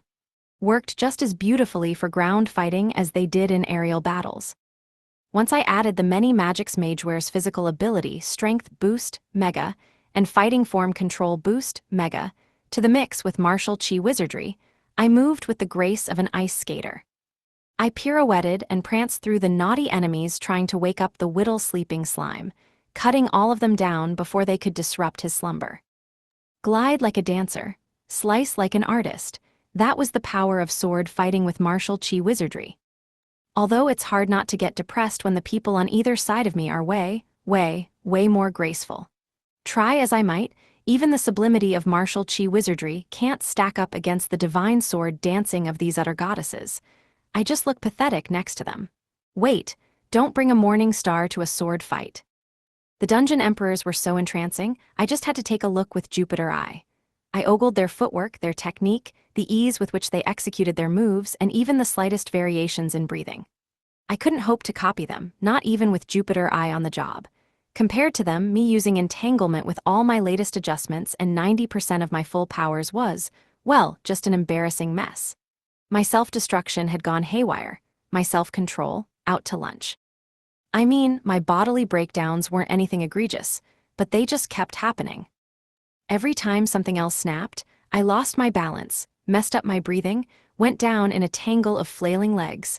Sublimity had never felt farther away, with the obstacles between me and that end goal growing larger by the day.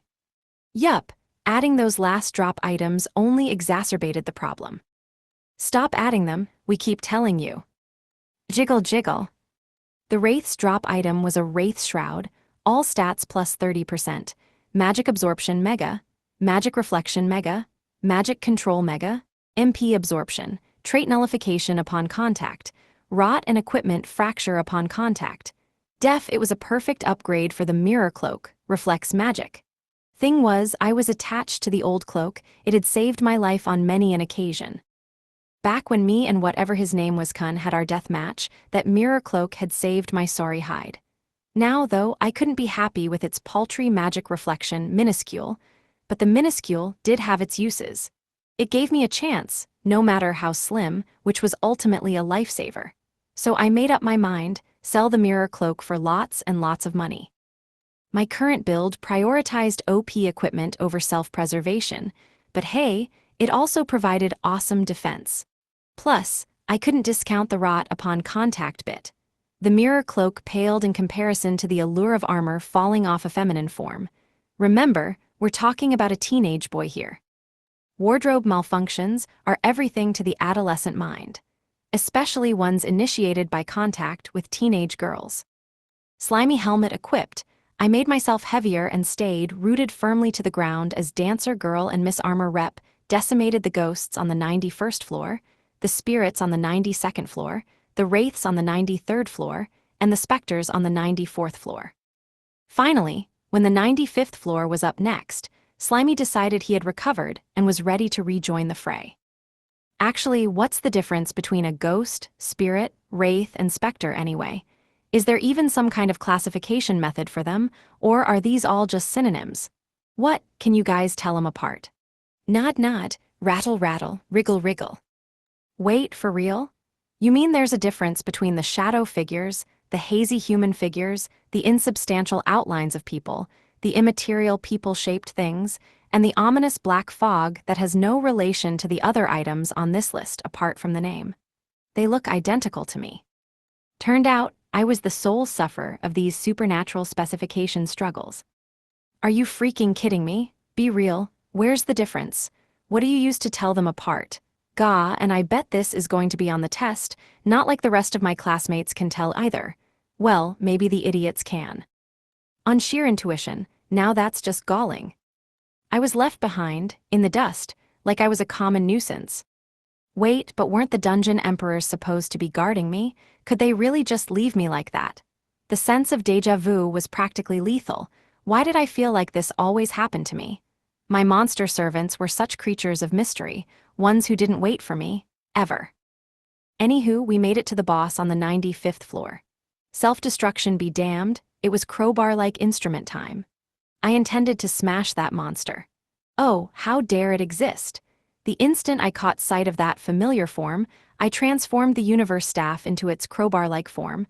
The moment its name entered my ocular sensors, I entangled myself with my full strength and flew at the beast. Never mind my body wailing in agony. I passed through the abyss of the vacuum, flickering here, there, everywhere. The air positively exuded malice. Oh, here was a foul fiend with powerful magic, and I would lunge for it with all my might. Begone, foul spirit. The power of the crowbar-like instrument compels you. Quit ruining my teenage boy fantasies. Yes, for the black-cloaked figure hovering in midair was none other than a vampire, the blood-sucking beast of legend. The same one who got to sink his fangs in the necks of hot girls, the envy of teenage boys everywhere. Wait, that's not a vampire. That's just a level 100 vampire ghost, a blood-sucking bogey. How is it any different than a vampire bat? The thing even flies. No necking about it necks for nasty ghosts or old men. Only blood-sucking beautiful babes allowed. Easy there, calm down, is already dead. Yes, but all ghosts dead, Angie. Wriggle, wriggle. Man, F***ck the stupid fantasy world. What was the point of having a vampire if she wasn't going to be a hot girl? If vampires were going to be an established thing, then why didn't they come with titties? Who wanted to get nibbled on by a bunch of bats or old men or mosquitoes? Bro, are you F***ing stupid? Do you wanna F***ing go? You wanna F***ing take this offline? Let's go. I'll 1v1 you IRL, bro. I'll F***ing no scope you. Yeah, you're already F***ing dead, bro. I F***ing killed you, bro. Aw crap, I was saving my MP for the final boss. This dungeon is wilier than it looks. It spawns monsters that bring out the worst in teenage boys. If dungeon diving wasn't going to result in me being set upon by a sexy vampire lady with plenty of sucking and gasping and heaving, then what was I even fighting for? This world had no heart. No social skills. Couldn't pick up the hints I was putting down. For F***ing shame. Day 115. Evening. Oh, so fighting fair and square's a bad thing now. Well, excuse me, princess. The ultimate dungeon under the cathedral in the theocracy, 96th floor. A thick, heavy silence blanketed the 96th floor. Slight tremors shook the stagnant air. Magic came into being. The lids on the endless procession of coffins lining the walls of the grand hall shuddered, producing a jarring, grating noise. Come on, world, you know better. You betrayed my expectations once with your lack of sexy bloodsuckers, and it's time you made up for it. I demand these coffins crack open to reveal a horrible horde of giggling, flirting, feminine creatures open to sucking and getting sucked on. I demand clothes falling to the floor. I demand a teeming mass of vampires throwing themselves at me. Instead, I guess I'll douse the room in oil, then step back, cast a couple of fireballs, and slip into the shadows. Bye-bye. Pillars of flame shot up to the ceiling. A wave of scorching wind rolled through the room. The hall was now better compared to a fiery hell. The moisture-free mummies went up like kindling. At least give me some sexy dancer girls, and if there were hot vampire chicks, I would pass over no end of running water to get at sexy vampires. But an army of oldman mummies? Kill 'em with fire, the fires of my righteous rage. Speaking of dancer girl, she gave me a deadpan glare for that little speech. Oh shoot, I had gone berserk on 2 floors in a row. She and Miss Armor Rep were starting to look seriously annoyed. Look, I can't help it. This was an atrocious assault on my teenage boy psyche. The poor, gentle flower of my teenage boy heart has been trampled on and tarnished. What else was I supposed to do but throw a teenage temper tantrum? It was off the cuff, that's sure enough, but I get gruff when things are tough. And stuff. Wabble wabba. Say, what if I opened a souvenir shop in the Beast Kingdom? Even though it was just hours before dinner, I decided to do R&D for the inventory of my latest upcoming economic enterprise. Behold, a trial product of King Hagebeast's hype beast folk manju. I shared it with the Dungeon Emperors. Their feedback? Lots of glares and even more munching. I was still feeling the beating I'd taken from the self-destruction sesh on the 95th floor, and the glares followed me all the way down to the next couple of floors. I picked my way through the soot-stained hall, around the still smoldering flames. The wood coffins went up faster than a box of matches, charring the level 96 reverse mummies half to death. All I had to do was finish the job and polish off the last of the mummies' lives. Yeah, seemed like each mummy was an undead conglomeration of multiple souls. 'Cause every time they burn to death, they just revive again, which drops a new spellstone. Now I'm swimming in spellstones. Mummies had curse, contagion, and life absorption skills, fierce foes, or would have been if not dead. Mummies grab you, steal HP, can't be killed, but none those things helped. Still died horrible fiery death. Dang, from the sound of it, those were mighty monsters. Even the regular monster mobs on floors in the 90s were brutally strong. They had OP skills aplenty, which opened them up to even more weaknesses. Take the mummies. Even without their fancy skills, their stats registered all in the thousands. They wouldn't go down without a fight, basic mob or not. Could the girls beat 'em? Sure, but that was only because the girls were a fearsome mob in their own right. The girls' safety was not an absolute guarantee against these mummies, making the dungeon's lowest echelons a huge hazard. The girls always tried to brute force their opponents, beat them fair and square, you know. This made foes with sneaky weaknesses all the more dangerous for the girls. Hence, why I charbroiled the mummies in their coffins and beat them without breaking a sweat. It was just the kind thing to do. Anyway, the Dungeon Emperors were still royally peeved with me, so I sat back and watched them from here on out. I also kept regenerating. I wasn't at full health yet. The air was thick with magic this deep in this ultimate dungeon, speeding up my healing abilities. Shocker, right? Meanwhile, Dancer Girl and Miss Armor Rep cut up a cavalry unit of level 97 Ghost Chevaliers. Double shocker. It was hard enough to lock swords with just one of the Dungeon Emperors. 2. Get real. Not to mention, Slimy was extra hard to deal with for armored opponents.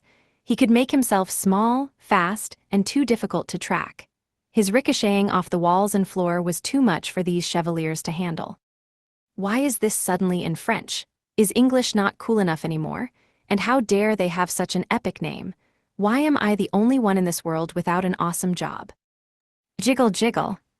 Because I had nothing better to do, I used appraisal on the drop item from that no good, terrible, rotten, horrible, fails the teenage boy test vampire. The Carbuncle Crown uses unique scarlet magic. MP, intelligence plus 50%. Scarlet shield. Scarlet armor. Scarlet eye. Huh, why's it all scarlet? My wisdom crown can hold 5 other crowns. This would make number 3, so I still have plenty of space left. My problem last time was not enough mithril. If I keep this up, the crown's capacity might increase to 7.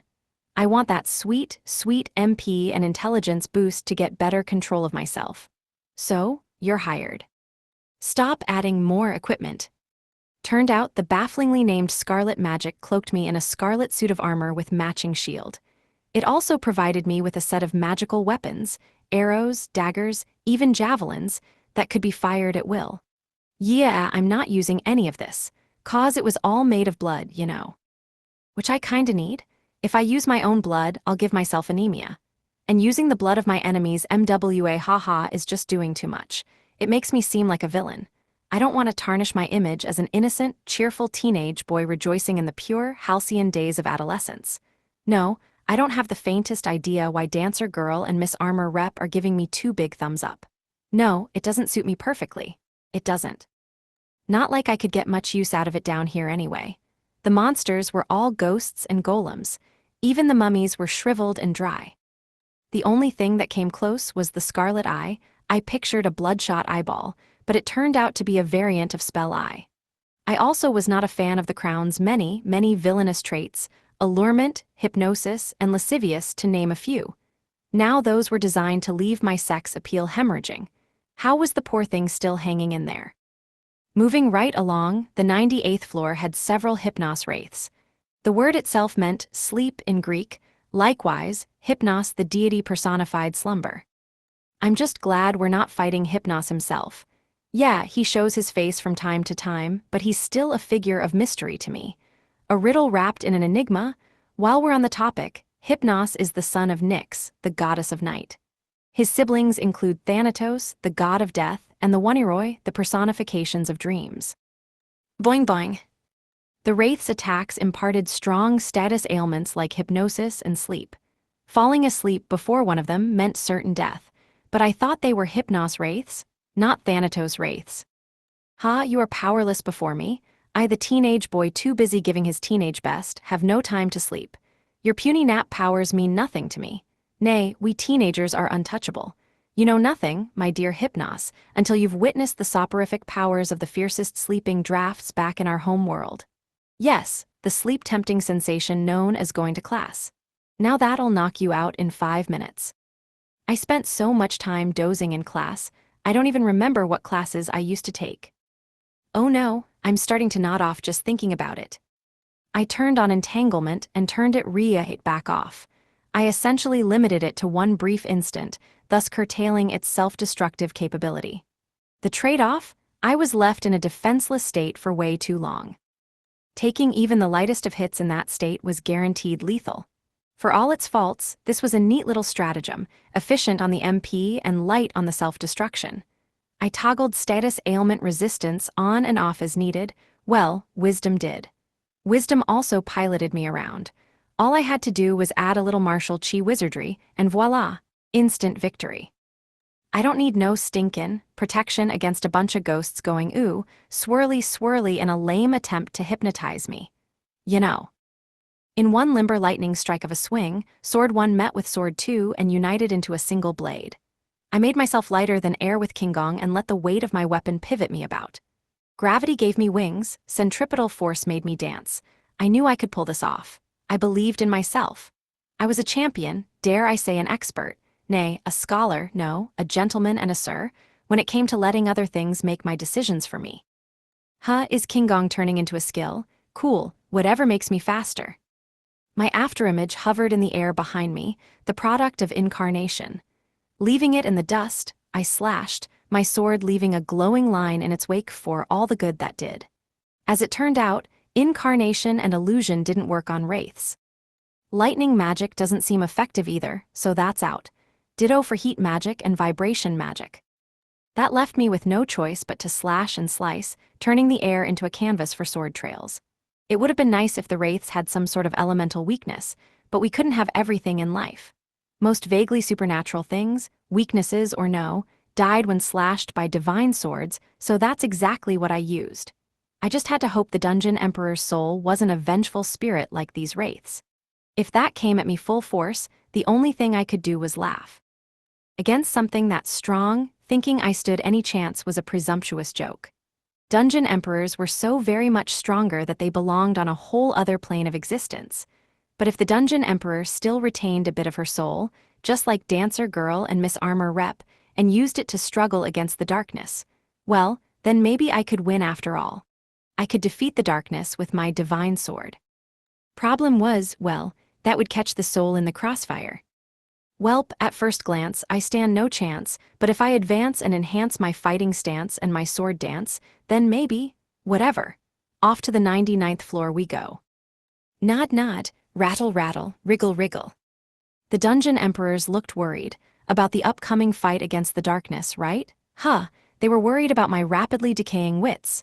Excuse me. Okay, but that aside, if this ultimate dungeon was anything like the one I found Miss Armor Rep in, then it had that. Onslaughts of blistering intensity, flashing glaives, whirling scimitars, Sturm und Drang made flesh, an army of monsters, low-level 99 evil legions. Their speed, their strength, their skill, it was like a battalion of dungeon kings had come to do battle. My 3 Dungeon Emperor-class allies stayed the tide, holding their own against the incessant waves of weaponry. Steel rang on armor, producing a ghastly knell as would be heard on the very battlefields of hell. The monster knights swarmed closer, pressing ever in and threatening to overwhelm us with their sheer numbers. I lost track of how many swords I parried, how many shields caught my weapon, how many jaws got to work. Yeah, there was a lot of munching and crunching action. Not on me, though.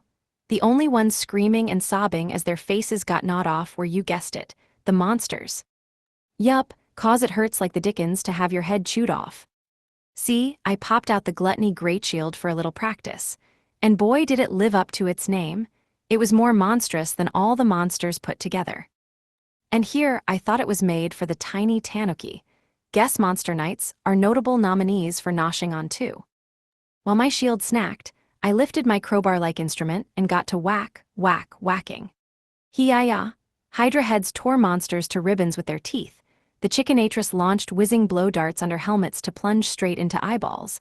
The Lizardisk lashed out with its mighty tail, snapping monster legs like toothpicks. The infinite tentacle swarm following me brandished an inexhaustible supply of swords, spears, and shields. Ha, I've got my own evil legion, suckers. Behold the Loner Legion. Oh, don't mind the water gushing from my eyes, it's just sweat. The room rang with cries of agony. The evil legions fell back, terrified. Look at 'em, fraidy cats. Nod nod, rattle rattle. When it came to the brute force approach, retreating meant defeat.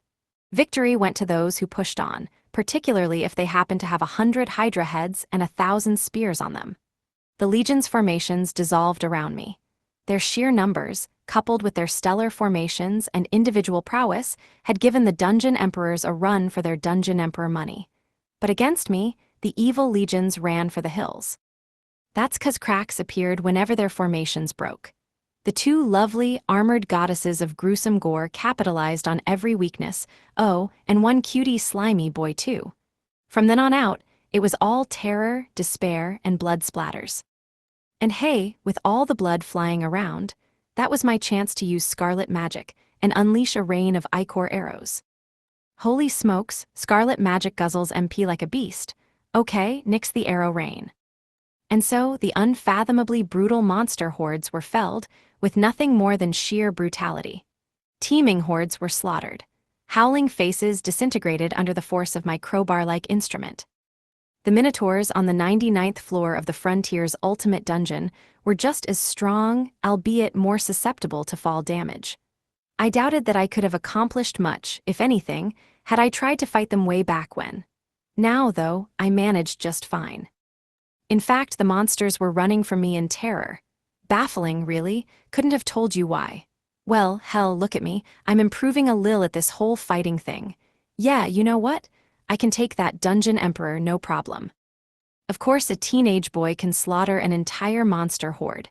That's how these stories always go. Oh, come on. What are you glaring at me for now? I fought them without cheating for once in my life. Clean, upright, old-school Ice-Sky warfare. Oh, stop looking at me with pity. That hurts worse than the glares. Since when was this pat Haruka on the head? There, Haruka, time, I fought him fair and square. A proper fisticuffs fracas, it was.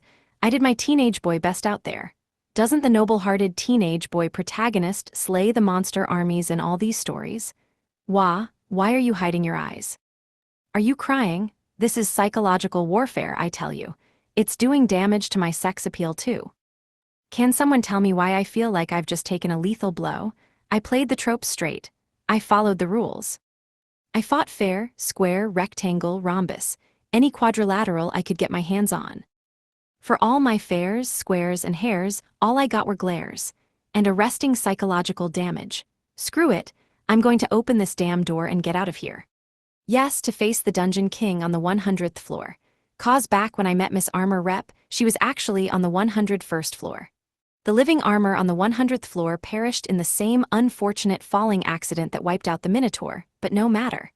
Off to the 100th floor I went, opening the door and taking the first step down.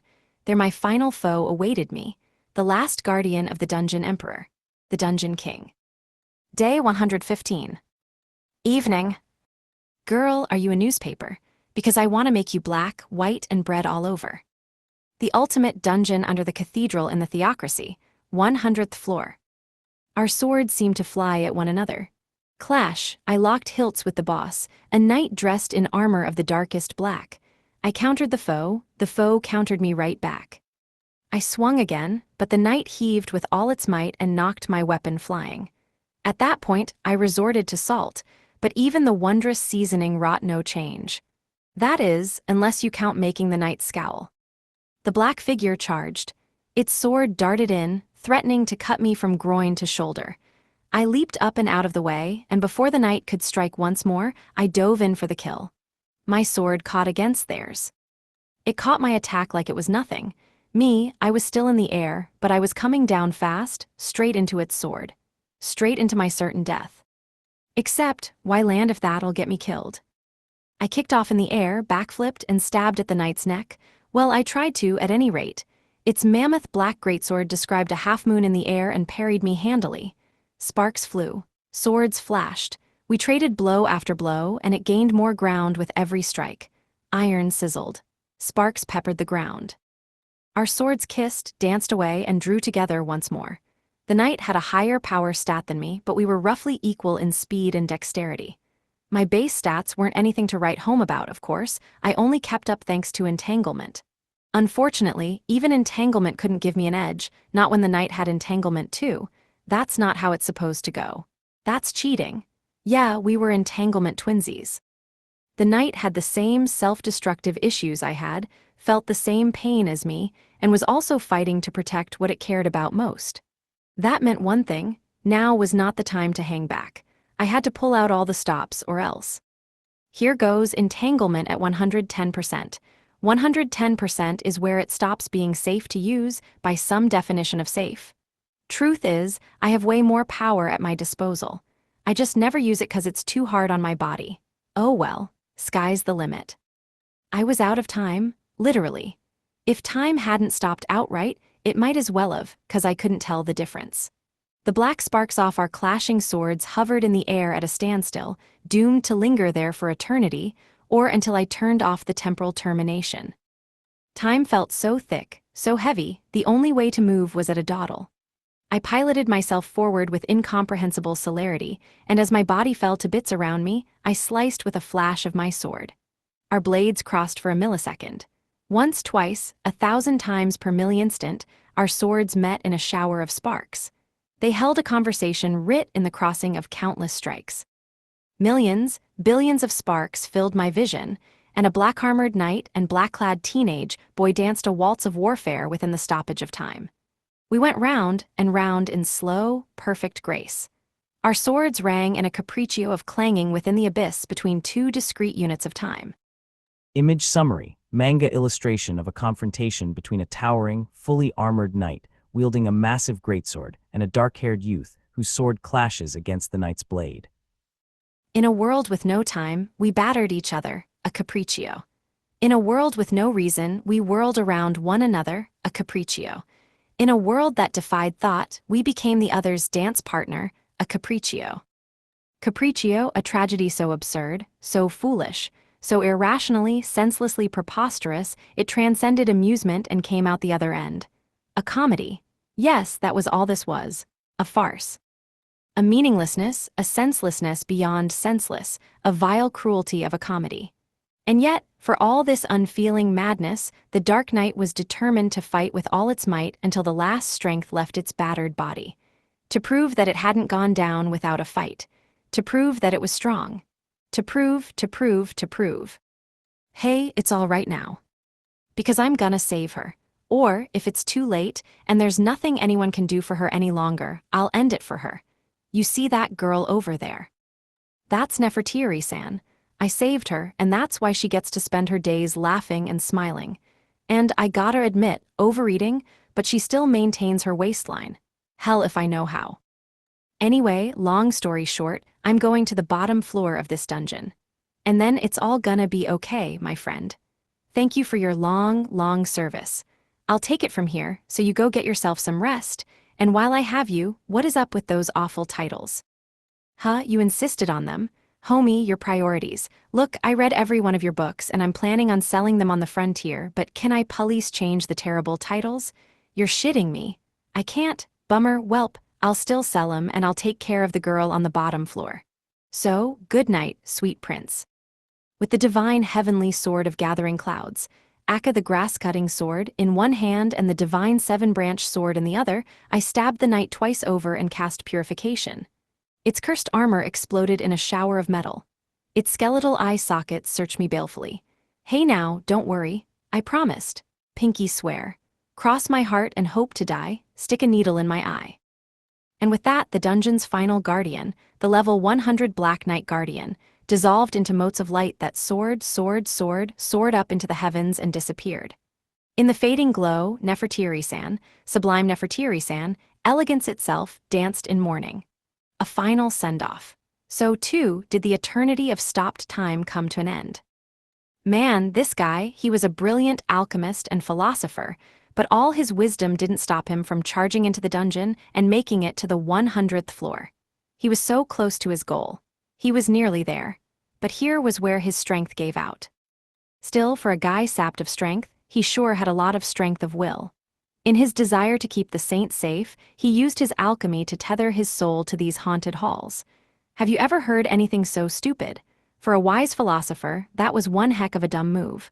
Well, thank you for your service, you crazy bastard.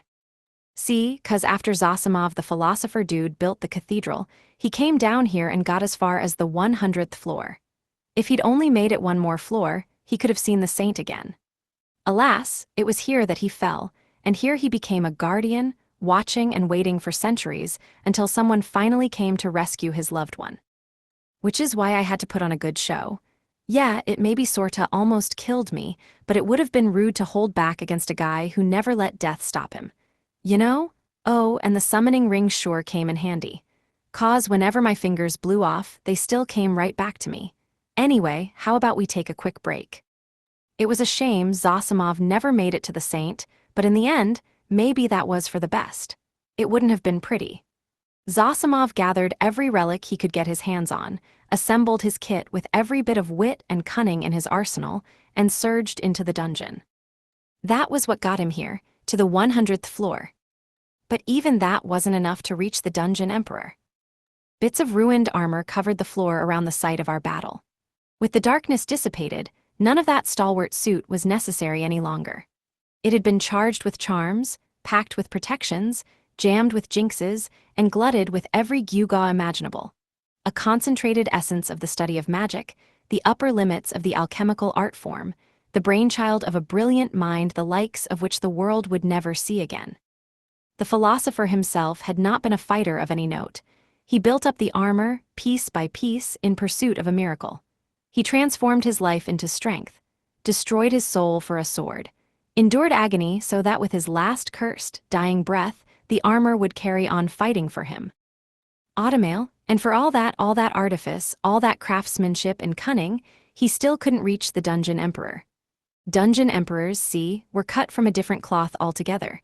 To fight one of them, one needed a whole other sort of strength, a brutal strength. A merciless strength, a strength that strained the limits of what it meant to be human. Damn shame. Only a single, solitary hope brought Sleeping Beauty and me together. If not for this farce, I would never have come into her life. Had the philosopher given up his own life for her, only to die at her hands, well, surely the grief would have consumed her. Surely she would have surrendered completely to the darkness. And if that had happened, she would have been beyond saving now. There would have been nothing for me to do but end her wretched existence. The only thing that prevented this cruelty of cruelties, the only thing that saved her, was a whim of chance, that Zosimov never, ever reached her. I really hate this world sometimes. Well, I guess this is goodbye for now, gang. Don't follow me, Kay. If I tell you to run, I want you to find the girls and get them out of here. Use the bell and do what you gotta do, okay? Promise me you will. Nod nod, rattle rattle, jiggle jiggle. Let's end this thing. 'Cause if there's one thing I hate, it's a damn tragedy. Where's the good in tragedy? Why would I ever go out of my way to see one? Life's tragic enough as it is. Shit, man, what's so good about sadness that you gotta send me to another world to get more of it? Wasn't my old life hard enough? What do I need more stupid tragedy for? I've thought it through, and my answer is an absolute, definite, categorical no. And besides, I made a promise. Below me yawned the mouth of an unearthly, wailing abyss. Down there, trapped deep in the bowels of this dungeon, was a ghost, a soul, a prisoner to the darkness. I could feel a powerful magical force, a great swelling of mana, fused with the shadows below. A puppet of the darkness gone mad, a servant gone berserk. The soul was a pale, translucent outline. Fingers of black twined about her legs and wreathed her arms. The stark contrast of ebon against pale alabaster, oh, those tendrils of darkness crawling up that naked, lily-white form, hubba hubba. I stepped forward cautious. I waited to see what it would do and feasted my eyes. You, ma'am, have won the internet on her delightful body. The darkness roared, making the very air tremble. Suddenly, that was all I could see: darkness. Darkness, pointed darkness, lunging toward me. Stabbing lances from wall to wall, no safe place to stand. Please, you don't need to handicap yourself. This isn't my first rodeo. My two divine swords sundered the pitch-black air around me, and a great shiver went up in the writhing shadows. Playtime's over, Buttercup. Come join me when you're ready to be serious. Yo, what's up, darkness? Even the old dudes upstairs had more life in 'em. Yeah, they fought like their lives were on the line. What's your excuse? You think you're hot stuff? You think you're so cool just 'cause you're the darkness? Yeah, well, you can kiss my ass. Death, destruction, and the darkness of the abyss, I don't give a single crap about any of that. See, I come from one hell of a dark world myself. We have a saying there, you know. It's always darkest before the dawn. I've been there. I've seen that darkest darkness. What's a little shadow like you gonna do against that? Gonna swallow me up? Gonna destroy the world? Well, go on, get to it. I'm waiting. If that's all you've got, then just do it. Kill me. Kill everyone. Kill yourself in the process, see if I care. It makes no gosh darn difference, so why don't you lie down and die now? I mean, come on. Attacking me with sharpened tendrils of darkness? What is this, kindergarten? Was I not the master of squirmy, writhing tendril attacks? From then on, everything was a blur. I dodged and danced my way through the spears, slicing and hacking shadows to pieces. I dipped through the sky and gouged great holes in the murk. The darkness emanated endlessly from the soul, feasting on her explosive power banks of magic. Even now, when time was all but stopped, the darkness manifested too fast for my flying swords to keep up. I shaved my defenses down to their bare minimum, threw everything I had and then some into a fence, and tried to force the shadows into submission with sheer firepower. Separating the darkness from its power supply was the only way to win this.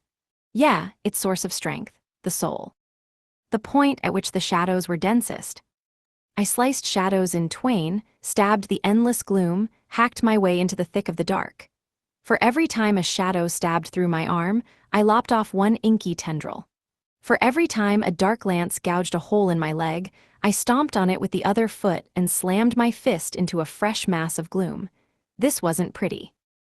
There was nothing honorable about it, just mutual mass destruction. And honestly, it was kind of freeing. It was vandalism, just base robbery, give-and-take destruction that would only end when one butcher finished slaughtering the other. Wisdom word to keep me moving faster than the speed of light. Time was a foregone conclusion. I entangled dimensional slash with my swords and rendered the space in their paths meaningless. No time, no space. All that was left was a game of brutal, bloody murder. Victory went to the one who killed the other first. It was all so fast, bam, bam, bam. Revival always kicked in just in the nick of time, yanking me out of death's jaws in a continuous cycle of being healed and pulverized by turns. It was all I could do to keep up. The soul was too powerful.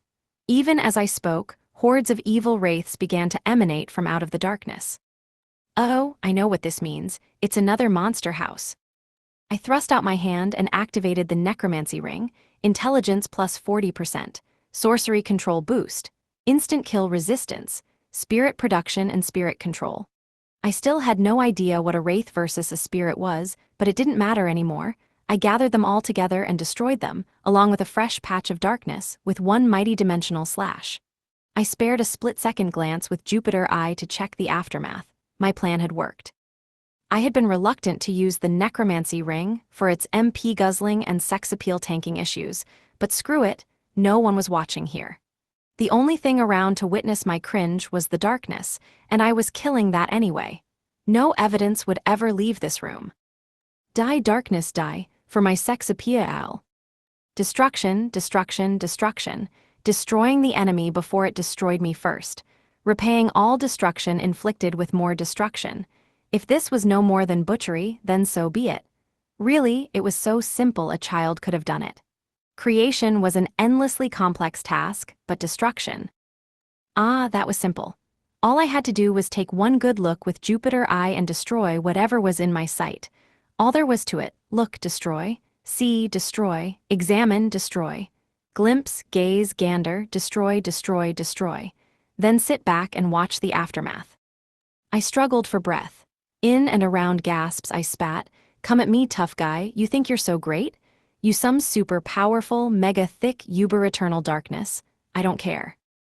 I'll kill you either way. See mere darkness, let's dance."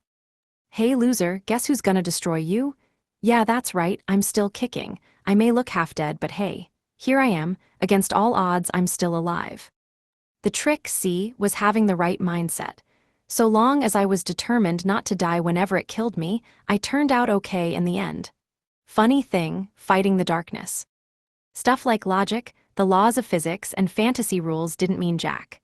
The moment you spared a thought for those, boom, you lost. The darkness would destroy and destroy and destroy until there was nothing left, right? Combating something like that was patently absurd. It destroyed everything. The only logical, the only reasonable, the only predictable conclusion was the same: death, doornails, the end. Facing an opponent of mass destruction is a foregone conclusion. You're gonna be destroyed. But here's the trick: you just gotta destroy them first. 'Cause whoever was the fastest to wreck their opponent's shit was the winner. And really, at the end of all things, what was an all-consuming supernatural darkness against the battlefields of the demons known as high school girls descending on a bargain sale? What was darkness but a little puddle of black anyway? What was a shadow but someone forgetting to turn on the lights? Until you've scaled the horrible heights of honkers-in-your-face hell, walked the perilous plains of Y pile purgatory, and threaded the hazardous headlands of haunches heap heaven. No. Until you've braved the tantalizing and so terribly, terrifically treacherous mental torture exacted upon your teenage boyness. Until you've teetered on the brink, danced on the razor's edge. Walked the very tightrope across the gaping gorge that is creaming your corduroys under a conglomeration of bargain-begging, bosom-bouncing busty babes, then you, my friend, know nothing about destructive power. Anyway, that's why I'm gonna destroy you. People tell me I'm good at that. Mangling and mincing, slashing and slicing. And then all the shadows were gone, and all that remained was the chiaroscuro of Stygian tendrils upon a lone, white soul. Bro, that is so hot. Okay, I know I said that earlier. But it's true, she's so nice I gotta say it twice. I'm serious, that soul is flammin' HOT. She was an inexhaustible supply of magic power, and so long as she and the darkness were entwined, there was nothing to stop the darkness from multiplying without end. All my hacking away at it did little. I needed to eradicate all of it, raze it to the ground, or else there was no end to this miserable battle. I could see in her eyes, oh, those lovely eyes in a wondrous bangin', really body, that she was begging for death. She was resisting the darkness with all her might, but she yearned to be put to the sword. She had no body, just soul, just darkness. And if she had her way, the two would descend into oblivion hand in hand. By now, I was sick and tired of people in this dumb fantasy world being so goddamn selfish. No, I refuse. I promised a bunch of old dudes I was gonna rescue you. Zosimov the philosopher dude told me to save you. He came all the way from the surface just to get you. You know that, right? Teenage boys are all lies and excuses. It's true, but the old dudes died with smile on their faces, man. I can't break my promise now. They're dead. All these grumble geezers left me with a bunch of grumble problems and up and died on me. And stuff. All this selfishness was really starting to tick me off. You say you wanna die? I don't respect that. You know what happens when folks are on death's doorstep? Everyone gets together and prays for 'em. Wishes they'll get better soon. How are you gonna hear all your well wishes unless you live, huh? Your old dudes foisted this job off on me. If I kill you now, who am I gonna foist that job onto next? Huh, yeah, you're not dying on my watch. Hey, you know who's waiting for you upstairs? Nefertiri-san, that's who. She's upstairs, right now, waiting to see you. It's high time you paya to woon. Divine swords couldn't be used on spirits or souls. A single brush against a blade, and poof. No more spirit. However, only divine swords could banish the darkness. What other choice did I have but to turn upon the source of the darkness's power, that rapturous wraith whose exposed epidermis was choked in coiling tendrils that bit into her sweet, juicy, oh so bombastically bountiful flesh. Speaking of things that were dangerous to brush against, one accidental touch, and my teenage boyness threatened to break its lusty limits, awakening the ultimate power inside me that was a feverish churn of desire and thirst. Helpless? Harmless? No, she was anything but. Wait, drop that last letter. So I tossed one sword to the ground with a clatter. The other one followed. I shed my cloak, pulled off my gloves, added my boots to the growing pile. My accessories followed, as did my wait no, that stayed on. Thank goodness there was no demand for teenage boys in skin-tight t-shirts and tighty whities, or at least, there'd better not be. The damaged darkness stirred. See, it didn't dare get too close to me when I was wearing armor entangled with Shenki, divine chi. But without my armor, I was defenseless. The darkness extended one trembling tendril and gingerly pressed against my side. Then, when it saw that nothing had happened, it surged forward to possess me. I felt it begin to eat my soul. Figures. Some of the darkness stayed put in Sleeping Beauty's soul. Well, at least most of it came over to me. And right then and there I pulled out the darkness. Begone holy water, gets out the toughest darkness and the stubbornest stains. Best scrubbing and purifying power on the market. Call now and get a free limited edition darkness. Begone, one-time use, hanky. I stepped up to the drop-dead gorgeous girl, surprise writ large across her face. If there's one universal truth, it's this. When a teenage boy comes across a hot naked soul, he's gotta get his hands on it and purify it like his life depends on it. With one calm breath after another, I sent Lionki racing through my meridians, halting the darkness's spread. Unfortunately, there was little I could do to drive it out of my body. With martial chi wizardry, I could raise my Nikki inner chi, activation and challenge the darkness, but that wasn't enough on its own to stymie the shadows altogether. There was no resisting an all-encroaching, all-consuming, all-transforming power like the darkness. Right? Well, why the hell not? Was I not a teenage boy? Was there not a beautiful girl directly before me? A teenage boy's spirit could never die, for the teenage boy's ethos was built on the back of his horniness. Now to just dab a bit of darkness. Begone holy water on this special anti-darkness, hanky and apply careful, rhythmic, massaging pressure to remove the most stubborn darkness. Rub and squeeze like my life depends on it. Put in a little elbow grease. Fondle that beautiful naked body, soul, whatever it is, through wind, snow, and pouring rain if I must. Scrub, scrub, scrub until all that weird black stuff covering the parts we're not allowed to show are gone. I took painstaking care to run my hands over every square centimeter of her slick flesh. There was so much give under my fingers I couldn't believe she was just a soul. No soul had any right to provide such a tactile experience. My fingertips lingered over every soft space, sunk into every squishy receptacle, slid across skin like velvet, explored slick crevices, wandered into forgotten grottos. Lest one think my labors were informed by infatuation, I must insist that I was motivated by a sense of duty, driven by the pure heart of a teenage boy, inspired to plaster my hands all over every sculpted, spherical, spectacular. And that was when my hand slipped. Brother, I did not simply almost come in my undies, I just about arrived. Woo, let's go, teenage boy lovemaking at full throttle. Vroom, vroom. Or in simpler terms, a skin to sticky skin, yin-yang mixing, forced darkness exorcism. You know.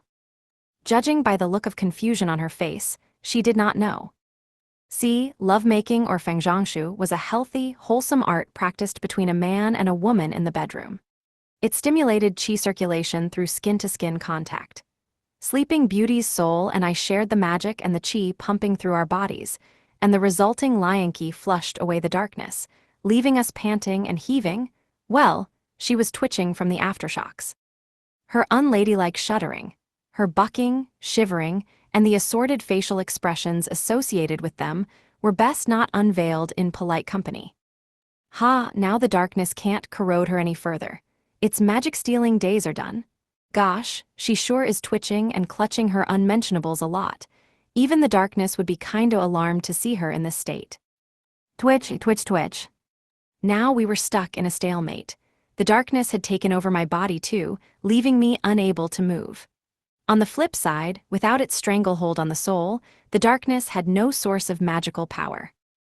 Can you stop being stubborn? Come on out, quit hiding. Don't wait for me to call your name. Can't you read the room? You've stolen enough of my EXP already. Hurry up and work. Quit pretending to be General Health and Blockhead. Please, who did it think it was kidding? What was a jobless, skillless NPC like me doing picking up Shinto Muso Kane style? I never learned that back on Earth. Clearly, I was cheating. I never commented on it cause it was so epic I figured the real Shinto Muso Kane style would be mad, but there's martial chi wizardry. SB guzzling martial chi wizardry. Also lovemaking, now, that one I'll let you get away with. Big fan of that one. Then there was the blockhead skill. Only a blockhead would claim that blockhead was useless. Sure, maybe being puppeted around like a wooden blockhead wasn't much on its own, but what about the act of puppeting? Still not showing up, huh? Wait, was body manipulation in on this too? Hold on, I thought body manipulation was the true skill behind calisthenics. How deep does this rabbit hole go? You tricked me, I did radio calisthenics every morning and everything. I made the orphans take up calisthenics too, and it worked, it made them healthier. So thanks, I guess. Now come on, stop hiding. I don't care if you break my body. It'll heal on its own. Come on, get a clue, come out of hiding. Listen, the soul's in a bad way. If you don't show up soon, I'll be really angry. I mean it. My pulse quickened, and I felt a shiver run up through my entire body. My muscle fibers flew apart, my bones snapped. Yao egg, my whole body is coming apart on me, which isn't a surprise, but I didn't expect it to be this bad. I could feel alchemy joining hands with the budding mystery skill, transmuting my poor body further. It even pulled in chi wizardry to construct a new foundation for my physical form. Urig, what are you not done yet? Still, I suppose this is all part of resisting the darkness. Do what you gotta do. I waited for what felt like ages as I stared at my stats screen. The darkness had fed on both of us. That was why it hadn't disappeared when I exorcised it from the soul. I had no more time. If I didn't act, if I couldn't will myself to move, it was game over for both of us. If I wasn't done, if I hadn't defeated the darkness by the time the darkness, begone holy water wore off, the darkness would only claim the soul again. For good. Losing was inevitable. The darkness was so much stronger than me, and I was in no state to fight any longer. Losing was the only rational outcome, but I had given my word, so rationality and inevitability could go take a hike. And then there it was. The skill, right there on my stats screen, plain as day. Now I could do it. Now I could move again. Now I could go buck wild. Nice to meet you. Your name is Haplology? Well, it's good to have you on board. The floor is yours, use all of my skills, even if it comes at the cost of my body. Right now, I'll take whatever gets the job done. The darkness cloaked me and bit into my flesh, but only until I transformed myself with magic, trapping the darkness in place and preventing it from fleeing. Robbed of magical power and unable to move on my own, I used Blockhead to pilot myself and Lionki to counteract the spreading decay. 3 cheers for Blockhead, the ability to commandeer myself as an external agent. It worked in tandem with General Health, the skill that kept me safe from poison in the first ultimate dungeon. General health was also the driving force behind my ultra-powerful revival and regeneration. Calisthenics also revealed its true form and evolved into body manipulation. But even body manipulation was a cover. Why do all of my skills have a deceptive streak? I can't think who they could have got it from. With Blockhead working on the outside and body manipulation from within, I steered myself into action. General health knit my broken flesh together and managed to eke out some semblance of life for me. However, even with their assistance, I wouldn't have survived if not for alchemy and chi wizardry. With them, I had precious little chance of survival as it was. This was the most dangerous form of self-control I'd ever invented. But if I don't use it, then what else am I to do? Sure, it's agonizing, but a promise is a promise. My skin split open, my muscles tore off in shreds, blood surged from gaping holes in my shambling cadaver. My bones grated and creaked together before snapping under the pressure. Magic alone kept me upright. My organs ruptured and burst. Only Lionki kept them in some semblance of functioning. If not for the healing foisted upon me by my chi activation, I would have long since died. I just had no more time. I had to act now, excruciating as this was. Because if this goes on much longer, I'll be out of MP. Who cares if it hurts, so long as I can move. At long last, I forced my arm to reach out and drop the exercising liquid light. Pour on user. Grants major magic defense buff and glows with light. Light meant nothing down here on this, the lowest floor of the ultimate dungeon, but be that as it may, I gobbled up a complete regeneration mushroom and took up the universe staff. The rod of Asclepius, that stitcher of wounds and healer of status ailments, kicked in, using curing, healing, revival, and regeneration. Its powers forced my body to keep going, and so I took up the replicant sword as well. Then, with one deft movement, auto-healing all the way, I re-equipped all the gear I had tossed off earlier. Phew, that was a close one. I almost passed out, and I'm not out of the woods yet. A pair of warm, gentle arms wrapped around me from behind. I felt a loving stream of magic flow into me, replenishing my nearly spent MP reserves and healing my wrecked body further. It was the soul. But my self-destruction outpaced even her help, and every magic point she channeled into me was whisked away as magic entanglement started right back up again. The soul smiled at me with a virtuous tenderness. She'd saved me, I realized. Sleeping Beauty's soul had come to my rescue, the very same soul who'd been twitching and panting not moments before. Wait, I didn't say anything. I've forgotten all about it, I promise. I don't even remember what it was I've forgotten. I swear. Hey, Haplology, it's do or die time. I should be able to withstand your worst for a split second, so have at it. You've been hiding yourself away long enough. Get out there and show 'em who's boss. Entanglement activate, Og. Haplology, the theory underlying all martial arts, encapsulating physical and mental control alike. Cliff Notes version. A sound mind in a sound body is conducive to busting baddies. Help me out, General Health. We have a battle to win. I promised I wouldn't let the darkness get away. I manifested my divine swords, and with the first I stabbed myself in the chest. I mean, how else was I supposed to get at the darkness swirling and clamoring inside me? That's where we're different, darkness. You can only consume.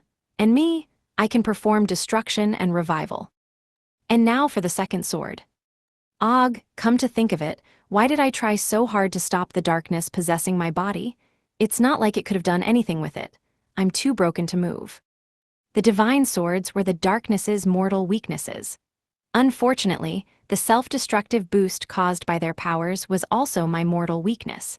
Thus, if I used the swords enough times in a row, my poor body wound up too injured to move.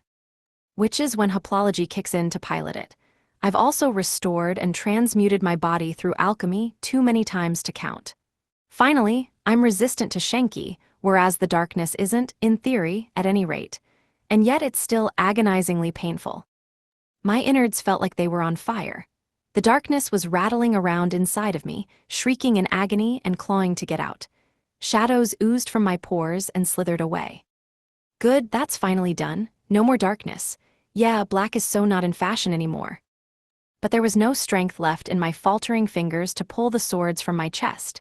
They were the only things keeping me upright. Once they were removed, I would collapse. Nor had I the time to focus on such things. I needed to intervene before the fleeing darkness slithered back into the soul. I needed to. I took a shaky half-step forward and could move no more. You've done enough, thanks, Haplology. A half-step was all I needed when it could be repurposed as a martial arts stomp. The earth shook when my foot struck the ground. The air shuddered. My other foot followed its twin, propelling all my weight and magic into a single point. My left hand glided forward. My right hand shot after it. Image summary, manga illustration of a long-haired woman embracing a dark-haired man from behind who holds a large sword across his chest. Yeah, a half-step worked just fine for my needs. A mere half-step could channel all one's strength and all one's might.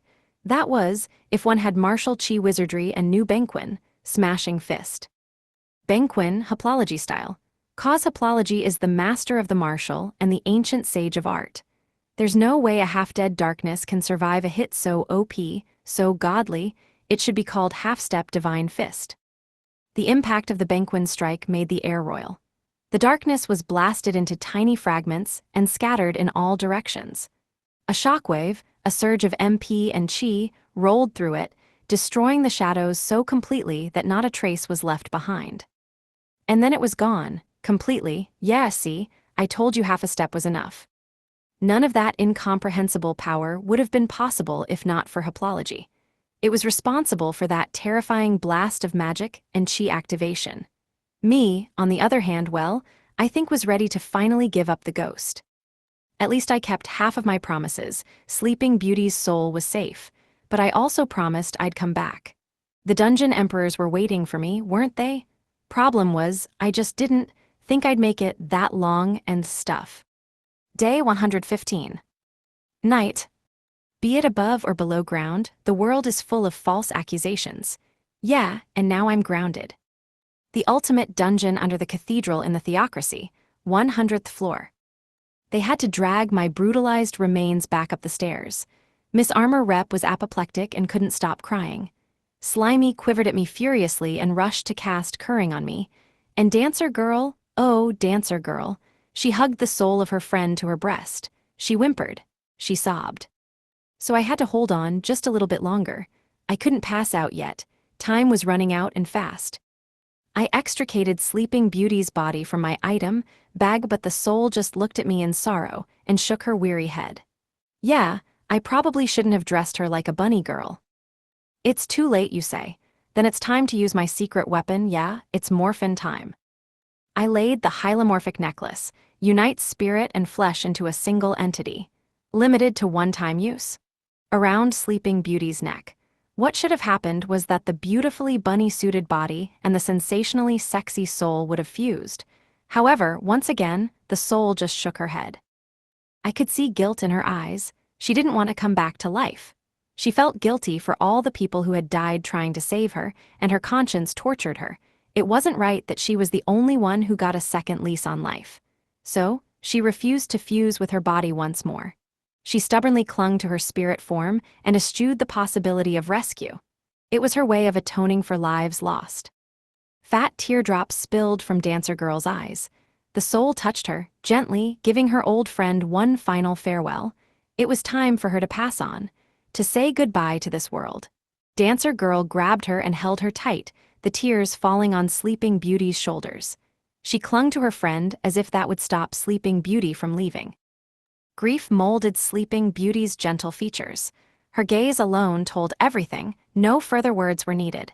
She'd made up her mind. She was ready. Her soul would never return to her body again. Alrighty, up we go. I stumbled my way over to Dancer Girl and ruffled her hair. It's gonna be okay, I said.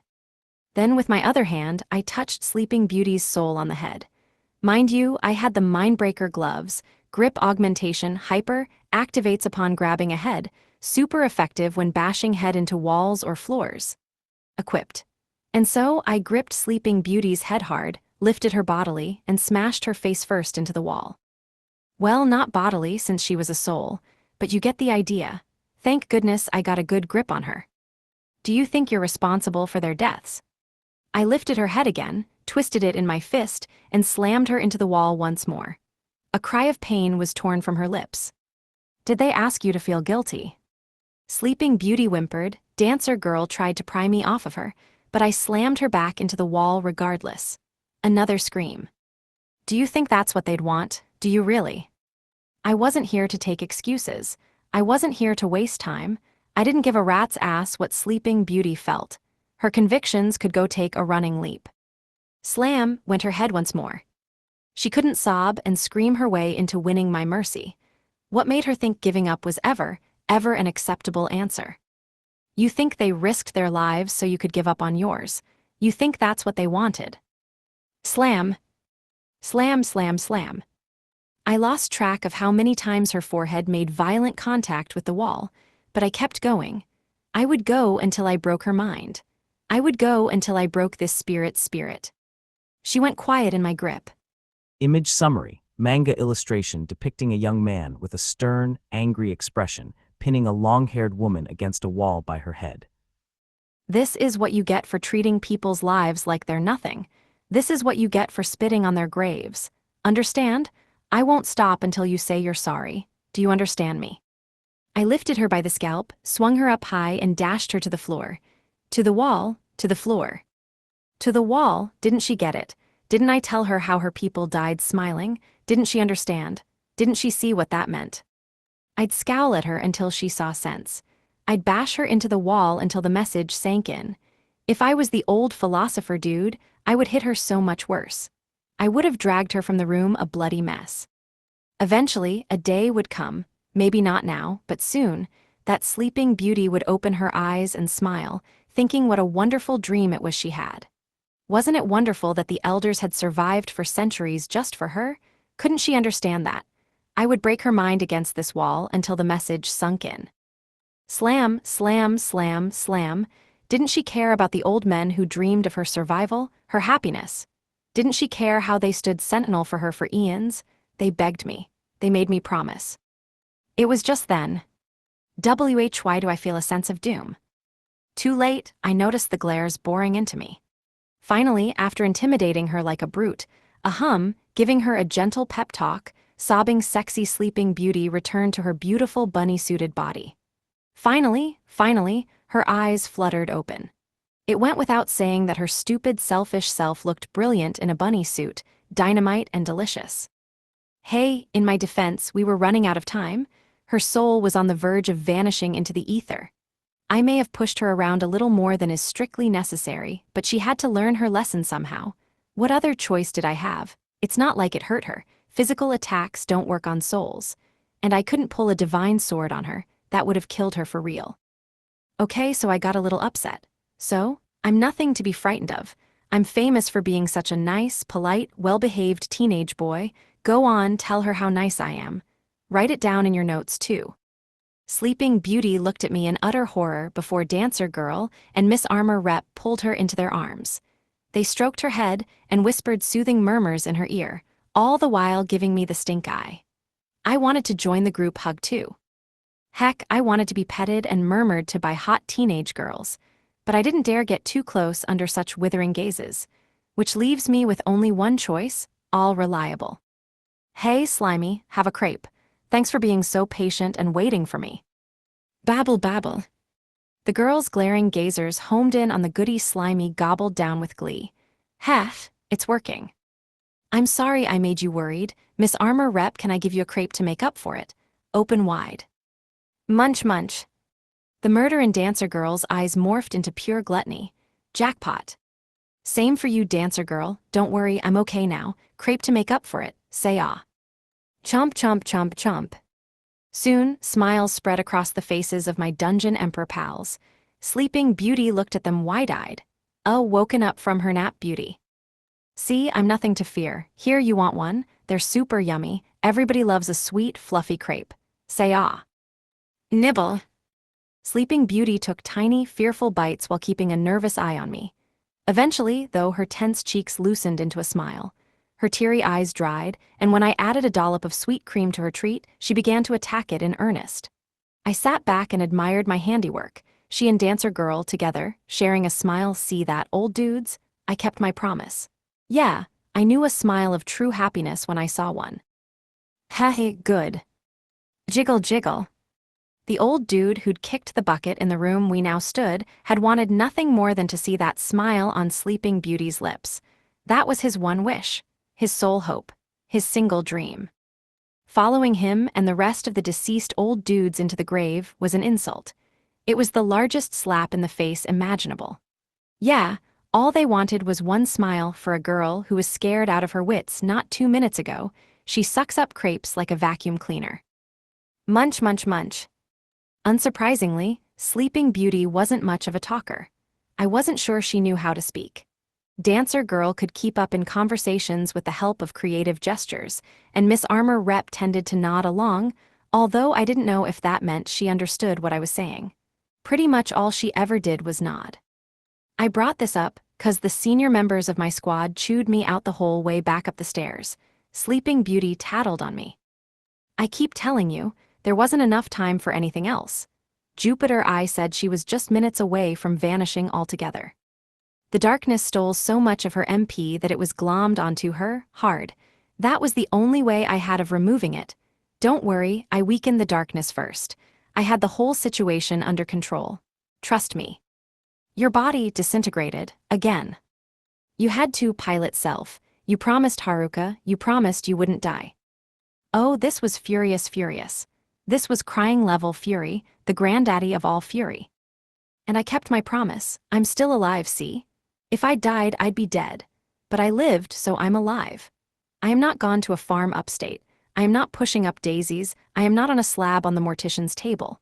So I may have reanimated a handful of times, maybe came back to life an occasion or 3, or perhaps even got a game over and spent several of my remaining retries. Who hasn't? Point is, I'm not dead. At least I don't think I am. You know, I'm not dead. Wah, tattletale, were the crepes not enough? Did I have to bribe Sleeping Beauty with manju to win her silence? Well, that seemed to work. She was now chowing down happily. It was the other 2 girls who looked at me in utter disgust. What possess you? Use lotion on her, in the middle of a battle. Oh no, not Miss Armor Rep's furious grin. Of all the terrifying angry expressions in her repertoire, this one easily topped the list. She says you cover her in lotion, made her see stars. What the hell you do to her? Huh? Since when was Dancer Girl fluent enough to use figurative language? And was she mad at me? No, she couldn't have been, right? There must have been a language barrier-induced misunderstanding. Sleeping Beauty still lacked a strong command of the language. Being the very picture of fluency myself, I decided to set the record straight and clarify that I did nothing wrong. Nah, all I did was work really hard to make her nice, and wet with darkness. Be gone, holy water, and then used the freebie hanky that came with it to carefully and attentively and painstakingly wipe her down, which was both a weighty and wondrous undertaking thanks to her weighty and wondrous assets and pure white naked body, which was unfortunately covered by this obnoxious black stuff protecting the reader's innocent eyes, so I scrubbed that off as hard as I could.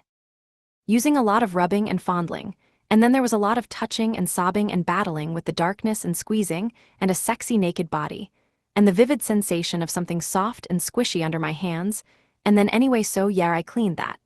And it's really something how her skin managed to feel so soft even while the darkness was corrupting it. And I really enjoyed how nice it felt, and there was lotion everywhere, and my hands slipped, and I sort of touched her all over. And we both had a really awesome time, and anyway I got all the darkness off, so, in conclusion, I did nothing wrong. Blame the darkness if you're gonna blame anything. It shouldn't have been so hard to scrub out. Spoiler alert, the girls did not blame the darkness. They just glared at me. The walk back was full of murderous looks. I responded with another volley of dessert cover fire. Hey, at least Slimy was willing to be nice to me.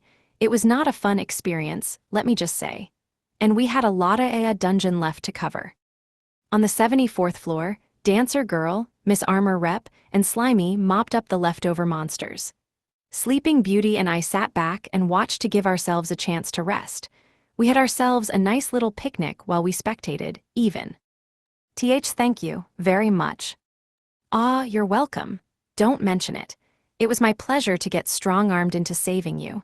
If you're going to blame anyone, blame those old dudes who slapped me with the job before up and dying. Yeah, I didn't do anything wrong, and stuff. Welp, that pissed her off. Back to enjoying the show I went. Then it was more walking and more dungeon emperors tearing me a new one. Followed by more cheering them on in fights, passing around more desserts, and feeling the weight of more angry stares. And then when we crossed into the 72nd floor, there were all the other girls waving at us. Scratch that, waving morning stars at us. One hit from those things in my weakened state, and I was gonna be a Haruka has-been. With a whopping 30-plus girls, it was 10 times the noise and 10 times the crying. Amid all the chaos, I slipped over to the gate and zipped back up to the entrance of the dungeon. I walked out into a battalion of knights and a squad of mages camped out around the outskirts. Most of the knights came from the Knights of the Scriptures, but I wasn't gonna let my guard down. I gripped the universe staff tight.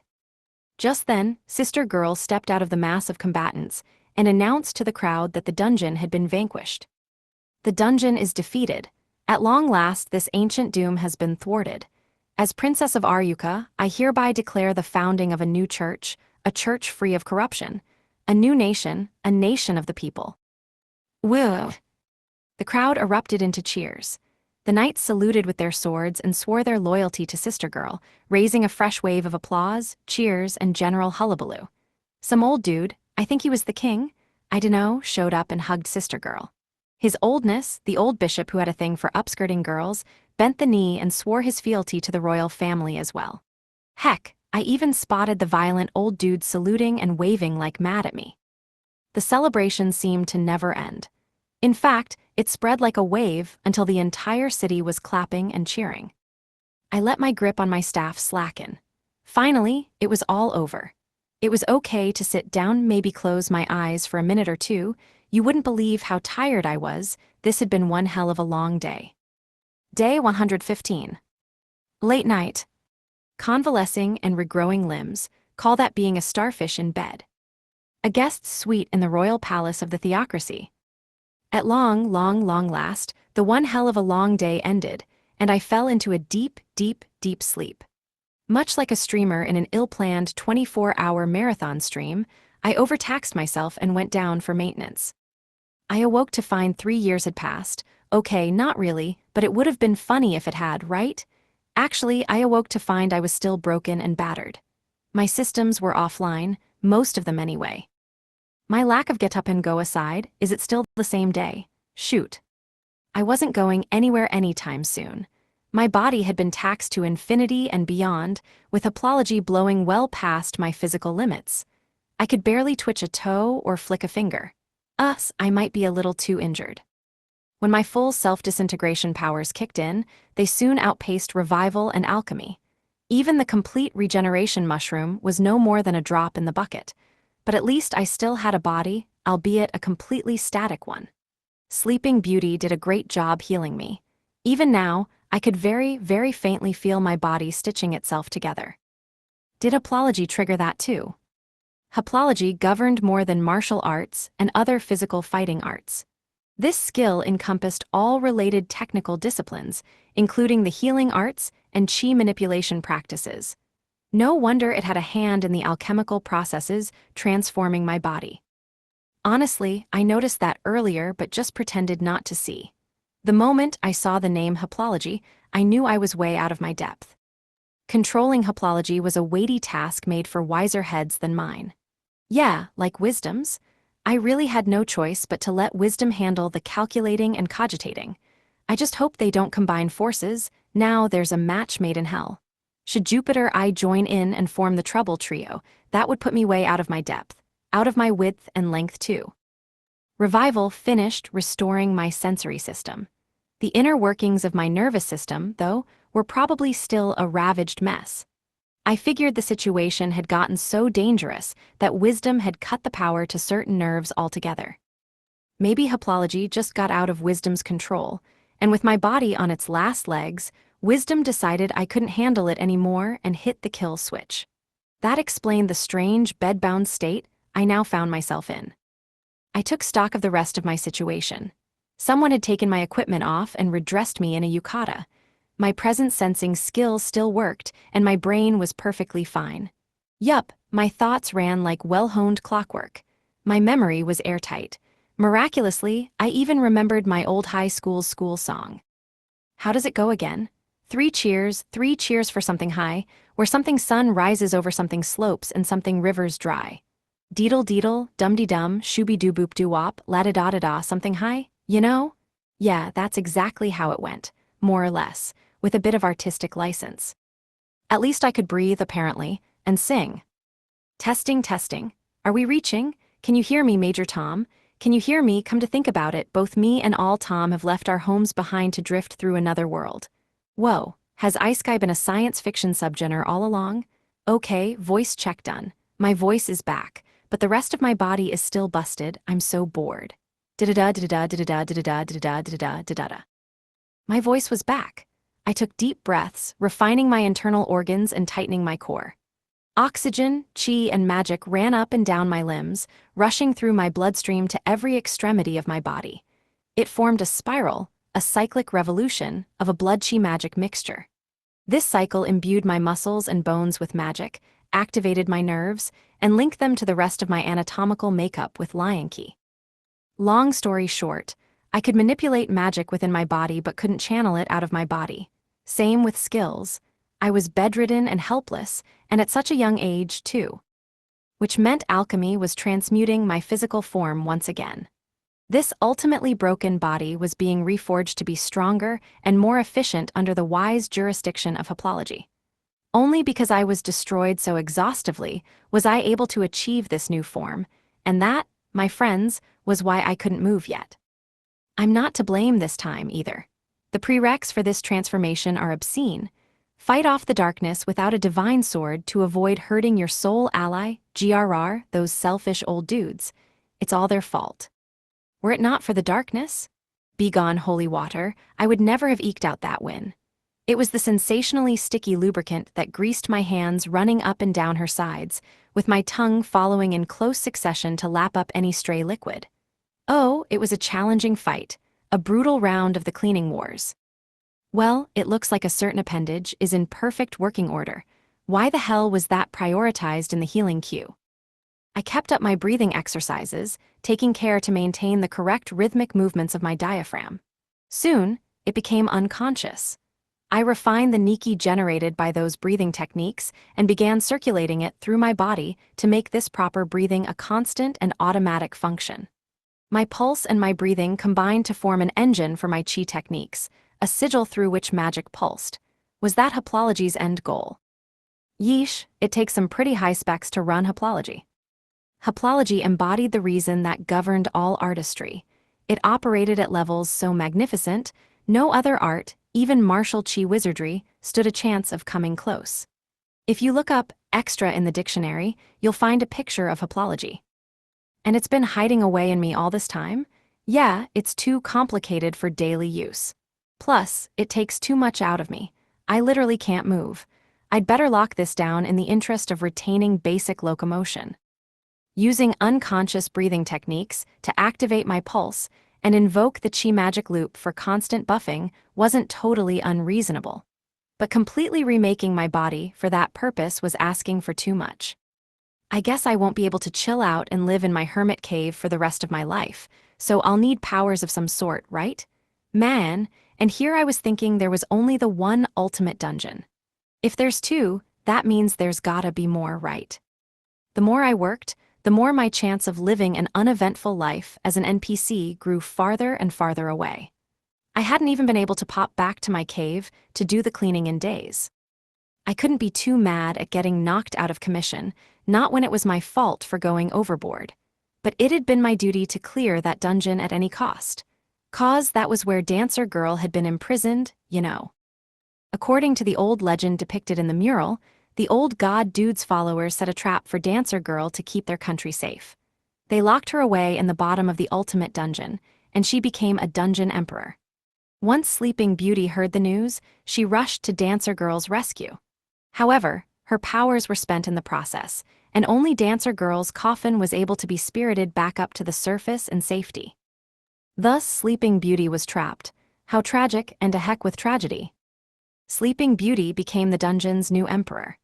As time went on and the dungeon's power flagged, the old philosopher dude and his ancient gang of elders set to work to rescue her with feverish devotion. Unfortunately, The darkness had a firm hold on Sleeping Beauty's soul. Her body was the only thing the rescue party was able to recover, and they brought it back to the cathedral for safekeeping. They sent many other rescue parties down to retrieve the soul, but none could reach the bottom floor. The philosopher, fearing that the dungeon would one day return to its height of power, constructed the cathedral, the reverse dungeon, over the top of it. His dreams of rescue were doomed from the start, but being doomed didn't stop him from constructing his suit of armor. It didn't stop him from descending into the dungeon's depths and pushing forward with his dying breath, where his strength gave out on the 100th floor. Then he up and left the job to me, and died, named me his backup player without so much as a by your leave. People in this world are selfish, selfish, selfish. So are my classmates, come to think of it. Maybe selfishness and gluttony are the default states of the human condition in this world. Apart from two individuals whose names shall be omitted from this record, all the girls are full of themselves, full of food, and full fig. No, I didn't say anything. Why are you still taking notes? The recon mission is over. Are you trying to extort crepes from me? Hush money crepes with honey? Blackmail is a crime, I'll have you know. And how long have you been sitting here anyway? Munch munch, nom nom, crunch crunch, jiggle jiggle. I would not be swayed by their nasty threats. I mean, I couldn't move. I couldn't have swayed even if I had wanted to. The dungeon emperors plopped an item bag into my stationary hands and made my frozen fingers open the flap. Then they gobbled down goodies. Boy, but they were packing those desserts away. Sleeping Beauty outdid the rest. She seemed hellbent on trying at least one of every snack in my pack. Well, it must have been ages since you last had a meal. Knock yourself out, I suppose, but don't you want to eat something with a little more nutrition? Just this once, I'll let it slide. It's good to be able to share a meal in good company again. Wait, you ate through the whole bag already? You guys are on fire. Are you all right? Stomach hurt. Miss Armor Rep ruffled Sleeping Beauty's hair affectionately. I think this is a good time to mention that all three of the girls were dressed as nurses with short miniskirts. Come on, body. A little movement here. All that stuff I said in the ultimate dungeon, now's the critical moment. Do whatever you gotta do. Yeah, that was a lie. This is the most critically critical moment I've ever seen. My inner critic deems this a critical crisis. Sharpest the screaming of my teenage boy soul. Thank you for honoring promise. You saved me. My name Valeria. I was a fool. All along, I thought Miss Armor Rep's pink miniskirts and white tights were a threat, but the true terror was Dancer Girl's classic white costume. Oh, and with those beautiful black-gartered stockings underneath, she was sexy beyond belief. Alas, my teenage boyness was the only part of me with any willingness to stand up. Isn't it common to heal the most important parts first? Does that mean the most important parts of a teenage boy are his teenage boy parts? Angelica Nefertiri taught me trick, kiss boo-boo all better. My classmates must have taught the dungeon emperors this custom, as if a saint of healing didn't know how to heal. Not like there was anything left to heal. I wasn't hurt. I was being completely repaired and upgraded from the inside out. Still wouldn't say no to having my boo-boos kissed, though. Especially if the kisses came from a super cute nurse in a sexy, sky blue costume.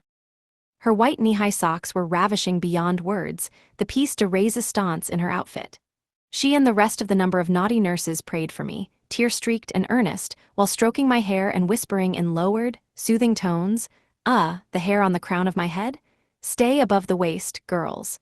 I know that's the only part of me that works right now, but hands up here. I felt so sleepy, I dozed off, and I felt myself being lifted into a pair of welcoming arms that carried me from the room. Were we going back to the frontier? At this hour? Wasn't it the middle of the night? No, maybe I was just still asleep. The orphans were waiting for me back home. Everyone missed me. Poster girl, stalker girl. Oh, and I needed to go back to the Beast Kingdom to pick up the meat nerds. I'd left them behind 'cause I thought things would have wrapped up in the theocracy faster than this. The beast folk were probably sick of them by now. Was this a bath? The dungeon emperors were bathing me 'cause I couldn't wash myself. I would have been fine with a sponge bath, guys. It's a whole brand new, if somewhat broken body. It can't have gotten that dirty. The dungeon emperors removed my yukata. And that was when, to my considerable consternation, the rest of the clothes began to also slowly come off too. The sights before me dazzled my eyes. Puffs of steam did an excellent job framing the strip show and performing the general purpose of steam in such scenes, but I did kinda wish it'd get out of the way and let me see the goods. Whoa, whoa, whoa, what are you doing? The three shirt-shucking sirens served me up a perfect slice of heaven. Bare skin pressed against bare skin, full breasts and shiny skin were on display for my ocular and auditory, whenever a ripe breast jiggled with an audible bewam pleasure. Great Scott, an air mattress within the bath? You've outdone yourselves, by Jove. It must have been a great deal of work to cover the mattress in a resin-coated cloth for lack of vinyl mattress covers. I have the best servants a fellow could ever ask for. We promised bath with lots of bubbles, slew bath with not one but 2 sponges, and lots of lotion. That's right, full body oil massage, the ultimate in sexy. A paradise of sticky, sensual pleasure. Whoa, whoa, whoa. This is a little too much action for me when I'm out of action, as much as I want to get action. My teenage boyness is the only actionable part of me. There were 2 problems. 1, I couldn't do anything because I was effectively immobile. 2, we had an extra person. Why was Sleeping Beauty stripping too? Beautiful Sleeping Beauty looked as pure and pale as her soul, save for the pink blush gracing those alabaster cheeks. Her face could have been carved from marble if not for the emotion in her features. Yeah, she was kinda hot.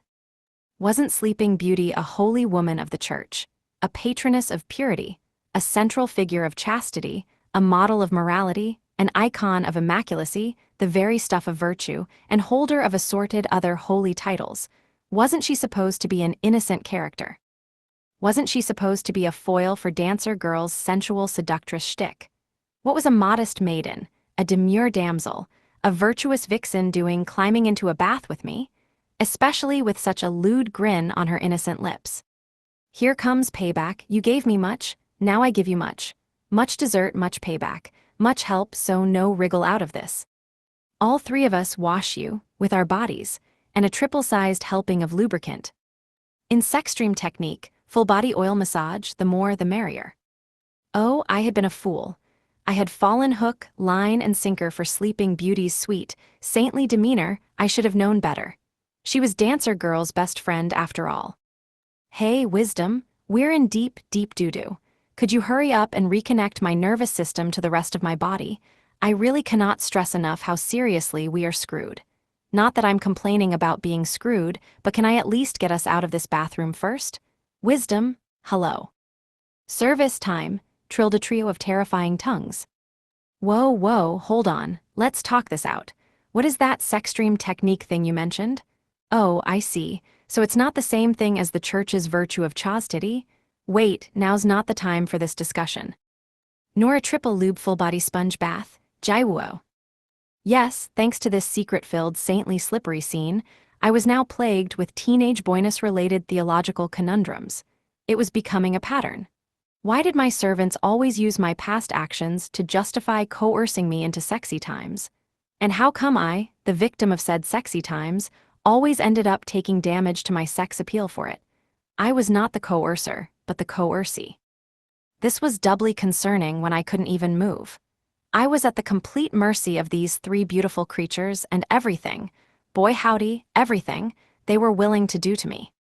6 slippery thighs scooted their way up and down my 4 limbs, scrubbing and rubbing me full of bubbles until even the most stubbornly stubborn teenage boyness gave up and went at $% plus equals yen and end. CCC, calm down me.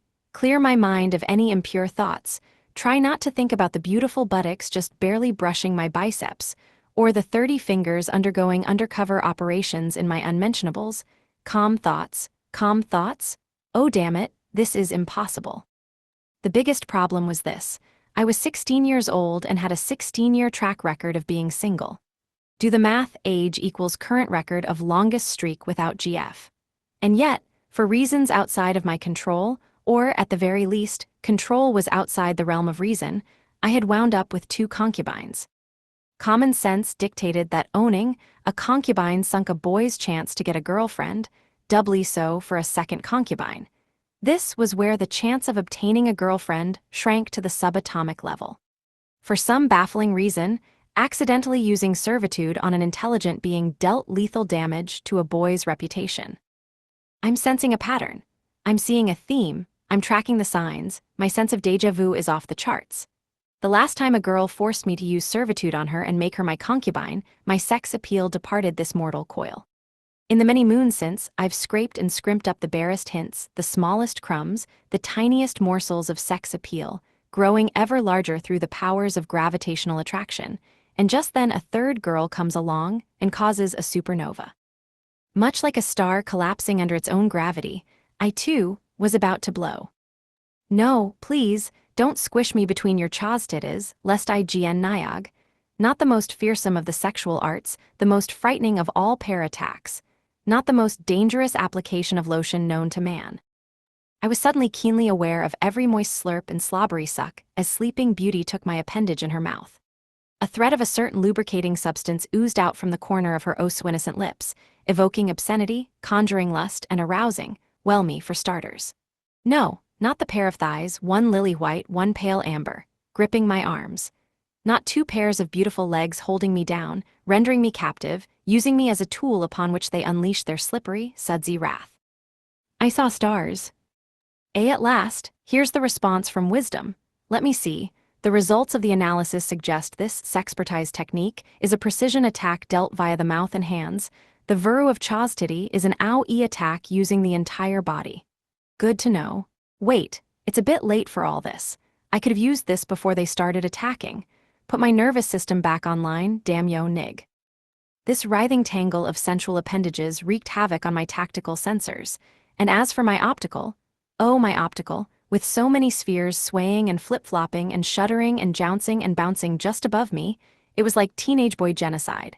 I was immobile, completely free of equipment, doing my damnedest to withstandest the concentrated attack and not let the one healthy part of me give up the ghost.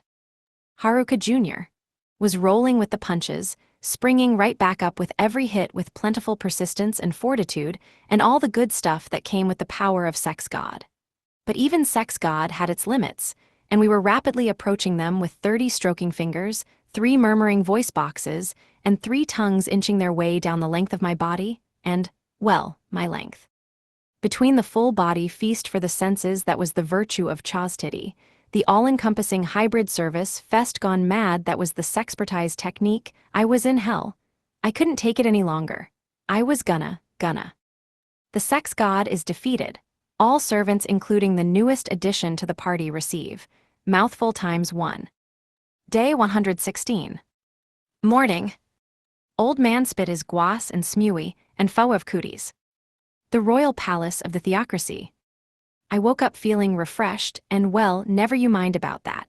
I also found that I could move, slowly and stiffly, but it was still something. Controlling my body felt clunky and unnatural, but at least my nervous system was back in business. Albeit kinda weirdly. See, my entire body was wreathed in a layer of magic. Whenever I moved something, that magic coating grabbed me and performed the motion for me in time with the signals from my brain. My sensory impulses scrambled to keep up, but with each small movement, my body and brain began to sync up. With every second ticking past, I gained a greater awareness of how each new bit of my body worked. It was hard work, but I was learning to move again. Yes, I mastered the challenging ordeal known as rolling over in bed. I mean, I could roll over unconsciously, but that was too dangerous. I needed to keep a close eye on the physical reactions of each body part and slowly, but surely re-optimize myself. Youch, I cramp up every time I move. This sucks. I feel like I'm about to be torn to bits. I needed the fine control of a clockwork-powered puppet, dancing on gossamer strings. Geez, I'm barely human anymore. This new setup is hell to control. If I don't pay enough attention, I get majorly hurt. Calling my reaction times hair trigger was an understatement. It was like, by the time I realized I was punching myself in the nose, my face was already a bloody pulp. I'm too darn fast and my face is too fragile. Or are my arms too powerful? I only realize what I'm doing by the time I'm already done. Do you have any idea how freaky that feels? I was transformed into a self-destruction machine. Well, that's nothing new. Just, my self-destruction is usually a mental problem. This is less an issue of resource bottlenecking and more needing to dodge myself every 2 seconds, where failure to get out of the way means death. Maybe I should separate my control from my consciousness, or maybe I should calibrate my sensory perception first. People's nervous systems operated on a bit of a lag, regardless. Thoughts were the fastest elements of the human body. Sensory information was slower. It's kinda surprising, honestly, how long it took for sensory information to travel from some part of the body to the brain and back. Hence the need for training muscle memory in sports and martial arts and whatever, you know. That kind of training conditioned reflexes, effectively reprogramming the body to react as quickly as possible.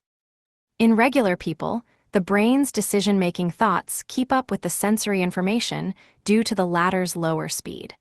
A body that moves at the speed of thought is a deadly weapon.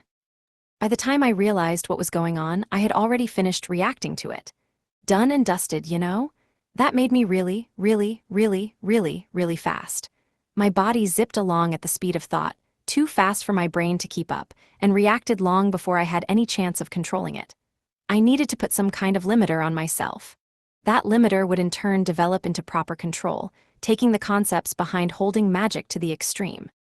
Yeah, this should theoretically work 'cause I've been doing something similar for ages now. Prior to this transformation, I had achieved a similar effect via blockhead. I forcibly propelled myself, generating reaction speeds equivalent to that of my thoughts. The problem I faced now was that there was simply no way to control these inhuman, super-speed reactions. For lack of any other recourse, I decided to put a set of limits on them. No wonder hoplology was a hidden skill when it demanded these super speeds. Humans weren't meant to use a skill like this. Boing boing. There's nothing funny about it, Slimy. I try to think, oh, is that a bug? And the poor thing has been slammed violently through the wall by the time I've gotten done with the O. A few minutes ago, I thought, my head itches. I wasn't even finished with the M when my hand went slamming down toward my head. It would have smashed my skull if it landed, so I had to leap out of the way at the speed of sound. But then I was going so fast I overshot and smacked my head on the floor. My life is on the line here, Slimy. The only thing to do is use kinky activation to disguise the problem, keep myself in a state of suspended time, and keep a real close eye on what my hand is doing. Wriggle, wriggle. Oh, Slimy patted me on the head. I stood up very, very slowly and spent an agonizingly long time performing my radio calisthenics at snail speed. The routine movements were a part of my muscle memory, and this allowed me to sync up my brain, my sensory perception, and my physical reactions. I wonder if other kids sent to fantasy worlds spend this much time doing calisthenics. I bet they do. It's only logical. Wabble wabba. It was only after being sent here that I started to appreciate just how wonderful radio calisthenics were. Honestly, at this point, I was grateful just to be able to move at all. That was 'cause I'd had to fight for my life last night trying to hold out against the tortures wreaked upon me. Alas, as much as I wanted to stick it out and eventually retaliate with some payback of my own, there was too little I could do in my frozen state. The dungeon emperors did a number on me. They didn't even let me try to talk myself out of trouble. They made the terrifying argument of fait accompli, and with helping evidence of my various crimes, exacted the punishment, sucking the everlasting life out of me. Then, in the end, they forced me to use servitude on Sleeping Beauty. Yup, I was up to 3 concubines now. I think my sex appeal is inversely exponentially proportional to my number of concubines. Pretty soon, Haruka's sex appeal will turn up on the endangered species list. On the flip side, lovemaking fully healed me, inside and out, and replenished my depleted MP. If not for lovemaking, I might not have been able to move again. So that was a perk, right? If only I'd been able to move last night. It's a crying shame when 3 beautiful girls use their 3 beautiful bodies to give me a full-body massage, and touching any of them is off limits. Okay, yes, I touched one of them plenty earlier. What's done is done. Fait accompli, yada yada yada. But still, I couldn't move a muscle, and there were plenty of muscles I wanted to hustle. I'm innocent, I tell you. I've been falsely accused. Oh, what a tragedy. Oh, the pain. Oh, the inhumanity. Oh, the sweet heaven. Who'd ever heard of something so cruel as a bedbound teenage boy, his senses intact but no ability to move? And now I'm way too flexible. I can bend just about anywhere. With this new level of flexibility, I could take lessons from rhythmic gymnastics girl. But none of the teen boys out there want a teen boy gymnastics scene, right? Wow, I can reach every spot on my back just fine. Goodbye, back scratchers. Jiggle jiggle. Slimy didn't know my struggle. He was made out of goo. Anyway, I even had a much bigger range of motion now. That was why things didn't feel quite right when I exercised. Like take what happened a minute ago. I tried bending backward, just a little bit, and I clunked my head against the floor even as I was still standing. How was I supposed to have guessed that would have happened? At least I don't fall over anymore. Wonder why that is. Do I have better balance now or something? Problem is, I've traded falling and bonking my head for not falling and still bonking my head. Not sure if that counts as progress. Wriggle wriggle. It felt weird to suddenly inhabit a whole new body, but I had to suck it up and get used to it. In the same way that little kids learn to control their bodies as they grow bigger, constantly recalibrating alongside their growth, so too would I need to train my body to perform all kinds of tasks, including those not meant for little kids. And a 1 and a 2 and a 3 and a 4, and I'm gonna die. Boing boing. I didn't look any different on the outside, but it was smarter to consider myself inhabiting the body of a whole new person. I didn't know the first thing about this body, so my first order of business was to determine where its physical limits lay. That meant stretching, slowly stretching my arms, slowly bending backward, getting a little too careless, not paying as much attention as I should have, attempting to stand back up and rubber band snapping myself across the room. Well, that was unexpected. Losing control of my limbs was nothing new, but at least the last time, I couldn't trust my own senses. I was able to use kung fu to recalibrate myself and go back to basics with my fighting style. This eventually fixed the physical problems I was experiencing. Now my problems were a bajillion times worse, and I had no idea how to even start fixing them. The problem's not that I can't move the way I want to. The problem is, the mere act of wanting makes me move in dangerous ways I could never want at all. Already this castle guest room was pocked with holes. If those were found, the girls were going to be very mad at me. Good thing I told the dungeon emperors not to come near me. That went double for Sleeping Beauty. She got knocked down to level 1 when I used servitude on her. If I wasn't careful, I could accidentally one-shot her. Yeah, like that's ever gonna happen. See, she may have looked like the sweet, dainty, never-hurt-to-fly type, but that was all a lie. Deep down, she was a fierce dungeon emperor from the bottom of an ultimate dungeon, a master masseuse, a sensei of the soap suds, a veritable guru of great bodies. She was a wolf in sheep's clothing, a succubus in the guise of a saint. Boy howdy, I couldn't get enough of her. But the most fearsome force of all was Miss Armor Rep's natural, God-given talents. She was already a master of the sexpertise technique, an expert in the virtue of chastity. But now she had evolved. Now she was reaching even greater heights. Just look at her go. What is her end goal? I'm gonna get my revenge on her so bad as soon as I learn to control my new body. Wabble wabble. I wasn't able to control my magic well either, seeing as MP and the body worked in tandem. I had to start from square one. Breathing was the first step of anything physical, and once I had control over that, the rest would fall into place on its own. So I chose to practice the 5 Elements Fist of Xingyiquan. I had never tried this martial art style before. I didn't think I was capable of handling it. But I had a feeling this was necessary for Haplology to achieve its goals. Why radio exercises and kung fu were part of Haplology's master plan in a sword and sorcery world, one could only wonder, but whatever, at this point, sword and sorcery had kinda taken a backseat. The bulk of combat was devoted to me going ballistic with a crowbar-like instrument. A crowbar made out of the Philosopher's Stone. At least that's on brand for fantasy. Xingyiquan was built on the back of several complex ideas, but was itself relatively simple. It also had very few kata or set moves, just 5 of them in fact. All were built on the principle of the half-step forward. No more, no less. That's all that was needed to perform the kata in their simplest forms. Granted, taking a half step forward was a monumental task in this state. But I practiced each of the 5 katas, cycling through them all in turn, and, as ever, left all the hard stuff for wisdom to puzzle out. Ahem. Wriggle wriggle. I kept getting hung up on the 5 elements part.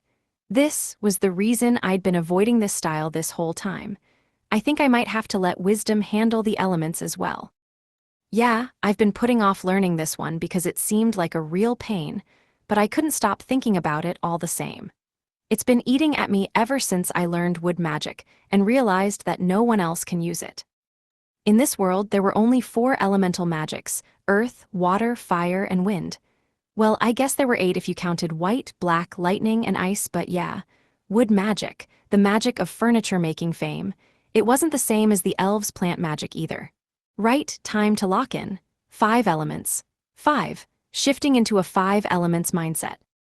The 5 elements were not the same as the 4 elements of classical Western thought. These 5, wood, fire, earth, metal, and water, formed the basis of the natural philosophy encompassing the elements and yin-yang. According to this school of thought, everything was made up of some combination of these elements. Life and death and the vicissitudes of fate were cycles. The whole of creation was a cycle of elements endlessly transforming from one to another. Anyway, key point. Wood was one of the 5 elements. Let's see here. So, let's say you have the Teiji, the supreme ultimate, the sum of all stuff in the cosmos. And in the Teiji, you're gonna form the 5 elements out of chaos, right? And like they all interact with each other in cycles and stuff. There's the generating cycle, where each element produces the next in line. Those are yang interactions. Then there's the destructive cycle, where each element destroys the next. Those are yin interactions. And then there's a cycle where 2 elements overlap and make the overall energy stronger. Plus the reverse destructive cycle and the excessive destructive cycle. Point is, some elements play well together and others don't. You gotta pay attention to their strengths and weaknesses, or else they'll clash. It's a form of natural philosophy with all the obnoxious drama of human relationships. Jiggle jiggle. Tree roots held in the soil and prevented it from being swept away in a flood. Earthen dams held back rushing rivers and shaped the landscape. Fire melted metal into swords and axes, which were then used to cut down trees to make other items. Water extinguished fire to prevent it from running wild and burning up everything. The kind of logic you'd come up with if you wanted to sell a lot of buckets, I'd imagine. Now, if the fire burns too long and consumes all the wood, it'll sputter out from lack of fuel. If a tree sits in too much water, the wood'll rot away. Ditto for metal, except it'll rust instead. And if too much metal is mined out of the soil, well, then you'll be out of land to work with. When too many plants burn, and there's too much ash in the soil, it becomes a lot harder to bury things.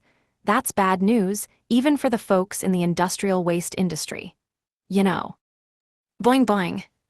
It's cool stuff, right? I think it's kind of fun. Honestly, you only need to learn the basic elemental combos to do Xingyiquan.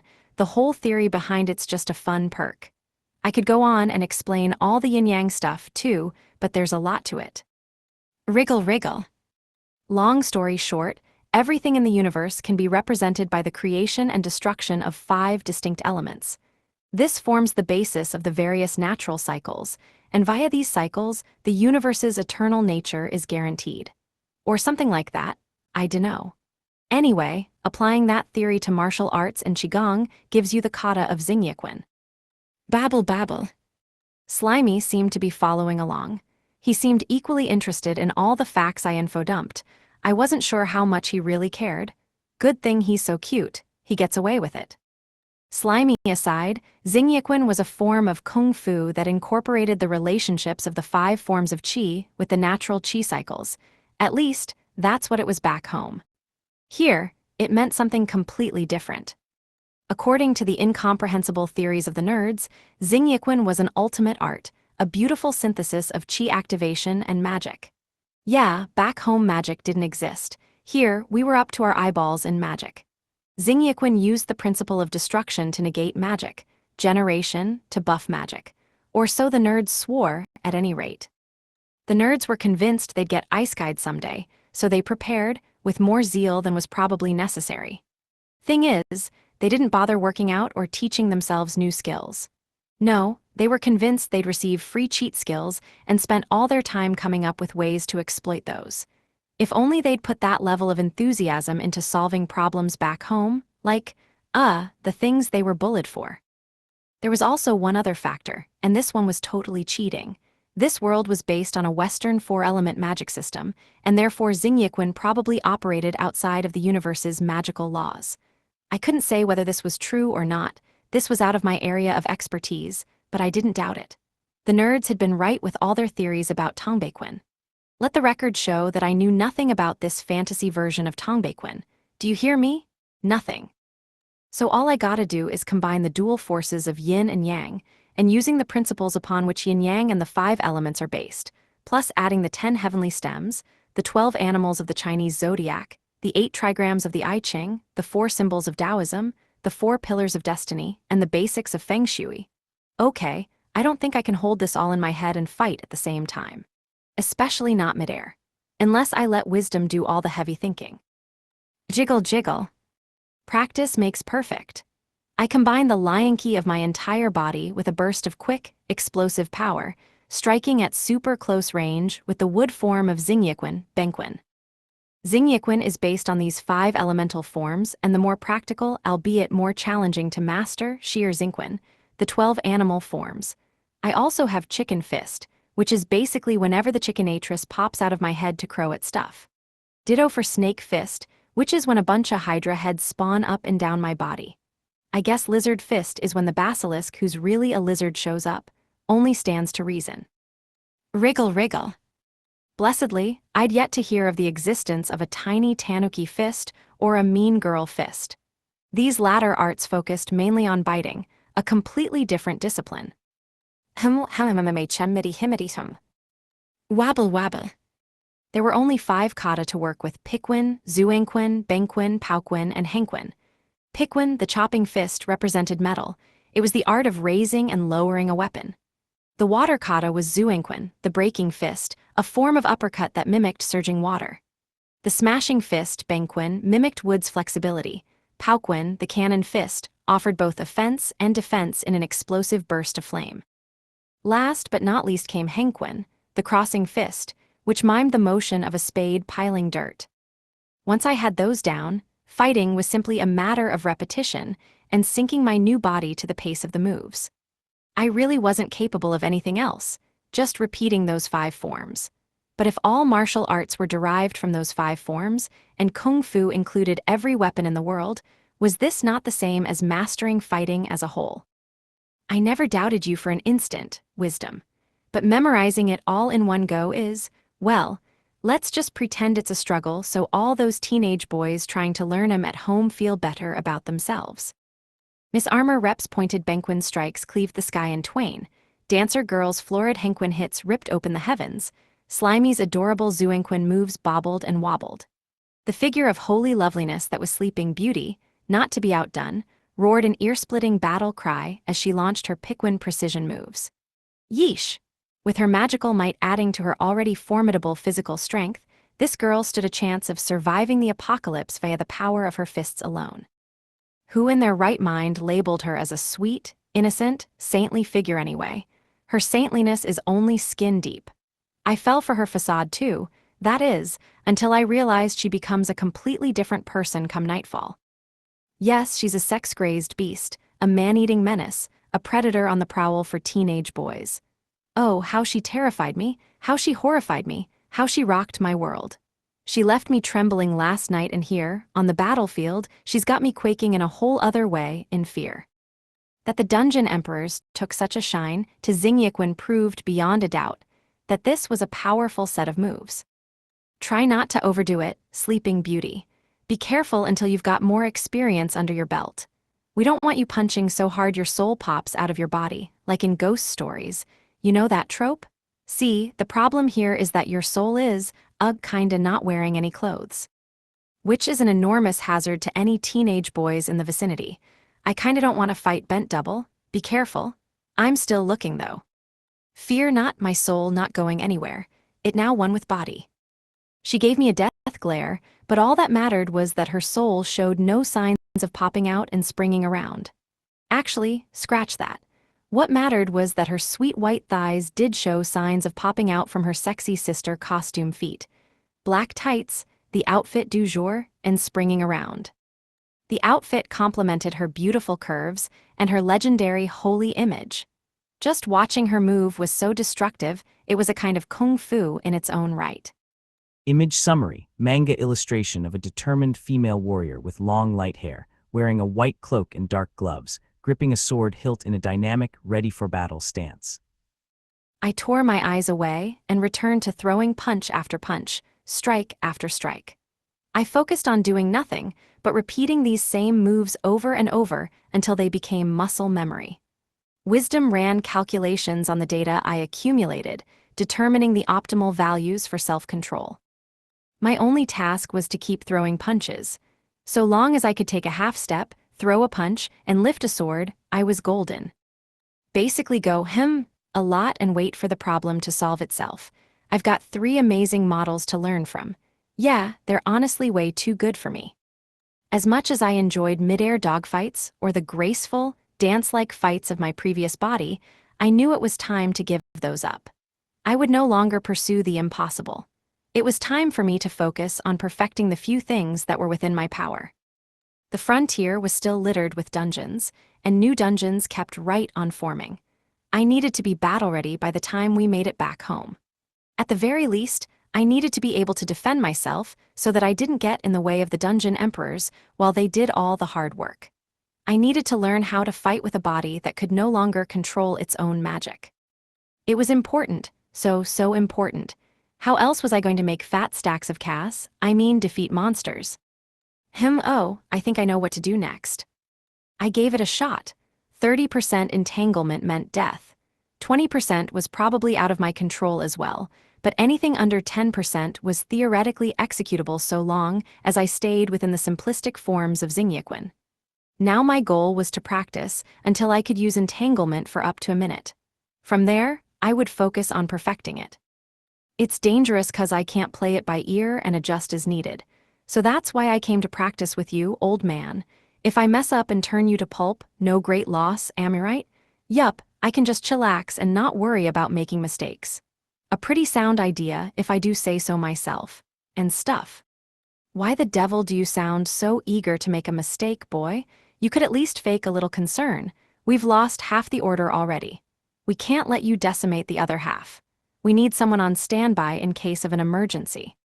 So yeah, I wandered over to the temporary headquarters of the Knights of Whatever.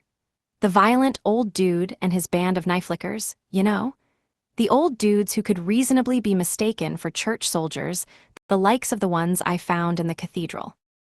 Don't worry, we've got mushrooms in case someone gets hurt. Resuscitation as well if someone dies. If that doesn't work, I guess I'll just bury you. Not like it matters, more old dudes will always spawn elsewhere, you know. No, we don't know. What the cuss do you take us for, boy? Now pick up your weapon and fight like a man. Nah, I couldn't do that. Using weapons with this new body was asking to get killed. I couldn't even control my basic functions. I had no idea what my body was physically capable of. Add weapons and all their traits on top of that, and something was bound to implode. Wait, how come my equipment's more dangerous than my enemies? Look, all I want is to gather some basic data on how my body functions. I can't equip anything on top of that when I don't have the base values. That'll only make the calculations more complicated, and I don't stand a chance of control at that stage. Besides, equipping gear changed the base values of all my stats. Without proper data, a battle was a legit fight for my life. This raised the following serious questions. Was I capable of fighting with this body?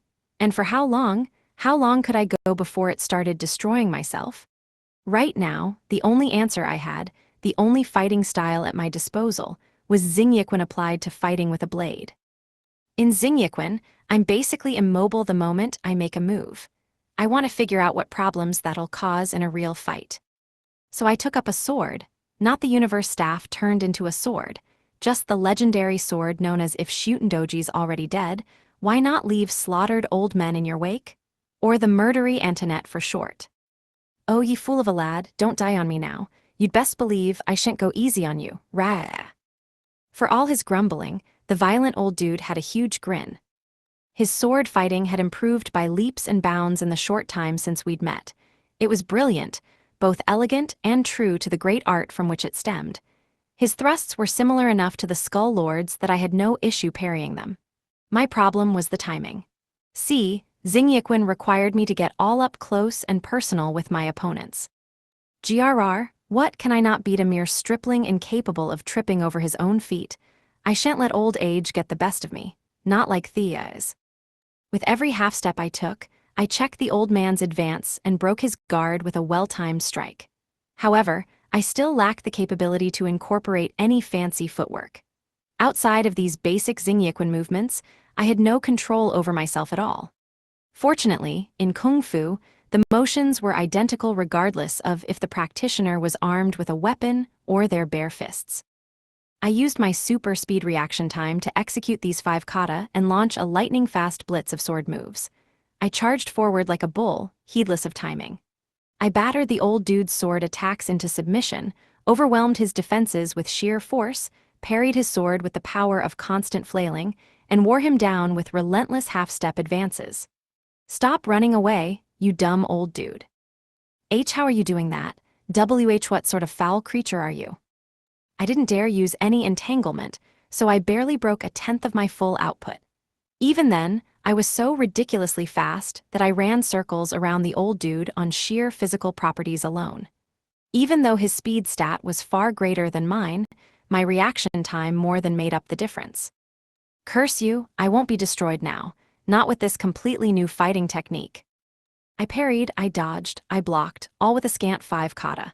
I left everything else to my ungodly speed, catching his sword here, deflecting it there, lunging here, staying his blow there, and finally darting in with a Xingyiquan sword strike. I closed the distance between us. I set an ever-changing tempo, attacking at precisely the right moment and with the speed of a viper, huh? He's not dead. Some old men didn't know when to give up. Boy, did you just try to kill me? No, there was no mistake. You made a serious attempt to end my life. Damn you, boy. Yeah, and I was so close too. Old dudes are tough to stamp out. You look away for one moment and another spawns. Hiya. I drove forward with Paoquin. The old dude danced just out of reach, so I chased after him with Hengquin. From there, I brought the real pain with pulverizing Benquin, but that didn't kill the violent old dude either. Maybe the more orthodox the sword style, the harder it was to kill the old man wielding it. Don't give me that half-baked yelling. You frightened the blazes out of me. You were trying to kill me just then, I swear it. And we do not spawn, boy. How are you so bloody fast? Damn it, boy. You have no right running circles around me when you're so blasted injured. Raha. You, gross old dude, almost as gross as this surprise attack. But no, a spittle-flying, filthy-tongued, ugly-mugged old dude is much worse. Old dudes are downright yucky. The old dude was difficult to kill because he kept aiming low, sweeping shots at my feet to stop me from coming closer, and when he wasn't doing that, he was too wary of my super speed to step directly in front of me. I linked the Xingyiquan moves one after another in small, quick, precise movements, and when I broke that chain, it was only to grow even faster and more fluid. I cut down on wasteful motions. I eliminated every off-tempo movement until I was nothing but an instantaneous sword-swinging machine. Yucky, what does that have to do with anything? Leave my face out of this, damn brat. I'll talk as filthy as I damn well please whenever I'm fighting you, nasty cuss. Devil take you.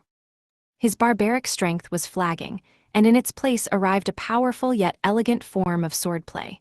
Within a matter of days, I realized this violent old dude had learned the art of his skeletal forebear. How much did he practice? Course, he didn't hold a candle to the Skull Lord yet, but this was now undeniably the same art form. All it needed was a blowgun. I panted like a winded buffalo. This old dude's impossible to kill. An immortal old dude's just a regular old dude, I suppose. But it's an old dude's duty to get murdered, so would you please stop dodging my sword? The old dude's sides heaved in a desperate search for oxygen. How the cuss is an immobile, snotty stripling so bloody hard to fight? Damn you, boy, can't you at least act like an injured man should? I don't care if it's a bloody lie. Struggle for once, damn you. He just kept on coming. No matter what I did, this brute of an old dude was stupidly strong. Each attack took no more than a millisecond, but he managed to stop every move with no more than sheer pig-headed strength. Worse, he kept growing more and more violent, hence the nickname, as the battle dragged on. Even then, he never got sloppy. He never left openings for me to exploit. His sword fighting just kept on being elevated into a greater and greater art form, an art form that would be passed on to future knights of the whatever. An art form passed down by the Grandmaster Skull Lord. At least the blowgun part seems to be dying out. Yeesh, now I can tell the Skull Lord was your great-great-grandpappy. The blowgun was bad enough, but the blowing spit in my face is even worse. If you're hellbent on lip flapping, at least invest in a blowgun. It's quieter and doesn't spray spit across the darn battlefield. What is this, a poison attack? I thought you couldn't move, you damn brat. How the cuss are you even dodging the spit? Ratha, let me hit you. Let an attack glance off you, for cuss sakes. Stagger a bit. You have no bloody right to fight so bloody well when you're so bloody injured. My pride is in shambles. How can I not hit a boy on death's doorstep who can barely move? And it isn't poison. Men aren't monsters, boy. You sure? I think I'd melt if I got old man's spit on me. Sounds pretty poisonous to me. Also, it stinks? Yeah, I'm dodging away for sure. I'm way more concerned about the spit than the sword. I put the last dregs of my flagging strength into my final lunge, my final half-step, my final go. My ultimate thrust met his ultimate slash. Our swords clashed and flew apart. Damn it, I had failed, and now I was exhausted. At least the old man had fought to a standstill, too. Maybe I can hit him with a blow dart. Patui. Kathunk. Aeg, accursed brat. The old dude wheezed and spluttered for several moments more before switching tack. Are you and your folk returning to Diorel on the morrow?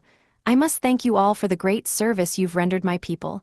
I, the church, but my ancient ancestors as well. You've also done me a kindness in saving Letitia. We are in your debt, lad, for everything. Oh, you mean how I taught you the Skull Lord sword art? Don't mention it. I wasn't gonna let it die with me, you know? I'm not a sword user. I don't have a job at all. I mean, unless you count the side jobs that keep me busy 24/7. I'm so swamped with side jobs I have no time to send out any job applications. I'm the tradeless jack of all trades. Anyway, just think of it as repayment for housing us for a couple of nights. And stuff. I was utterly spent. My body was a complete wreck. I was past the point of fighting. But the old dude was just as exhausted. He was one small tap away from collapsing on the spot, or one small blow dart, which made this my win. Honestly, being able to hold my own without any equipment at close range was epic. If I maxed out Hoplology, I could probably use ground shrink to solve the few remaining issues in my technique. But that was a stupid idea right now. Trying to use Hoplology when I was still taking baby steps to control my own body was asking to blow myself up. Honestly, it seemed virtually impossible to master martial chi wizardry and Hoplology. The world would have been full of godly fighters otherwise. Mastery probably granted the Sword God title, which I firmly believed was impossible for me to achieve. Miss Armor Rep had that title, and I was nowhere near Dungeon Emperor level. I was a bog-standard boy. A normal NPC, a typical teen. I couldn't achieve the level of godliness demanded by Dungeon Emperors. Yeah, it was totally impossible. Day 116. Evening. I don't make it a habit of giving parting gifts, but for your parting gift, I'll make a sexy nun habit. The Royal Palace of the Theocracy. Oh, I was so very, very busy. If I wasn't drowning in reports, then I was wallowing in the onrush of matters to attend to or decisions to be made. The words of my new friends rang in my head. First things first, form committees. I did just as I was taught. I formed committees on every subject imaginable, and once I gave them their guiding principles, I let them loose to decide all the details for themselves. My lady, I've come to make my report. Your Highness, might I ask a question? Archbishop Ariana, I'd like to make an appeal. Princess Arya, I'm so sorry I tripped over my words. Let me start over. At length, I finally spoke up over the clamoring petitioners. It matters little what you call me. I need not your titles nor your respect. Please, your reports come first.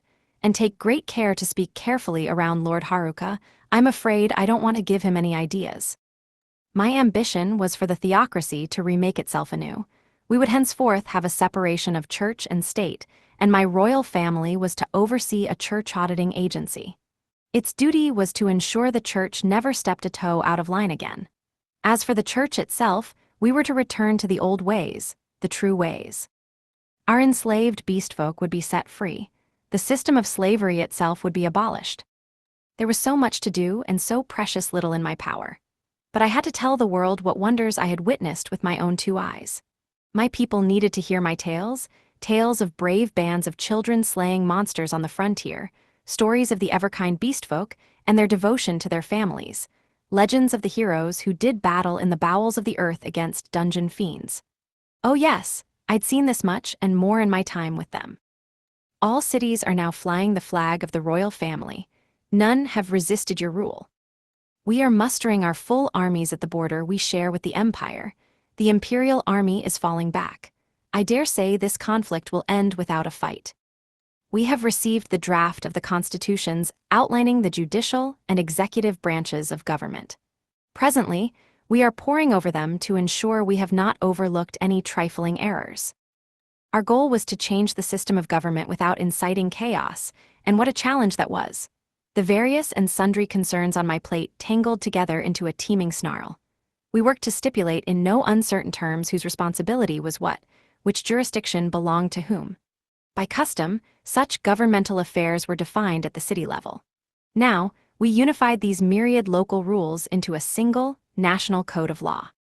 It was no wonder we inherited the theocracy in such a poor state, as the country lacked even that.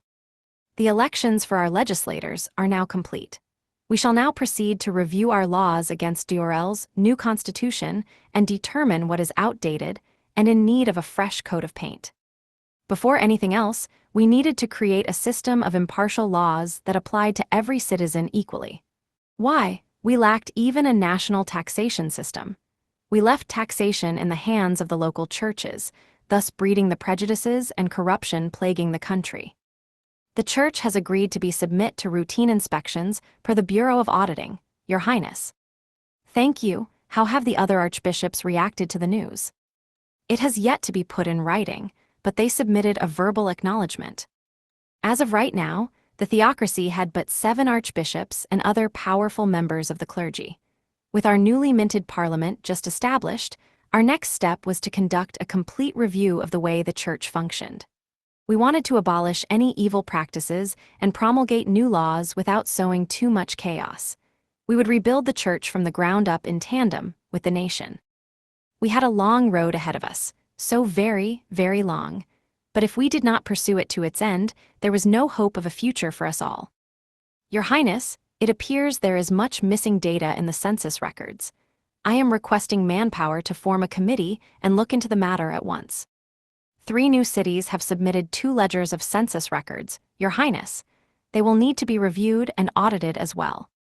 Without proper legislation in any branch of the government, it was little wonder the words in the royal family's directives were twisted to suit each faction's needs. The nation was hardly regulated in the slightest. It was our fault, my royal family's negligence. We were rulers in name only.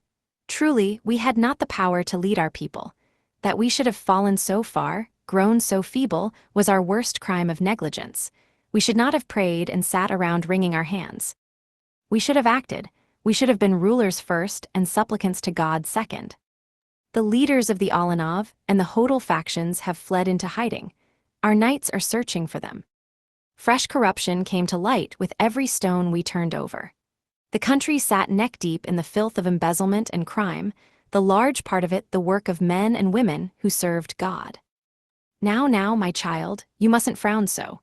Oh dear, here at court I must call you the Princess Ariel, mustn't I? Forgive an old man. The years have robbed me of my wits. Sup, nice work holdin' down the fort. You want a mushroom? Here, let's delegate some of those huge stacks of paper. I brought you a helper.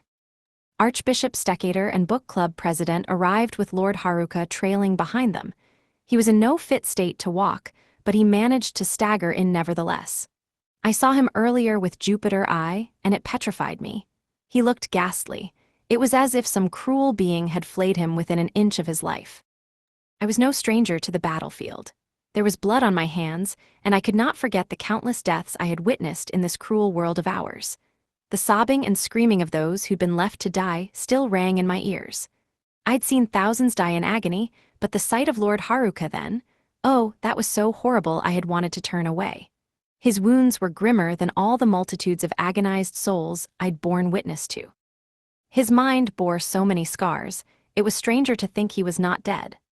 It was all the crueler that he had lived. The pain of his injuries gnawed away at his soul. He may have looked healthy and whole on the outside, but I knew he was riddled with marks, grooved with ruinous injuries, in a place so deep no spell could ever heal it. My Lord Haruka, I finally managed. Heya, he said back. It's been a while, Crocodile. Oh yeah, I was fighting with one of your old dudes today. It struck me then that no one in this room, but I understood what a miracle it was that this person was standing and breathing before us. I had to bite back my tears. Now I knew. Now I knew why the King of Diorel and Lord Maripapa, the very same man renowned as the savior of the continent, heaped such incessant gratitude on Lord Haruka. The frontier was a place of a joy. It was not the cruel land in the stories told to me back home, for the boy in front of me had taken all its cruelty and borne it within his body. He destroyed all misfortune and left abundant happiness in his wake. And so on he went, throughout all the world, snatching up its cruelties and redirecting them upon himself. On and on he went, spreading happiness far and wide. I could not have been here today if not for him and not for his actions, the same actions he repeated many, many times over. After discussing the matter with Valeria herself, we decided it was best to keep her identity secret. I was all for revealing her story to the people, but she was reluctant to appear in the public eye. She said she had been dead and gone for many centuries already. Even with her body recovered, she was no longer one of us mortal beings. She was a dungeon emperor, the most powerful creature in the world. A being of such deadly strength that fear and hatred dogged all her steps, and who could blame anyone for fearing her? It was tragic that it had to be so, but it did not mean that Valeria was doomed to a tragic ending. Fate held great things in store for her, a smothering force of happiness ready to crush all the misery visited upon her in her unhappy past. She had met Lord Haruka, and there was no better indicator of the arrival of a happy ending. Much like it had been with me, much like it had been for the rest of us happy few, Valeria's fortune was assured. 1,000 pens raced across 1,000 pages. 10,000 papers flew across Lord Haruka's desk as fast as he could write them. Instructive texts and other documents piled high upon our tables as the book club president sorted through this veritable library at astonishing speeds. We had blueprints aplenty, calculations galore, mountains of guidelines that would take us untold years to chip our ways through. She tunneled her way through them all, reduced the mountains to rubble, and left only empty space on the desk behind. Here, now, was our roadmap, the future of our nation. Even the King of Diorel or the Duke of Amui, great men as they are, would never be able to accept this gift without undying gratitude. And if not them, then how could I? I simply hung my head and let the tears gather in my eyes. Anyone would have been awestruck at this generous gift and the dazzling speed at which it was granted to us. But I knew better. This was not the mere miraculous feat of magic it appeared to be. No, this was an effort of extreme concentration and every scrap of Lord Haruka's will to control his magic hands. On any other day, Lord Haruka would not have asked the book club president to check his work.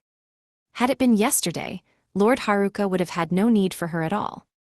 He was not dressed in the black cloak for which he was famed. His boots, too, were gone. He wore not his gloves nor carried his staff. He lacked all ornamentation save a plain headband and a ring. For Lord Haruka could not don equipment, not if he wanted to control himself. It was all he could do to move in this lightest of clothing. He maintained an image of perfect poise, but I saw the appallingly chaotic mass of magic roiling within him. I saw how desperately he struggled to suppress it. His voice betrayed not a hint of his struggle as he relayed orders. Some objected to his commands, but he silenced them with a sharp glare. Most dissenters quailed under that frightening stare and soon did as they were bid. But a few amazed me. The foolhardy brave, the knight commander, the royal blacksmith, some guild leaders, stubbornly persisted in raising objections. What fools they were. Lord Haruka said, "All right, you and me are gonna talk this out." He ushered us out of the room and closed the door behind us. Just then, there was a series of loud thumps as if something, or several somethings, smacked against the wall. When the thumping ceased and the door opened once more, the few rowdy protesters seemed to have had a change of heart. Suddenly, they were all keen to cooperate and see sense. Yes, for now, the gloves were off, quite literally. Lord Haruka had just removed his mindbreaker gloves.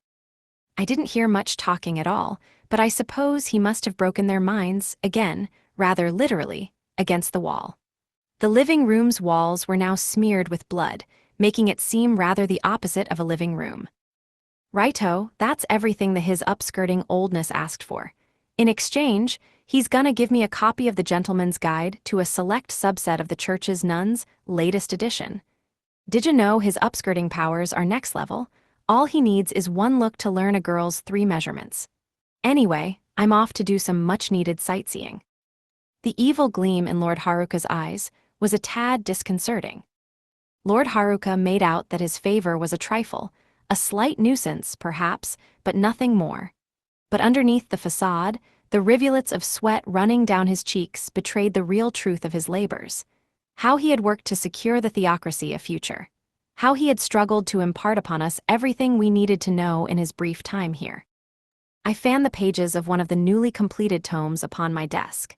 It contained all our new laws and everything else our reborn realm needed to achieve a happy future.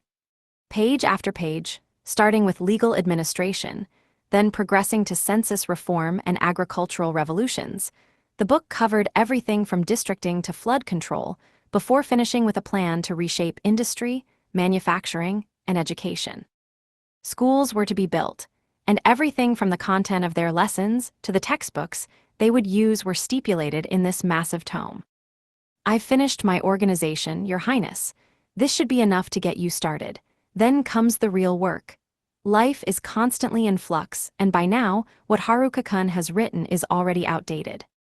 Take this and rewrite it. Make additions. Scratch out old lines. Let this be a living record of your learning and fine-tuning. For you see, Your Highness, this is only just the beginning." With that, the book club president placed a thick catalog in my hands. I refused to let myself complain, not after the horrors I saw Lord Haruka subject himself to, but I couldn't repress a sob. I was supposed to read all of this. Oh, but the catalog turned out to be a summary of essential books and important topics to prioritize. Thank you, sniff, sniff, book club president. Day 116. Night. They may not be in the bath, but things are getting steamy. The royal palace of the theocracy. Welcome to the latest girls' meeting. There sure are a lot of us. Our little band began with me and my 19 female classmates transported to this realm from Earth. We soon gained several inexplicable additions to the growing family: 2 dungeon emperors, a princess, a duke's daughter, a maid, and an elf. With a princess/nun and 2 beastfolk sisters, we were up to 29 people, quite a crowd in small rooms, that was for sure. And now we had a 3rd dungeon emperor swelling our ranks. Even in these large palace rooms, packing in 30 girls was a trick. Where's Haruka-kun? Bathing. Haruka-kun's bathing companions of the day were Slimy and his demon scythes. Won't that make the scythes rust? Well, I couldn't complain about what he did with them. The scythes were the true MVPs, honestly. They had acted as Ariana-san's guard as she followed us into mortal peril. I couldn't have told you how many times they saved her life or rescued her from the clutches of traps or assassins. They were truly stalwart guards who deserved to be recognized for their fine efforts. I couldn't begrudge them a chance to cozy up to Haruka-kun for a helping of attention and sweets. So is it all over? Is the fighting done? Done and dusted. It was a war in name only, honestly. Our victory was assured the entire time. It was like playing chess with a king who couldn't be placed in check. Whenever an enemy tried to take Ariana-san, the Dungeon King-class demon scythes simply whizzed in and sliced them to pieces. 3 scythes together were the closest thing to a Dungeon King guard a person could ask for. They were our saviors, the real heroes of this war. I bet Haruka-kun is spoiling them silly. Right, He kept brushing and petting the heck out of his horse, the other star of the show. To continue the analogy, we had a knight piece that could fly to any square on the board. That was why Haruka-kun had felt comfortable leaving all the hard work to us. The church may have had trump cards, but our jokers were the most powerful cards in the pack. That's right, we started cheating in round 1 and never stopped. Speaking of cheaters, Haruka-kun, who cheated at everything, who was rewarding the demon scythes for their hard work, who was still in no fit state to do the most basic of tasks, spent all day sparring with real steel against the Lord Commander of the Knights of the Scriptures. Why can't he just sit still? He's a broken wreck. Haruka-kun has no off switch. His mind is always working 1,000 kilometers a second. It's what makes him so reckless. He's always barreling off to try something new. Yeah, the only time he can sit still is when he's focusing on his side gigs. Those accurate assessments made me sigh. No matter how strong he became, Haruka-kun's cycle of destruction just continued unabated. It was an endless refrain of Haruka-kun pushing himself past his limits, growing ever stronger and blowing himself up. Worse, whenever he reached the point of total collapse, he never learned his lesson. He didn't even look abashed. He just went right back to it and carried on his daily routine. He's finally back, but in awful shape. He's stronger, but at what cost? The cost of completely destroying his body. It's terrible. There's no end to it. It's so horrible to watch. After how hard he's worked, he's lost everything. He's back to square one again. We don't have the time for him to relearn everything he's lost bit by bit. He has to strain himself and regain his skills. That's a heavy burden to carry, and I don't think he's physically up for it. His skills were just too powerful. They physically annihilated him. Now his entire body had to be remade from scratch, thus scrapping every technique he had. He had struggled and fought, eventually winning back all the power he had lost, only for everything to be destroyed and go up in smoke. Only to have to start all over again. We should just give up on stopping him. He can't give up, so why even bother? Right, he's like allergic to giving up. Why does everything bad have to happen to Haruka-kun? It's like the world's out to get him, that, or it's the consequences of his own actions. Yeah, that's kinda what he gets for bullying God. Worry for Haruka-kun and hatred for my own helplessness battled in my breast. Sorrowful frowns marked the other girls' faces, gloomy sighs pervaded the room. The nerve of Haruka-kun, acquiring such a flock of pretty young things, rescuing us all, giving us treats, and he had the gall to act surprised when a third concubine came calling. Said concubines had again come to us other girls with the offer to join them, and when we put our feet down and flat out refused, the dungeon emperors were very sad. Even I, and I wasn't into girls, could recognize just how drop-dead gorgeous Haruka-kun's inner circle of women was. And yet, even with 3 stunning starlets on his arm, Haruka-kun kept moping around and whining about his lack of a girlfriend. No, like he legit means it. Yeah, he's super freaking jealous of all the jocks. He's got a point there. The jocks landed fiancés in like 2 seconds. The jocks don't trust Haruka-kun. They keep telling him, I want to show her off, bro. I want to introduce her to you, I swear. But I can't shake the feeling y'all should never ever meet. Our local band of jocks had started going out with some of the preeminent members of DRL's first division. One belonged to the family of an archduke. The other 4 descended from powerful noble houses in their own right. They were a few years our senior and towered over us all, lovely girls, sweet, innocent, but my goodness were they ever buff. Their abdomens were chiseled, their biceps made them regular Amazons. Yet at the same time, they were so inexperienced with boys they barely knew how to talk with them. They were the shyest, sweetest berserkers who had ever lived. But did you see the look in their eyes when they danced with Haruka-kun at the ball? They fell totally head over heels for him. Sex god sure is scary, huh? Well, yes, scary in the sense that the sex god goes buck wild whenever a woman comes near. Or at least, that's what I'd expect from someone with a sex god title. Maybe ours is just a late bloomer. He's certainly horny enough to be a sex god. His latest sexual escapades are, and I quote, that 3 dungeon emperors ganged up on him, used the argument of fait accompli in favor of taking a 3rd concubine, and forced him into using servitude on a girl via a sex battle. So he's made no progress at all, basically. Yup. Cut him some slack, it wasn't like he could move. There was no way Haruka-kun was mobile in that state. Anyone with a sensing or eye skill could tell. Haruka-kun had that brand new body sparkle from head to toe. This wasn't totally unheard of in a world where revival magic was a thing, but most wounds could be patched up with curing or recovery. Revival magic was meant for emergencies. It was the final resort in the healer's toolkit. Not only was revival an advanced skill with relatively few users, it was downright dangerous to use. Regenerating missing limbs or crushed organs always carried a risk, limiting revival's usage to dire emergencies only. If a person wanted to speed up natural healing, they used regeneration.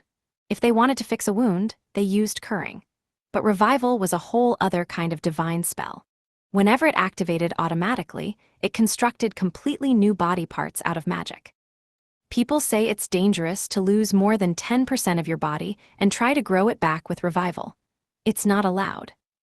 Not because it was impossible, but because it was unbearable. The excruciating agony exacted a terrible toll on a person's mind as revival knitted the new flesh together.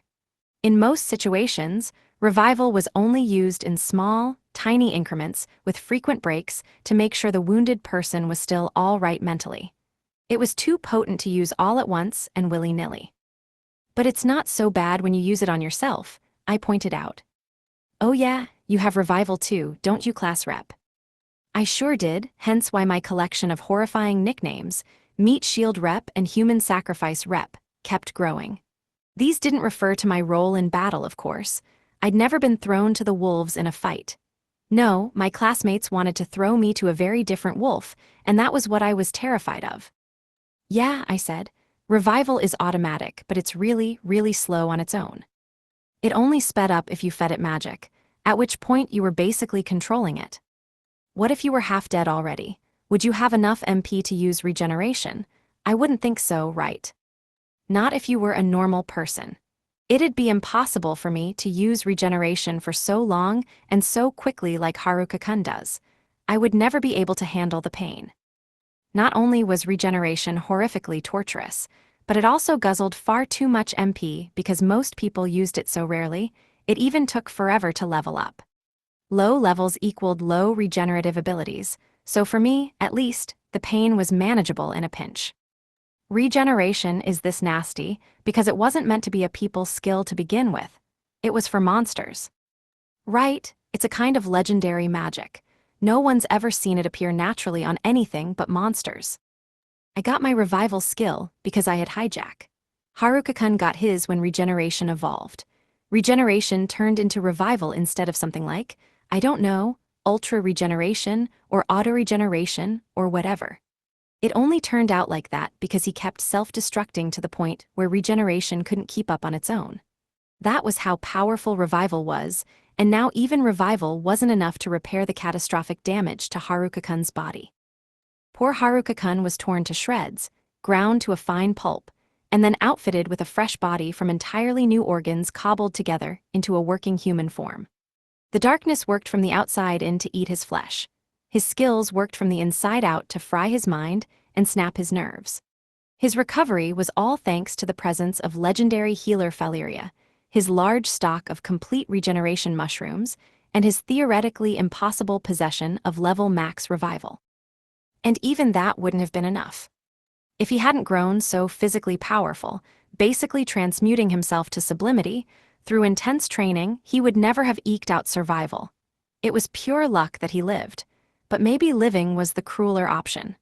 Had he died, he would never have felt a pain worse than death, a pain worthy of insanity, seared into the folds of his brain. He saved me, yelled at me, told me not to die. Yup, that's Haruka-kun for you. He gets furious if you ever abandon hope. Especially if you were only doing it to hurt yourself. He must have been apoplectic. The glare Haruka-kun leveled at Faleria-san frightened her. He made her cry. However, she realized that he came to her bearing a message of love authored by many, many people. All of them wished for her to be saved. All of them wanted her joy. So, in the end, Haruka-kun smashed her soul's head into the wall until she sobbed, begged for forgiveness, and fled back into her body. Apparently he was so horribly rude, and by rude I mean downright abusive. He convinced her to live and patted her on the head afterward, and gave her a sweet treat. And then was shocked about the events later that night. Wow, Haruka-kun. Why does it always come as a surprise to him? Right, you'd think it'd be obvious by now. That would be because Haruka-kun lacks any self-awareness whatsoever. He has no principles and no scruples about leaving responsibility in whatever other hands he can find. He never considers the consequences until they happen to him. He does not think about the pros and cons. He does not speculate what the cost of an action might be. He merely continues on his merry way, doing whatever happens to strike his fancy. Ah, that makes sense. He never stops to think, what will happen if I do this? Or, what will the other person think? Hence the surprise. He doesn't even think stuff like, oh, if I do that, they'll owe me a favor. Maybe I'll get something out of this if I do XYZ. He literally just does stuff because he wants to. Then when anything annoys him, he just fights it. When someone does feel like they owe him a favor, it shocks him. When someone says something nice about him, he freaks out and runs away. Very smooth, Haruka-kun. Haruka-kun just did whatever he wanted in his own Haruka-kun-y way. When people reacted positively to that, it therefore made no sense to him. It also made him really, really uncomfortable. He was a phony villain. Like a proper villain, he was selfish and self-serving and willful. He was up to his ears in crimes. He dragged people kicking and screaming into happiness and fortune. He was a villain, all right, but only a fake one. A lie of a villain. And for all that, he still can't get a girlfriend, huh? Nod nod. Imagine being saved by a guy who literally came apart at the seams just to fight for you. How could you not fall for him? Valeria-san totally did, and she worshipped the ground he walked on just like all the other dungeon emperors. See, Valeria-san's thinking was pretty old-fashioned. She and Nefertiri-san came from the same time period, so it wasn't surprising they shared the same outdated ideas. In their minds, a great guy worthy of respect equated lots of wives and lots of concubines with whom to have lots and lots of babies. Angelica-san was no better. Us modern-day girls didn't vibe with the idea. There was less of a generation gap and more of a historical era gap. The problem was, though, the three dungeon emperors were no longer biologically human. They were monsters, so they couldn't bear children. Hence why they chose to be concubines. Maybe it's not as outdated as we thought. Like polygamy's still a thing in this world, you know. In times of peace, it makes the most sense for families to have one husband and one wife. But when war comes around, a bunch of the dudes die, see. Yeah, it's not uncommon for guys to take in multiple wives on the frontier, you know. Still, it's rare to see more than 2, maybe 3, tops women with a single guy. In this fantasy land, it was still relatively rare for women to have careers and independent lifestyles. Honestly, I hadn't seen that anywhere but on the frontier. The world was too dangerous for women to leave the safety of home. Frontier ladies did, but that's 'cause they were high-level enough to maul any monster they ran into. This granted the frontier women a degree of independence and freedom to work. But even then, I felt like younger women and girls still didn't leave the house much at all until very recently. It wasn't until a cutthroat peace settled over Amui City that it was safe to go out. Well, so long as they're happy, hooray we to judge.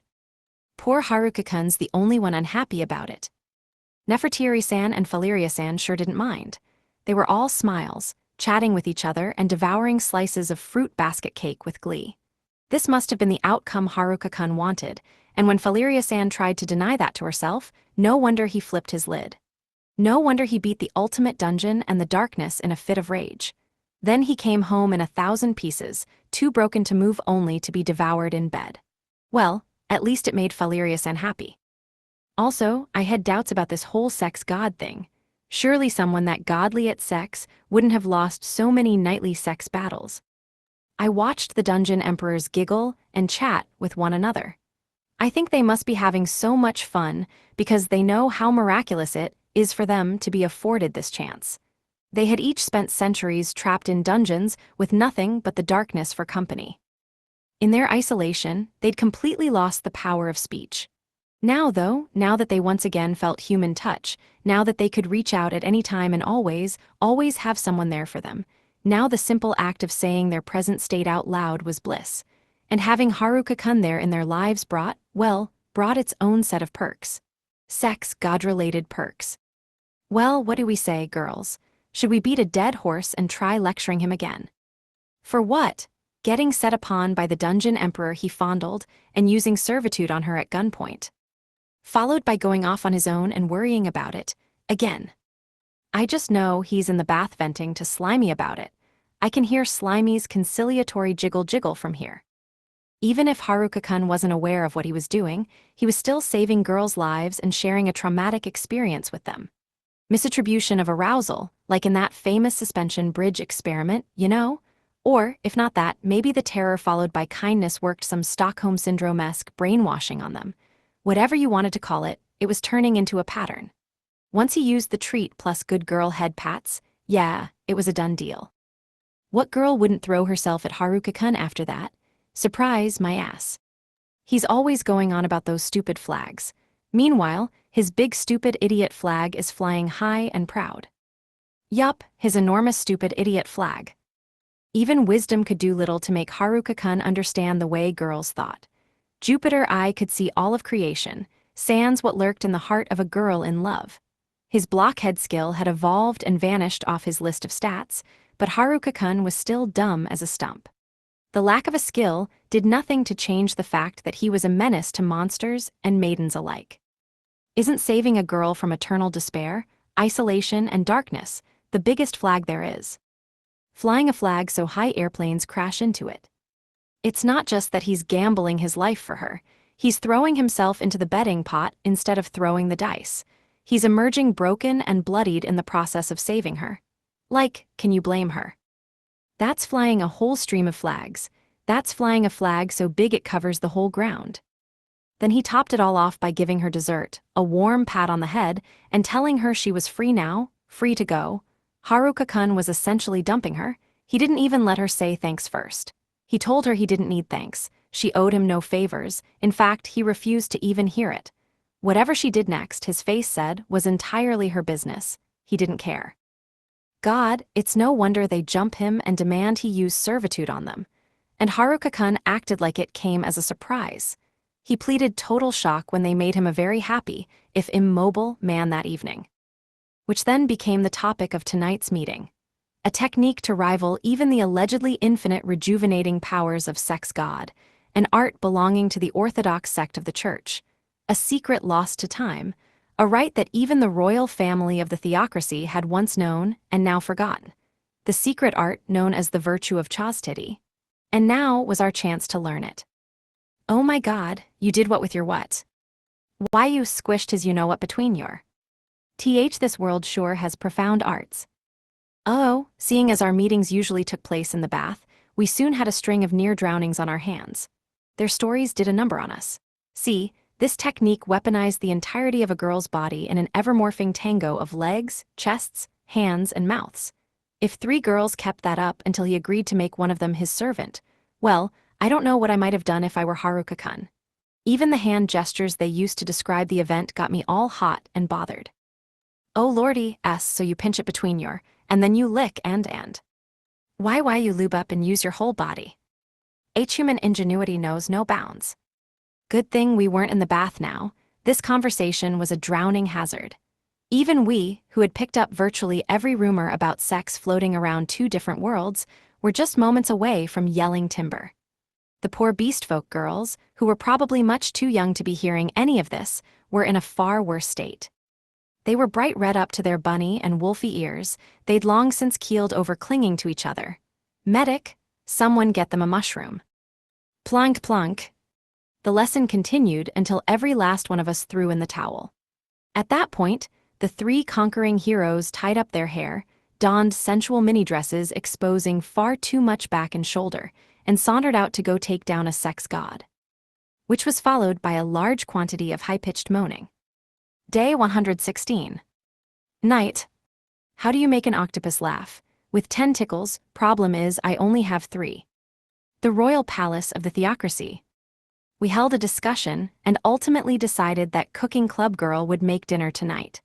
I was laid up, so this was going to be her chance to do a cooking trial run. It was also a chance to fulfill every teen boy's dream to taste a girl's homemade cooking.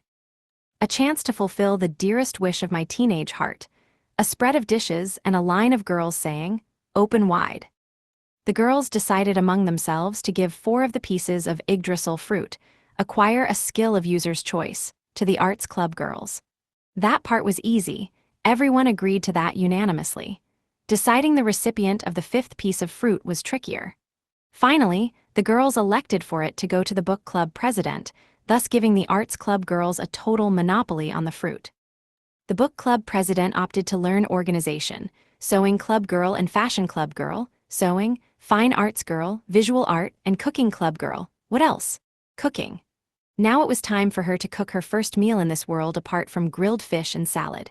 She more than delivered, producing stew and hamburgers bursting with homemade charm.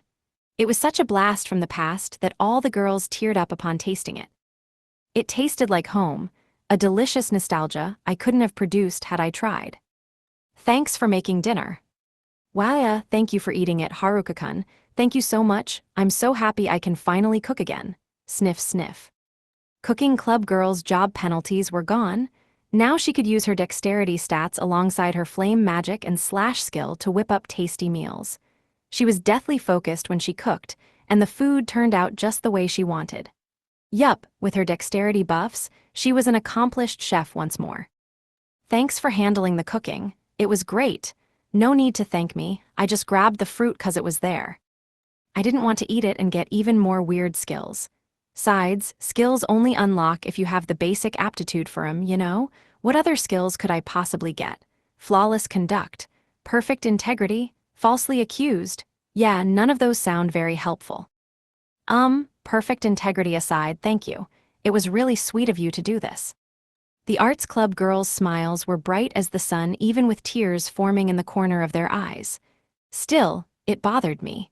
It had taken almost 4 months to get them back what was theirs by rights. These were their talents, you know, the product of years of hard work.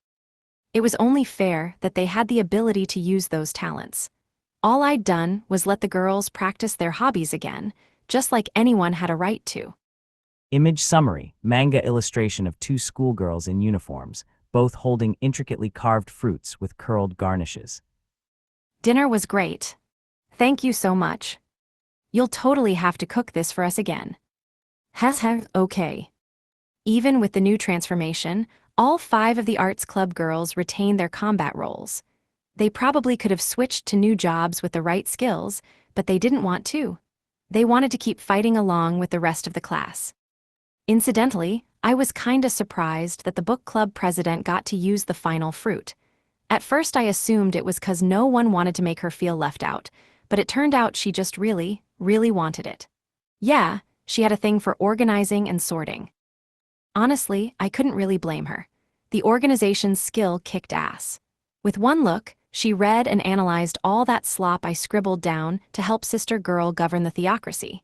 Then book club president wrote down instructions for further revisions and created a catalog and manual as companion pieces for my resources.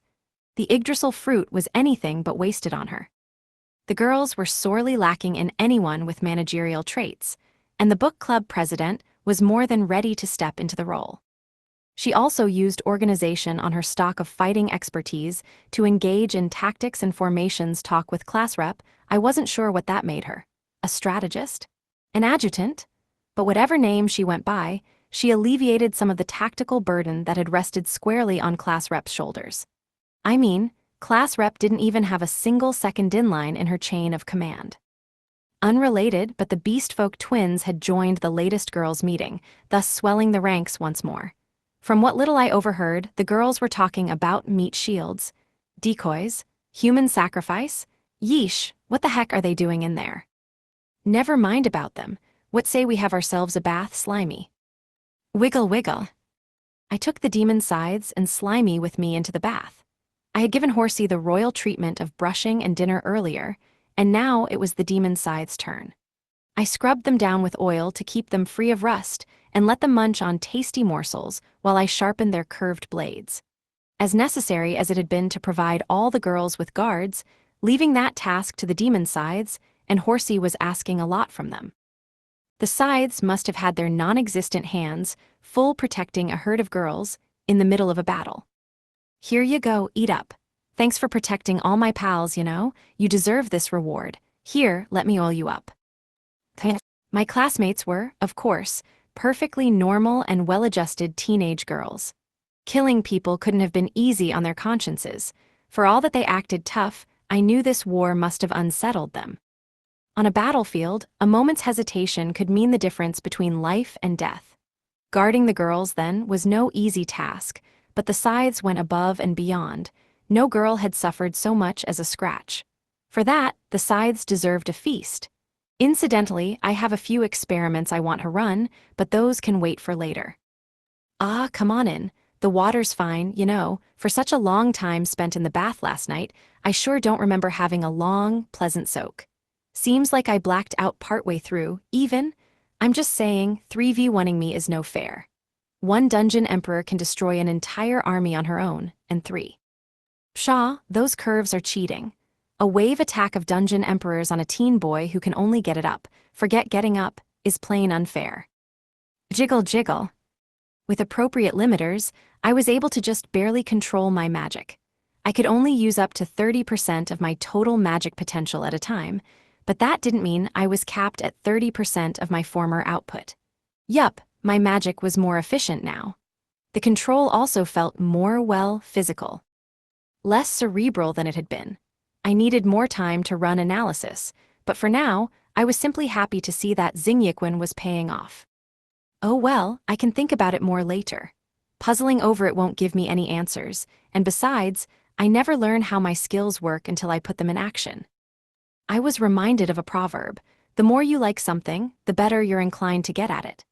Carried out to its logical conclusion, the more you lech something, the better you were, a theory substantiated by history and its many successful leches.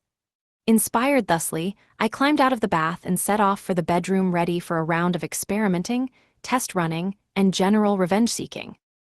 With a fresh coat of determination, I unfurled my tentacles and charged the 3 mini dress-clad beauties. My opponents were 3 of the most gorgeous girls in the world, and the only weapons I had at my disposal, the only things I could control, were a measly 3 tentacles. Smirks adorned all 3 of those fetching faces, and the battle switched to extreme close contact, but what I lacked in quantity, I made up for in quality. This time, instead of trying to visualize the magic, I tried controlling my magic through physical sensations alone. And it worked. I caught the girls in my tentacular grasp. Ooh, ayaya. Gotcha, you're mine. Despite being purely magical appendages, the tentacles looked perfectly lifelike now. They were each a bit thicker than a thumb and were mottled with lumpy protrusions up and down their lengths. My upgraded tentacles were both harder and girthier than their previous counterparts, and they seemed so lifelike, practically throbbing with hot, red blood, that it was, dare I say, sensual. A pair of pink, flesh-colored suckers curved on the cusp of one of Miss Armor Rep's perfect ankles. The tentacle coiled around her calf and began the winding, sinuous journey up her leg. Several hundred, thousand, a lot at any rate, suckers oozed a sticky, mucus-like fluid, generously lubricating every square centimeter of leg as the tentacle lovingly squirmed its way higher, ever greedy for pale flesh. The cloudy mucus glistened on her bare, brilliant thighs. The tentacles parted her lips, and the wriggling reddish-brown tips bit into her skin, searching, swaying, and writhing up, up. Gha. Athaitha eze. MMNGH, NRRGH. The tentacles wormed their way into the girls' dresses, disturbing the fabric and baring the skin as they tunneled inward. I caught flashes of pale skin whenever an undulation of a squirming appendage lifted a garment. Thanks to the Philosopher's Stone, the overlapping effects of status ailment infliction increased sensitivity boost even further, causing a dramatic jump in the mucus's ability to turn the girls on. Tentacles constricted further, oozing slime and cementing the girls further into my captivity. Then the saint's skin, once holy, now defiled by the moist machinations of these wrinkled worms, constricted under the playful touch of the covetous tentacles. She was powerless to resist me, utterly at my mercy. Dripping mucus and perspiration, she bucked her hips and mewled. Shudders traveled up her entire body. She danced for me, and I I drove her successive degrees of wild. They sure call her the saint of healing for a reason. She recovered from her first faint in 17 seconds, the second, 11, the third, 7. We're now 16 fainting spells in, and she's down to an average of 3 seconds per faint. Her tentacle tolerance was growing, as was her recovery time. Her regeneration was working overtime. But hey, we get better at what we like doing. She and I just happen to like doing each other. With every minute of effort, Wisdom's processing power shot up, and more tentacles popped out of thin air. Alchemy's transmutive effect was working its wonders on my brain, and I felt a knot of magic and chi collecting in my cranium. Sleeping Beauty's innocent features warped, her slender form shuddered. Once, she was the picture of chastity itself.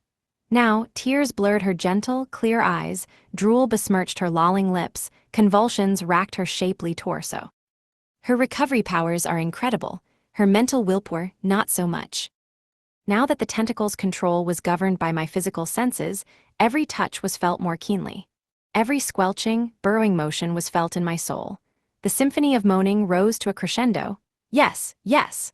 My ability to control myself was growing by leaps and bounds. These late-night training sessions against my Dungeon Emperor opponents were the perfect opportunities to level up my skills.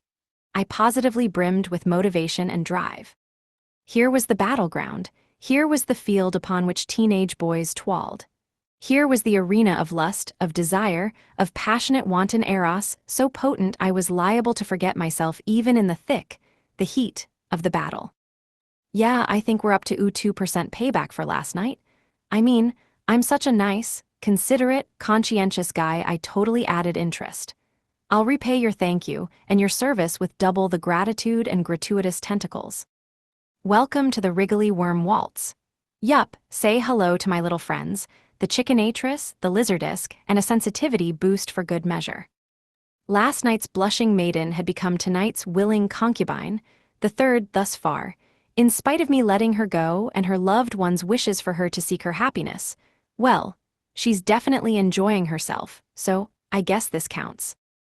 All right, let's go for a minimum 2-hour squelching sesh to practice my magic control, and when that's done, we'll have a pop quiz to test my physical control. Yes, that'll be the true teenage boy battle, the genuine juvenile jihad, the hardworking horn dog's hostility. I'm locked and loaded. I'm ready to fire at will. Let's go. Yeah. Yup, I sure worked hard. MWA ha ha ha. Day 117. Morning. It's raining Manju, hallelujah. The royal palace of the theocracy. I started the day off with meditation, enhancing my mental faculties, further improving my grasp on my physical senses.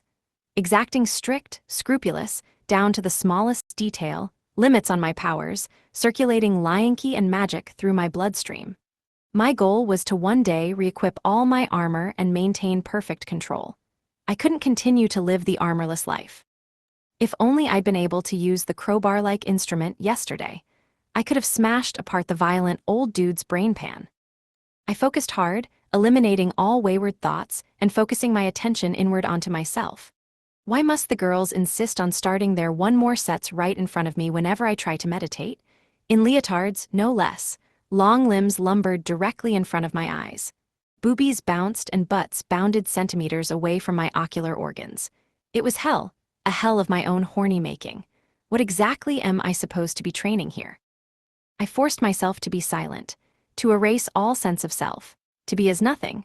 No distraction would arouse any emotions in me. My mind would be like a blank sheet of paper. I would merely look out and see the world for what it was. Yes, I would look out and see kickback and bumlift exercises. Ooh, no. I was powerless before the leotard's hugging mounds of soft flesh. A fury of violently oscillating buttocks was unfolding before my very eyes. Before I could shake off my impure thoughts, I had to do something about this other shaking. Up, down, up, down. Insentience, emptiness, emptiness, be one with the void, release your ego, let it go, let it float away. Free yourself from the trappings of the flesh. Untether your mind, achieve the perfect state of no self. Speaking of flesh trappings, I was feeling very trapped by the perky flesh all around me. The yawning gap between each leg was infinity itself. In my state of insentience, I kept my unseeing, innocent eyes closed, but Jupiter Eye couldn't tear itself away from the bountiful paradise of fine figures in front of me. I was torn between seeing nothing and getting a very interesting eyeful. Was I deep in meditation, or did I not even exist? Was I lost in the non-state of my mind, or merely lost in the sauce of all these trembling teenage thighs? Oh God, too close. Help, this is eye poison. Maybe the girls thought it necessary to stick to me like glue as my round-the-clock guard. Well, in that case, I simply needed to meditate harder, lose myself until I was nothing, nothing at all, free of all worries, free of all thought. I had no trouble losing myself. I got lost all the dang time.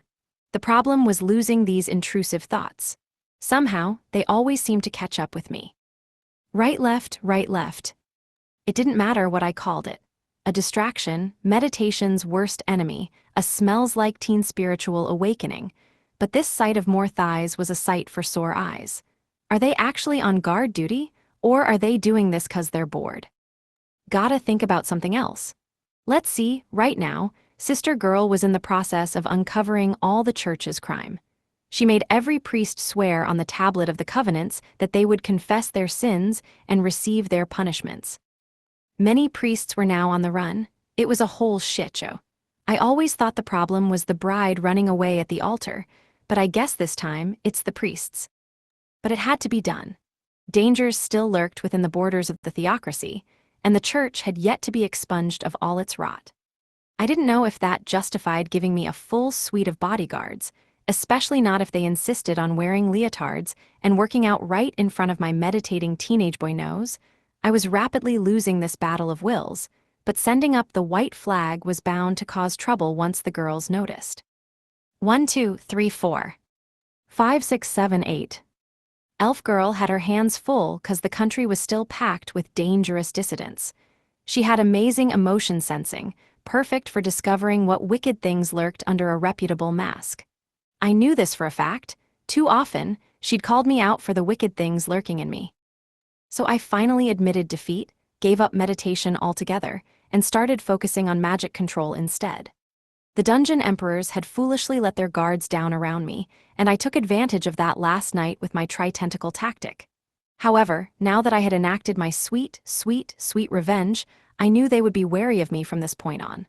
3 tentacles would not be enough again, not when I was up against 6 hands. Undue, undue. But I still couldn't use magic hands. Magic threads were too dangerous. It was all I could do to produce a few tentacles. Wait, why did the One More Set crew suddenly back away? Oh, one of my tentacles popped out to say hi. I didn't touch any of you, I promise. Anyway, why are you wearing the sheerest leotards known to man? Pay attention to your outfits when in the Jupiter Eye, I mean, the public eye. Ladies should have more modesty. You guys are halfway to looking like ladies of the night. There's nothing ladylike about you. I'm pretty sure ladies don't lather themselves in body oil and engage in nighttime services. Shut up, Haruka-kun, just put the tentacle away. Down, boy, down. My list of usable skills had shrunk dramatically, and I could barely tap into 30% of my physical capabilities. That'll do for now. Haplology would more than make up for the lack of available options. I mean, I used nothing but magic entanglement and my lowest level equipment to go toe-to-toe with the violent old dude, and I did all right for myself. I was at less than 10% of my usual firepower, no equipment, no entanglement, no nothing, and I held my own just fine. Weakened as I was, I'd had an explosive increase in physical prowess, albeit an uncontrollable and unusable increase. Point was, my low stats were made up for in other ways. Further results of analysis came pouring in every second, and wisdom kept taking those results and crunching further numbers at supersonic speeds. If a single hit from a tough foe was enough to do me in, my only option was to dodge. Speed and reflexes had always been my saving graces, safety ropes, if you will. The only difference now was that those ropes were too robust to grab in one hand. And hey, I wasn't complaining. Shake hop, shake hop. Last night's physical therapy sesh, aka fight to the death, finally made magic and physical control click. I got in lots and lots and lots of practice to make sure I had it down pat, too. Then, just to be on the safe side, I kept up the piston action a while longer until I was sure I had an airtight grasp on the subject. No, I meant it. I really grasped plenty of subjects, fondled 'em too, squeezed 'em a bit even. I gave my tentacles and my command of magic a thorough workout. It was difficult but very, very rewarding. Imagination was powerful, but just thinking about something didn't will it into existence. To cast magic, the spellcaster had to conceptualize it in its entirety. To shoot fire bullets out of my fingers, I had to map the path they would travel through the air, describe the revolutions they made as they shot away, spinning. My brain and my soul had to act as one. They had to stack on top of each other perfectly. Like a 3D figure seeming to pop out of a 2D painting, a magic sigil would materialize inside of my body. Its lines were drawn along my meridians and veins. My blood, chi, and magic were the paints that gave it color. The marriage of the mind and the spirit gave birth to this hidden trick art of the human form, an image evoked from the synthesis of body, brain, and heart, blood, magic, and chi. Kinda cool, am I right? So like this. Kaboom! WHWH, what are you doing? That's dangerous. Oh well, whoopsies. Wow, I'm, so surprised it did that. All I did was shoot off a single fire bullet, right? Utterly baffled by what had just flown out of my hand, I lifted my finger and stared at it, and then it clicked. Suddenly, I saw everything. The hidden design plans, the explanations of how it all worked, appeared in my mind in a flash. That explosion had started life as one of my basic fire bullets. Fire bullets were actual, physical bullets entangled with fire magic, basically, pocket-sized fireballs made with the help of a piece of metal. However, Hoplology had taken one look at that and gone, yeah, that's cool, but what if we do this instead? One radical transformation later, and these new Inferno bullets functioned more like a wave gun. In a single blast, the Inferno bullet tunneled through the thick palace walls and vanished off into the distance, taking most of my MP with it. What the hell was that thing?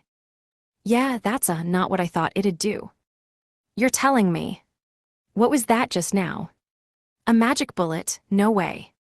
No magic bullet should leave a gaping chasm in the wall. Or fly that fast.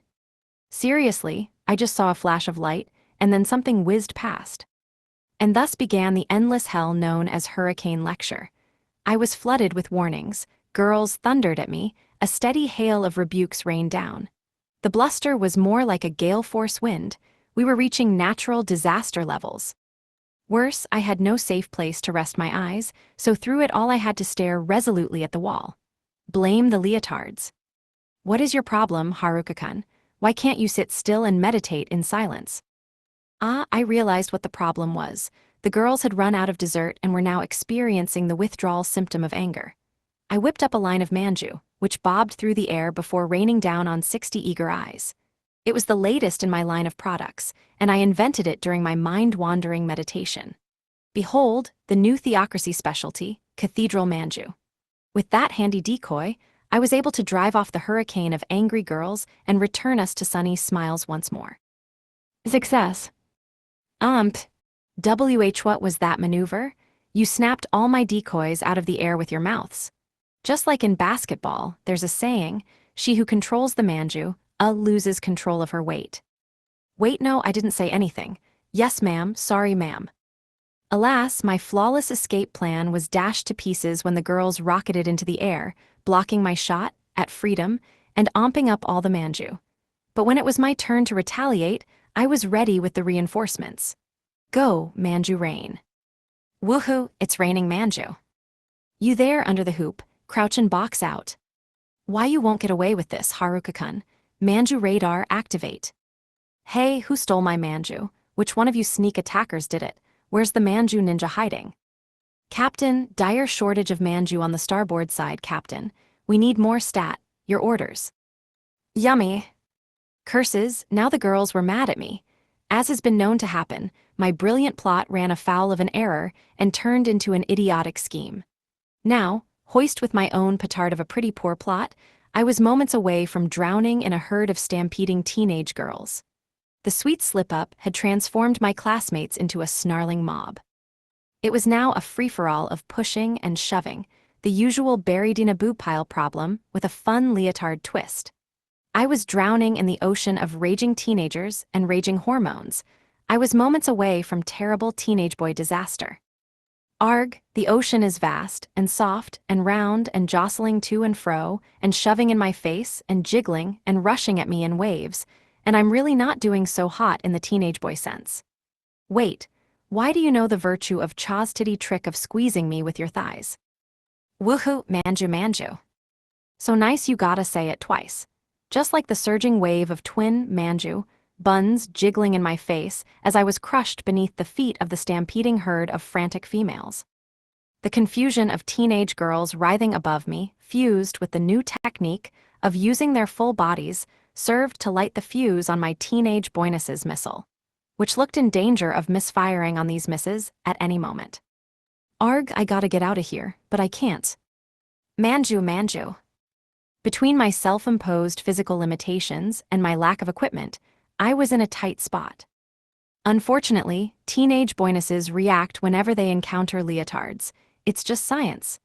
This chemical reaction results in an expansion that is about to boil over, and if it boils over on you, it's not gonna be pretty. It'll be social suicide for me. I'll end up with the hermit title or pervert if I'm not lucky. This situation is toxic to my sex appeal. Manju manju.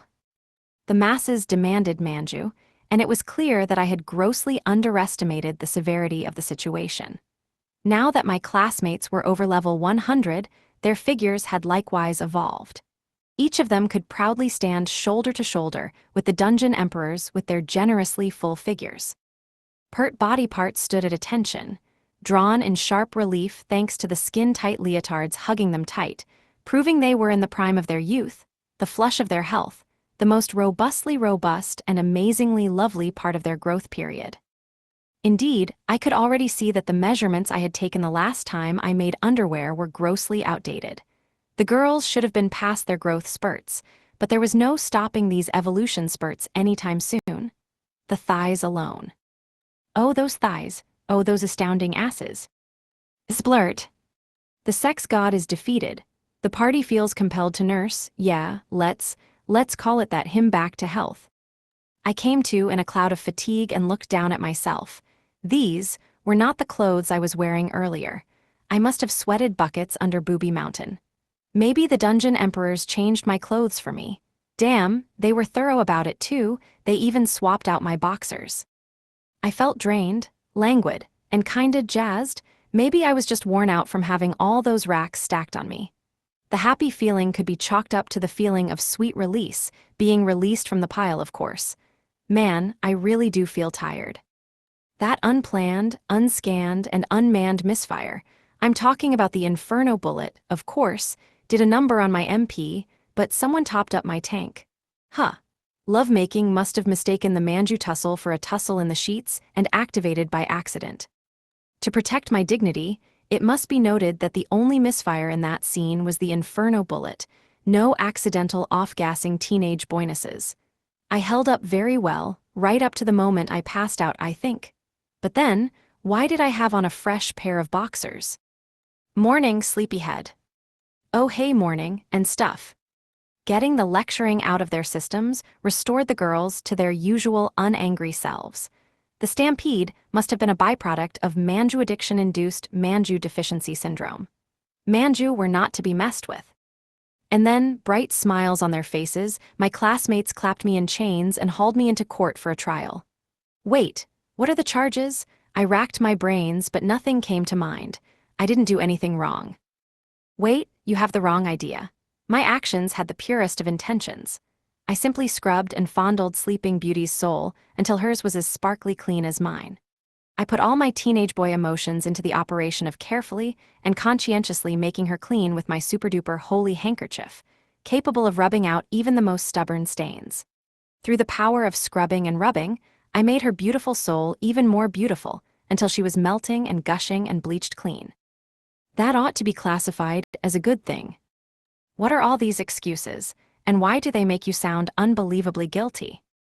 I gathered that some details of Sleeping Beauty's rescue had gotten lost in the telling. The way the girls said it, it sounded like I forced a half-naked girl into an erotic massage. I had no memory of such an outrageous accusation. Lies, slander. It wasn't my fault, I only had a single hanky to work with. If I felt up the contours of her body, that was only because it was such a thin sheet of fabric. Sheesh. Had I enough holy water for 2 people, I would never have resorted to such extreme measures. But what other choice did I have? I just had the one bottle to cover the entirety of Sleeping Beauty's body, oh, and what a body it was, I mean, there just wasn't enough holy water. Things would have been different if monsters dropped refill packs, but no. There was just too much darkness on her, and it covered all the fun bits. Yeah, the darkness had been thicker on Sleeping Beauty than I had ever seen it. Being as she was just a soul, the darkness had an easier time siphoning magic from her than it did from flesh and blood people. It gorged itself on her magic and grew stronger, blotting out a number of things I really would have liked to see.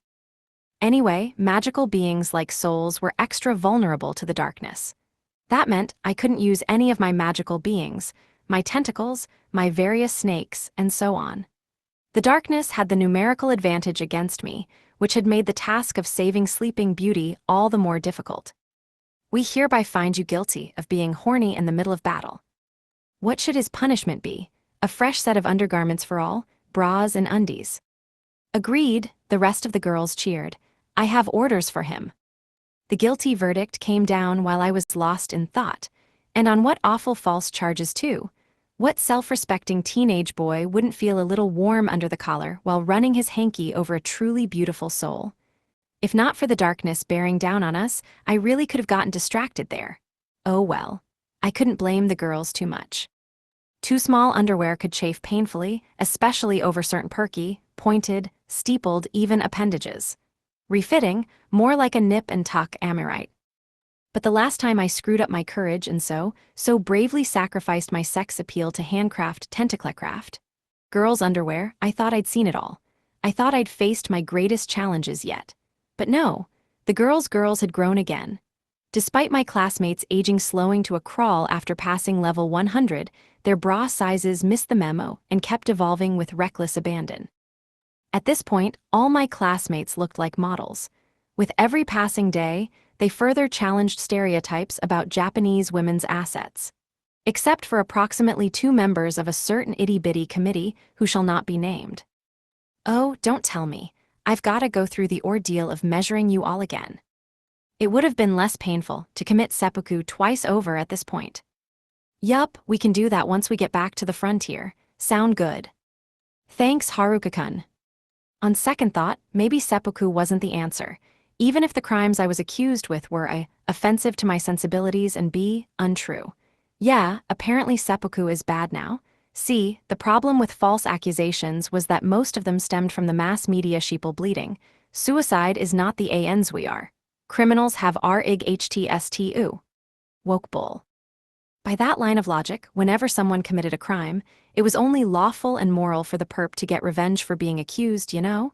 The killer had to be protected, and if the victim died, it was all their fault for giving up. Duh. As a modern-day high school boy, it was my duty to respect my elders and their esteemed opinions, kek.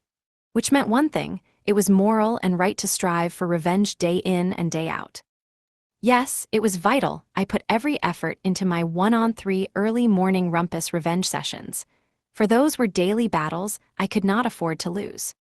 What didn't kill me made me stronger, meaning sex god would rapidly become my most optimized skill.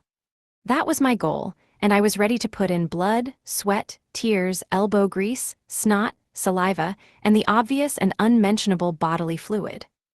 I had relearned how to cast magic. I had a strong understanding of it once more. Maybe I wasn't ready to use magic in moving combat, but I could give it a shot in crafting. Yeah, based on the data, my plan was theoretically possible. Building something of this size was kinda stretching the definition of an experiment, still, I thought I could swing it. Day 117. Midday. Calm down, girls. You're running my C**CK around the clock. The royal palace of the theocracy. We planned to set out for the kingdom this evening. We didn't have time to sit around. We had to catch up with the freed beast folk and make sure they got back to the beast kingdom safely. However, before we could go, I had one last errand to take care of. The cathedral was now a deserted ruin. The brainchild of a brilliant philosopher had stood as a fortress guarding against the ultimate dungeon for centuries, but now its job was finished, and it had fallen into rubble. The dome, a huge hunk of stone that looked ready to crack apart at any second, was in the middle of a giant city. If the dome broke, all hell would break loose too. I couldn't let the old philosopher dude's guardian turn on the people he loves. Besides, it was kinda my fault for destroying the cathedral in the first place. It might be too dangerous to equip all my equipment, but I should be able to make this work with just alchemy and my magic oof. Well, I don't have to do it all in one go if it's too tough. Back where I came from, people took their sweet-ass time building buildings anyway. Yup, if you can't afford a marble basilica, let them see slate. Attribution unknown. Jiggle jiggle. Slimy was the only one to come with me on this errand. My other pals kept a safe distance behind protective barriers. Demo work could get dangerous. I felt confident that I could handle the demo part, at least. Beyond that, well, I wouldn't know until I tried. But I thought I'd gotten the hang of what I wanted to do in the Inferno Bullet experiment. That was a heretofore unused ability that combined my inner magic, qigong, alchemy, and magic sigils into one composite type of sorcery. And if that was all there was to it, well, that didn't sound so bad.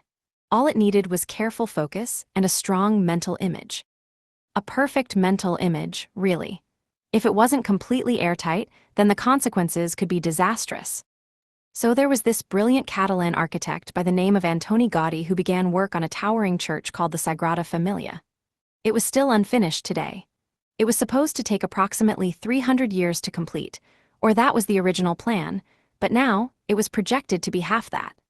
What sped it up, see, was the advent of technological advances like 3D printing and CNC, computerized numerical control, stonework tools.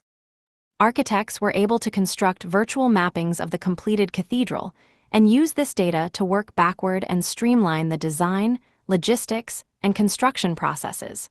This drastically reduced the expected labor period. Oh, but they still spent a good century or so working on this thing back in the 1800s without any of that fancy technology.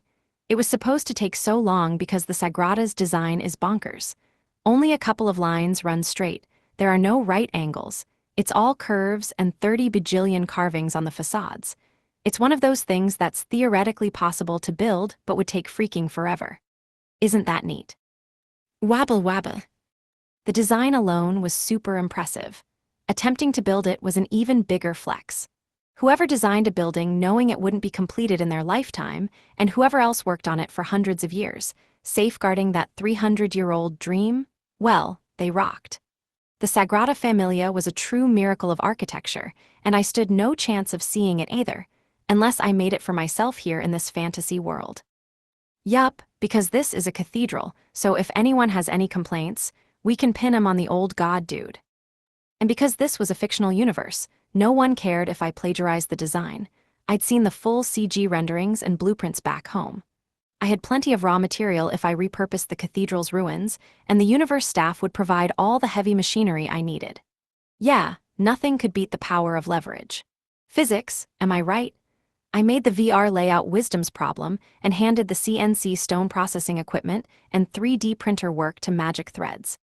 Then I held everything together in my mind and took a deep breath. I fused my body and soul, evoking a magic sigil within me. Blueprints skittered across my closed eyelids. Images of the completed church danced through my mind. And then I imagined. My mind, my soul, and my body twined into a single impetus. A mixture of blood, chi, and magic roamed my veins, sketching the contours of the sigil inside me. Everything worked together in the service of this one enormous, complex task, compressing an enormous amount of magic, working it into thought, building it into design, giving it life. Working backward from the mental image of the finished church in my mind, I rewound it back to its composite elements and rebuilt it into the final product. Once I had this running on loop in my head, I was ready to make it real, to manifest it. I could manifest many things. Alas, a girlfriend was not one of them. Sniff. Focus, focus, foe. Hey, if I don't have a girlfriend, why don't I just make one? Okay, make is maybe kinda gross word. That makes it sound like my girlfriend's gonna be a body pillow or something. That outcome is so sad I can't even see it through the thick haze of tears. I see no possible outcome for me but ones that leave me sobbing. Oh, the pain. My poor, young heart is crying out. It's worse because, this being fantasy, there's probably some way that the body pillow girlfriend turns into a real girl. Wabble wabba. No matter how girlfriendless I may have been, a pinicky-odd body pillow girlfriend was still cringe incarnate. Anyway, I was done crafting. Oh, not crafting a body pillow girlfriend. I meant the church. I heaved a huge sigh of relief. Wow, I somehow managed to pull that off in under a second. Is that gonna be an issue? Wriggle wriggle. Sorcery was a little too eclectic to be called pure magic. Also, wisdom must have been annoyed that I left it to handle all the hard work, because I had a splitting headache. The back of my head felt like someone had taken a beating to it, and my forehead was burning so hot it was inventing new types of pain. Only in this world would there be so many different ways to self-destruct. Well, the church looks perfect to me. If I have to nitpick, then can I ask why the sign says it's an erotic cathedral? Wabble wabba. Too bad I was out of MP to fix it. And considering the sexy nun habits, I traded his upskirting oldness for the nubile nuns in the Gentleman's Guide. Maybe the name wasn't so bad after all.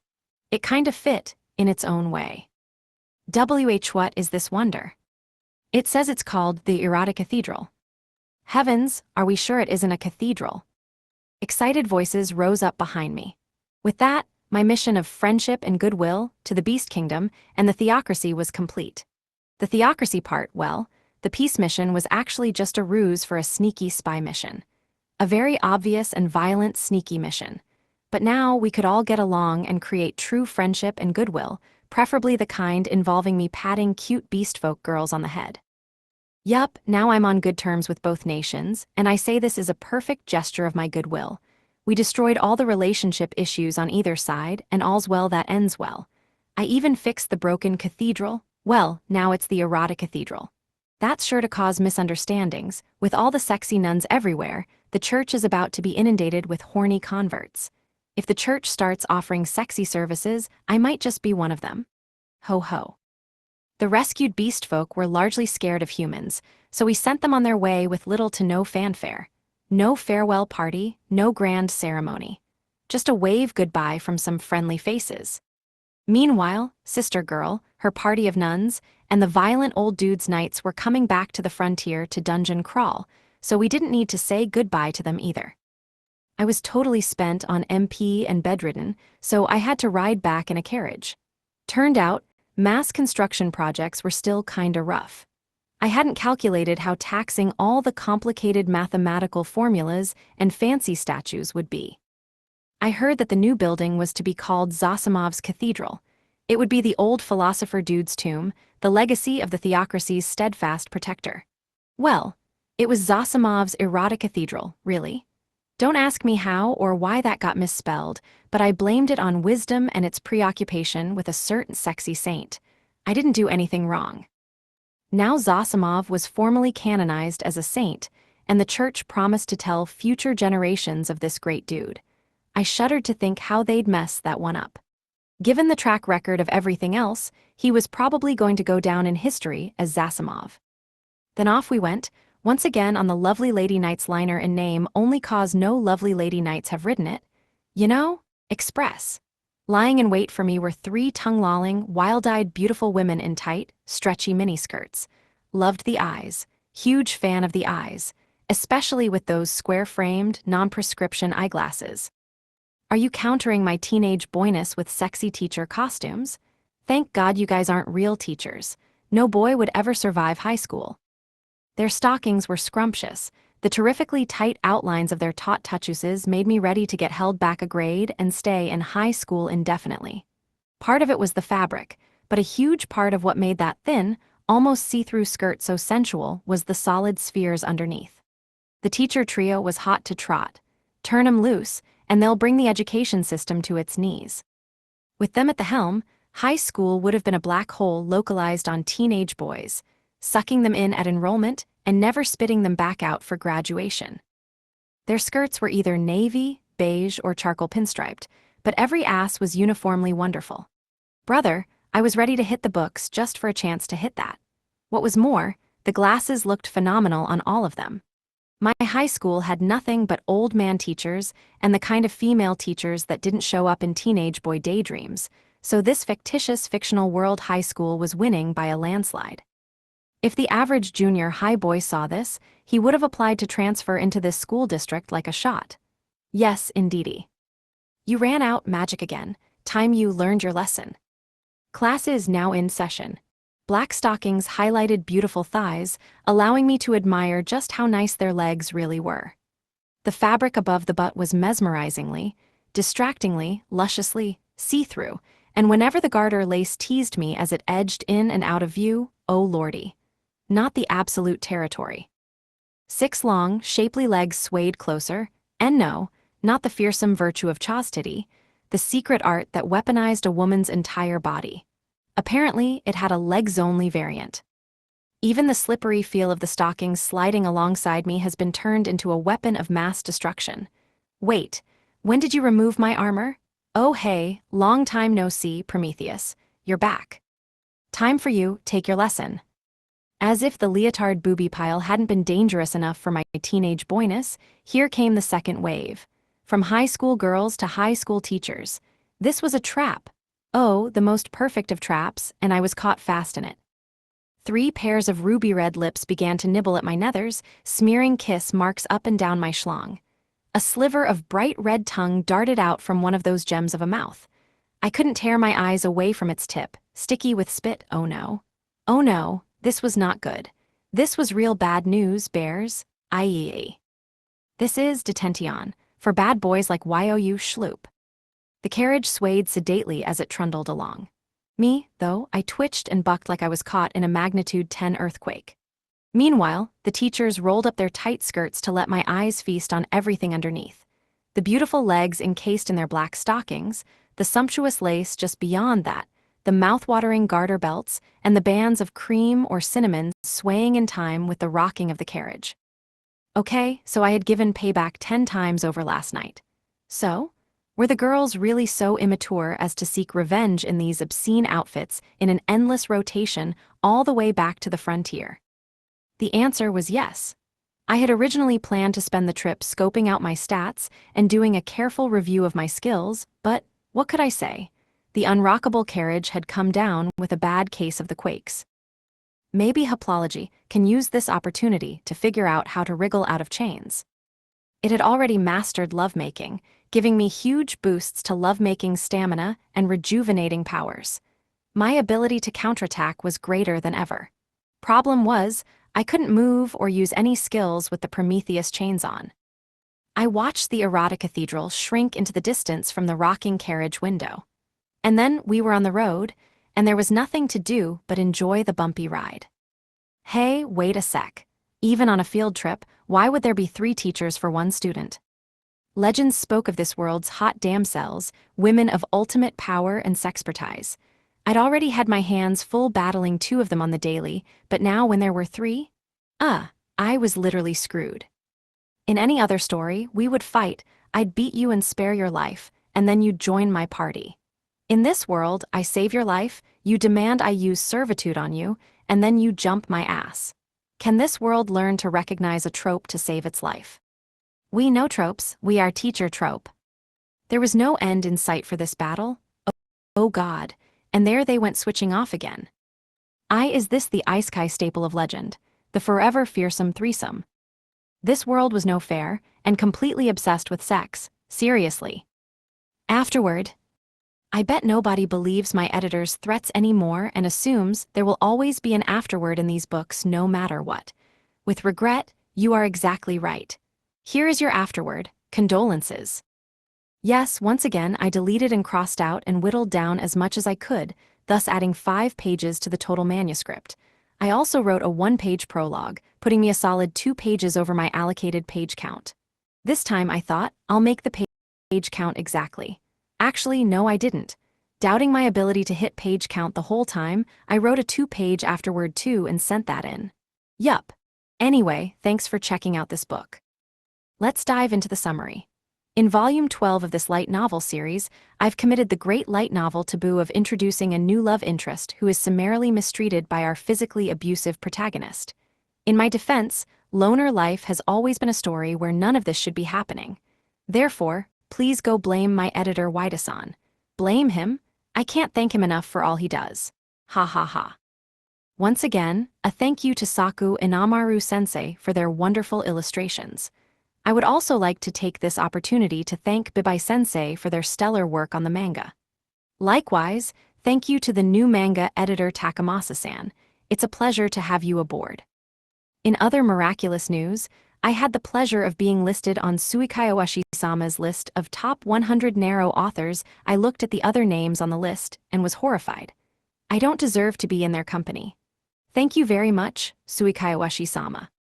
Moving right along, I mentioned a move in the afterword of Volume 9, and honestly I've still not done any of the unpacking. It's Volume 12 now. I guess I have no other life updates at this moment in time. Yup, I'm allotted 2 whole pages for the afterword, and you still get 0 juicy details about my life. Ha ha ha. Speaking of allotting, I was once told I'd be given 5 pages for an afterword. I said, next time I have that much room, I should include Isekai editor Waida Monogatari, that's another series I write, and cram that saga into 2 of the pages, at which point it vanished mysteriously, leaving only the afterword. So, in a fit of spite, I took Isekai editor Waida to the 18+ offshoot of Narrow, Nocturne, and have been posting it there at hideously sporadic intervals. Ha ha ha. Also, a thank you to all my web novel readers. Also, a thank you to the ones who send me corrections for my glut of typos. It's funny, though. How come when I fix them, the spell check still underlines the whole manuscript in red? So sorry to all the editors at R-Radu.